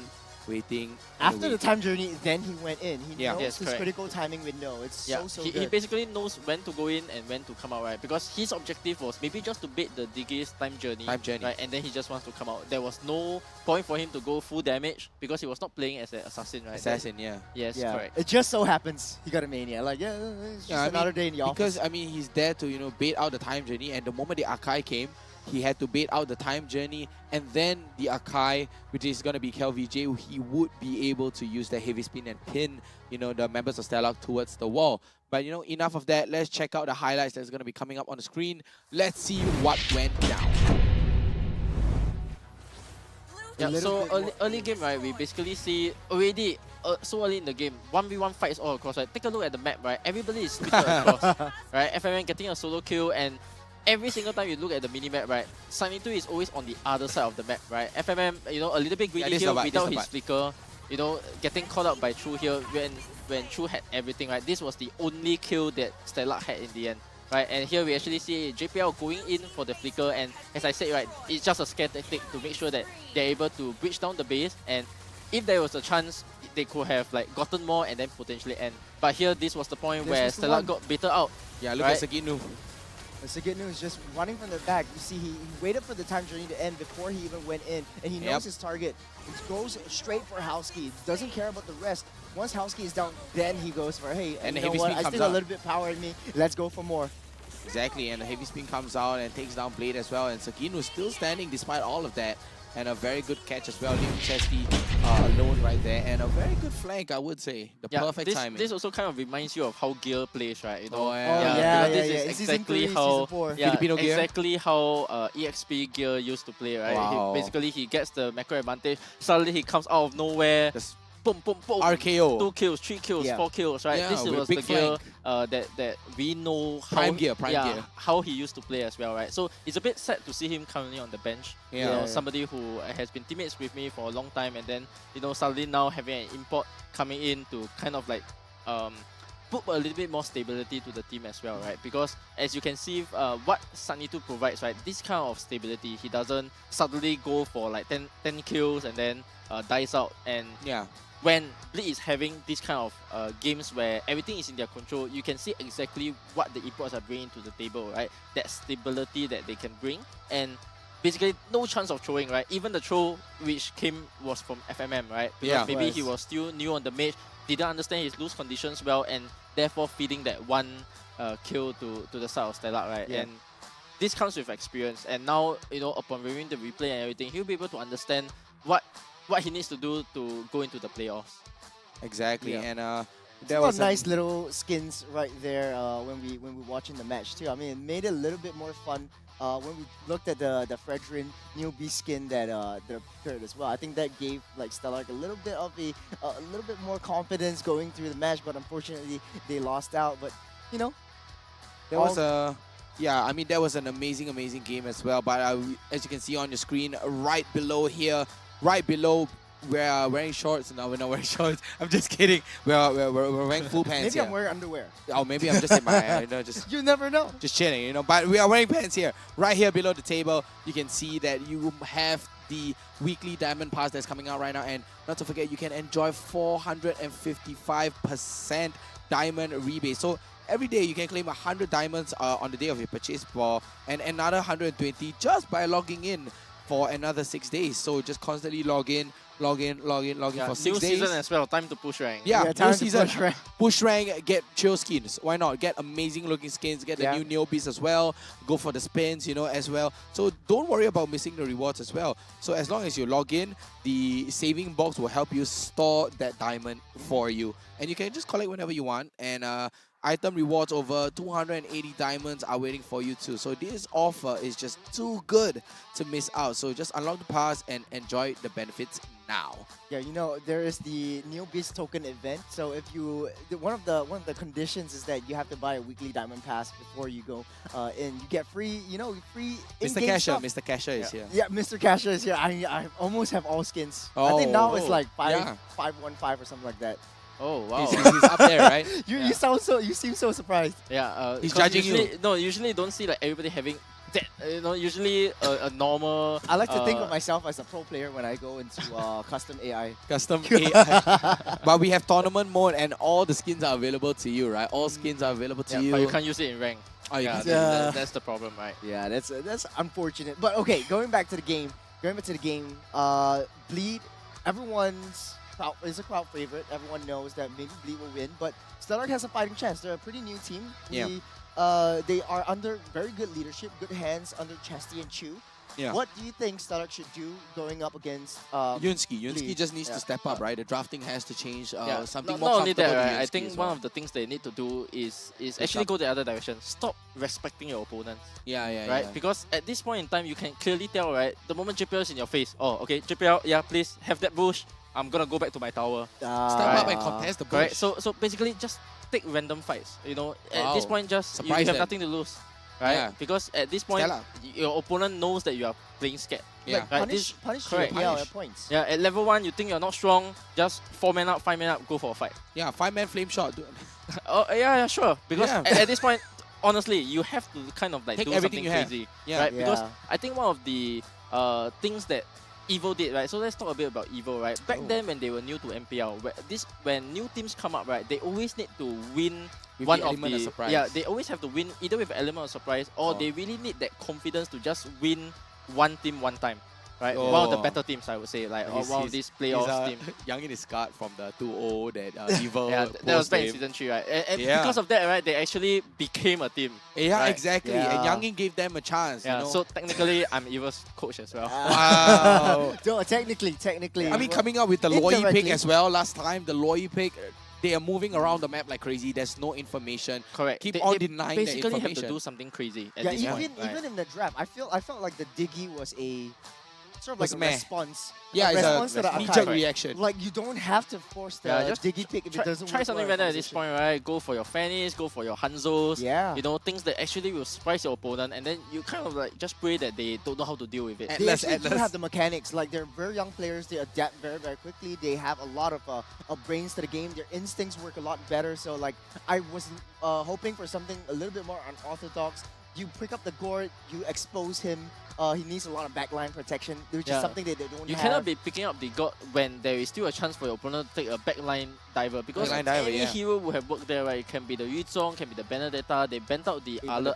the Terizla as well. Correct. There's so many picks, you know, without knowing what picks you can go for. So draft-wise, even though as a composition, yes, there is openings that you can go for that make sense, but ultimately, you know, it still comes down to knowing what your win conditions are and your lose conditions are. So ultimately, you know, for the side of Stellark, I really need to see something crazy, right? I mean, especially today, Tenshi's not here. Yeah, I'm right? thinking of something crazy right now as well, It's all right? in T.TZ's I'm hands, man. thinking something crazy as well. I'm thinking of the Florian, right? It kind of fits the meta. You Possible, have yeah. the Vase of Oasis as Hey. well. The healing is additional. It grants movement speed. You have stun. You Yeah. have global If heal. all else fails, Ube.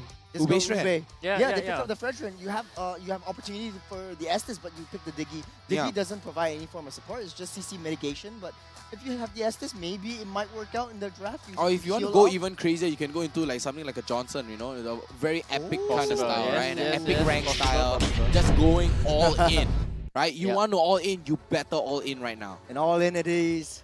This is the second game. The draft between Bleed and Stellark. Bleed banning out the Matilda, responding with Chosen. Without Similar all ban don't want to justice deal with in that. the world. last game. Similar bans, yeah. So most likely we're gonna say Angela. If the Angela is not banned, most likely they will go for the first pick. But of course they have opted for your double support ban as usual for the side of Bleed. So no surprises here, right? Because on the side of Stellark here, by banning out this show, yes, lesser map control, but then actually for the side of Bleed, they're still gonna first pick. So the team is still gonna be up on the table, and then Fedrin is gonna be up as well, because they first picked the Fedrin just now. They ban out the Martis, so basically they are kind of like taking a gamble with Bleed, right? Because if Bleed does not take the HD first, they will have the Fedrin again for themselves. And that is, even though it's a possible opening, but as I said, no surprises, same things will happen. You know, if all else fails, I think Stellark could very well go with high ground defensive kind of heroes. Yeah, Chesty those could very 20, go 30 back minute in the Eve. games. Yeah, Yes. 30-minute games kind of thing. And then just defend until Bleed comes in, makes a mistake. Makes and one overturn. mistake, yeah. I am the Cycle them all the priestess way of through. So, primal like, there we lightning, go. your the typical, hunter of like, all the Bleed, evil Bleed can go gods. for Sorry. the Valentina right now for the first pick, Valentina, right? there's no problem because Stellark could Or very the well pick Fredrin. up I would say other Fedrin. heroes. Fedrin just better, because right? they ban out the Martis, so they can basically flex, you don't yeah. give them a comfortable hero to take. Sunny 2 can also play the Fedrin as well. His Fedrin tank on the EXP lane is decent as well. So Yeah. definitely I think because of the ED being banned out, right? The Valentina previously was not contested at all. For So Joy too. I Yeah, hunt. Valentina. It has to be Yeah, the I mean, Valentina. still okay, right? General pick, good teamfight hero, and basically puts a limit on the draft that Stellark can come with because They have just to now, go yeah, with the Fredrin yet again, yeah. yeah, earlier on, even though they took the Valentina, right, and then you picked up a Digi with Time Journey, then You're just what giving did the happen? Time Yes, Journey away. you gave it back to the Valentina, so Exactly. that was the issue, Yeah. right? So on the side of Stellark here, very likely, you know, Fedrin +1, right, and most likely the Rafaela wasn't on the books just now. This could be something they could go for just to pair up with the Fedrin a little bit. With the Baxia being gone, Fedrin's gonna be your key premium pick. Some of the other things that you can go for is of course your Bruno/Eevee. The falling stars brought us banish here. all Your darkness. team is But picking. instead, they have opted to go for a Wow. different line completely here. So They I go- like this, wow. right? The Lancelot and Novaria. Yeah.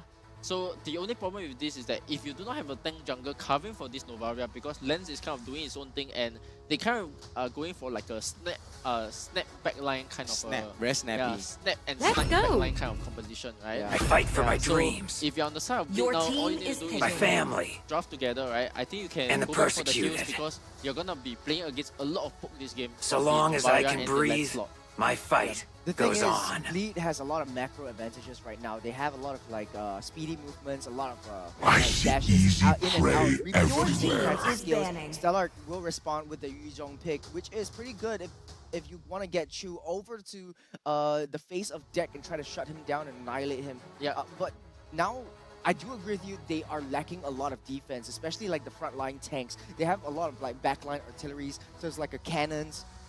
You need that wall for your cannon to be effective. Yeah, so I realized what they are doing as well already. So we were talking about the win conditions just now, right? One of the win conditions that they could have went for just now was the pure team fight style, right? But now they have actually opted to go for the let's just aim deck and pray that we win the 5v5 engage. No, I mean, right now, Bleed can smell this from a mile away, right? Bleed can see it coming from a mile away. They're trying to go for the Yuzhong jumping to the backline with the Time Lance to as well. drop the But team is banning. they already retaliated with a, Irritor, and that's going to be a very good kiting element there, right? You can kite with a sprint, you can kite all the way backline and deny the jump, right? You can easily disengage as well, right? You can easily engage in, go for the follow-up, or easily disengage as well. And Stellark this time, they're going to ban away the Joy.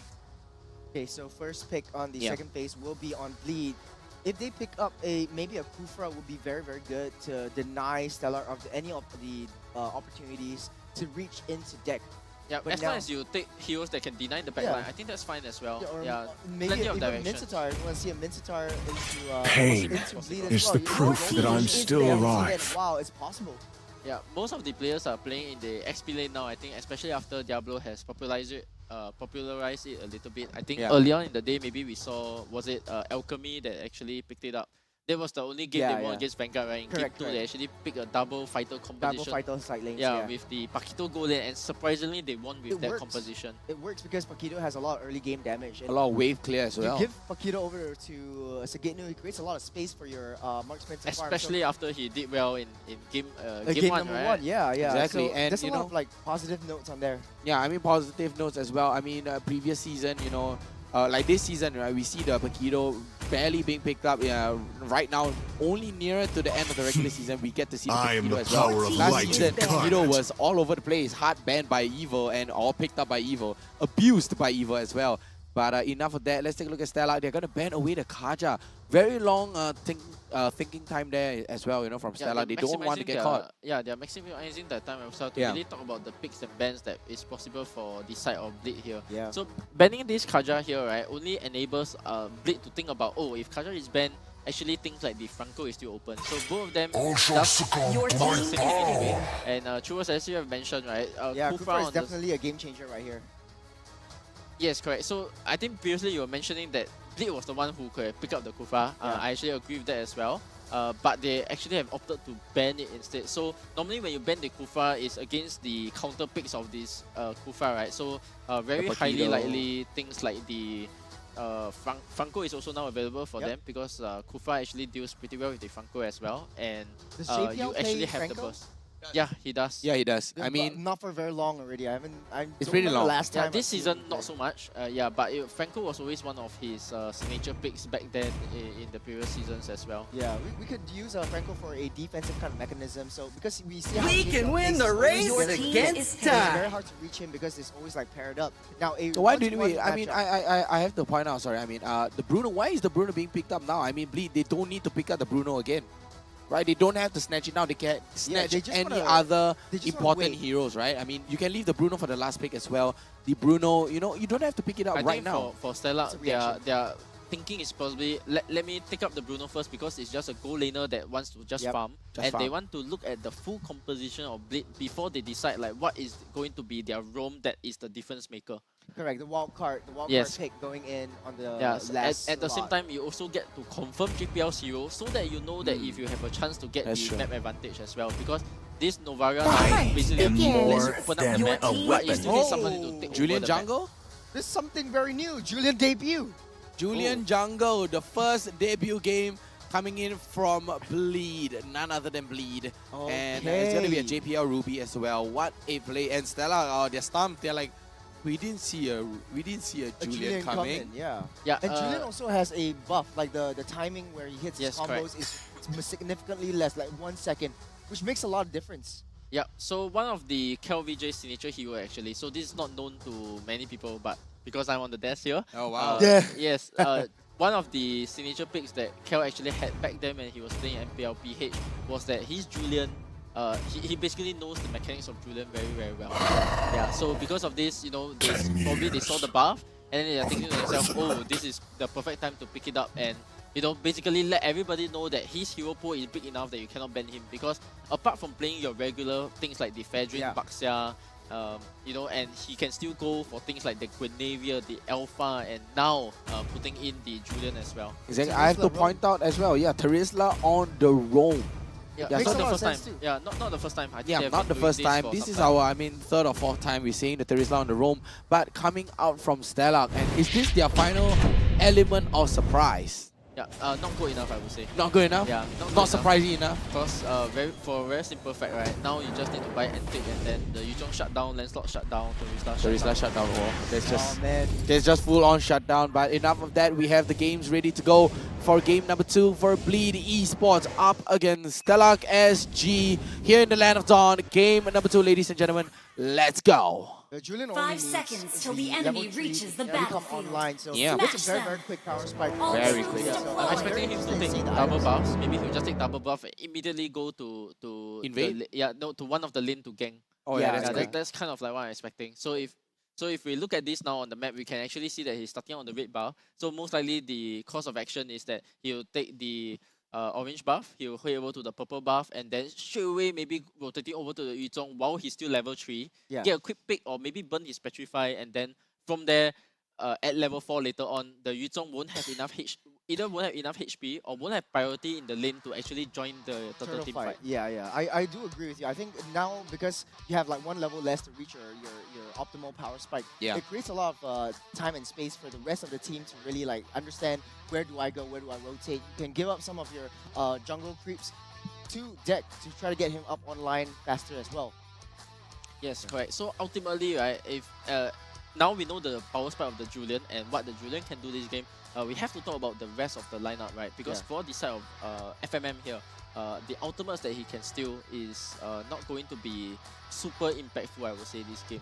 Right? Yeah, I think penalty zone would be something that he's looking out for. Even the Yeah, Black Dragon penalty zone. form, we've seen Black like double Dragon form dragons again. yesterday he has been taking out the Black Dragon form, flying around, but then the problem is you don't have a Petrify as a Valentina, right? Correct. So you're not gonna have that much of an impact, right? The But you get penalty zone, transformed to sure. all of his skills, so Yeah. you have access to everything. Yes, the penalty zone, sure, but the problem with the penalty zone is that the moment you jump in, you immediately have to double dash out. If not, you are in danger. Correct. Right? So that is, I think, okay. But then if you are in a losing game, right, taking the penalty zone will actually sabotage you in a way, because if you do not get out on time or if you get caught halfway through, your skills get stopped, then actually instead of it becoming an advantage, it's actually a disadvantage for you. Yeah. But for this game especially, you know, maybe you are more comfortable against Stellark because you have already seen like how the first game was. They are kind of like looking for a quick 2-0 in that sense as well, right? Correct. Yeah, I mean, you do have JPL on the Ruby as well. I mean, he's going to be able to move through bushes. He's going to be able to, you know, run through walls, open up the map, you know, and he has that element of surprise with that I'm offended, right? Flicker and hook. I mean, you can hook and then flicker back. There's a lot of stun lock options for A lot. Bleed. You have I'm Offended, you have the double lockdown from the Ruby, you have the enhanced chains coming in from Julian as well. There's a lot of opportunities where he can really make a play from this as well. So yeah, but one of the issues is that later on in the fights, right? Let's example, we talk about the lot late game, right? One of the problems that you're gonna face as a Ruby is that if you do not have the conceal and you need to like basically walk around and wait for your timing to go for the flicker, I'm Offended. Yeah. Two things that will affect you, right? The Novaria is gonna show Scout you where out. you are on the Yeah. map, right? And then secondly, there is a chance that you get poked because Ruby is actually quite skeptical to being poked down because of his low constantly. defense, Yeah, right? so He We actually saw how has- Lawsy played, right? He constantly getting poked down over and over and over again. Yes. I mean, But he's Lawsy throwing didn't have out a the lot of chance. ultimates. Yeah, he's drawing a lot of ultimate, but by the time he gets, you know, poked down, he has essentially no more HP to do anything at all. He Correct. can't close the gap. He can't walk up even more because the more you walk up, the more pokes you're gonna get, and you're forced to use that. You're forced to go in a dilemma, right? Do I use my I'm Offended now? Do I use it to get away? Or Yeah. do I use it to engage? I mean, there's so many choices. Yeah, the silver lining is that of course you can, because now you know that the Lancelot, the Yuzong, and of course the Terisla with the penalty zone is coming to your backline. You can also be saving your I'm Offended just for the backline. And anybody that tries to jump on deck on the Iritel, You can hook them. yeah, you just hook them. Hook So- them, disrupt them, and stun them. Double stun on the spot and layer it up with your team, giving deck enough time to backstab, you know, sidestep and, you know, go to the back a bit and kite out, you know, whoever jumping to the back line. Yep.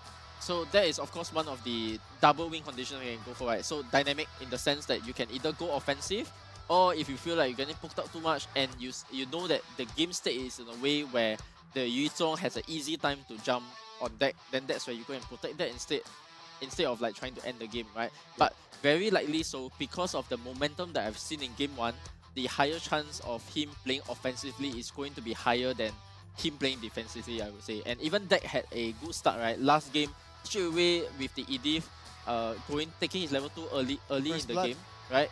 Get the first blood, and not only the first blood, the moment you get first blood, you kind of like, this lane is yours, right? Yep. If it's Yeah. a 1v1 scenario, you are always going to have the edge over the other marksman. Oh, that's true. Yeah, so Yeah. because of that, right, that allows Deck to play more confidently. That we don't really get to see in like previous series. Yeah, he's always either split pushing or, you know, in the back line, using his Beatrix, using right at the edge of his ultimate as well.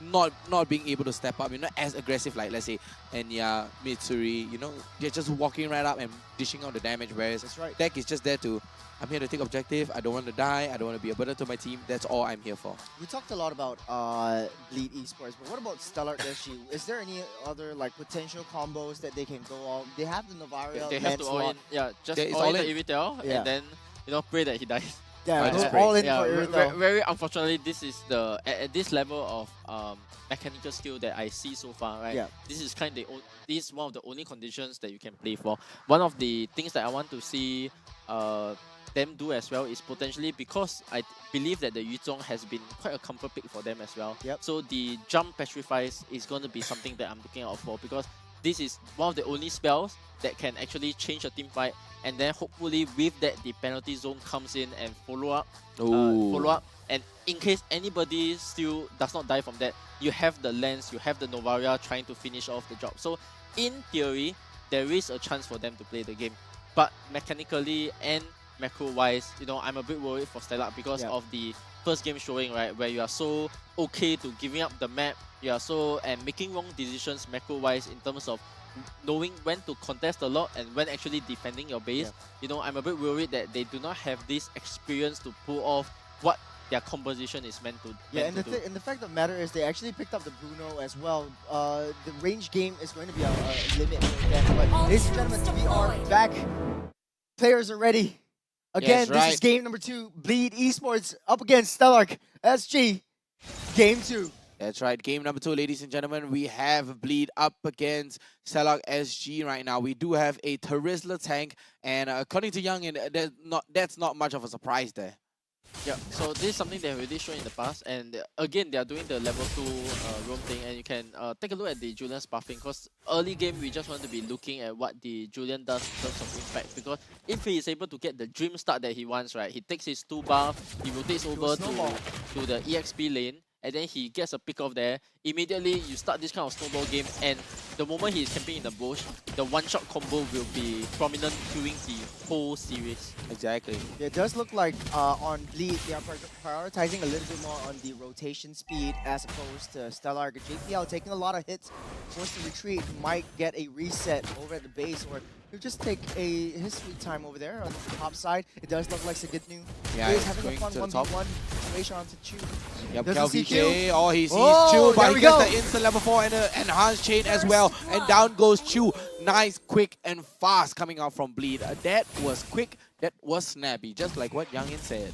Yeah, so one of the problems was that because of their composition, right, they didn't manage to take a look at where KLVJ has started in the jungle. And because of that, the EXP lane basically wasn't ready to respond. So the moment I see a Julian pick, right, one of the things that I want to know that him as a jungler... again? Yeah, oh Wow, wow. yet again, Sagidnu Right and Kel. out of the base. Right out of the base. Never even let him walk up to his tier 3 turret, tier 1 turret at all. Wow. They're just punishing Chu. So when Sagidnu gets his farm and gets that snowball, this is where Stellark really needs to fear. 2 minutes into the game, that's a 1,000 gold lead already.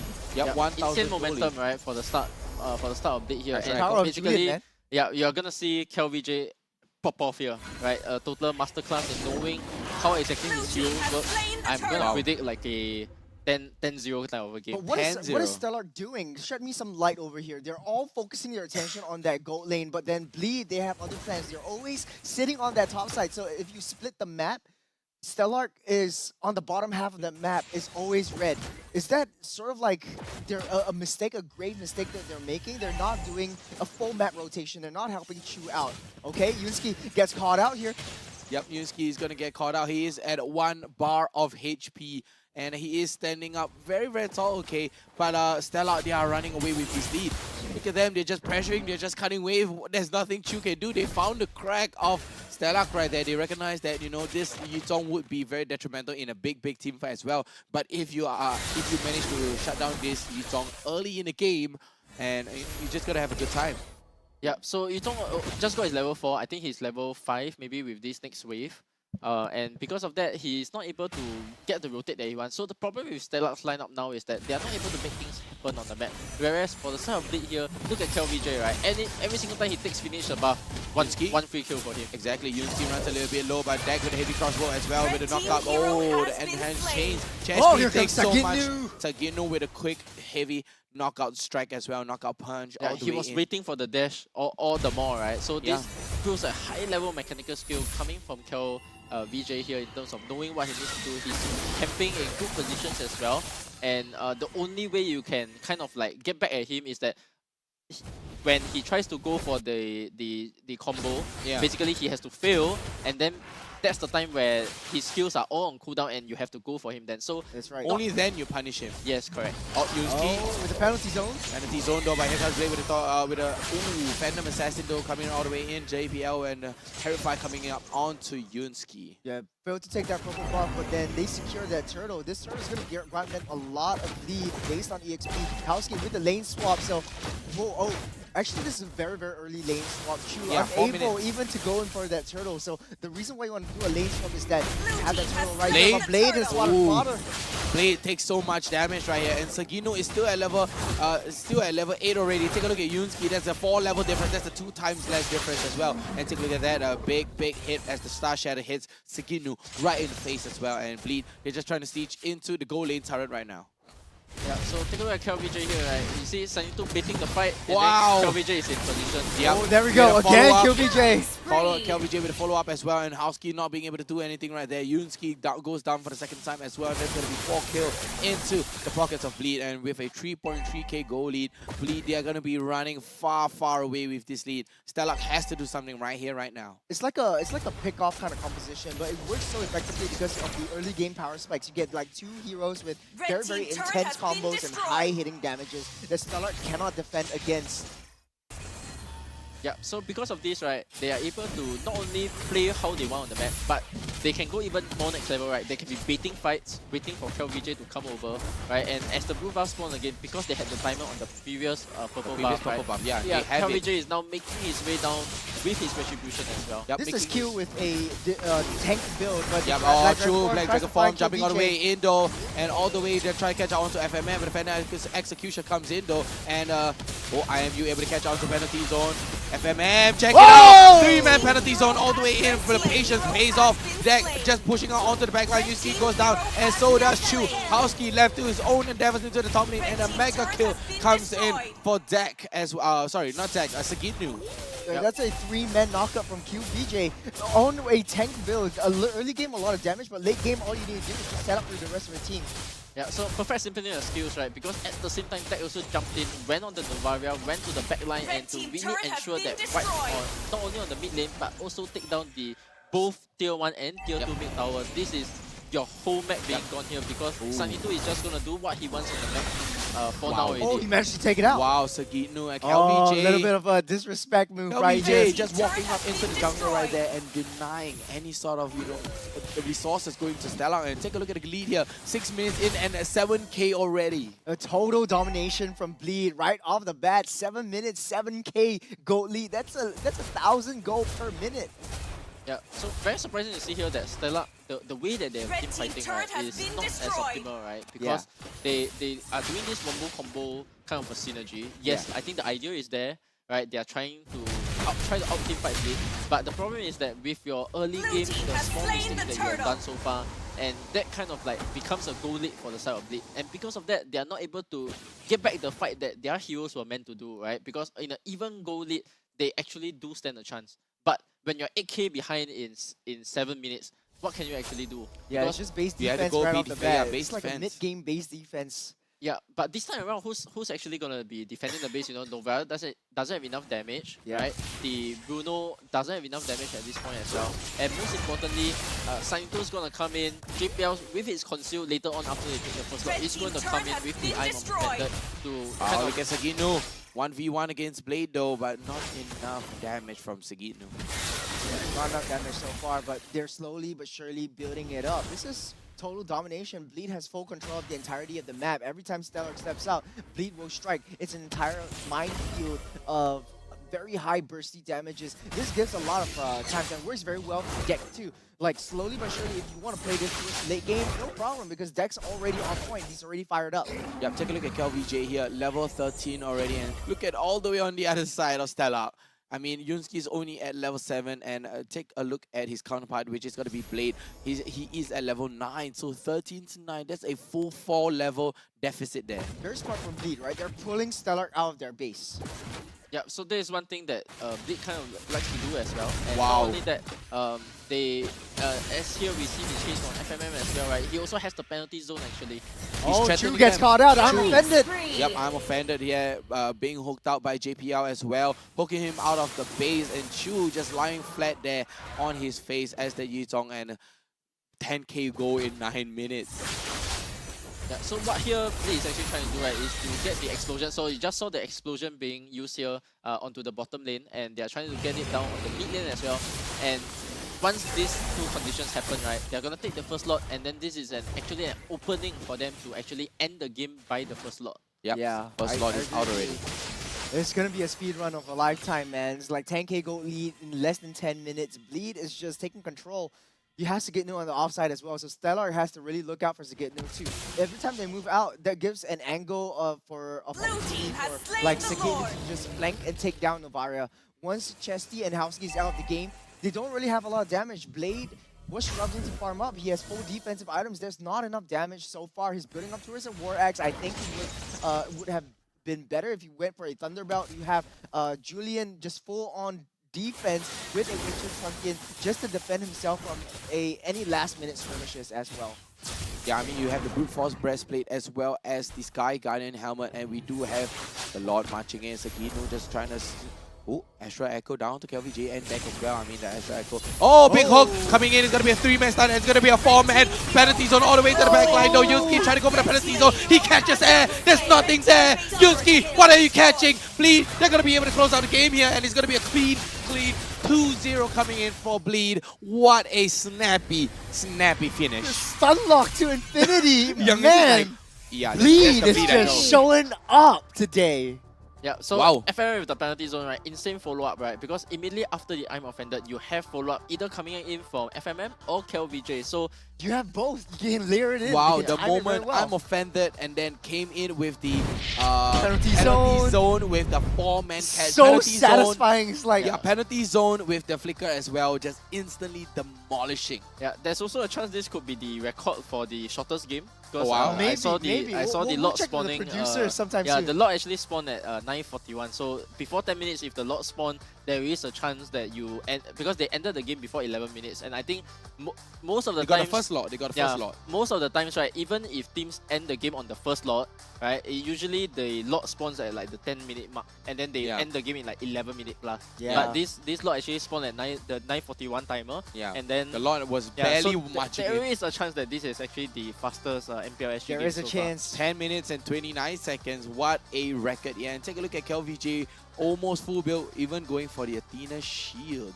Yeah, just to defend against Chesty. Actually, Chesty is doing a lot of damage every single time the Star Shatter hits. Every single at the time gold. there's What there's damage? Field there, they get slowed down.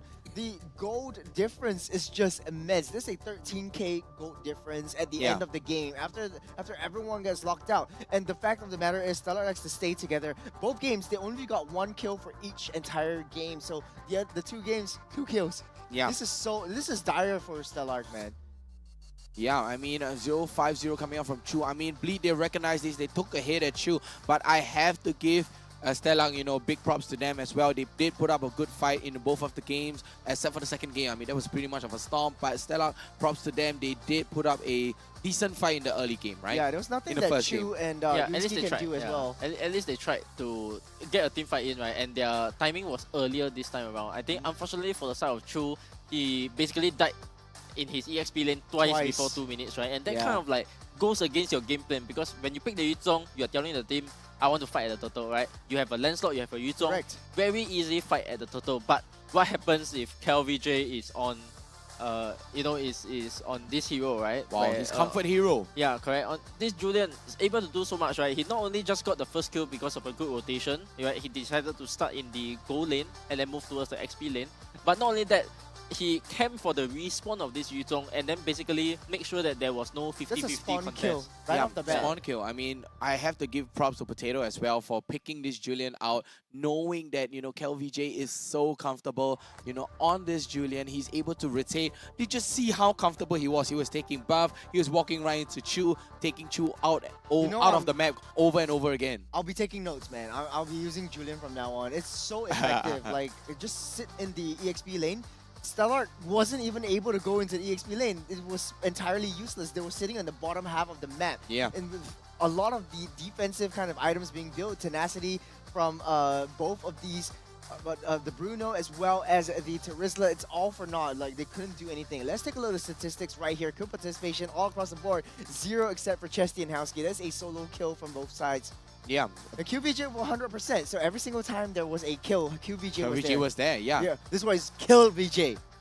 Kill VJ. Exactly. Man. And oh man, okay. FMM deck have very, very nice numbers for Q Yeah, participation. 69% there, but we have to say, take a look at that. Stellark, not a single damage dealt to Bleed's turret at all. Oh yeah. No turret damage at all. They can't even walk up to the turret. They barely even touch the gold plating, right?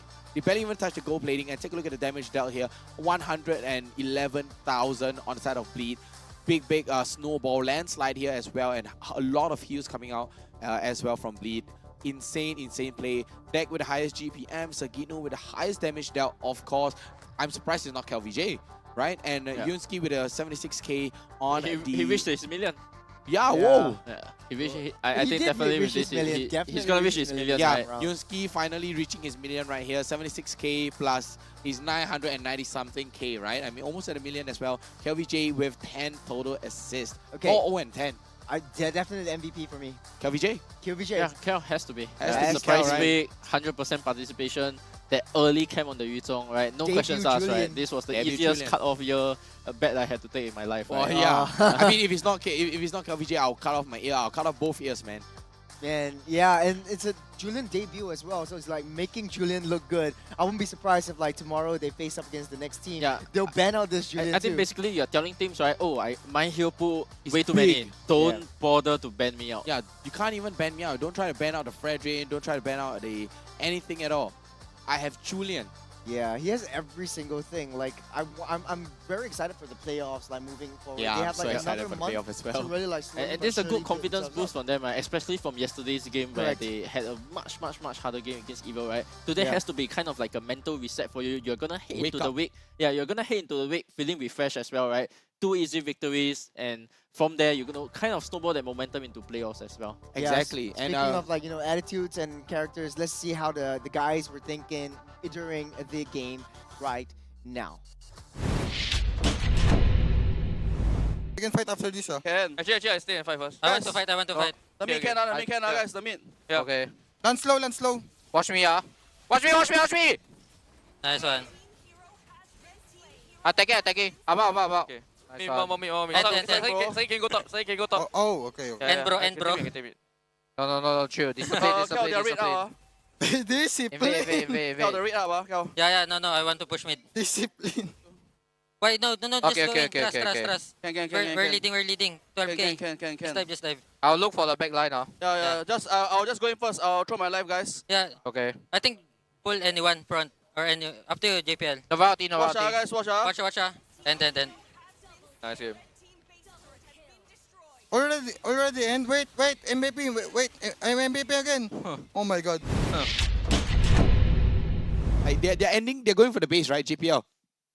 Yeah, he knows his job Like, is done. He's a very stoic man. I was trying to find out where JPL died. I thought it was like maybe in the early game, was but the it was end that game. game-ending He play just that he walking had in to there. do where he just said, "Oh, I'm gonna sacrifice myself," end the game. So if he played a little bit more safe, it would have been a perfect game for the Yeah. side of 0 Bleed, kills. right? Yeah, Yeah. but JPL being the team player that he is, Wow.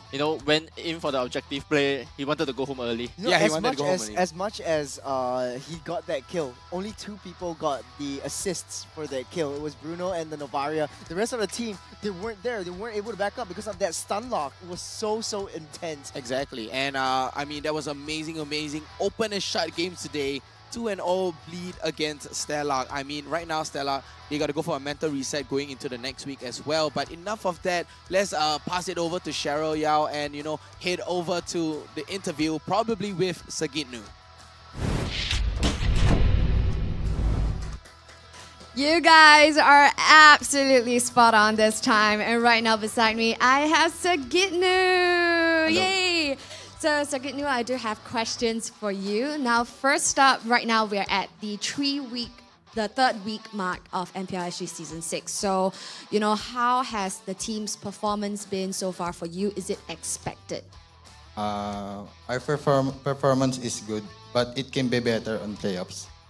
Right. So yesterday you guys experienced a loss, and how did you guys bounce back from that loss today? The Evil is good team. They know how to. They know how to play like as a team, and we review it and we apply it today versus Stellark. Right. So just come back stronger for Yeah. today's game.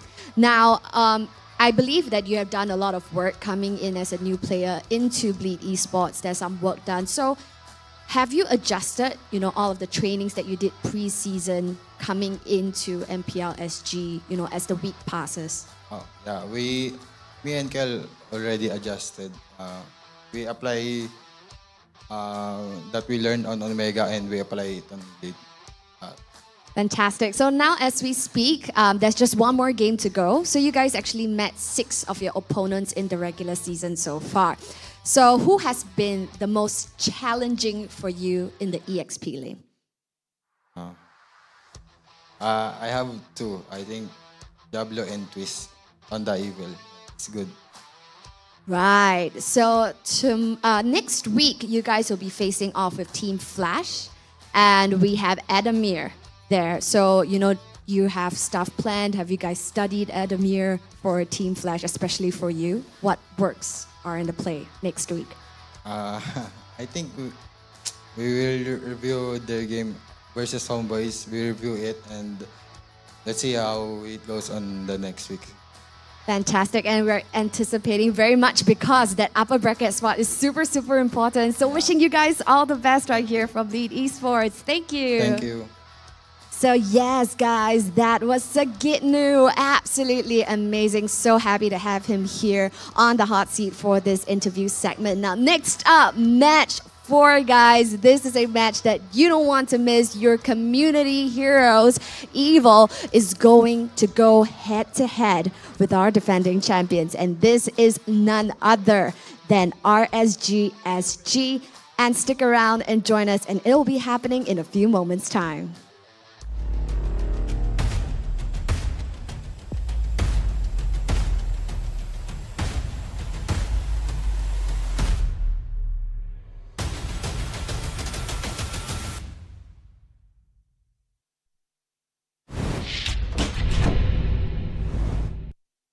A crispier chicken McCrispy?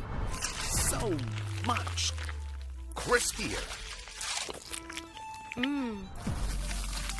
Bite into an even crispier crunch with the improved Chicken McCrispy. Now, wouldn't that be nice?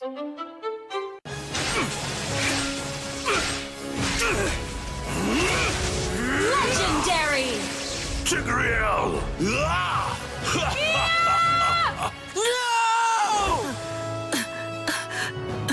Tigreal, you are our only hope. We're not going to lose. Not today!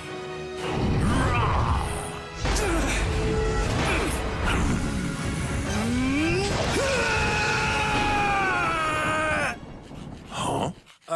What's going on with my hand? Ooh, why is it so itchy? Yee! Dandruff! Yo, your hand's for gaming, not for scratching. You call yourself a pro? You have dandruff. Tigreal? Tigreal, is that you? Yes, that's me. Do you want to win a match? Defeat Dandruff and Itch with Head and Shoulders.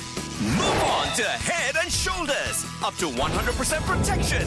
Dandruff and Itch. Wiped out.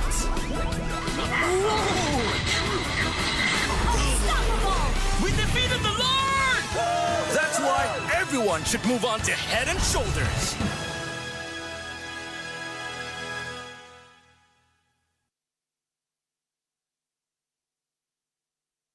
So I guess what happened is during the regular season, why we always come off like not strong is because we're always not prepared enough. Yeah, so we use the regular season to somehow train, I guess, so that we'll be more prepared during the playoff.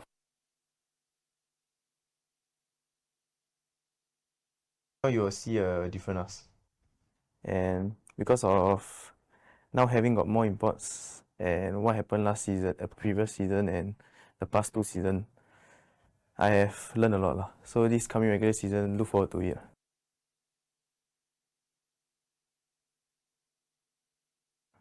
Be more prepared because this time around I think we have trained with a lot of better opponents.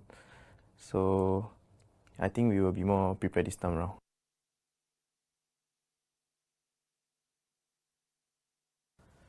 I think it's fine because JS has always been a very good player and one of my favorite members in EVO as well. And I believe that he'll be able to dominate this season as well.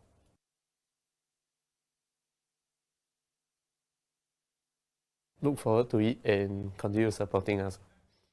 This time around, we won't disappoint you. You have a lot of fun game to watch.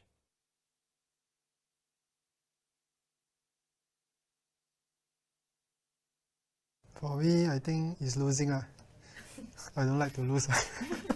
Yeah, this one. I mean, every gamers, there's nobody who likes to lose. Not really. It's just you have to be constantly thinking.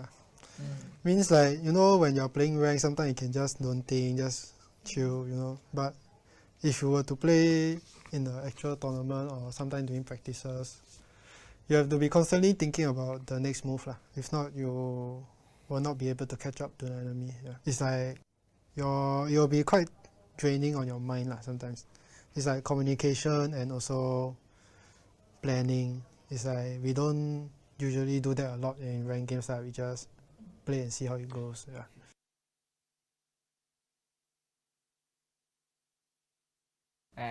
You guys can try lah. You guys can try lah. Yeah. You can beat me, just try lah. Okay.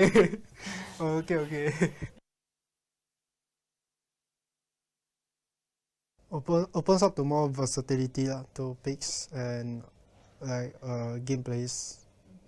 Because last time it was like very dead lah.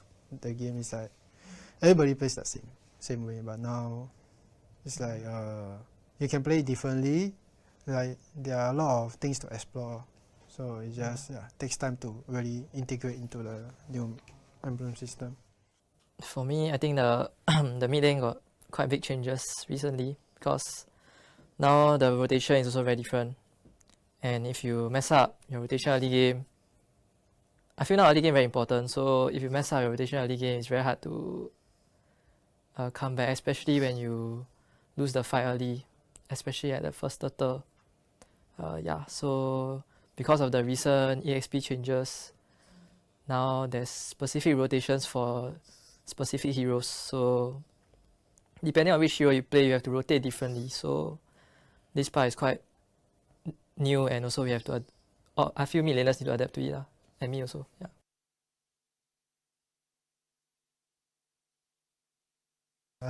To all the fans out there, thank you for your continuous support. Okay. I mean, we tried to make you guys proud on MSC lah, but unfortunately we fall short of getting our dream place lah. So hopefully if this time we ever make it to M5, I wish to see more of you guys support, because it really helps us with our international tournaments. Like I see like how much the Cambodian fans support Next Flash and how much it actually helps them lah. I mean, you all can see how much the crowd buff actually helped them. If the Singaporeans actually give us as much support as them, I believe we will not disappoint you guys. Yeah. I am Optimus Prime. No one can outrun Bumblebee.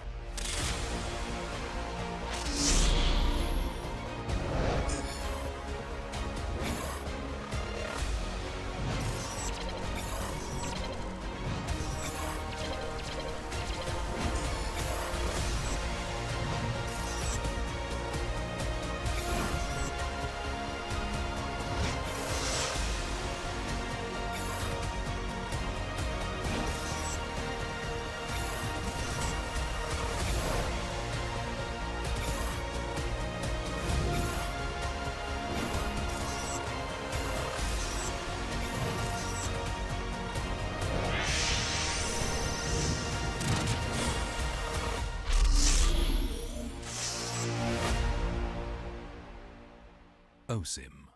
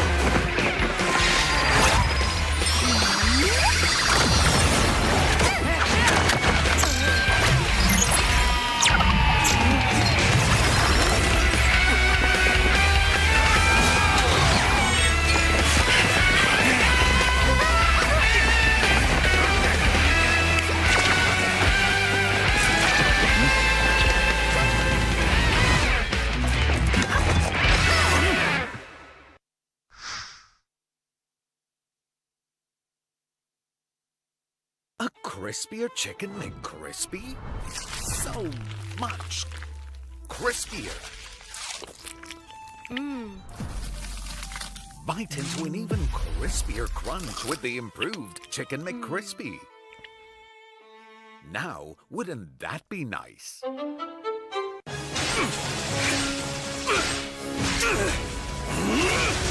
Legendary!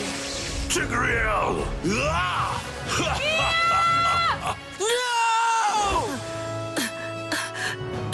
Tigreal, you are our only hope. We're not going to lose. Not today!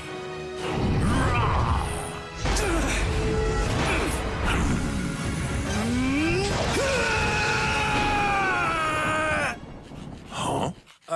What's going on with my hand? Ooh, why is it so itchy? Yee! Dandruff! Yo, your hand's for gaming, not for scratching. Call yourself a pro. You have dandruff. Tigreal? Tigreal, is that you? Yes, that's me. Do you want to win a match? Defeat Dandruff and Itch with Head and Shoulders.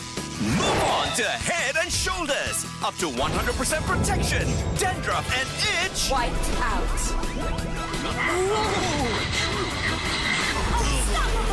We defeated the Lord! That's why everyone should move on to Head and Shoulders.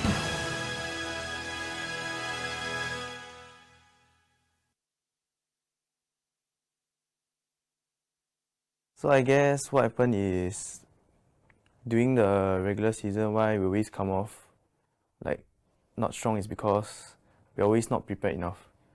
Yeah, so we use the regular season to somehow train, I guess, so that we'll be more prepared during the playoff.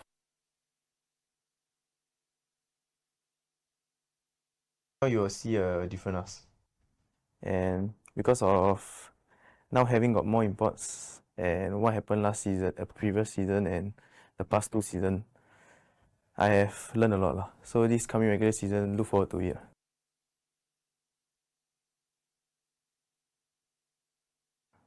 Be more prepared lah, because this time around I think we have trained with a lot of better opponents. So I think we will be more prepared this time around.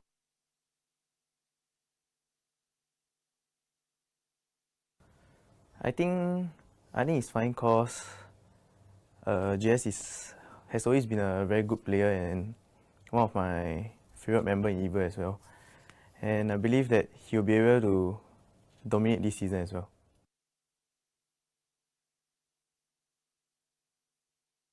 Look forward to it and continue supporting us. This time around, we won't disappoint you. You have a lot of fun game to watch.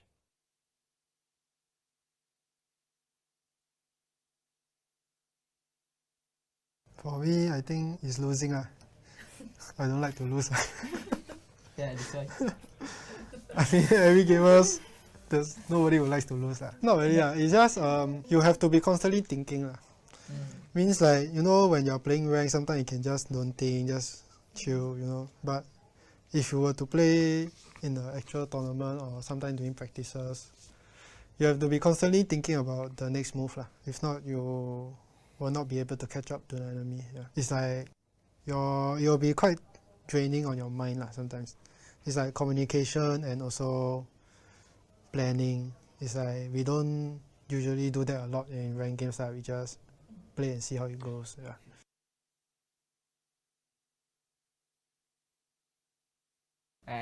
You guys can try lah. You guys can try lah. Yeah. You can beat me, just try lah. Okay.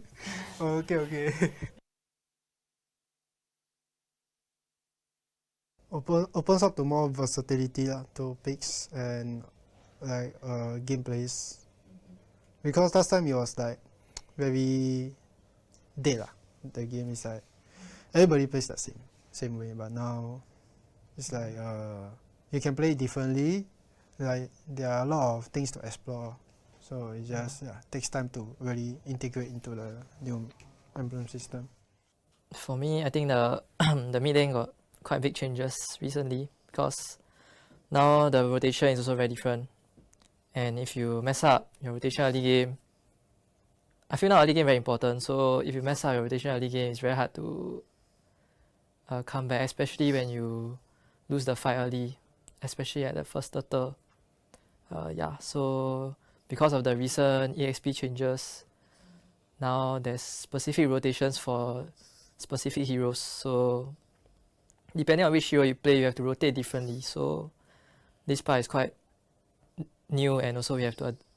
I feel mid laners need to adapt to it, and me also. Yeah.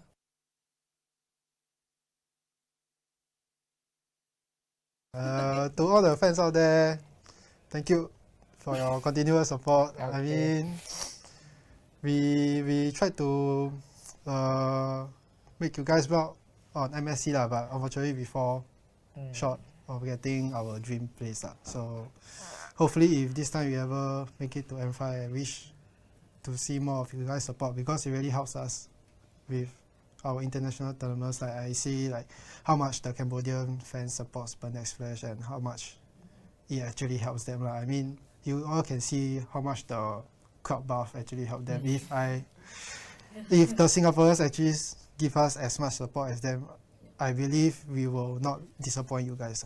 Yeah. I am Optimus Prime. No one can outrun Bumblebee.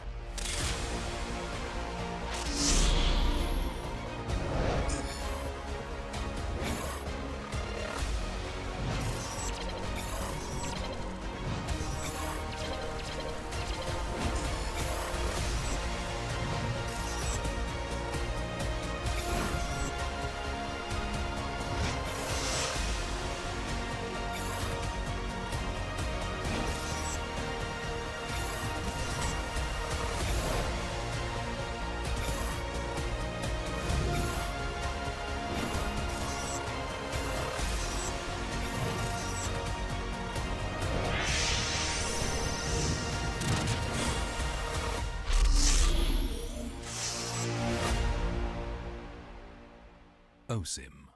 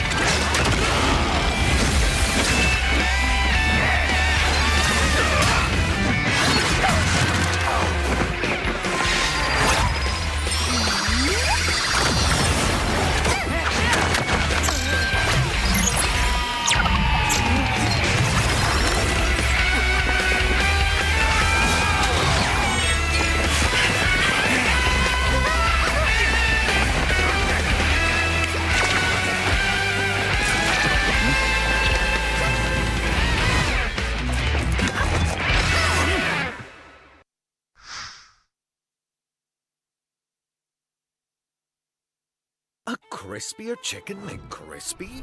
So much crispier. Bite into an even crispier crunch with the improved Chicken McCrispy. Now, wouldn't that be nice?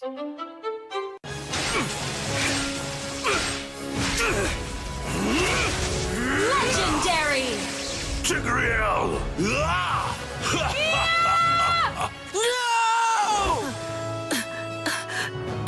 Tigreal, you are our only hope. We're not going to lose. Not today!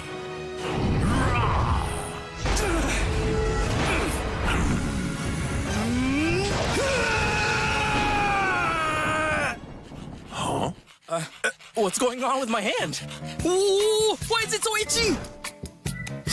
Yee! Dandruff! Yo, your hand's for gaming, not for scratching. You call yourself a pro? You have dandruff. Tigreal? Tigreal, is that you? Yes, that's me. Do you want to win a match? Defeat dandruff and itch with Head and Shoulders. Move on to Head and Shoulders. Up to 100% protection, dandruff, and itch. Wiped out. Unstoppable! We defeated the Lord! That's why everyone should move on to Head and Shoulders.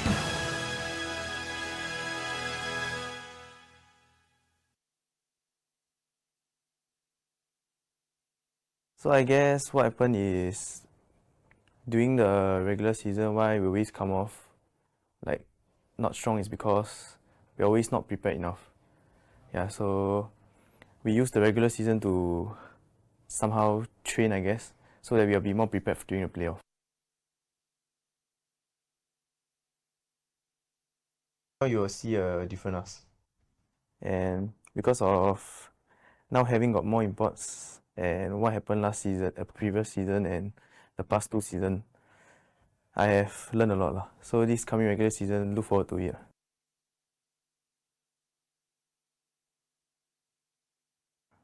Be more prepared because this time around I think we have trained with a lot of better opponents. So I think we will be more prepared this time around.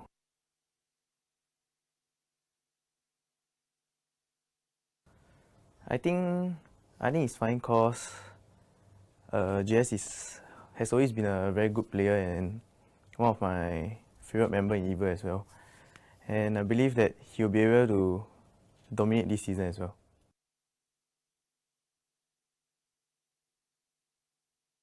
Look forward to it and continue supporting us. This time around, we won't disappoint you. You have a lot of fun game to watch.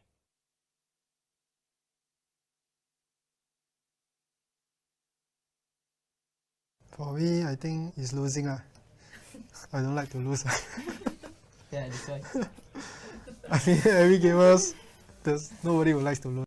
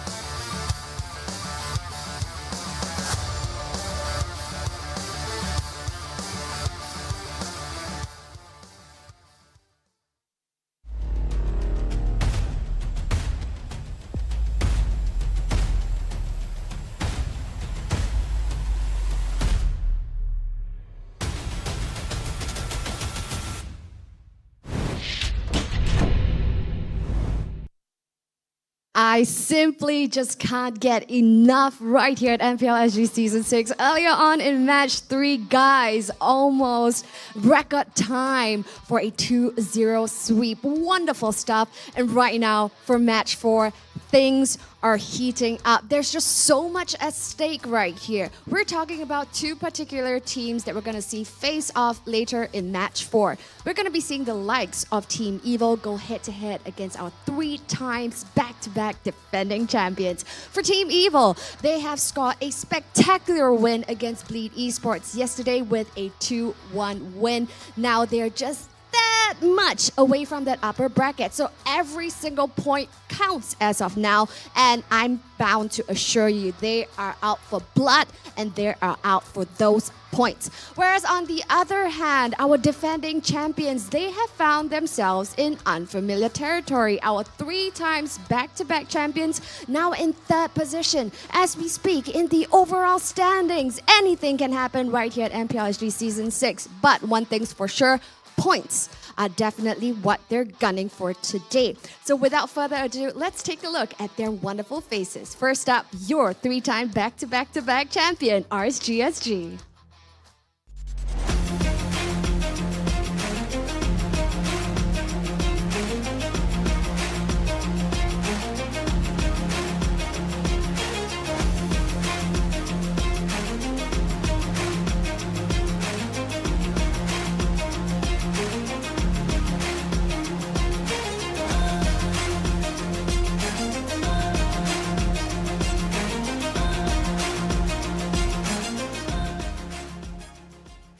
So yes, as we speak right now, the boys are currently getting ready at their battle stations. Today, I'm pretty sure they're going to put their A game on because they would want to cement their upper bracket position.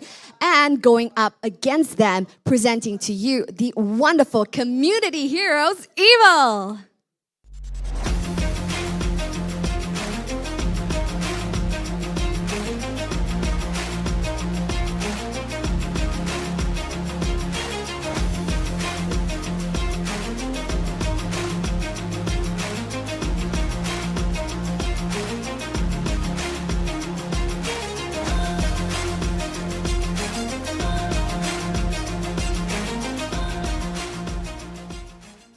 Now, this is unlike the regular Evil that we once knew. They were no longer the dark horses anymore. They're right now the galloping stallion here to grab points to secure them that upper bracket position. Now, this game, I assure you, is going to heat up more so in the EXP lane because as we see, we have Diablo and, of course, rumored Diablo 2.0, we have Twist there. So the EXP lane is definitely heating up. And I want to throw the question to a particular caster at the desk. Mr. Own Self, Analyze Own Self. What do you think?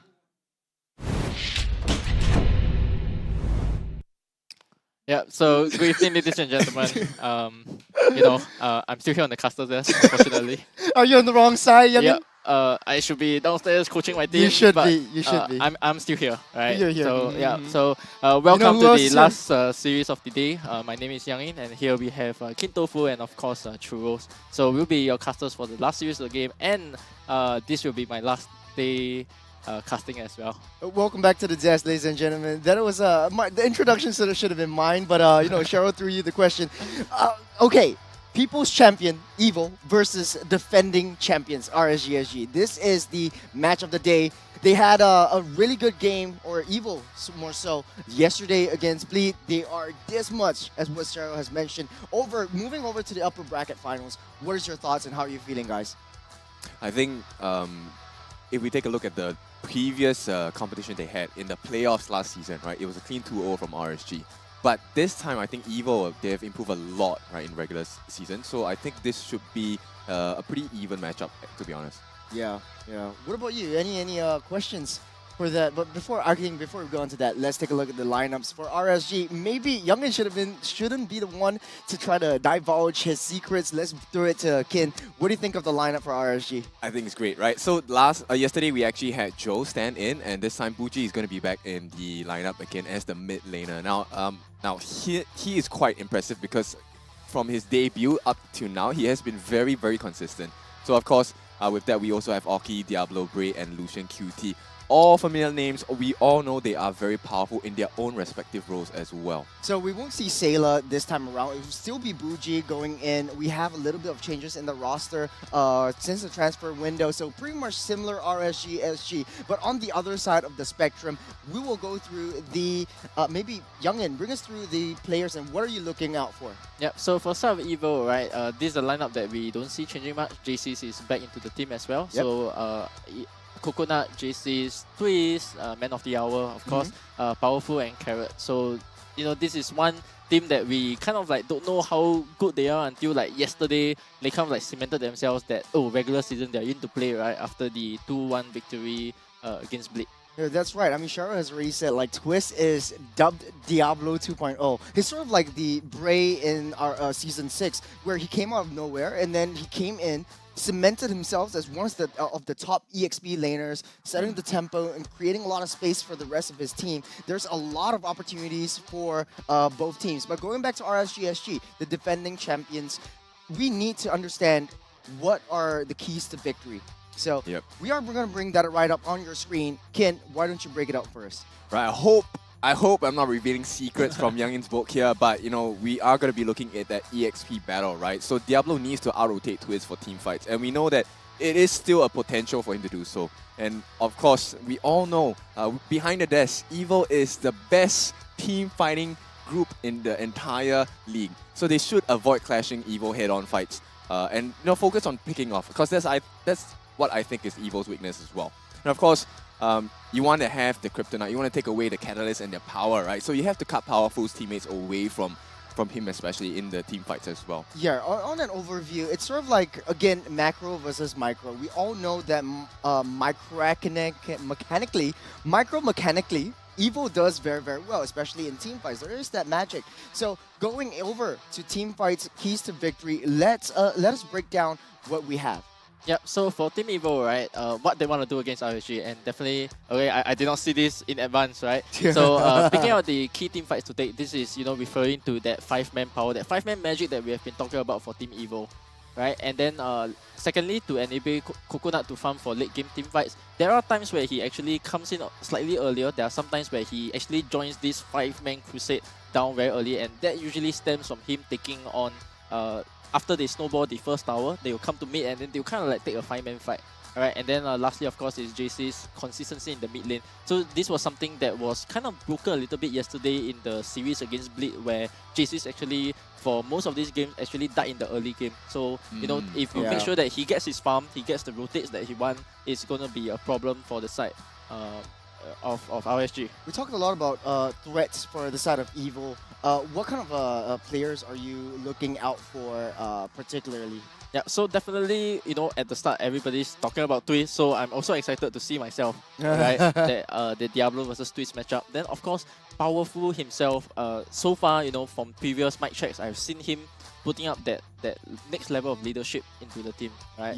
Yeah, of course, we will have to take a look at the statistics to see how both teams has fared. RSG standing in the top 2 standings over here. Can you break it down for us? Now, RSG always boasts one of the highest stats available. Oki's KDA is pretty freaking high. In the entire league, right? So Oki, I mean, he has an average GPM of 756, and his KDA, the reason why it's so high is because the rest of the members allow him to snowball. They create that very safe space for him. And it all always starts off with Bray, right? Bray in that jungle being very aggressive, getting steals, getting kills as well, will then trickle down that farm to make Lucian QT a bit fatter, and he opens up the map for both Diablo and Bougie to make things easier for Oki to reach this average GPM of 756. And I also have to point out, Diablo is one of those guys that really cemented how Singapore is very evident in the entirety of the world. Khalid has been picked up by a lot of the other teams as well as overseas teams. So we see people in Indonesia, MPL ID, MPL PH, also picking up the Khalid as well as the Badang too. So we have to always go back to the other side of the coin.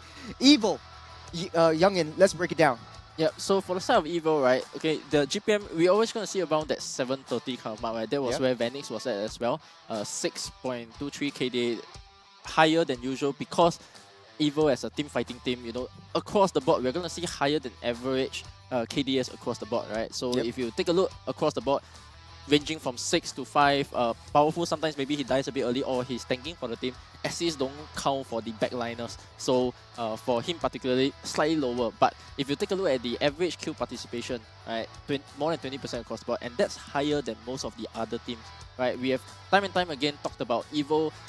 Their general style is to make sure that they take the team fights that they want, not only what they want, but team fighting together. So across the board, KP is always going to be higher than usual. Yeah, I mean, Diablo versus Baby Diablo is one of the matchups that we're looking for. We have Brave versus Powerful again in the jungle. Very, very similar playstyles, very similar kind of rotations. But I want to know, what are some of your predictions in this match? Who do you think will win? I mean, we don't have to really see it. Do you want to say the phrase? No. Do you want to go? Please. I think the viewers want it. Yeah, I think the viewers want it. After we win. Yeah, after we win. Yeah. Give the viewers what they want. So it's actually kind of funny. Right? Okay. Oh, no.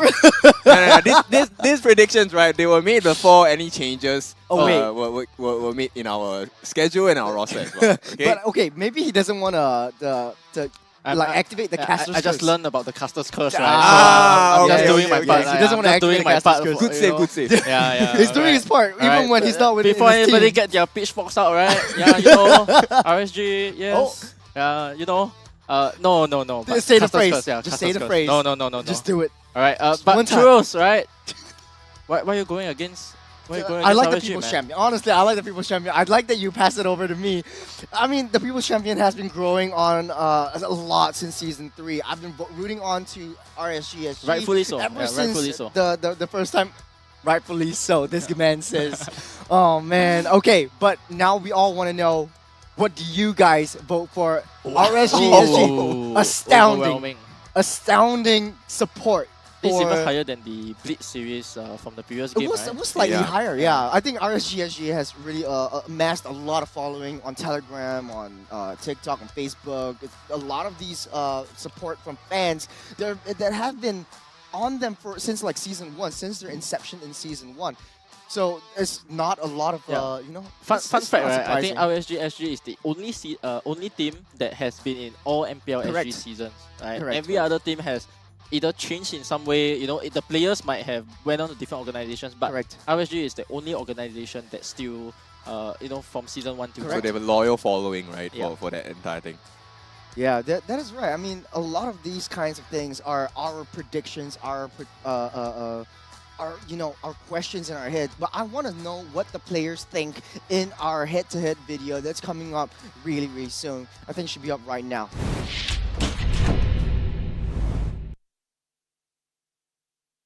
To be honest, I've never faced Evo in the playoffs before.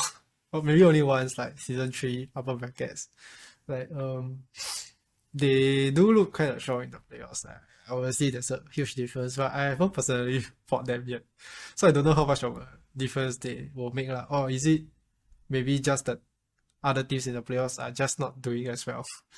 But for the Evo playoffs buffs, it's undeniably true because they do accept certain teams that we thought will be able to beat them. So if we ever meet them in the playoffs, then I just hope to be able to face them at their best and see what they can bring up. For me, now I think they got a bit chance for the player, right? Now they don't have the mid laner Melon.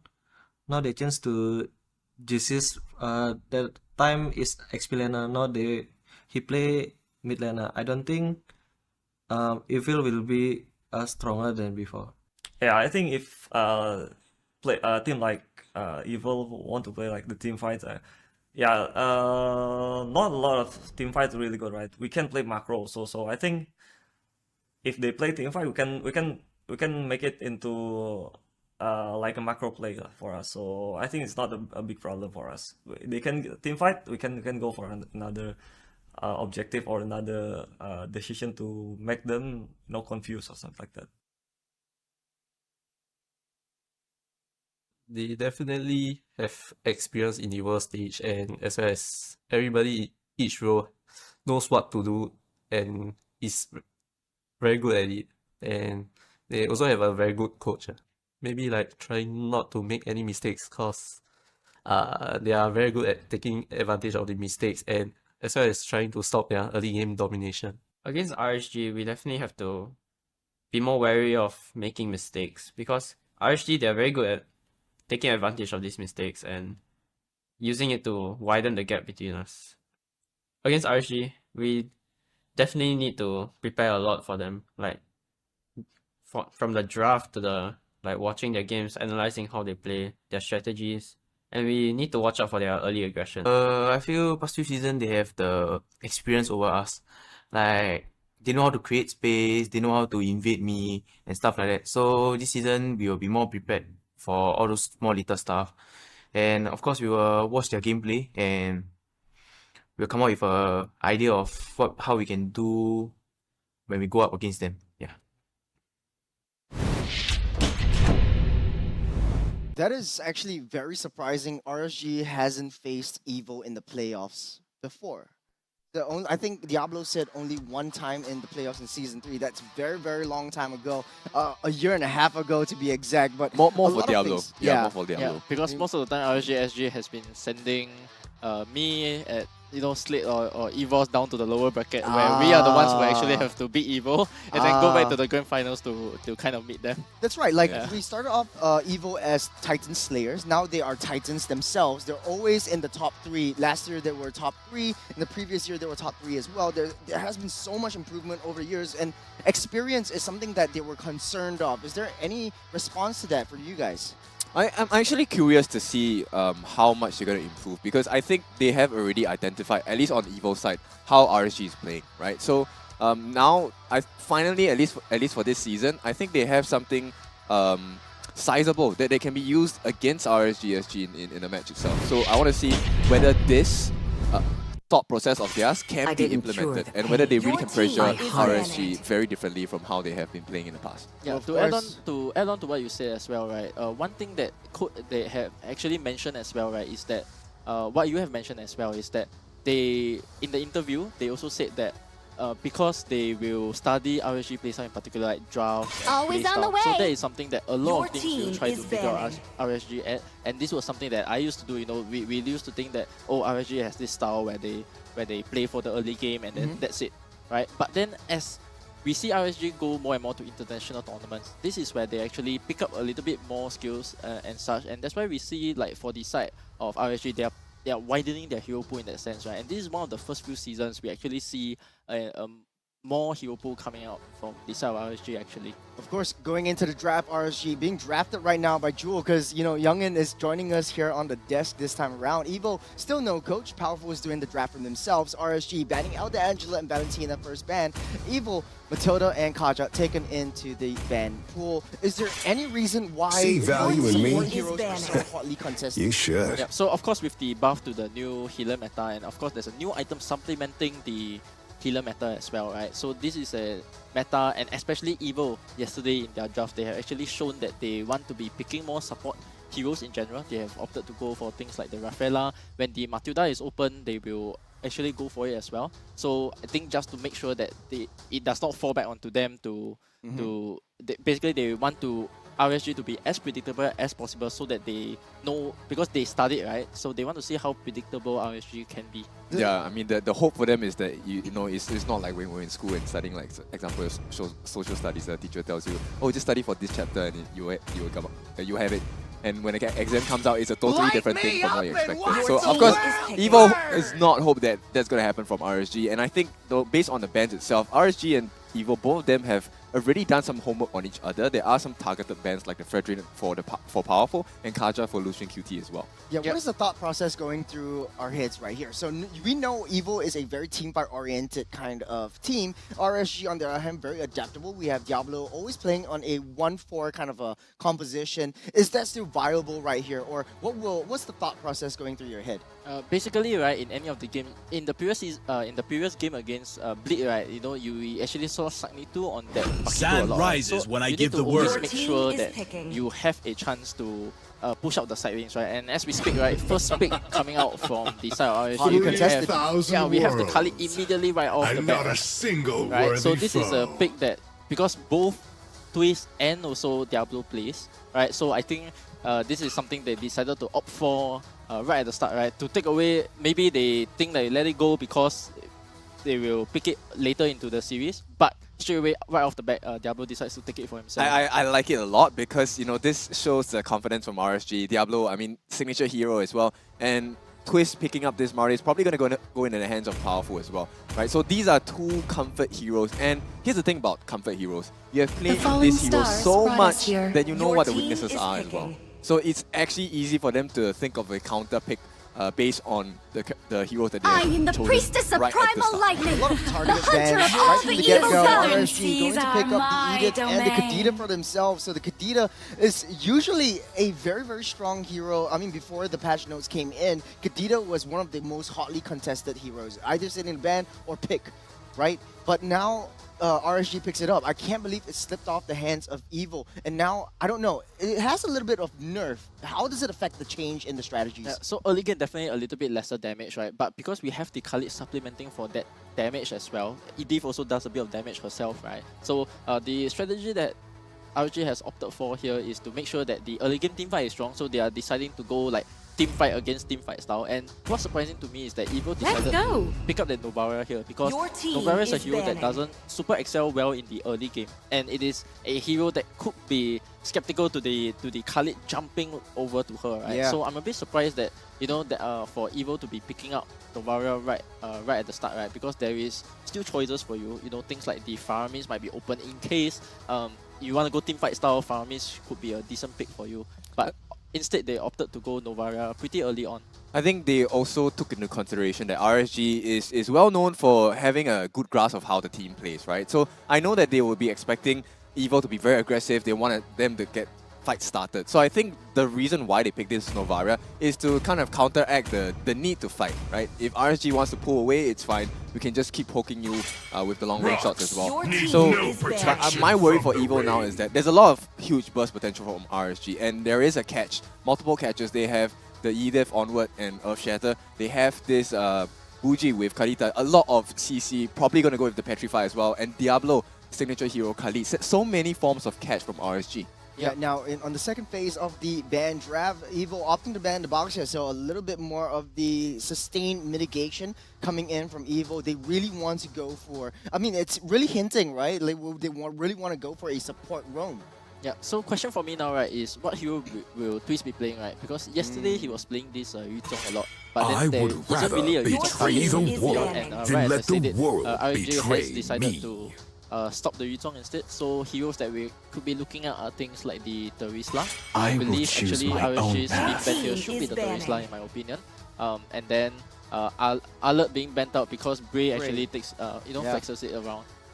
Yeah, in this case in point, it's really a lot of respect over the Twist. Like RSG is really targeting onto Twist. They don't want him to excel. They want Diablo to have an easier time. And if Diablo has an easier time, then Oki has an easier time. If you play into the late game, Oki really needs to scale up. Yep, and also I think Evo notices this particular trend. So they'll definitely want someone who's able to chuck down Oki as quickly as possible, or perhaps, like you said, Terisla, right? So, they don't want this in the game. Luckily, Coach Jule is thinking the same as me. You know, that's usually a very good sign, right? That's a good sign. Yeah, if the analyst is off tangent from you, that's a problem.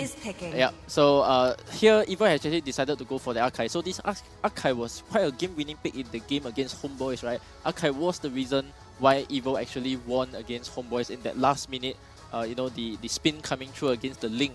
So they have decided to opt to go for something here that is decent for Evo, because right now you have to understand that they have already picked up the Martis here. So I don't really expect for Team Evo to suddenly put the Martis on the EXP lane and then put Archive in the jungle. So I'll have to assume that the Archive is time to take the field. Now.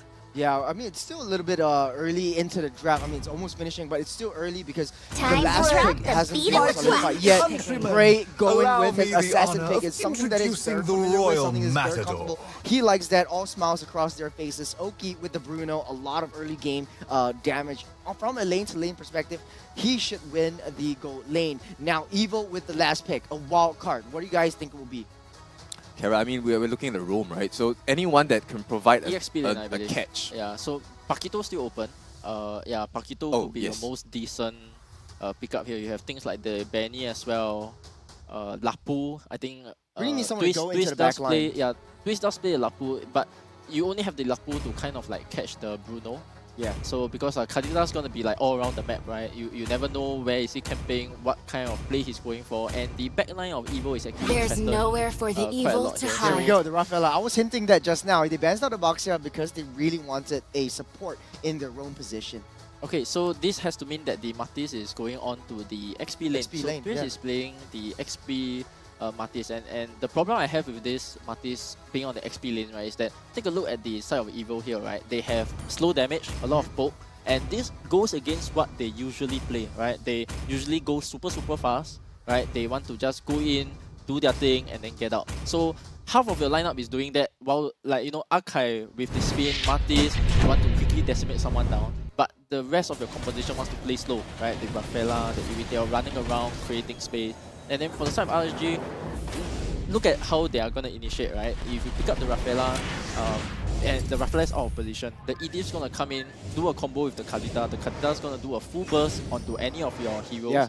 And as long as you do not have the Purify, it's going to spell disaster for the side of the 5 Evo here. seconds till the With enemy that, reaches ladies and gentlemen, the battlefield. last match, Smash first them. game of the match against RSG SG versus Evo. Match 1. Welcome It's time to make it work here. Twist against Diablo. This is a matchup that I'm very interested and curious to see how this is going to play out, right? Because there is a significant amount of damage that Twist will be able to get Diablo down to. And, you know, Diablo with the healing available for his hero itself, it might make life a bit difficult for Twist. Well, the Aethys really needs that level 2, so I would have thought like RSG would have went for the early EXP up on the EXP lane, but Aethys still onto the level 1, so a little bit on the slow level up. Is there a game plan that RSG is looking for right here? Yeah, basically get your catchers in, right? Because for the side of Evo here, right, they have actually opted for both the Iritel and the Rafaela to actually take the Purify, so they want to be away from whatever the Kadita wants to do, right? But your big problem here is on the side of JC's, alright? He has the flicker, and this will make him being a Edith can go on you, Kadita can go on you, Lancelot can come on you, Khalid can come on you, right? There's gonna be 4 loose conditions for you this game. So how are you gonna be handling that pressure? You know, you need to be able to use your ultimate wisely because you need to know where the opponent is. There will be even times where you have to throw it to the back in case the Kalita is keeping you instead. As we're talking about conditions, RSG has quite a bit of things that they have to do, right? Like RSG finding the easy little aggression onto Twist. They want to shut him down as easy as possible, especially in the early game, so that Diablo is just free, moving around, rotating, and just opening the map for the entirety of RSG. Yep, and you can see they're going to try and pincer them. This is the fighting that we're Oh, the talking heavy about. spin, easy lockup, but won't amount up to anything. Lucian Cutie will be shut down by Powerful. First blood over to Powerful. Yep, and what a time to do it, right? Evo get that first blood. Not only that, they are going to poise themselves to get this turtle as well. But we all know Bray is one of the best junglers, the red 3 fingers, and the fastest in the game as well. Okay, turtle. A little bit more of health. Petrify already pushed up. Bray actually gets that turtle. Rough waves as a defensive mechanism. Carrot almost taken out this time, but the win goes to RSG. A little bit of 1v1 action. Coconut actually dishing out a lot of damage onto Oki, forced to retreat. Yeah, so good micro play coming in from Bray here. Good decision making, right? Because even though they lost the pre-setup of the turtle, right? Oh, Carrot. The pre-setup of the turtle was correct for the side of Evo, right? But because Bray decided to use all his skills on the turtle, he forced a 50-50 retreat with the Archive. And then the Kaita basically went in with the Petrify knowing that the heavy spin was down. And then basically this was what enabled RSG to get the turtle even though they were at a disadvantage. Yep, I want you to keep your eyes on Bougie. One of the things that RSG has been trying for this past 3 minutes is to keep pressuring Twist actually. But it hasn't worked out so far, and I think Evo is doing a good job of maintaining the game. I think it's just micro skills. Twist can hold his own. He's actually winning the lane against Diablo, but his answer misses. And Twist will try to get away. 3 more strikes, 1 more hit, and he goes down. Bray takes the kill. Yeah, it all comes down to the rotations, right? The rotation speeds. As earlier I was talking about, this Novara doesn't give you the rotation speed that you want, right? For the side of RSG, they are rotating the way that they want, right? Any single time they move down to the bottom lane, anytime they move down to the top lane, they are trying to make things happen, right? But for the side of Evo here, Okay, heavy spin over onto Diablo, but the minions actually are aggroing, taking the turret aggro. Diablo looks like he'll be able to walk down out of there alive. The rotation speed coming in, like you said. Young, the petrify two-man rough waves. Twist might go down as well, but they will try to get a retreat. The Thorn Rose takes him out in the process. Carrot, nothing much can do, but he's staying. He wants to get that defense down on that turret, on that top lane. It's a W for RSG. 1K go up in the lead. Jace is down in the mid lane, trying to get as much plating as they can. Coconut fending for himself. Another engage coming in. It's really setting the tempo. RSG making their name known. And I feel Evo must be feeling so pressured, right? RSG playing this tower aggression to the best of their ability. Like every single time they dive, they're not punished for it because there is always a creep wave taking that damage for them. It's a classic case of like fight fire with fire. Evo likes to play aggressive. RSG is doing the same, and RSG is winning in every fight. It's all about rotation speed, getting Evo, getting caught off guard. And yep, you can see this is a snowball effect that RSG is starting to have already. Yeah, and this all comes down to the Novaria pick, right? Because it doesn't give you that kind of aggression that we are so used to Evo having, right? But right now they're going for this kind of poke composition where they just want to go slow, and RSG is like... Bucci with the petrifier onto Coconut! Gets taken out of the game! Powerful! Quick to back up, but the heavy spin will not mount up to anything. He doesn't have enough damage, Current. Oh, he comes in, tries to save Powerful from there, but Jace is here trying to slow everyone down. They will be able to get back to safety. RSG still getting another W in every single skirmish that they take. Yep, RSG now have a 2k goal lead against Evo, and of course this is... Bray will take down Carrot! He will get out there alive, and they're going for it again! He doesn't have the rough waves, he's safe for now. Powerful, a few more hits. Coconut coming from the flank. He takes down one, he takes down two. He'll go down for another one. 3 guys down from RSG. Evo is their time to shine, but Diablo tries to use rough waves to safety. The Terran will take it. Another triple kill over to Jace's. Of all of the people to feed, you feed the one that will be able to poke you the hardest. That is going to be Jace's. And I think this is a win overall for Team Evo instead. Oh man, they're just keeping the tempo going up. RSG a little bit too greedy, don't you agree? Yeah, good lead here by Evo, right? Because not only that, JC is actually skilling well into the late game as well, and this was actually one of the conditions that you would not want to play against so early in the game, right? Because having this Novaria basically enables the side of RSG to play the game they wanted at the start, but because of this opening now that Evo has, the Novaria is going to skill well into the next few minutes of the games as well. Yeah, we talked a little bit about the Martis not being very viable in the EXP lane. He needs a little bit more of the tempo settings, but Twist is actually having a tougher time. He falls off very hard in the late game. We're midway pushing into the mid game, and Twist is not even showing up on the map. What is his role in all of this? I think at the end of the day, once he has the farm, he is actually going to be one of the win conditions, right? And here we go, heavy powerful. spin onto Lucia Cutie, trying to push everyone back from the Turtle. Turtle, retribution by Bray, they're going for it. But now, the discipline coming from RSG is starting to show. Oh, the Star Shatter almost takes him out. Twist, he does have the Decimate. He might want to go for it, but Bray a little bit in too deep, saves himself out of there. RSG, they take another W. Yeah, this is a very different Evo, right? Yes, we know how Bray likes to play. Bray likes to be in your face, right? But now Evo are actually going to punish him. Oh, stuck in a landslide. Lucia Cutie will get taken down. Oki tries his best to run for the hills. Evo will not pursue, but look at where Twist is. Diablo always keeping an eye on Twist. He's dealing so much damage. Twist tries to mitigate some of it, and Diablo backs off. Yeah, so for the side of RSG here, right, they're still doing their normal win condition things, right? Take down the bottom tower, right? Make sure that Oki does not have a bad game, right? Because it is like the side of Team Flash, right? You let Vanix farm, and then Vanix is gonna carry you later, right? So in the same way, RSG is doing a bit of the same thing, right? Oki, even though the rest of the team is not doing so well, right? They still have the lead, but as long as Oki is farming up and scaling into the game, later on, there is not many things that's gonna be able to touch him, right? With the exception of the Novaria.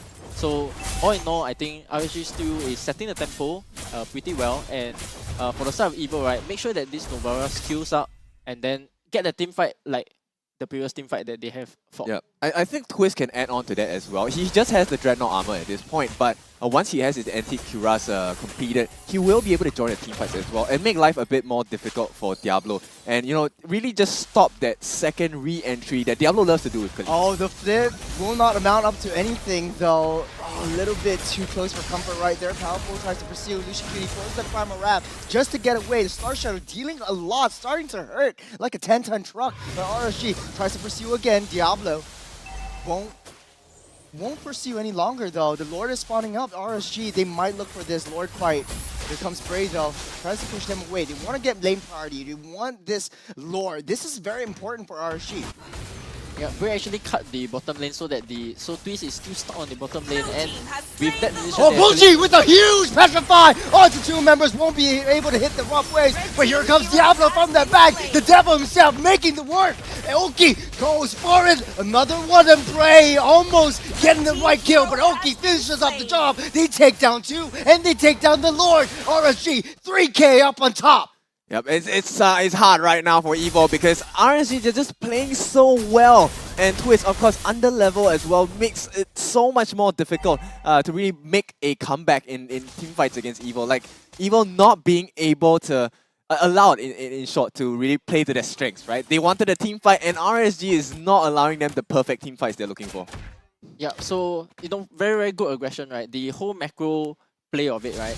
Cut the bottom wave, rush lot so that they are separated into a 5v4, and then max level aggression coming from RSG, diving even past the tier 2 towers just to make sure that they maintain the lead. Oh, Oki taking a little bit too much damage, forced to back off, but RSG still maintaining a lot of macro advantages that they had. Lord already pushing down the south side. RSG trying to push it up on all 3 lanes. This Lord would enable them to get at least all the tier 2s, opening up the entirety of that map. But here comes Bray onto Powerful. Powerful still has his heavy spin. Tries to push Bray down onto the wall, but there's no follow-up from Powerful. Here comes the Raging Sandstorm. Diablo taking a little bit too much damage. Will get taken down, but we'll take Jason down the process. The rough waves come. The layering is so good. Bray on that back. Will take another one for himself. Oki just doing the work on top on the top lane. Evo, nothing to do but defend. Yep, so RSG now, I think they can smell the victory coming in very soon. 4 of them grouping up in the mid lane. They just need to do as much damage as possible to the turrets, and this game should go into the bag pretty soon here. Very good start for RSG. They're riding on that momentum, riding on the early game aggression. The hostels already built up for Coconut. The rest of the members are coming up soon. RSG will be looking to take down this tier 3 and then back off. They want to play it very, very passively, very defensively. Don't want to make any mistakes. Remember in the interview, Evo said that like, oh, we want to wait for RSG to come into our base, try to make a mistake, and then we'll activate our magic of team fights, which is what they're trying to do right now. Yeah, so this goes against what they were doing yesterday, right? Because as I said in the draft, right, half of the team wants to go in fast and half of the team wants to go in slow, right? And that kind of like, so they don't know where they are at, right? They have to kind of wait for counter engagers coming in from RSG. They have to basically wait for RSG to make a mistake. And here the problem of Evo is that who is going to be the one pushing out your side lanes, because RSG was able to identify that, you know, Twist being on the Martis is not being able to push out the waves as fast or as efficiently. So with now all 3 lanes being down, all the tier 3s being down, right, RSG, by what they know, they are going to macro very well. They're going to make sure top lane is constantly pushed in before they actually try to take the Lord here. Would it be better if Evo came out into the open and then RSG can find an angle to flank it out? Because what RSG needs to do is identify where Coconut is and where Jaces is.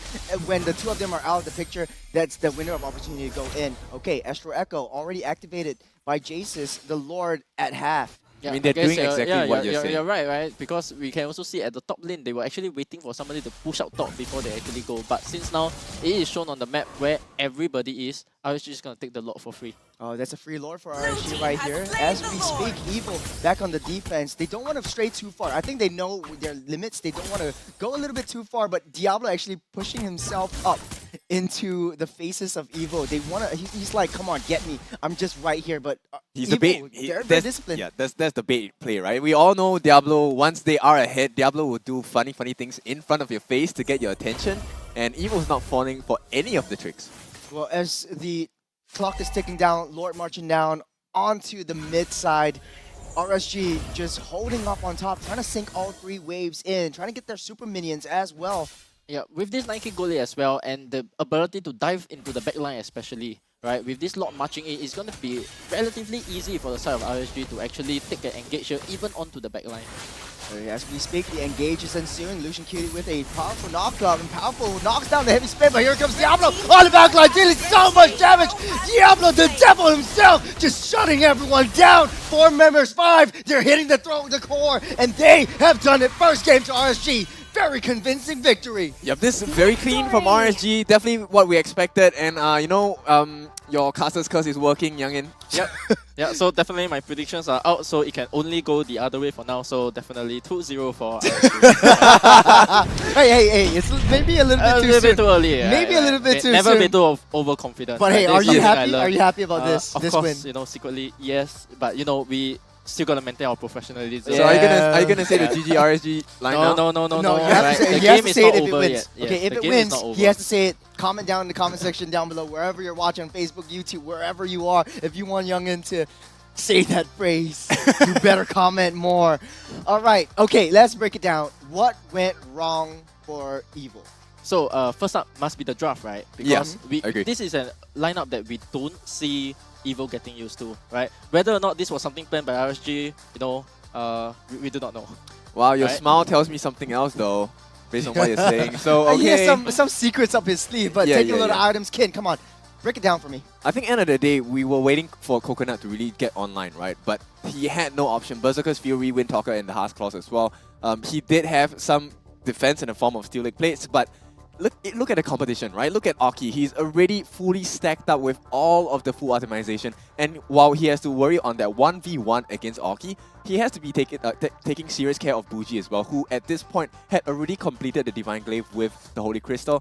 And with the Petrify, it was always a catch. There's so many ways for RSG to force out the usage of the battle spells. Right? Yeah, I mean, the match against Evil with Bleed yesterday wasn't as close as, it wasn't as far apart as this. It was very much one-sided for favoring RSG. And the fact of the matter is, what I saw was that Diablo and Bray constantly attacked the EXP lane. Twist had nothing to do. He's 0-2 and 2. And when after he is done, they were gathered at the goal lane. So every single offside, RSG is pressuring, and Evil has definitely felt that. Yeah, so more importantly, right, is that as you mentioned as well, OK being able to pressure each of these lanes, right? They pressure the XP lane at first, and once they realize, oh, Twist is not going to have a game for this particular game, right? They shifted their attentions back into the goal lane and to make sure that OK had a perfect game instead. Yeah, leaving a lot of space wide open for OK to farm up. He's basically untouched. He doesn't really need to do anything in a lot of these team fights. Taking a lot of emblemizations, there's a lot of assassin emblems coming up from RSG. The only tank emblem that we see is on this Edith, on Lucian Cutie. There's a lot of penetration focus that is on the side of RSG. Typically, when you play a Khalid, you will go for a fighter emblem. You want a little bit more sustain, but this Khalid is full-on wave clear. Take a look at the concussive blast as well. Gives him another boost of wave clear, and then he can rotate down. So fast rotation on the EXP lane, down onto the mid lane, you pressure on both sides. Yeah, I'm very surprised on JC's emblem choices here for not going defensive, because you already saw the whole draft, right? Your emblems, you can change it when you see the draft, right? And you already know Khalid's going to jump on you, Lancelot's going to jump on you,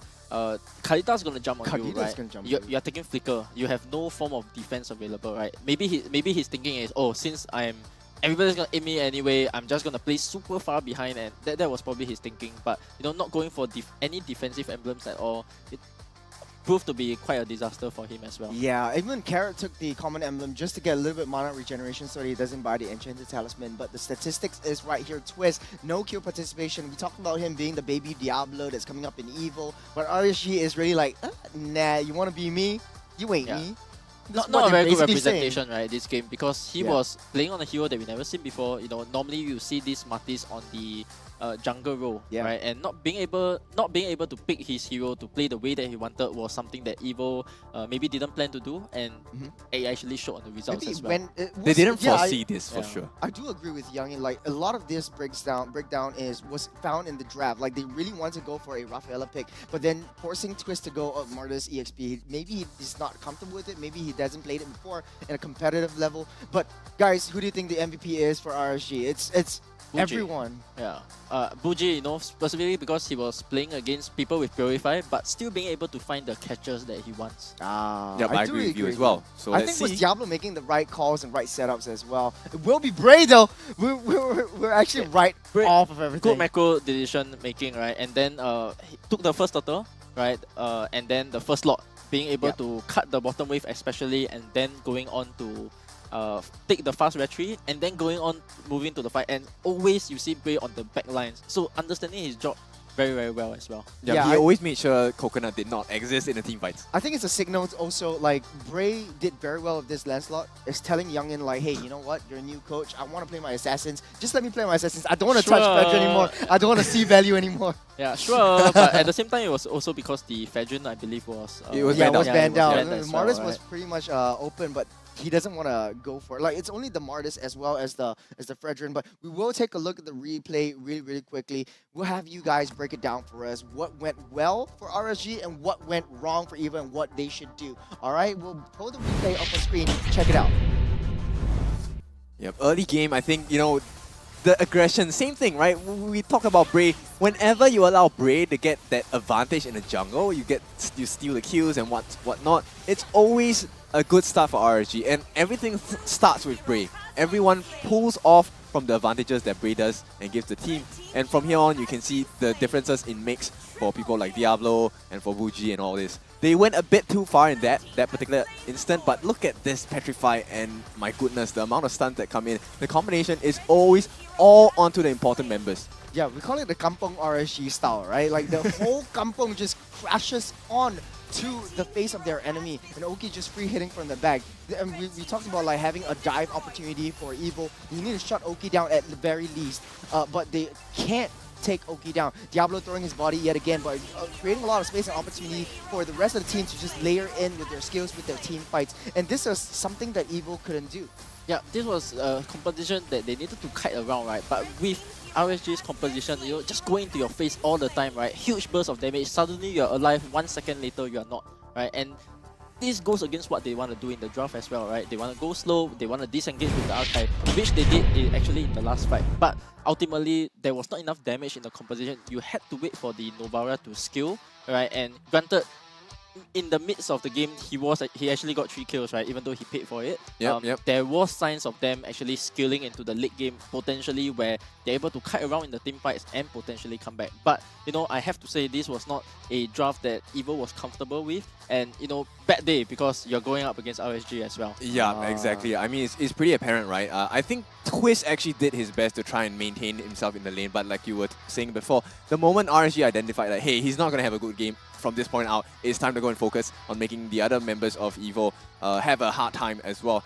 That's when you really see, okay, the difference that the drafting has made for them. I understand that Jace's, for that Novaria, he actually had quite a bit of burst damage as well, right? He had an early Lightning Truncheon as well. Yeah, and getting the triple kill as well. But he is someone that cannot survive the divey composition that RSG has drafted. Yeah, it was just a very, very tough pill to swallow for EVO. Like, this game was so pivotal for their success into the entirety of the upper brackets. Like, this is a make or break. Next game would be slightly, I wouldn't say slightly easier, but it'd be facing up against a team that they would be a little bit more comfortable with. But that being said, speaking about swallowing, we have to talk about McDonald's. And now it's dinner time. You guys should be hungry. The road to glory has never been tastier with McDonald's. Catch all the MPL SG Season 6 action and complete the experience with a crispier crunch of the all-new and improved Chicken McCrispy. Spicy as well. It's spicy. That's it. That's all. That's not all, right, guys? Like, this is something that we were all doing in the face of, like, McDonald's is something that we all grew up with and something that we all go back to, something that we're all very, very comfortable with. And with that, it's a lot of the times you can actually have the McDelivery deliver it to you as well. Yeah, I mean, it's just nice in between the break now, Yeah, what's the time now? It's 7 o'clock, which is the perfect time, right? And if you have the McDelivery app on your phone, you can actually order it online as well. I did have a bit of chicken as well right before the car started, so I'm feeling satisfied already, but it's not enough. I want more, right? guys, we can order McDonald's in, please. Yeah, we have to do it for dinner as this game ensues, and we're talking about this game. It's sort of getting us hungry as well. So shaker fries are coming back on. We're talking about like if you want low carbs, then go for chicken McCrispy. You know what I'm saying? It's something that is obvious gym boys here. Yeah, obvious gym boy over here. But of course, okay, enough of McDonald's. Let's go back into the game. What is the thought process between you guys going into game number 2? I think Evo just needs to stick to their game plan, right? At this point, I understand, okay, you know what? You want to try something new. You want to try beating RSG at what they're good at, right? But at this point, I think Evo just needs to stick to their roots.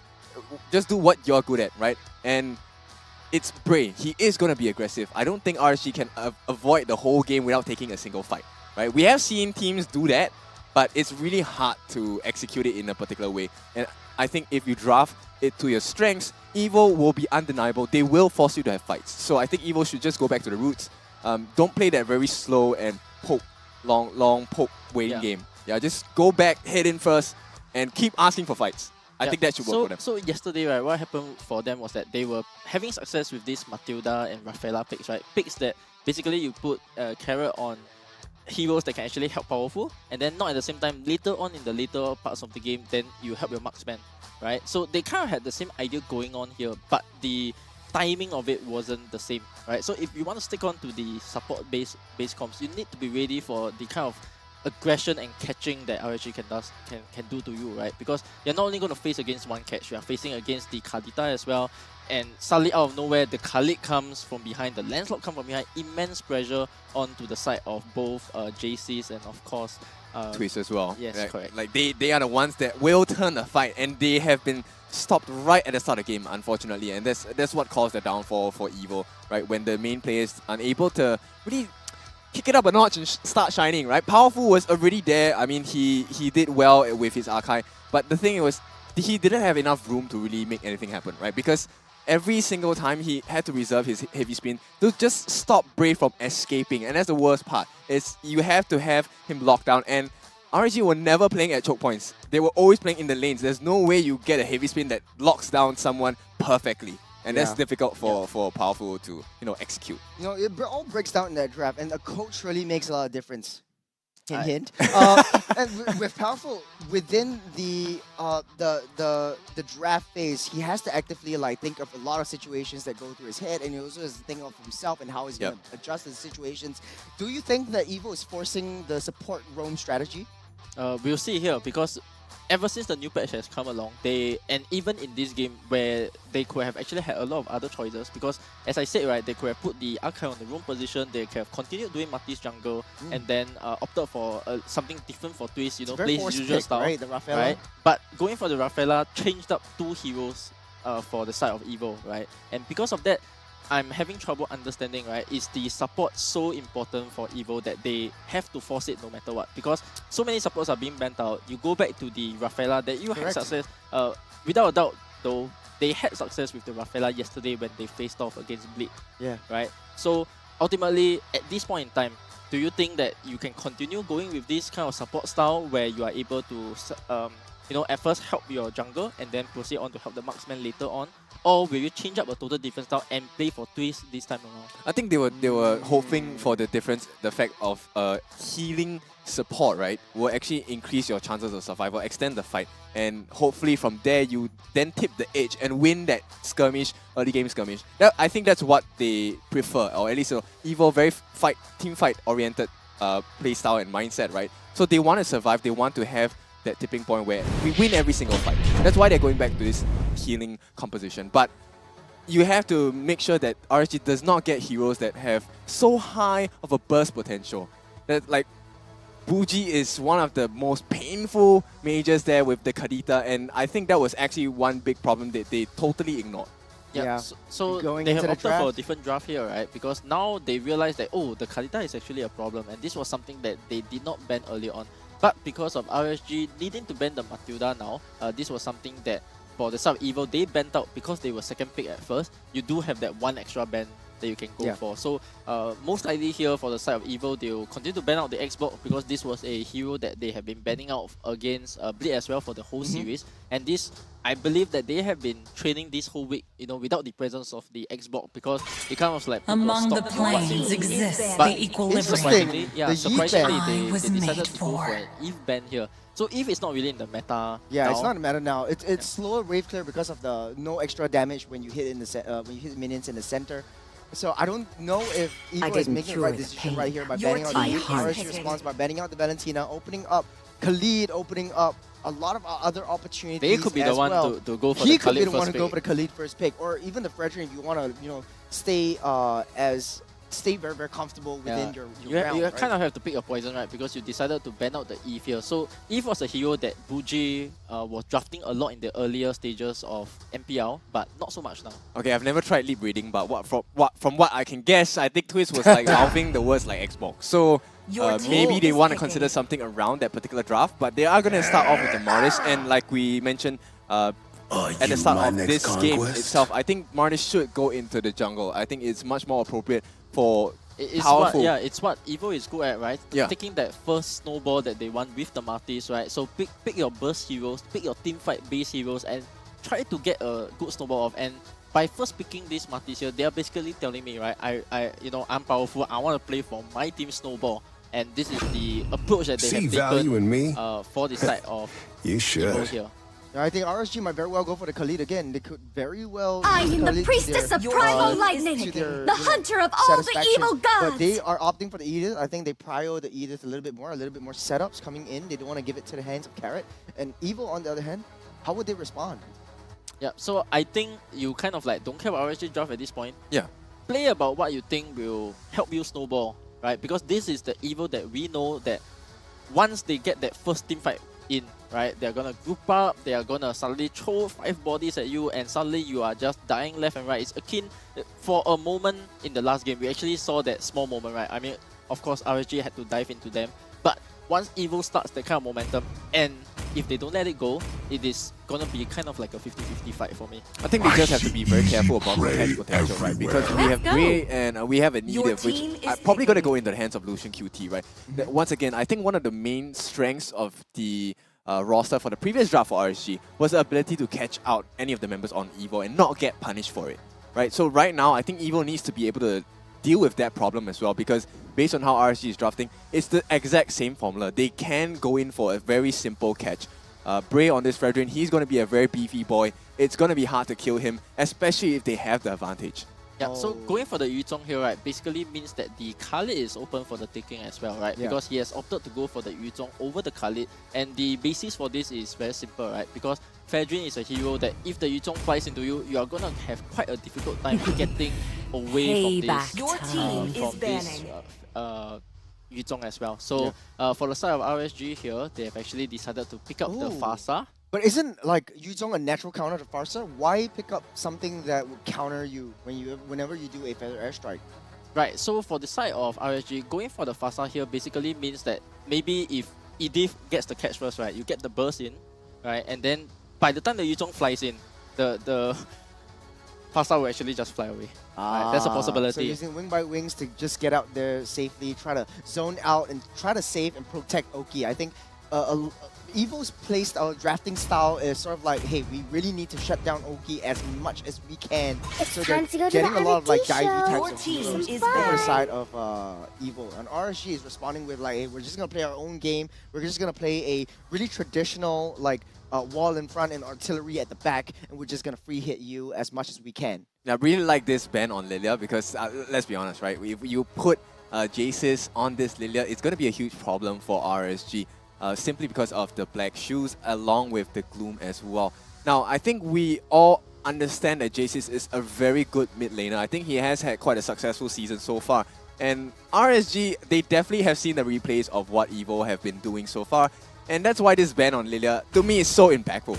Yeah, and also not forgetting the fact that if you take a look at the earlier parts of the draft, right, they've actually opted to take out the Kalita and the Eve. So these are heroes that, you know, you kind of are sabotaging yourself in a way because now you haven't picked your mage, RSG is continuing to ban out even more majors. What are the picks you're left with? You'll be left with heroes that people don't play a lot. So as we look across the board now, the only heroes that are kind of left are heroes like your your Faramis, the Novaria again. But I don't think they'll pick up the Novaria again because they didn't have a very good game with it, right? And then, of course, heroes like the God is still open. The falling stars brought us here. When RSG just bans out the Novaria, I think they're stacking themselves up to playing that long-range game. They do have a lot of divey types of heroes. If they have a long-range artillery that does a lot of damage, does a lot of free hits, that's going to be very detrimental to RSG because they're very susceptible to a lot of these free hits. I think they're doing exactly what they're doing in Game 1, which is RSG is influencing the choices that EVO are making. Correct. Right? They are conditioning them to think in a certain way, to think that, hey, the answer to RSG's draft is this certain set of heroes. And I think EVO, so far, they've been doing well to keep to their original mindset, but I think the mage role might be a win for RSG.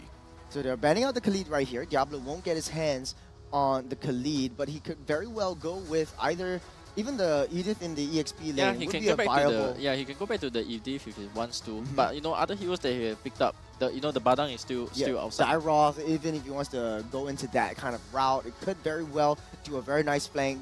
Does a lot of damage, and basically Dyroth is one of those heroes in the EXP lane who always wins in a one-to-one kind of matchup.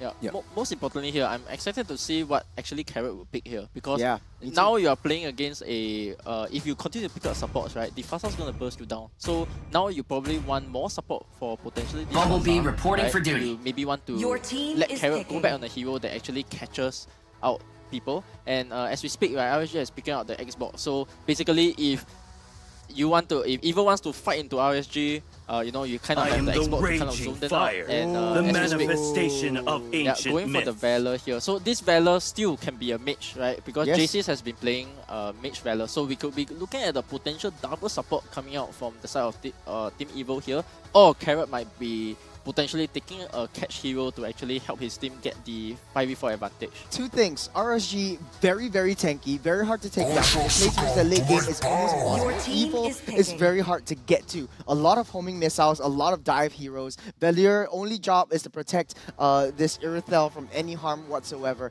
So the last pick from RSG SG. So you have the Edith going to roam position, Xborg in the EXP lane. What's lacking is a marksman.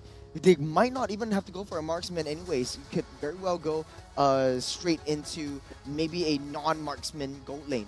What do you think? Yeah, not many marksman picks that is left for you here, because these are heroes now that will dive into your backline. Correct. I think a carry There's is always decent, a chance for a comeback. right? But of course, That's the why Bruno I is love always going to be football. your most Like standard, go-to your most standard. standard go-to kind of a pick. You just need to take Purify. Okay, so there's a problem here, right?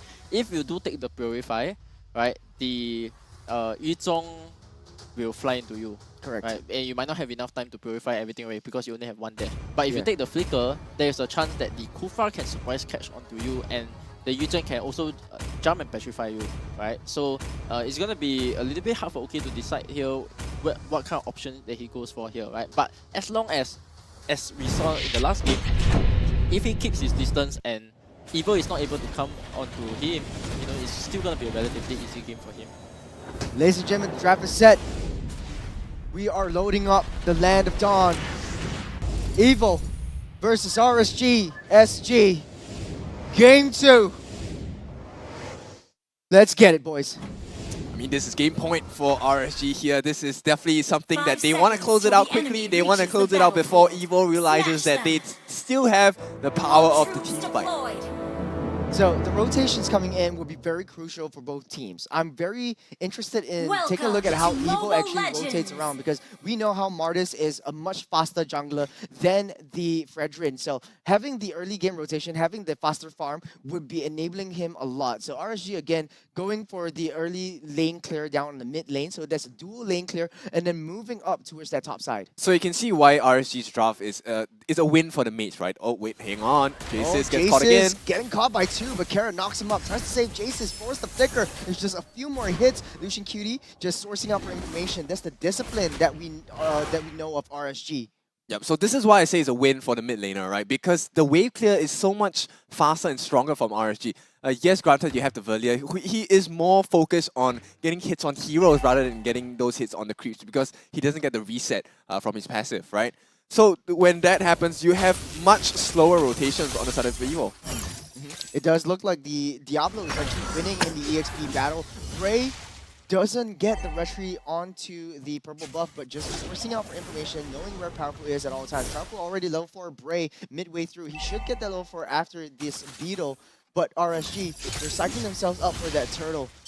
Diablo slowly but surely getting his level 4 as well. Cutie misses the flip, won't amount up to anything. That was a good response coming in from RSG.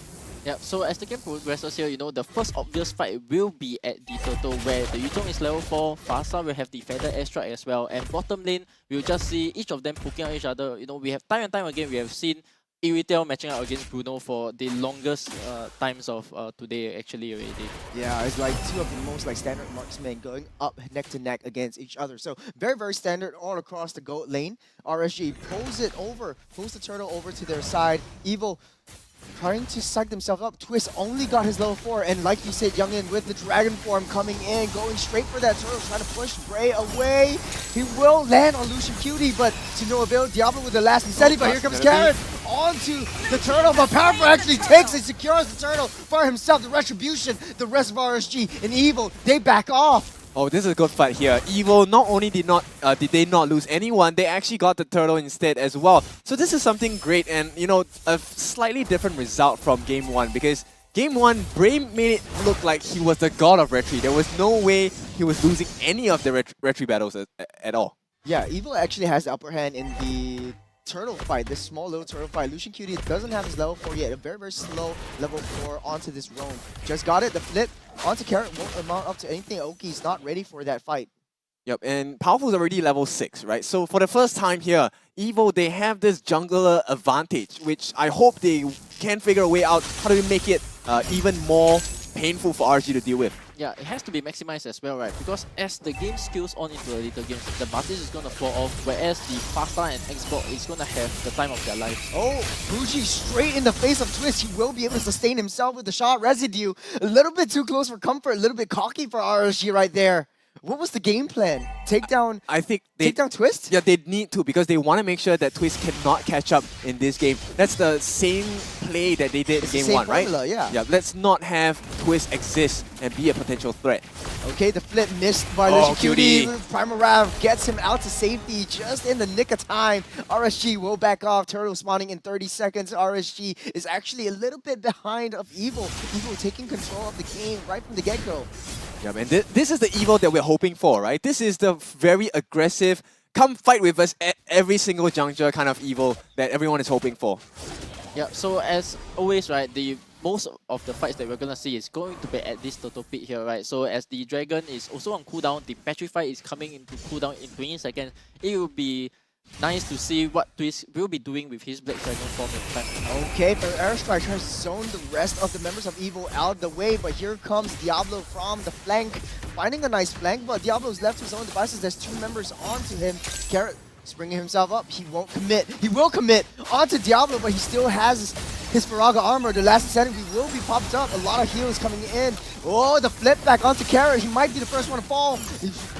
He's pushing them to the wall. Lucian Cutie with the Primal Wrath saves himself. Oh, what a save. Oh, he flickers out to safety. Bray with the turtle. Oh, Powerful gets a retribution again. Powerful showing us how it's done. They're trying to cycle them through, but RSG retreats to safety. Evil playing it low and slow. Yep, RSG, I mean, their positioning so far has been clean. Even if they lose objectives, they don't get into a position where Evo gets to catch them right after that. And I think that's super impressive. RSG definitely knows that, hey, we have confidence that we can contest for the retry, but we are not, we're smart enough to know that even if we lose that retry battle, you can't catch any one of us out. Yeah, score still 0-0 after 5 minutes, right? So basically both teams are kind of like, they are still playing their own style, but at the same time not being able to fit any of these aggressive devs at all. Let's take a lot of itemizations. Jason actually has one core item, the Ice Queen one, which is going to be very crucial. Speaking of crucial, Lucian Cutie will get taken down. No, not yet. Powerful will get the kill. This is a very, very crucial kill, bringing Evo's economy up 1 1.2k. Yeah, you made a mistake by complaining that it's 0-0. It's going to be first kill. And it goes all the way to Powerful as well. The main member that is going to be leading this charge for Evo. And I think Diablo, No, he'll be safe. He'll be safe. No. But not for long. Here comes Powerful with the decimate onto Diablo. Making a name for themselves. Evo trying to do their best to stay afloat and stay on top of RSG at all times. Yep, instantly turning him into dust there. And, at this point, Evo, they have built up a considerable lead for themselves. 1.5k goal lead against RSG. And this is somewhat what I was expecting more out of Evo in Game 1. What's the breakdown of RSG right here? Are they intimidated? Are they scared? Are they giving a lot of respect to Evo? Yeah, could be just waiting to skill as well, right? Because as I mentioned, if you look at the lineup of RSG here, right, having the Xbox basically means that he wants to go slow, right? Yeah. Maybe on the side of RSG, because we are so not used to Diablo being on a hero that doesn't do a lot of damage early game or a hero that doesn't skill as well, right? We do not see that same level of aggression coming out from RSG as much we are used to. Yeah. Talking about the late game, this is going into the mid. This will be the last turtle. Getting pulled over to the side of Powerful. He has been having a very wonderful time rolling up that snowball and getting the damage that he needs, getting the more items that he needs. Jace is very, very annoying, pushing Braid back out the way. Push away. That's an easy turtle over there. Uncontested, but they have other plans. Oh, Here comes Lucian Cutie, flips Coconut into the backside. Okay, gets the kill onto Coconut. A 1-to-1 trade. Good trades that RSG is looking for. That is not all. Jace is here. Coming in, Powerful. The flip What a onto nice juke. Lucian Cutie. Powerful tries to go for more. He hits the decimation. He wants to go for Oki. Flickers right out of there in the nick of time. Bray taking too much damage, but Powerful! The Princess Ram from Bray takes him down. Yeah, man, this is the growth that we're looking out of Bray, right? Even when they're down, it always seems like Bray always manages to find some way to get out even stronger and get some kills for his team. Yeah, this is actually also the first fight that Bray has been involved in, right? Because most of the time, if you take a look at the early game just now, he wasn't able to be in the fights, right? He was just mainly there to contest for the retry, and then other than that, not really with the team. So his first impact here, going down to the bottom lane and helping Oki kind of like secure the kill and the Martis here, not only helps RSG in setting up for this first slot as well, but to also give a bit of momentum shift back into RSG's favor. Yep, I think you can expect that RSG will have this turnaround coming very soon because Oki is actually top of the net worth chart there with 6,000 gold as last shown. Just waiting for Oki to scale up, right? RSG playing the map, trying to apply pressure on both sides. Evo, even though they got 3 turtles, they haven't got any turrets just as of yet. Show our support for our players, man. It's hashtag our pride, our passion. This is going to be a very, very crucial Lord take for both teams. Yeah, so take a look at the battle spells as well, right? If you are evil now, you got to be finding an opportunity now to go on the side of RSG here because the flickers are down. Carrot, hold on a second. Carrot pushes Bray back into the wall. A very, very crucial push into the turret. Coconut tries to clear him up. Bray will not survive this one. Evil with a very, very crucial kill. Bray unalived for 25 seconds. So resourceful here, but powerful. Maybe getting caught out. He wants more. RSG trying to go for more, but the pull has been missed. The Primal Wrath coming on. Here comes all the members. They try to go in. Last Insanity won't amount up to anything. Jason is taking a lot. Diablo as well. But from the backline, we have Twist. Mini Diablo making a name for himself. Oh, the Petrify on the Oki. But here comes the rest of Evil trying to gun them down. Stops the Predator. Airstrike. Coconut with the Purify already popped up. He tries to escape. Oki dealing a little bit too much damage. Oh, he will not get it though. Coconut stays safe. Evo gets the better trade. Oh my goodness, Carrot, what a save! He purposely stand right in front of Oki to, get that aggro so he couldn't finish the kill off on Coconut. What a save there. And, this might change the whole game. Evil still having the lead here, 1.2k. Yeah, so fortunately for the side of Evil, right, just as when I said they needed to take a fight, they took a fight and onto Bray nevertheless, right? Because this also gives them the chance to take the Lord as well. Oh, very, very crucial loss too. But Carrot with the 2-man push down. Tower's revenge. Here comes Powerful. The madman going ham. Carrot, he's still going. Bray tries to escape, but not for long. The Princess Ram won't amount up to anything. 3 members down for RSG, but they have the Lord in their possession. Evo, they are winning the magic of team fights. Yeah, but they're going to have to, chill out for a bit because this first Lord of the game is going to be marching down towards the bot lane. So RSG, they didn't exactly win the team fight, but they got the Lord. So that is a saving grace for them at this point. This Lord will be pushing down on that bottom side, RSG. Trying to follow that Lord. Players already spawned up. That airstrike dealing a ton of damage to Coconut already. But it won't amount up to any kills. Like you said, Youngin, there's a lot of opportunities for RSG to scale up to that late game. Even with that Lord right now, Evo has to convert all those small little kills into objectives. Even though they won this one, oh, the Black Dragon form used defensively. Twist needs to get out of there alive. He can't tank the wrath that is Oki. He's getting a little bit too strong, too powerful. Yeah, and that's okay as well, right? Because right now, high chance of no fights actually happening, right? Because at this time in the game, you're just looking to skill even more. If you're the side of RSG or even Evo, you're not ready to like really push in into any of the tier 3 towers at the moment, right? Because we are still kind of like neck to neck, with Evo having a slight advantage. But this could all, one big team fight could change everything for either of these sides here. And it's so hard for Bray to go in. Every single time he tries to dash in, here comes Jason with the pushback. And it's so difficult to get into Coconut, but he has to really calm down a little bit more. Diablo with the 1v1 onto Twist. He does have the immortality. The last Insanity popped up, dealing a ton of damage for him, but Shot Residue tries to keep Twist alive. So it's a 1v1 between one of the greats within the EXP lane in the jungle. Oh, RSG taking down turrets left, right, and center. The dash from Bray keeps him alive from Carrot's jump.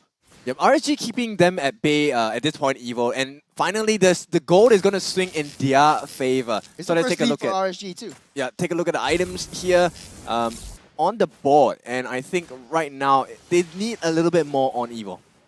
Yeah, so take a look at the items of... I'm going to stop you right there, but here comes the jump. Lucian Cutie with the Earth Shatter and Parse back. Diablo with the last Insanity onto the backline. Twist onto the backline himself, trying to get out Oki, but he's healing up too much. He's dishing out too much damage. Oki getting a lot of free hits. Princess Wrath won't connect onto Powerful. Powerful gets out of there alive. Oki free hitting, continuing. He gets Carrot, and that is a good trade for RSG. Yeah, they had the free hits on both of the goal laners, but the Oki were just doing so much more damage. Yeah, I want to mention the impact of the Fasa as well, because if just now for the items, right, you can actually see almost on the side of Evo, 3 of them actually have the Athena shields already, right? And then you still got to deal with Oki's damage later on. You got to deal with the Xbox damage later on, right? It's like one item slot wasted. Yeah, so there's so many things you got to deal with if you're the side of Evo, right? Item choices. Oh, Powerful. Dealing so much damage and trying to push Oki up, but he won't survive. Oki is going crazy right now. Yeah, RSG a commanding lead at this point, 1.6 in a span of, what, 1 to 2 minutes? Just 2 to 3 small plays, and Evo suddenly start to be on the back foot. Yeah, this is the late game that we're talking about. Diablo's starting to not die anymore. Like, he's starting to be very, very tanky. You have a very tanky Bray as well. You have 3 tanks to deal with, and you have to try to get into the back line. But Twist, if you notice, the Black Dragon form goes in, he takes a little bit too much damage, and he has to back off. He has to find the right time and angle to take Oki. Yeah, this was why he actually, why I questioned the Athena, right? Because with the Athena, you only want to avoid the Fasa burst. But imagine you're Yizong wanting to counter the Fasa, but you got to itemize for the Fasa instead. And as a result, right, Oki's just going to be shooting balls down at you. It's a classic case of like target prioritization for Evo. They think that Farsa is the problem, but actually Oki is starting to scale up hard right now as the Enhanced Lord is marching down on that top side. Evo with a nice jump, the Purify already used up. Lucian Cutie will go down here. Carrot tries to go for more, and Twist tries to find Oki, but taking a little bit too much damage. But from the backline as well, there is that Lord that they have to deal with. Evo tries to back off. RSG with a commanding lead. Diablo pushing all the lanes to tier 3 down. And Diablo with the last Insanity takes down Coconut in that process as well. RSG again with the push. They try to cycle. They want to go for more. The Lord is still up. Diablo trying to dish out slowly but surely. The Doom-Man Petrify onto Bungie, who tries to go in. One more hit. RSG! They win the game. They take the series. Okay, so we're expecting a couple of things to happen from this point out. I'm just looking at Daryl here, Youngin. Yeah, you owe us a couple of things, a set of actions and words that we're looking forward to. Now, I just want to... Before we get too hasty here, right, let's talk about the game a Let's break it down. Yeah, let's break it down. That's where I was going towards, yeah, right? Desserts for later. Let's save the desserts for later. I want to talk about Bougie. Okay, so that last moment where Coconut was being pressured by Diablo, I think there wouldn't have been enough damage by Diablo for that last Insanity, but Bougie recognized that as well. I think there was a clear communication. One feather air strike, right? Yes, that one strike. Yeah. Changed it, and there was no more damage instantly on the side of Evo. Yeah, there was just so much things happening in that last skirmish, right? They wanted to cycle them. They wanted to go for more. The Lord was still up. They had the super minions pushing in. I was so focused on Diablo trying to push everyone away. Yeah, because we thought he was beating, right? He was just getting the towers, then he looked like he was trying to get out with the last Insanity, the right? was the but main he went goal. back in. Yeah, he went back in with Bougie, with the feather airstrike, and that was how they made Evo not being able to defend the lanes here. Oh man, this is a very devastating loss for Evo, so they will still stay in the lower bracket round. They were that much close. Yeah, if they took maybe one game, maybe if they took one game, there was a chance. Up, but with that being said, there is still a chance for them to reach upper brackets in the finals, final week as well, because it is not totally out for them as well. Yeah, if we look at the itemizations right here, Youngin, you were talking about the Athena shield being built up by Twist, but he's taking a little bit too much damage from Oki with full build onto this Bruno, dealing a lot of damage and having the most gold in RSG so far. Is it a classic case of target prioritization? Yeah, because look at the side of Evo here, right? Having 3 Athenas, right? But imagine if you're the Fasa, right? Your aim is actually you want to take out Coconut and JCs because that's what your burst is for. But look on the side of Evo, the people that the Fasa is going to aim do not have the Athena. But for the people who are not going to be aimed by the Fasa, they actually went for the Athena shield. So, and this actually caused a big shift in momentum because of the wrong item choice that they have made in the mid game, and that was where we actually saw RSG taking back momentum because of these important item decisions that Evo has actually went for. Could you break it down the impact of the Valier? I thought that the Valier was actually very instrumental in trying to push Bray and Lucian QD aside. It was. And then they found another way, another angle to approach into the but Valier. For your Fasa and for Bruno, right, they were still hitting for free. As long as Carrot does not get the initiation that he wants, because we did not see the only one time where Carrot actually got the initiation on Oki, they won that fight. Right, that was about the mid game. Maybe later we'll see in the highlights. But other than that, as long as Oki does not get jumped by the Kufra, as long as the Twist is not able to go on Oki, you can see he actually always have a free game. And this was with him taking on the Flicker and not actually the Purify. So he was able to choose when he wants to play defensively and when he wants to play aggressively. Yeah, you talked about that too, like the Flicker out of the Black Dragon form as well. Very, very crucial. The Dragon out of the push from Valier. It was so critical. I think he was one of the more mechanically skilled players in RSG, and this time around he had a lot of time, a lot of damage being pushed down onto him. Yeah, I mean he essentially was pretty much safe because Carrot could not get that flicker with the Tyrant's Rage on anyone useful in that case. He always had to catch out one of the members, which was Diablo, or he had to catch out Lucian QD on that Edith, which is not someone that you want to catch as a Kufra, right? You want to catch out the squishies, you want to catch out the Fasa, you want to catch out Oki on this Bruno, but he just was not given an option. Yeah, we have to take a look at the post-game stats to really see how much damage that both teams has really taken and how much objectives they have taken. So Evo had a very good start, but damage to tower is significantly lower than the side of RSG. Yeah. They take down the kills, but there's no conversion. Yeah, and this is to remember, they actually had all 3 turtles at the start of the game. That's right. Yeah. Correct. You need to be able to convert that turtle lead that you have into a snowball onto the tower, right? Because Oki was still able to play the game that he wanted.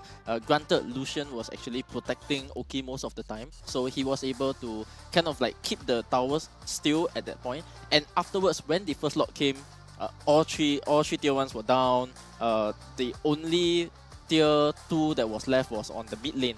Right, and then the second lot came, and then it's just game over because Oki, you know, look at his GPM here, actually, 813. If you take a look at the kill participation, actually, Evo is actually having a lot more of the team fight mechanics going on. RSG focusing on the objectives, but after all said and done, who do you think the MVP of RSG is? I would suggest from my perspective that Bougie gets the MVP because he made so many good plays. He had the better hero, but I think Oki played really the better game in terms of, because there were so many loose conditions on him and he was still being able to carry the game. He was the carry, he's the rich guy, a lot of gold, GPM 813. Here we go. This is Oki, your MVP of the match. Yeah, so it is not easy because you have to play against the Yuzong, right? You have to play against the Kufra. These are 2 loose conditions. maybe you see one is gone, you still have to have impact in the team fights, right? Yeah. He needs to be constantly shooting, he needs to be doing damage to the opponent. And what is so good is that while he avoided these loose conditions as well, he was able to achieve his own win condition as well, which was to shoot down the front line as much as possible, make Powerful in a very bad position because he wants to tank for the team, but at the same time, Powerful is not able to tank for his team as well. It's also quite a tough mechanical hero, right? Like you have to juggle your balls as well, along with avoiding a lot of the threats that come in for the Yuzhong with the Kufra as well. So, man, props to this guy, man. Oki doing the Lord's work. Yep, and I think this is very good in terms of the predictions, right? So it's gonna be 2-0 here for RSG against. Yeah, Custer's curse working, right? No, I want you to say it. Don't change the subject. All right. Okay, so fortunately RSG won here today. Fortunately, yes, of course, and 2-0, gives us actually a chance to get first place in the standings because Team Flash actually lost earlier today. So next game against Bleed, maybe there's a chance. Okay, so what's the motto for RSG? What's the motto? All right, RSG, you guys did a good job. GG, RSG. Well done. All right. Okay. Enough from us. I want to know what the players are. There's a lot of the mic checks that are going on. I want to know how they were talking, how they were communicating. Let's check it out right now. I guess so. They won't know you at Tribus. Rafaela no purify. Kena. Sorry. Kena. Nice lah, Buji. Back. Sing the minion. Yep. Diablo go to Nova. Diablo Bay go to Iritel. I go to Iritel also. Okay. I cover Oki ah. Yeah, you cover Oki. Oki focus tower. 3 wave. Oki focus tower. I will zone the backline. Poke the Akai. Hey, Iritel. Can.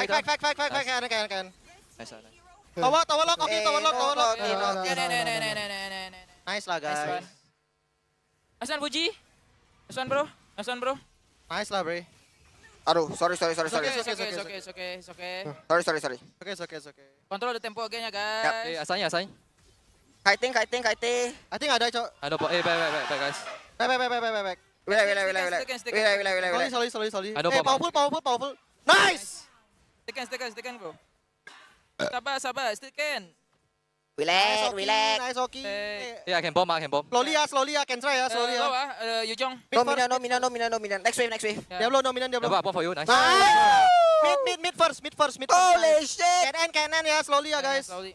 Yujong still have Yuzhong no dragon now. Still have Patrick. Okay, cover Oki, guys. Hey, Yuzhong first. Nice, hey, no S1, Kufra, no S1. Nice, N. Okay. Nice lah. That last fight was just so crisp. Yeah, it's super sweet. Diablo drew everyone out into him. Oki was just free hitting in the back. Yeah, so very good engagement style coming from RSG as well, right? And especially don't be humble. That's all part of your master plan, youngin. No. I definitely had nothing to do with the draft today, right? I'm stuck here, right? This was all Coach Drew. Right? Don't lie to me. You were on your phone. You were texting, going. No, I kid. But yeah, very good engagement style for all of this. But yeah, we had a blast casting this game. Is there any last words from either of you guys? Unfortunately, today is my last day casting, right? Oh. Because we'll still see you in the playoffs. Yeah, I have to go to RSG for the playoffs. So, I'm very happy to be here, right? Casting is a new experience for me and something that I tried. And guys, casting is really hard, right? Stop flaming the caster, all right? Casting is harder than coaching. Let me tell you. Yeah, okay. Not easy. And with that, we will hear from the players. We heard from the coach. We will hear from the players. This has been fun. My name's Churros. This is Kin. This is Youngin. We'll see you. Going back to you, Cheryl.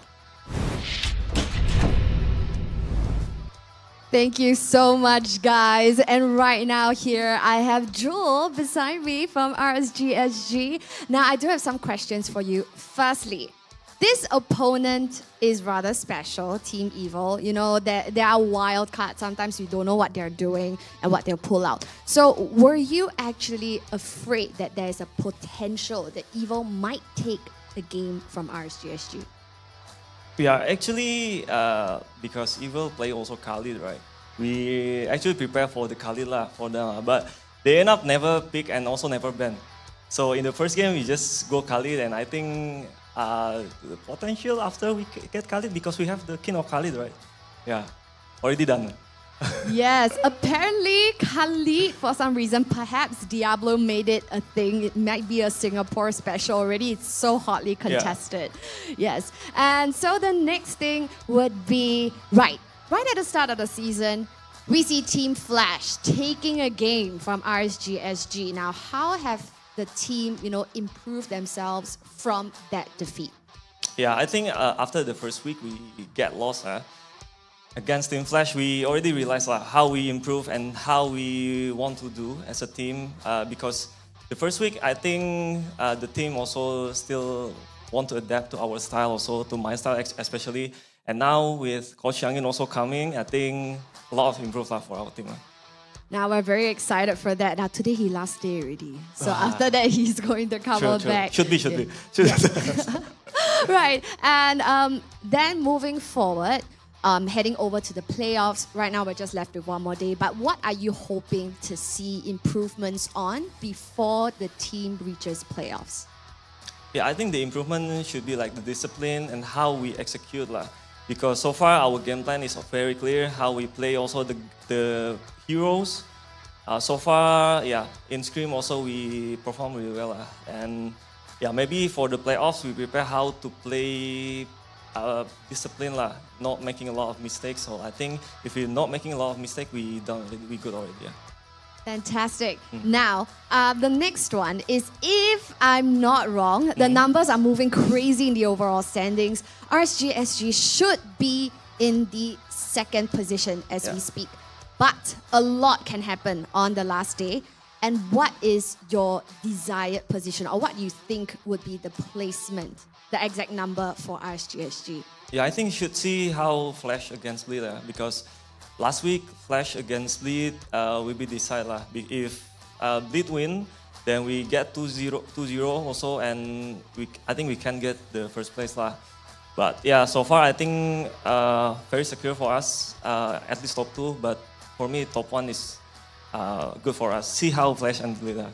Fantastic. That is perhaps out of our control already, right? Yes, so thank you so much, Joel, for this wonderful, wonderful win and this interview as well. Thank you. So yes, friends, what an amazing game. Just watching the draft itself, it was literally a chess match. And we have seen some popular picks being snagged up because of the crossover in terms of the hero pools. And that's just absolutely exciting to watch from start to finish. Right here, we have concluded week 3. Ladies and gents, we're now down to our final day, and that will be next week. So join us then. But before we leave, let's take a look at the overall standings. So yes, the calculations are right. Team Flash SG with 15 points, but that lead is hot. We have RSG SG 14 points, just 1 point away from that first position that they're so familiar with. And we have Homebois SG with 12 points, tied neck to neck with Bleed Esports at 4th position. Now the upper brackets are looking pretty solid, but still anything can happen on the final day itself. We see Team Evil with 8 points, no shifts right there. Vanguard Esports with 7 points in 6th position. Stellark SG with 3 points, and Alchemy SG now with 1 point after snagging a game right here today. Now that was just absolutely exciting. But remember, next week we still have one more day to go, and let's take a look at the exciting matchups. So here you see the next day schedule, or rather next week's schedule. For match 1, we see the likes of Stellark SG crossing swords with our defending champions. Hopefully, they're able to snag that first position in overall standings at 10 a.m. For match 2 itself, we will be seeing Alchemy SG duking it out with Evil at 12:30 p.m. Then, match 3, a highly anticipated match, will definitely move the overall standings. Team Flash against Bleed Esports at 3 p.m. And closing off the show, we see Vanguard Esports crossing swords with Homebois SG at 5:30 p.m. Wowee, that is the upcoming match which will finalize the overall standings to see the placements and matchups for the playoff season. Now, ladies and gentlemen, it has been a wonderful run today so far. How are your lucky guest coins doing? That we can only find out. And leave your comments in the comment section below. I don't know about you, but seeing the live audience just now, it was almost like 3 teams playing because it was absolutely electric. If you want to find out more on how to join us as a live audience, remember to follow us on all of our social media pages, such as mpl.sg.official on Instagram. And remember, you can also check out our wonderful live stream on all of your favorite platforms, such as Facebook, YouTube, Twitch, and TikTok. Now, let's not forget, MPL SG Season 6 wouldn't have been possible without all of our wonderful sponsors. MPL SG Season 6 is powered by Moontown and Zenway Productions. Our presenting partner, McDonald's, I'm loving it. And official partner, Head & Shoulders. And our partners in esports, OSIM. So next week, actually, at 10 a.m. is the final day of MPL SG Season 6 happening at 10 a.m. on your favorite platforms. Definitely a day that you don't want to miss. We'll see you then next week.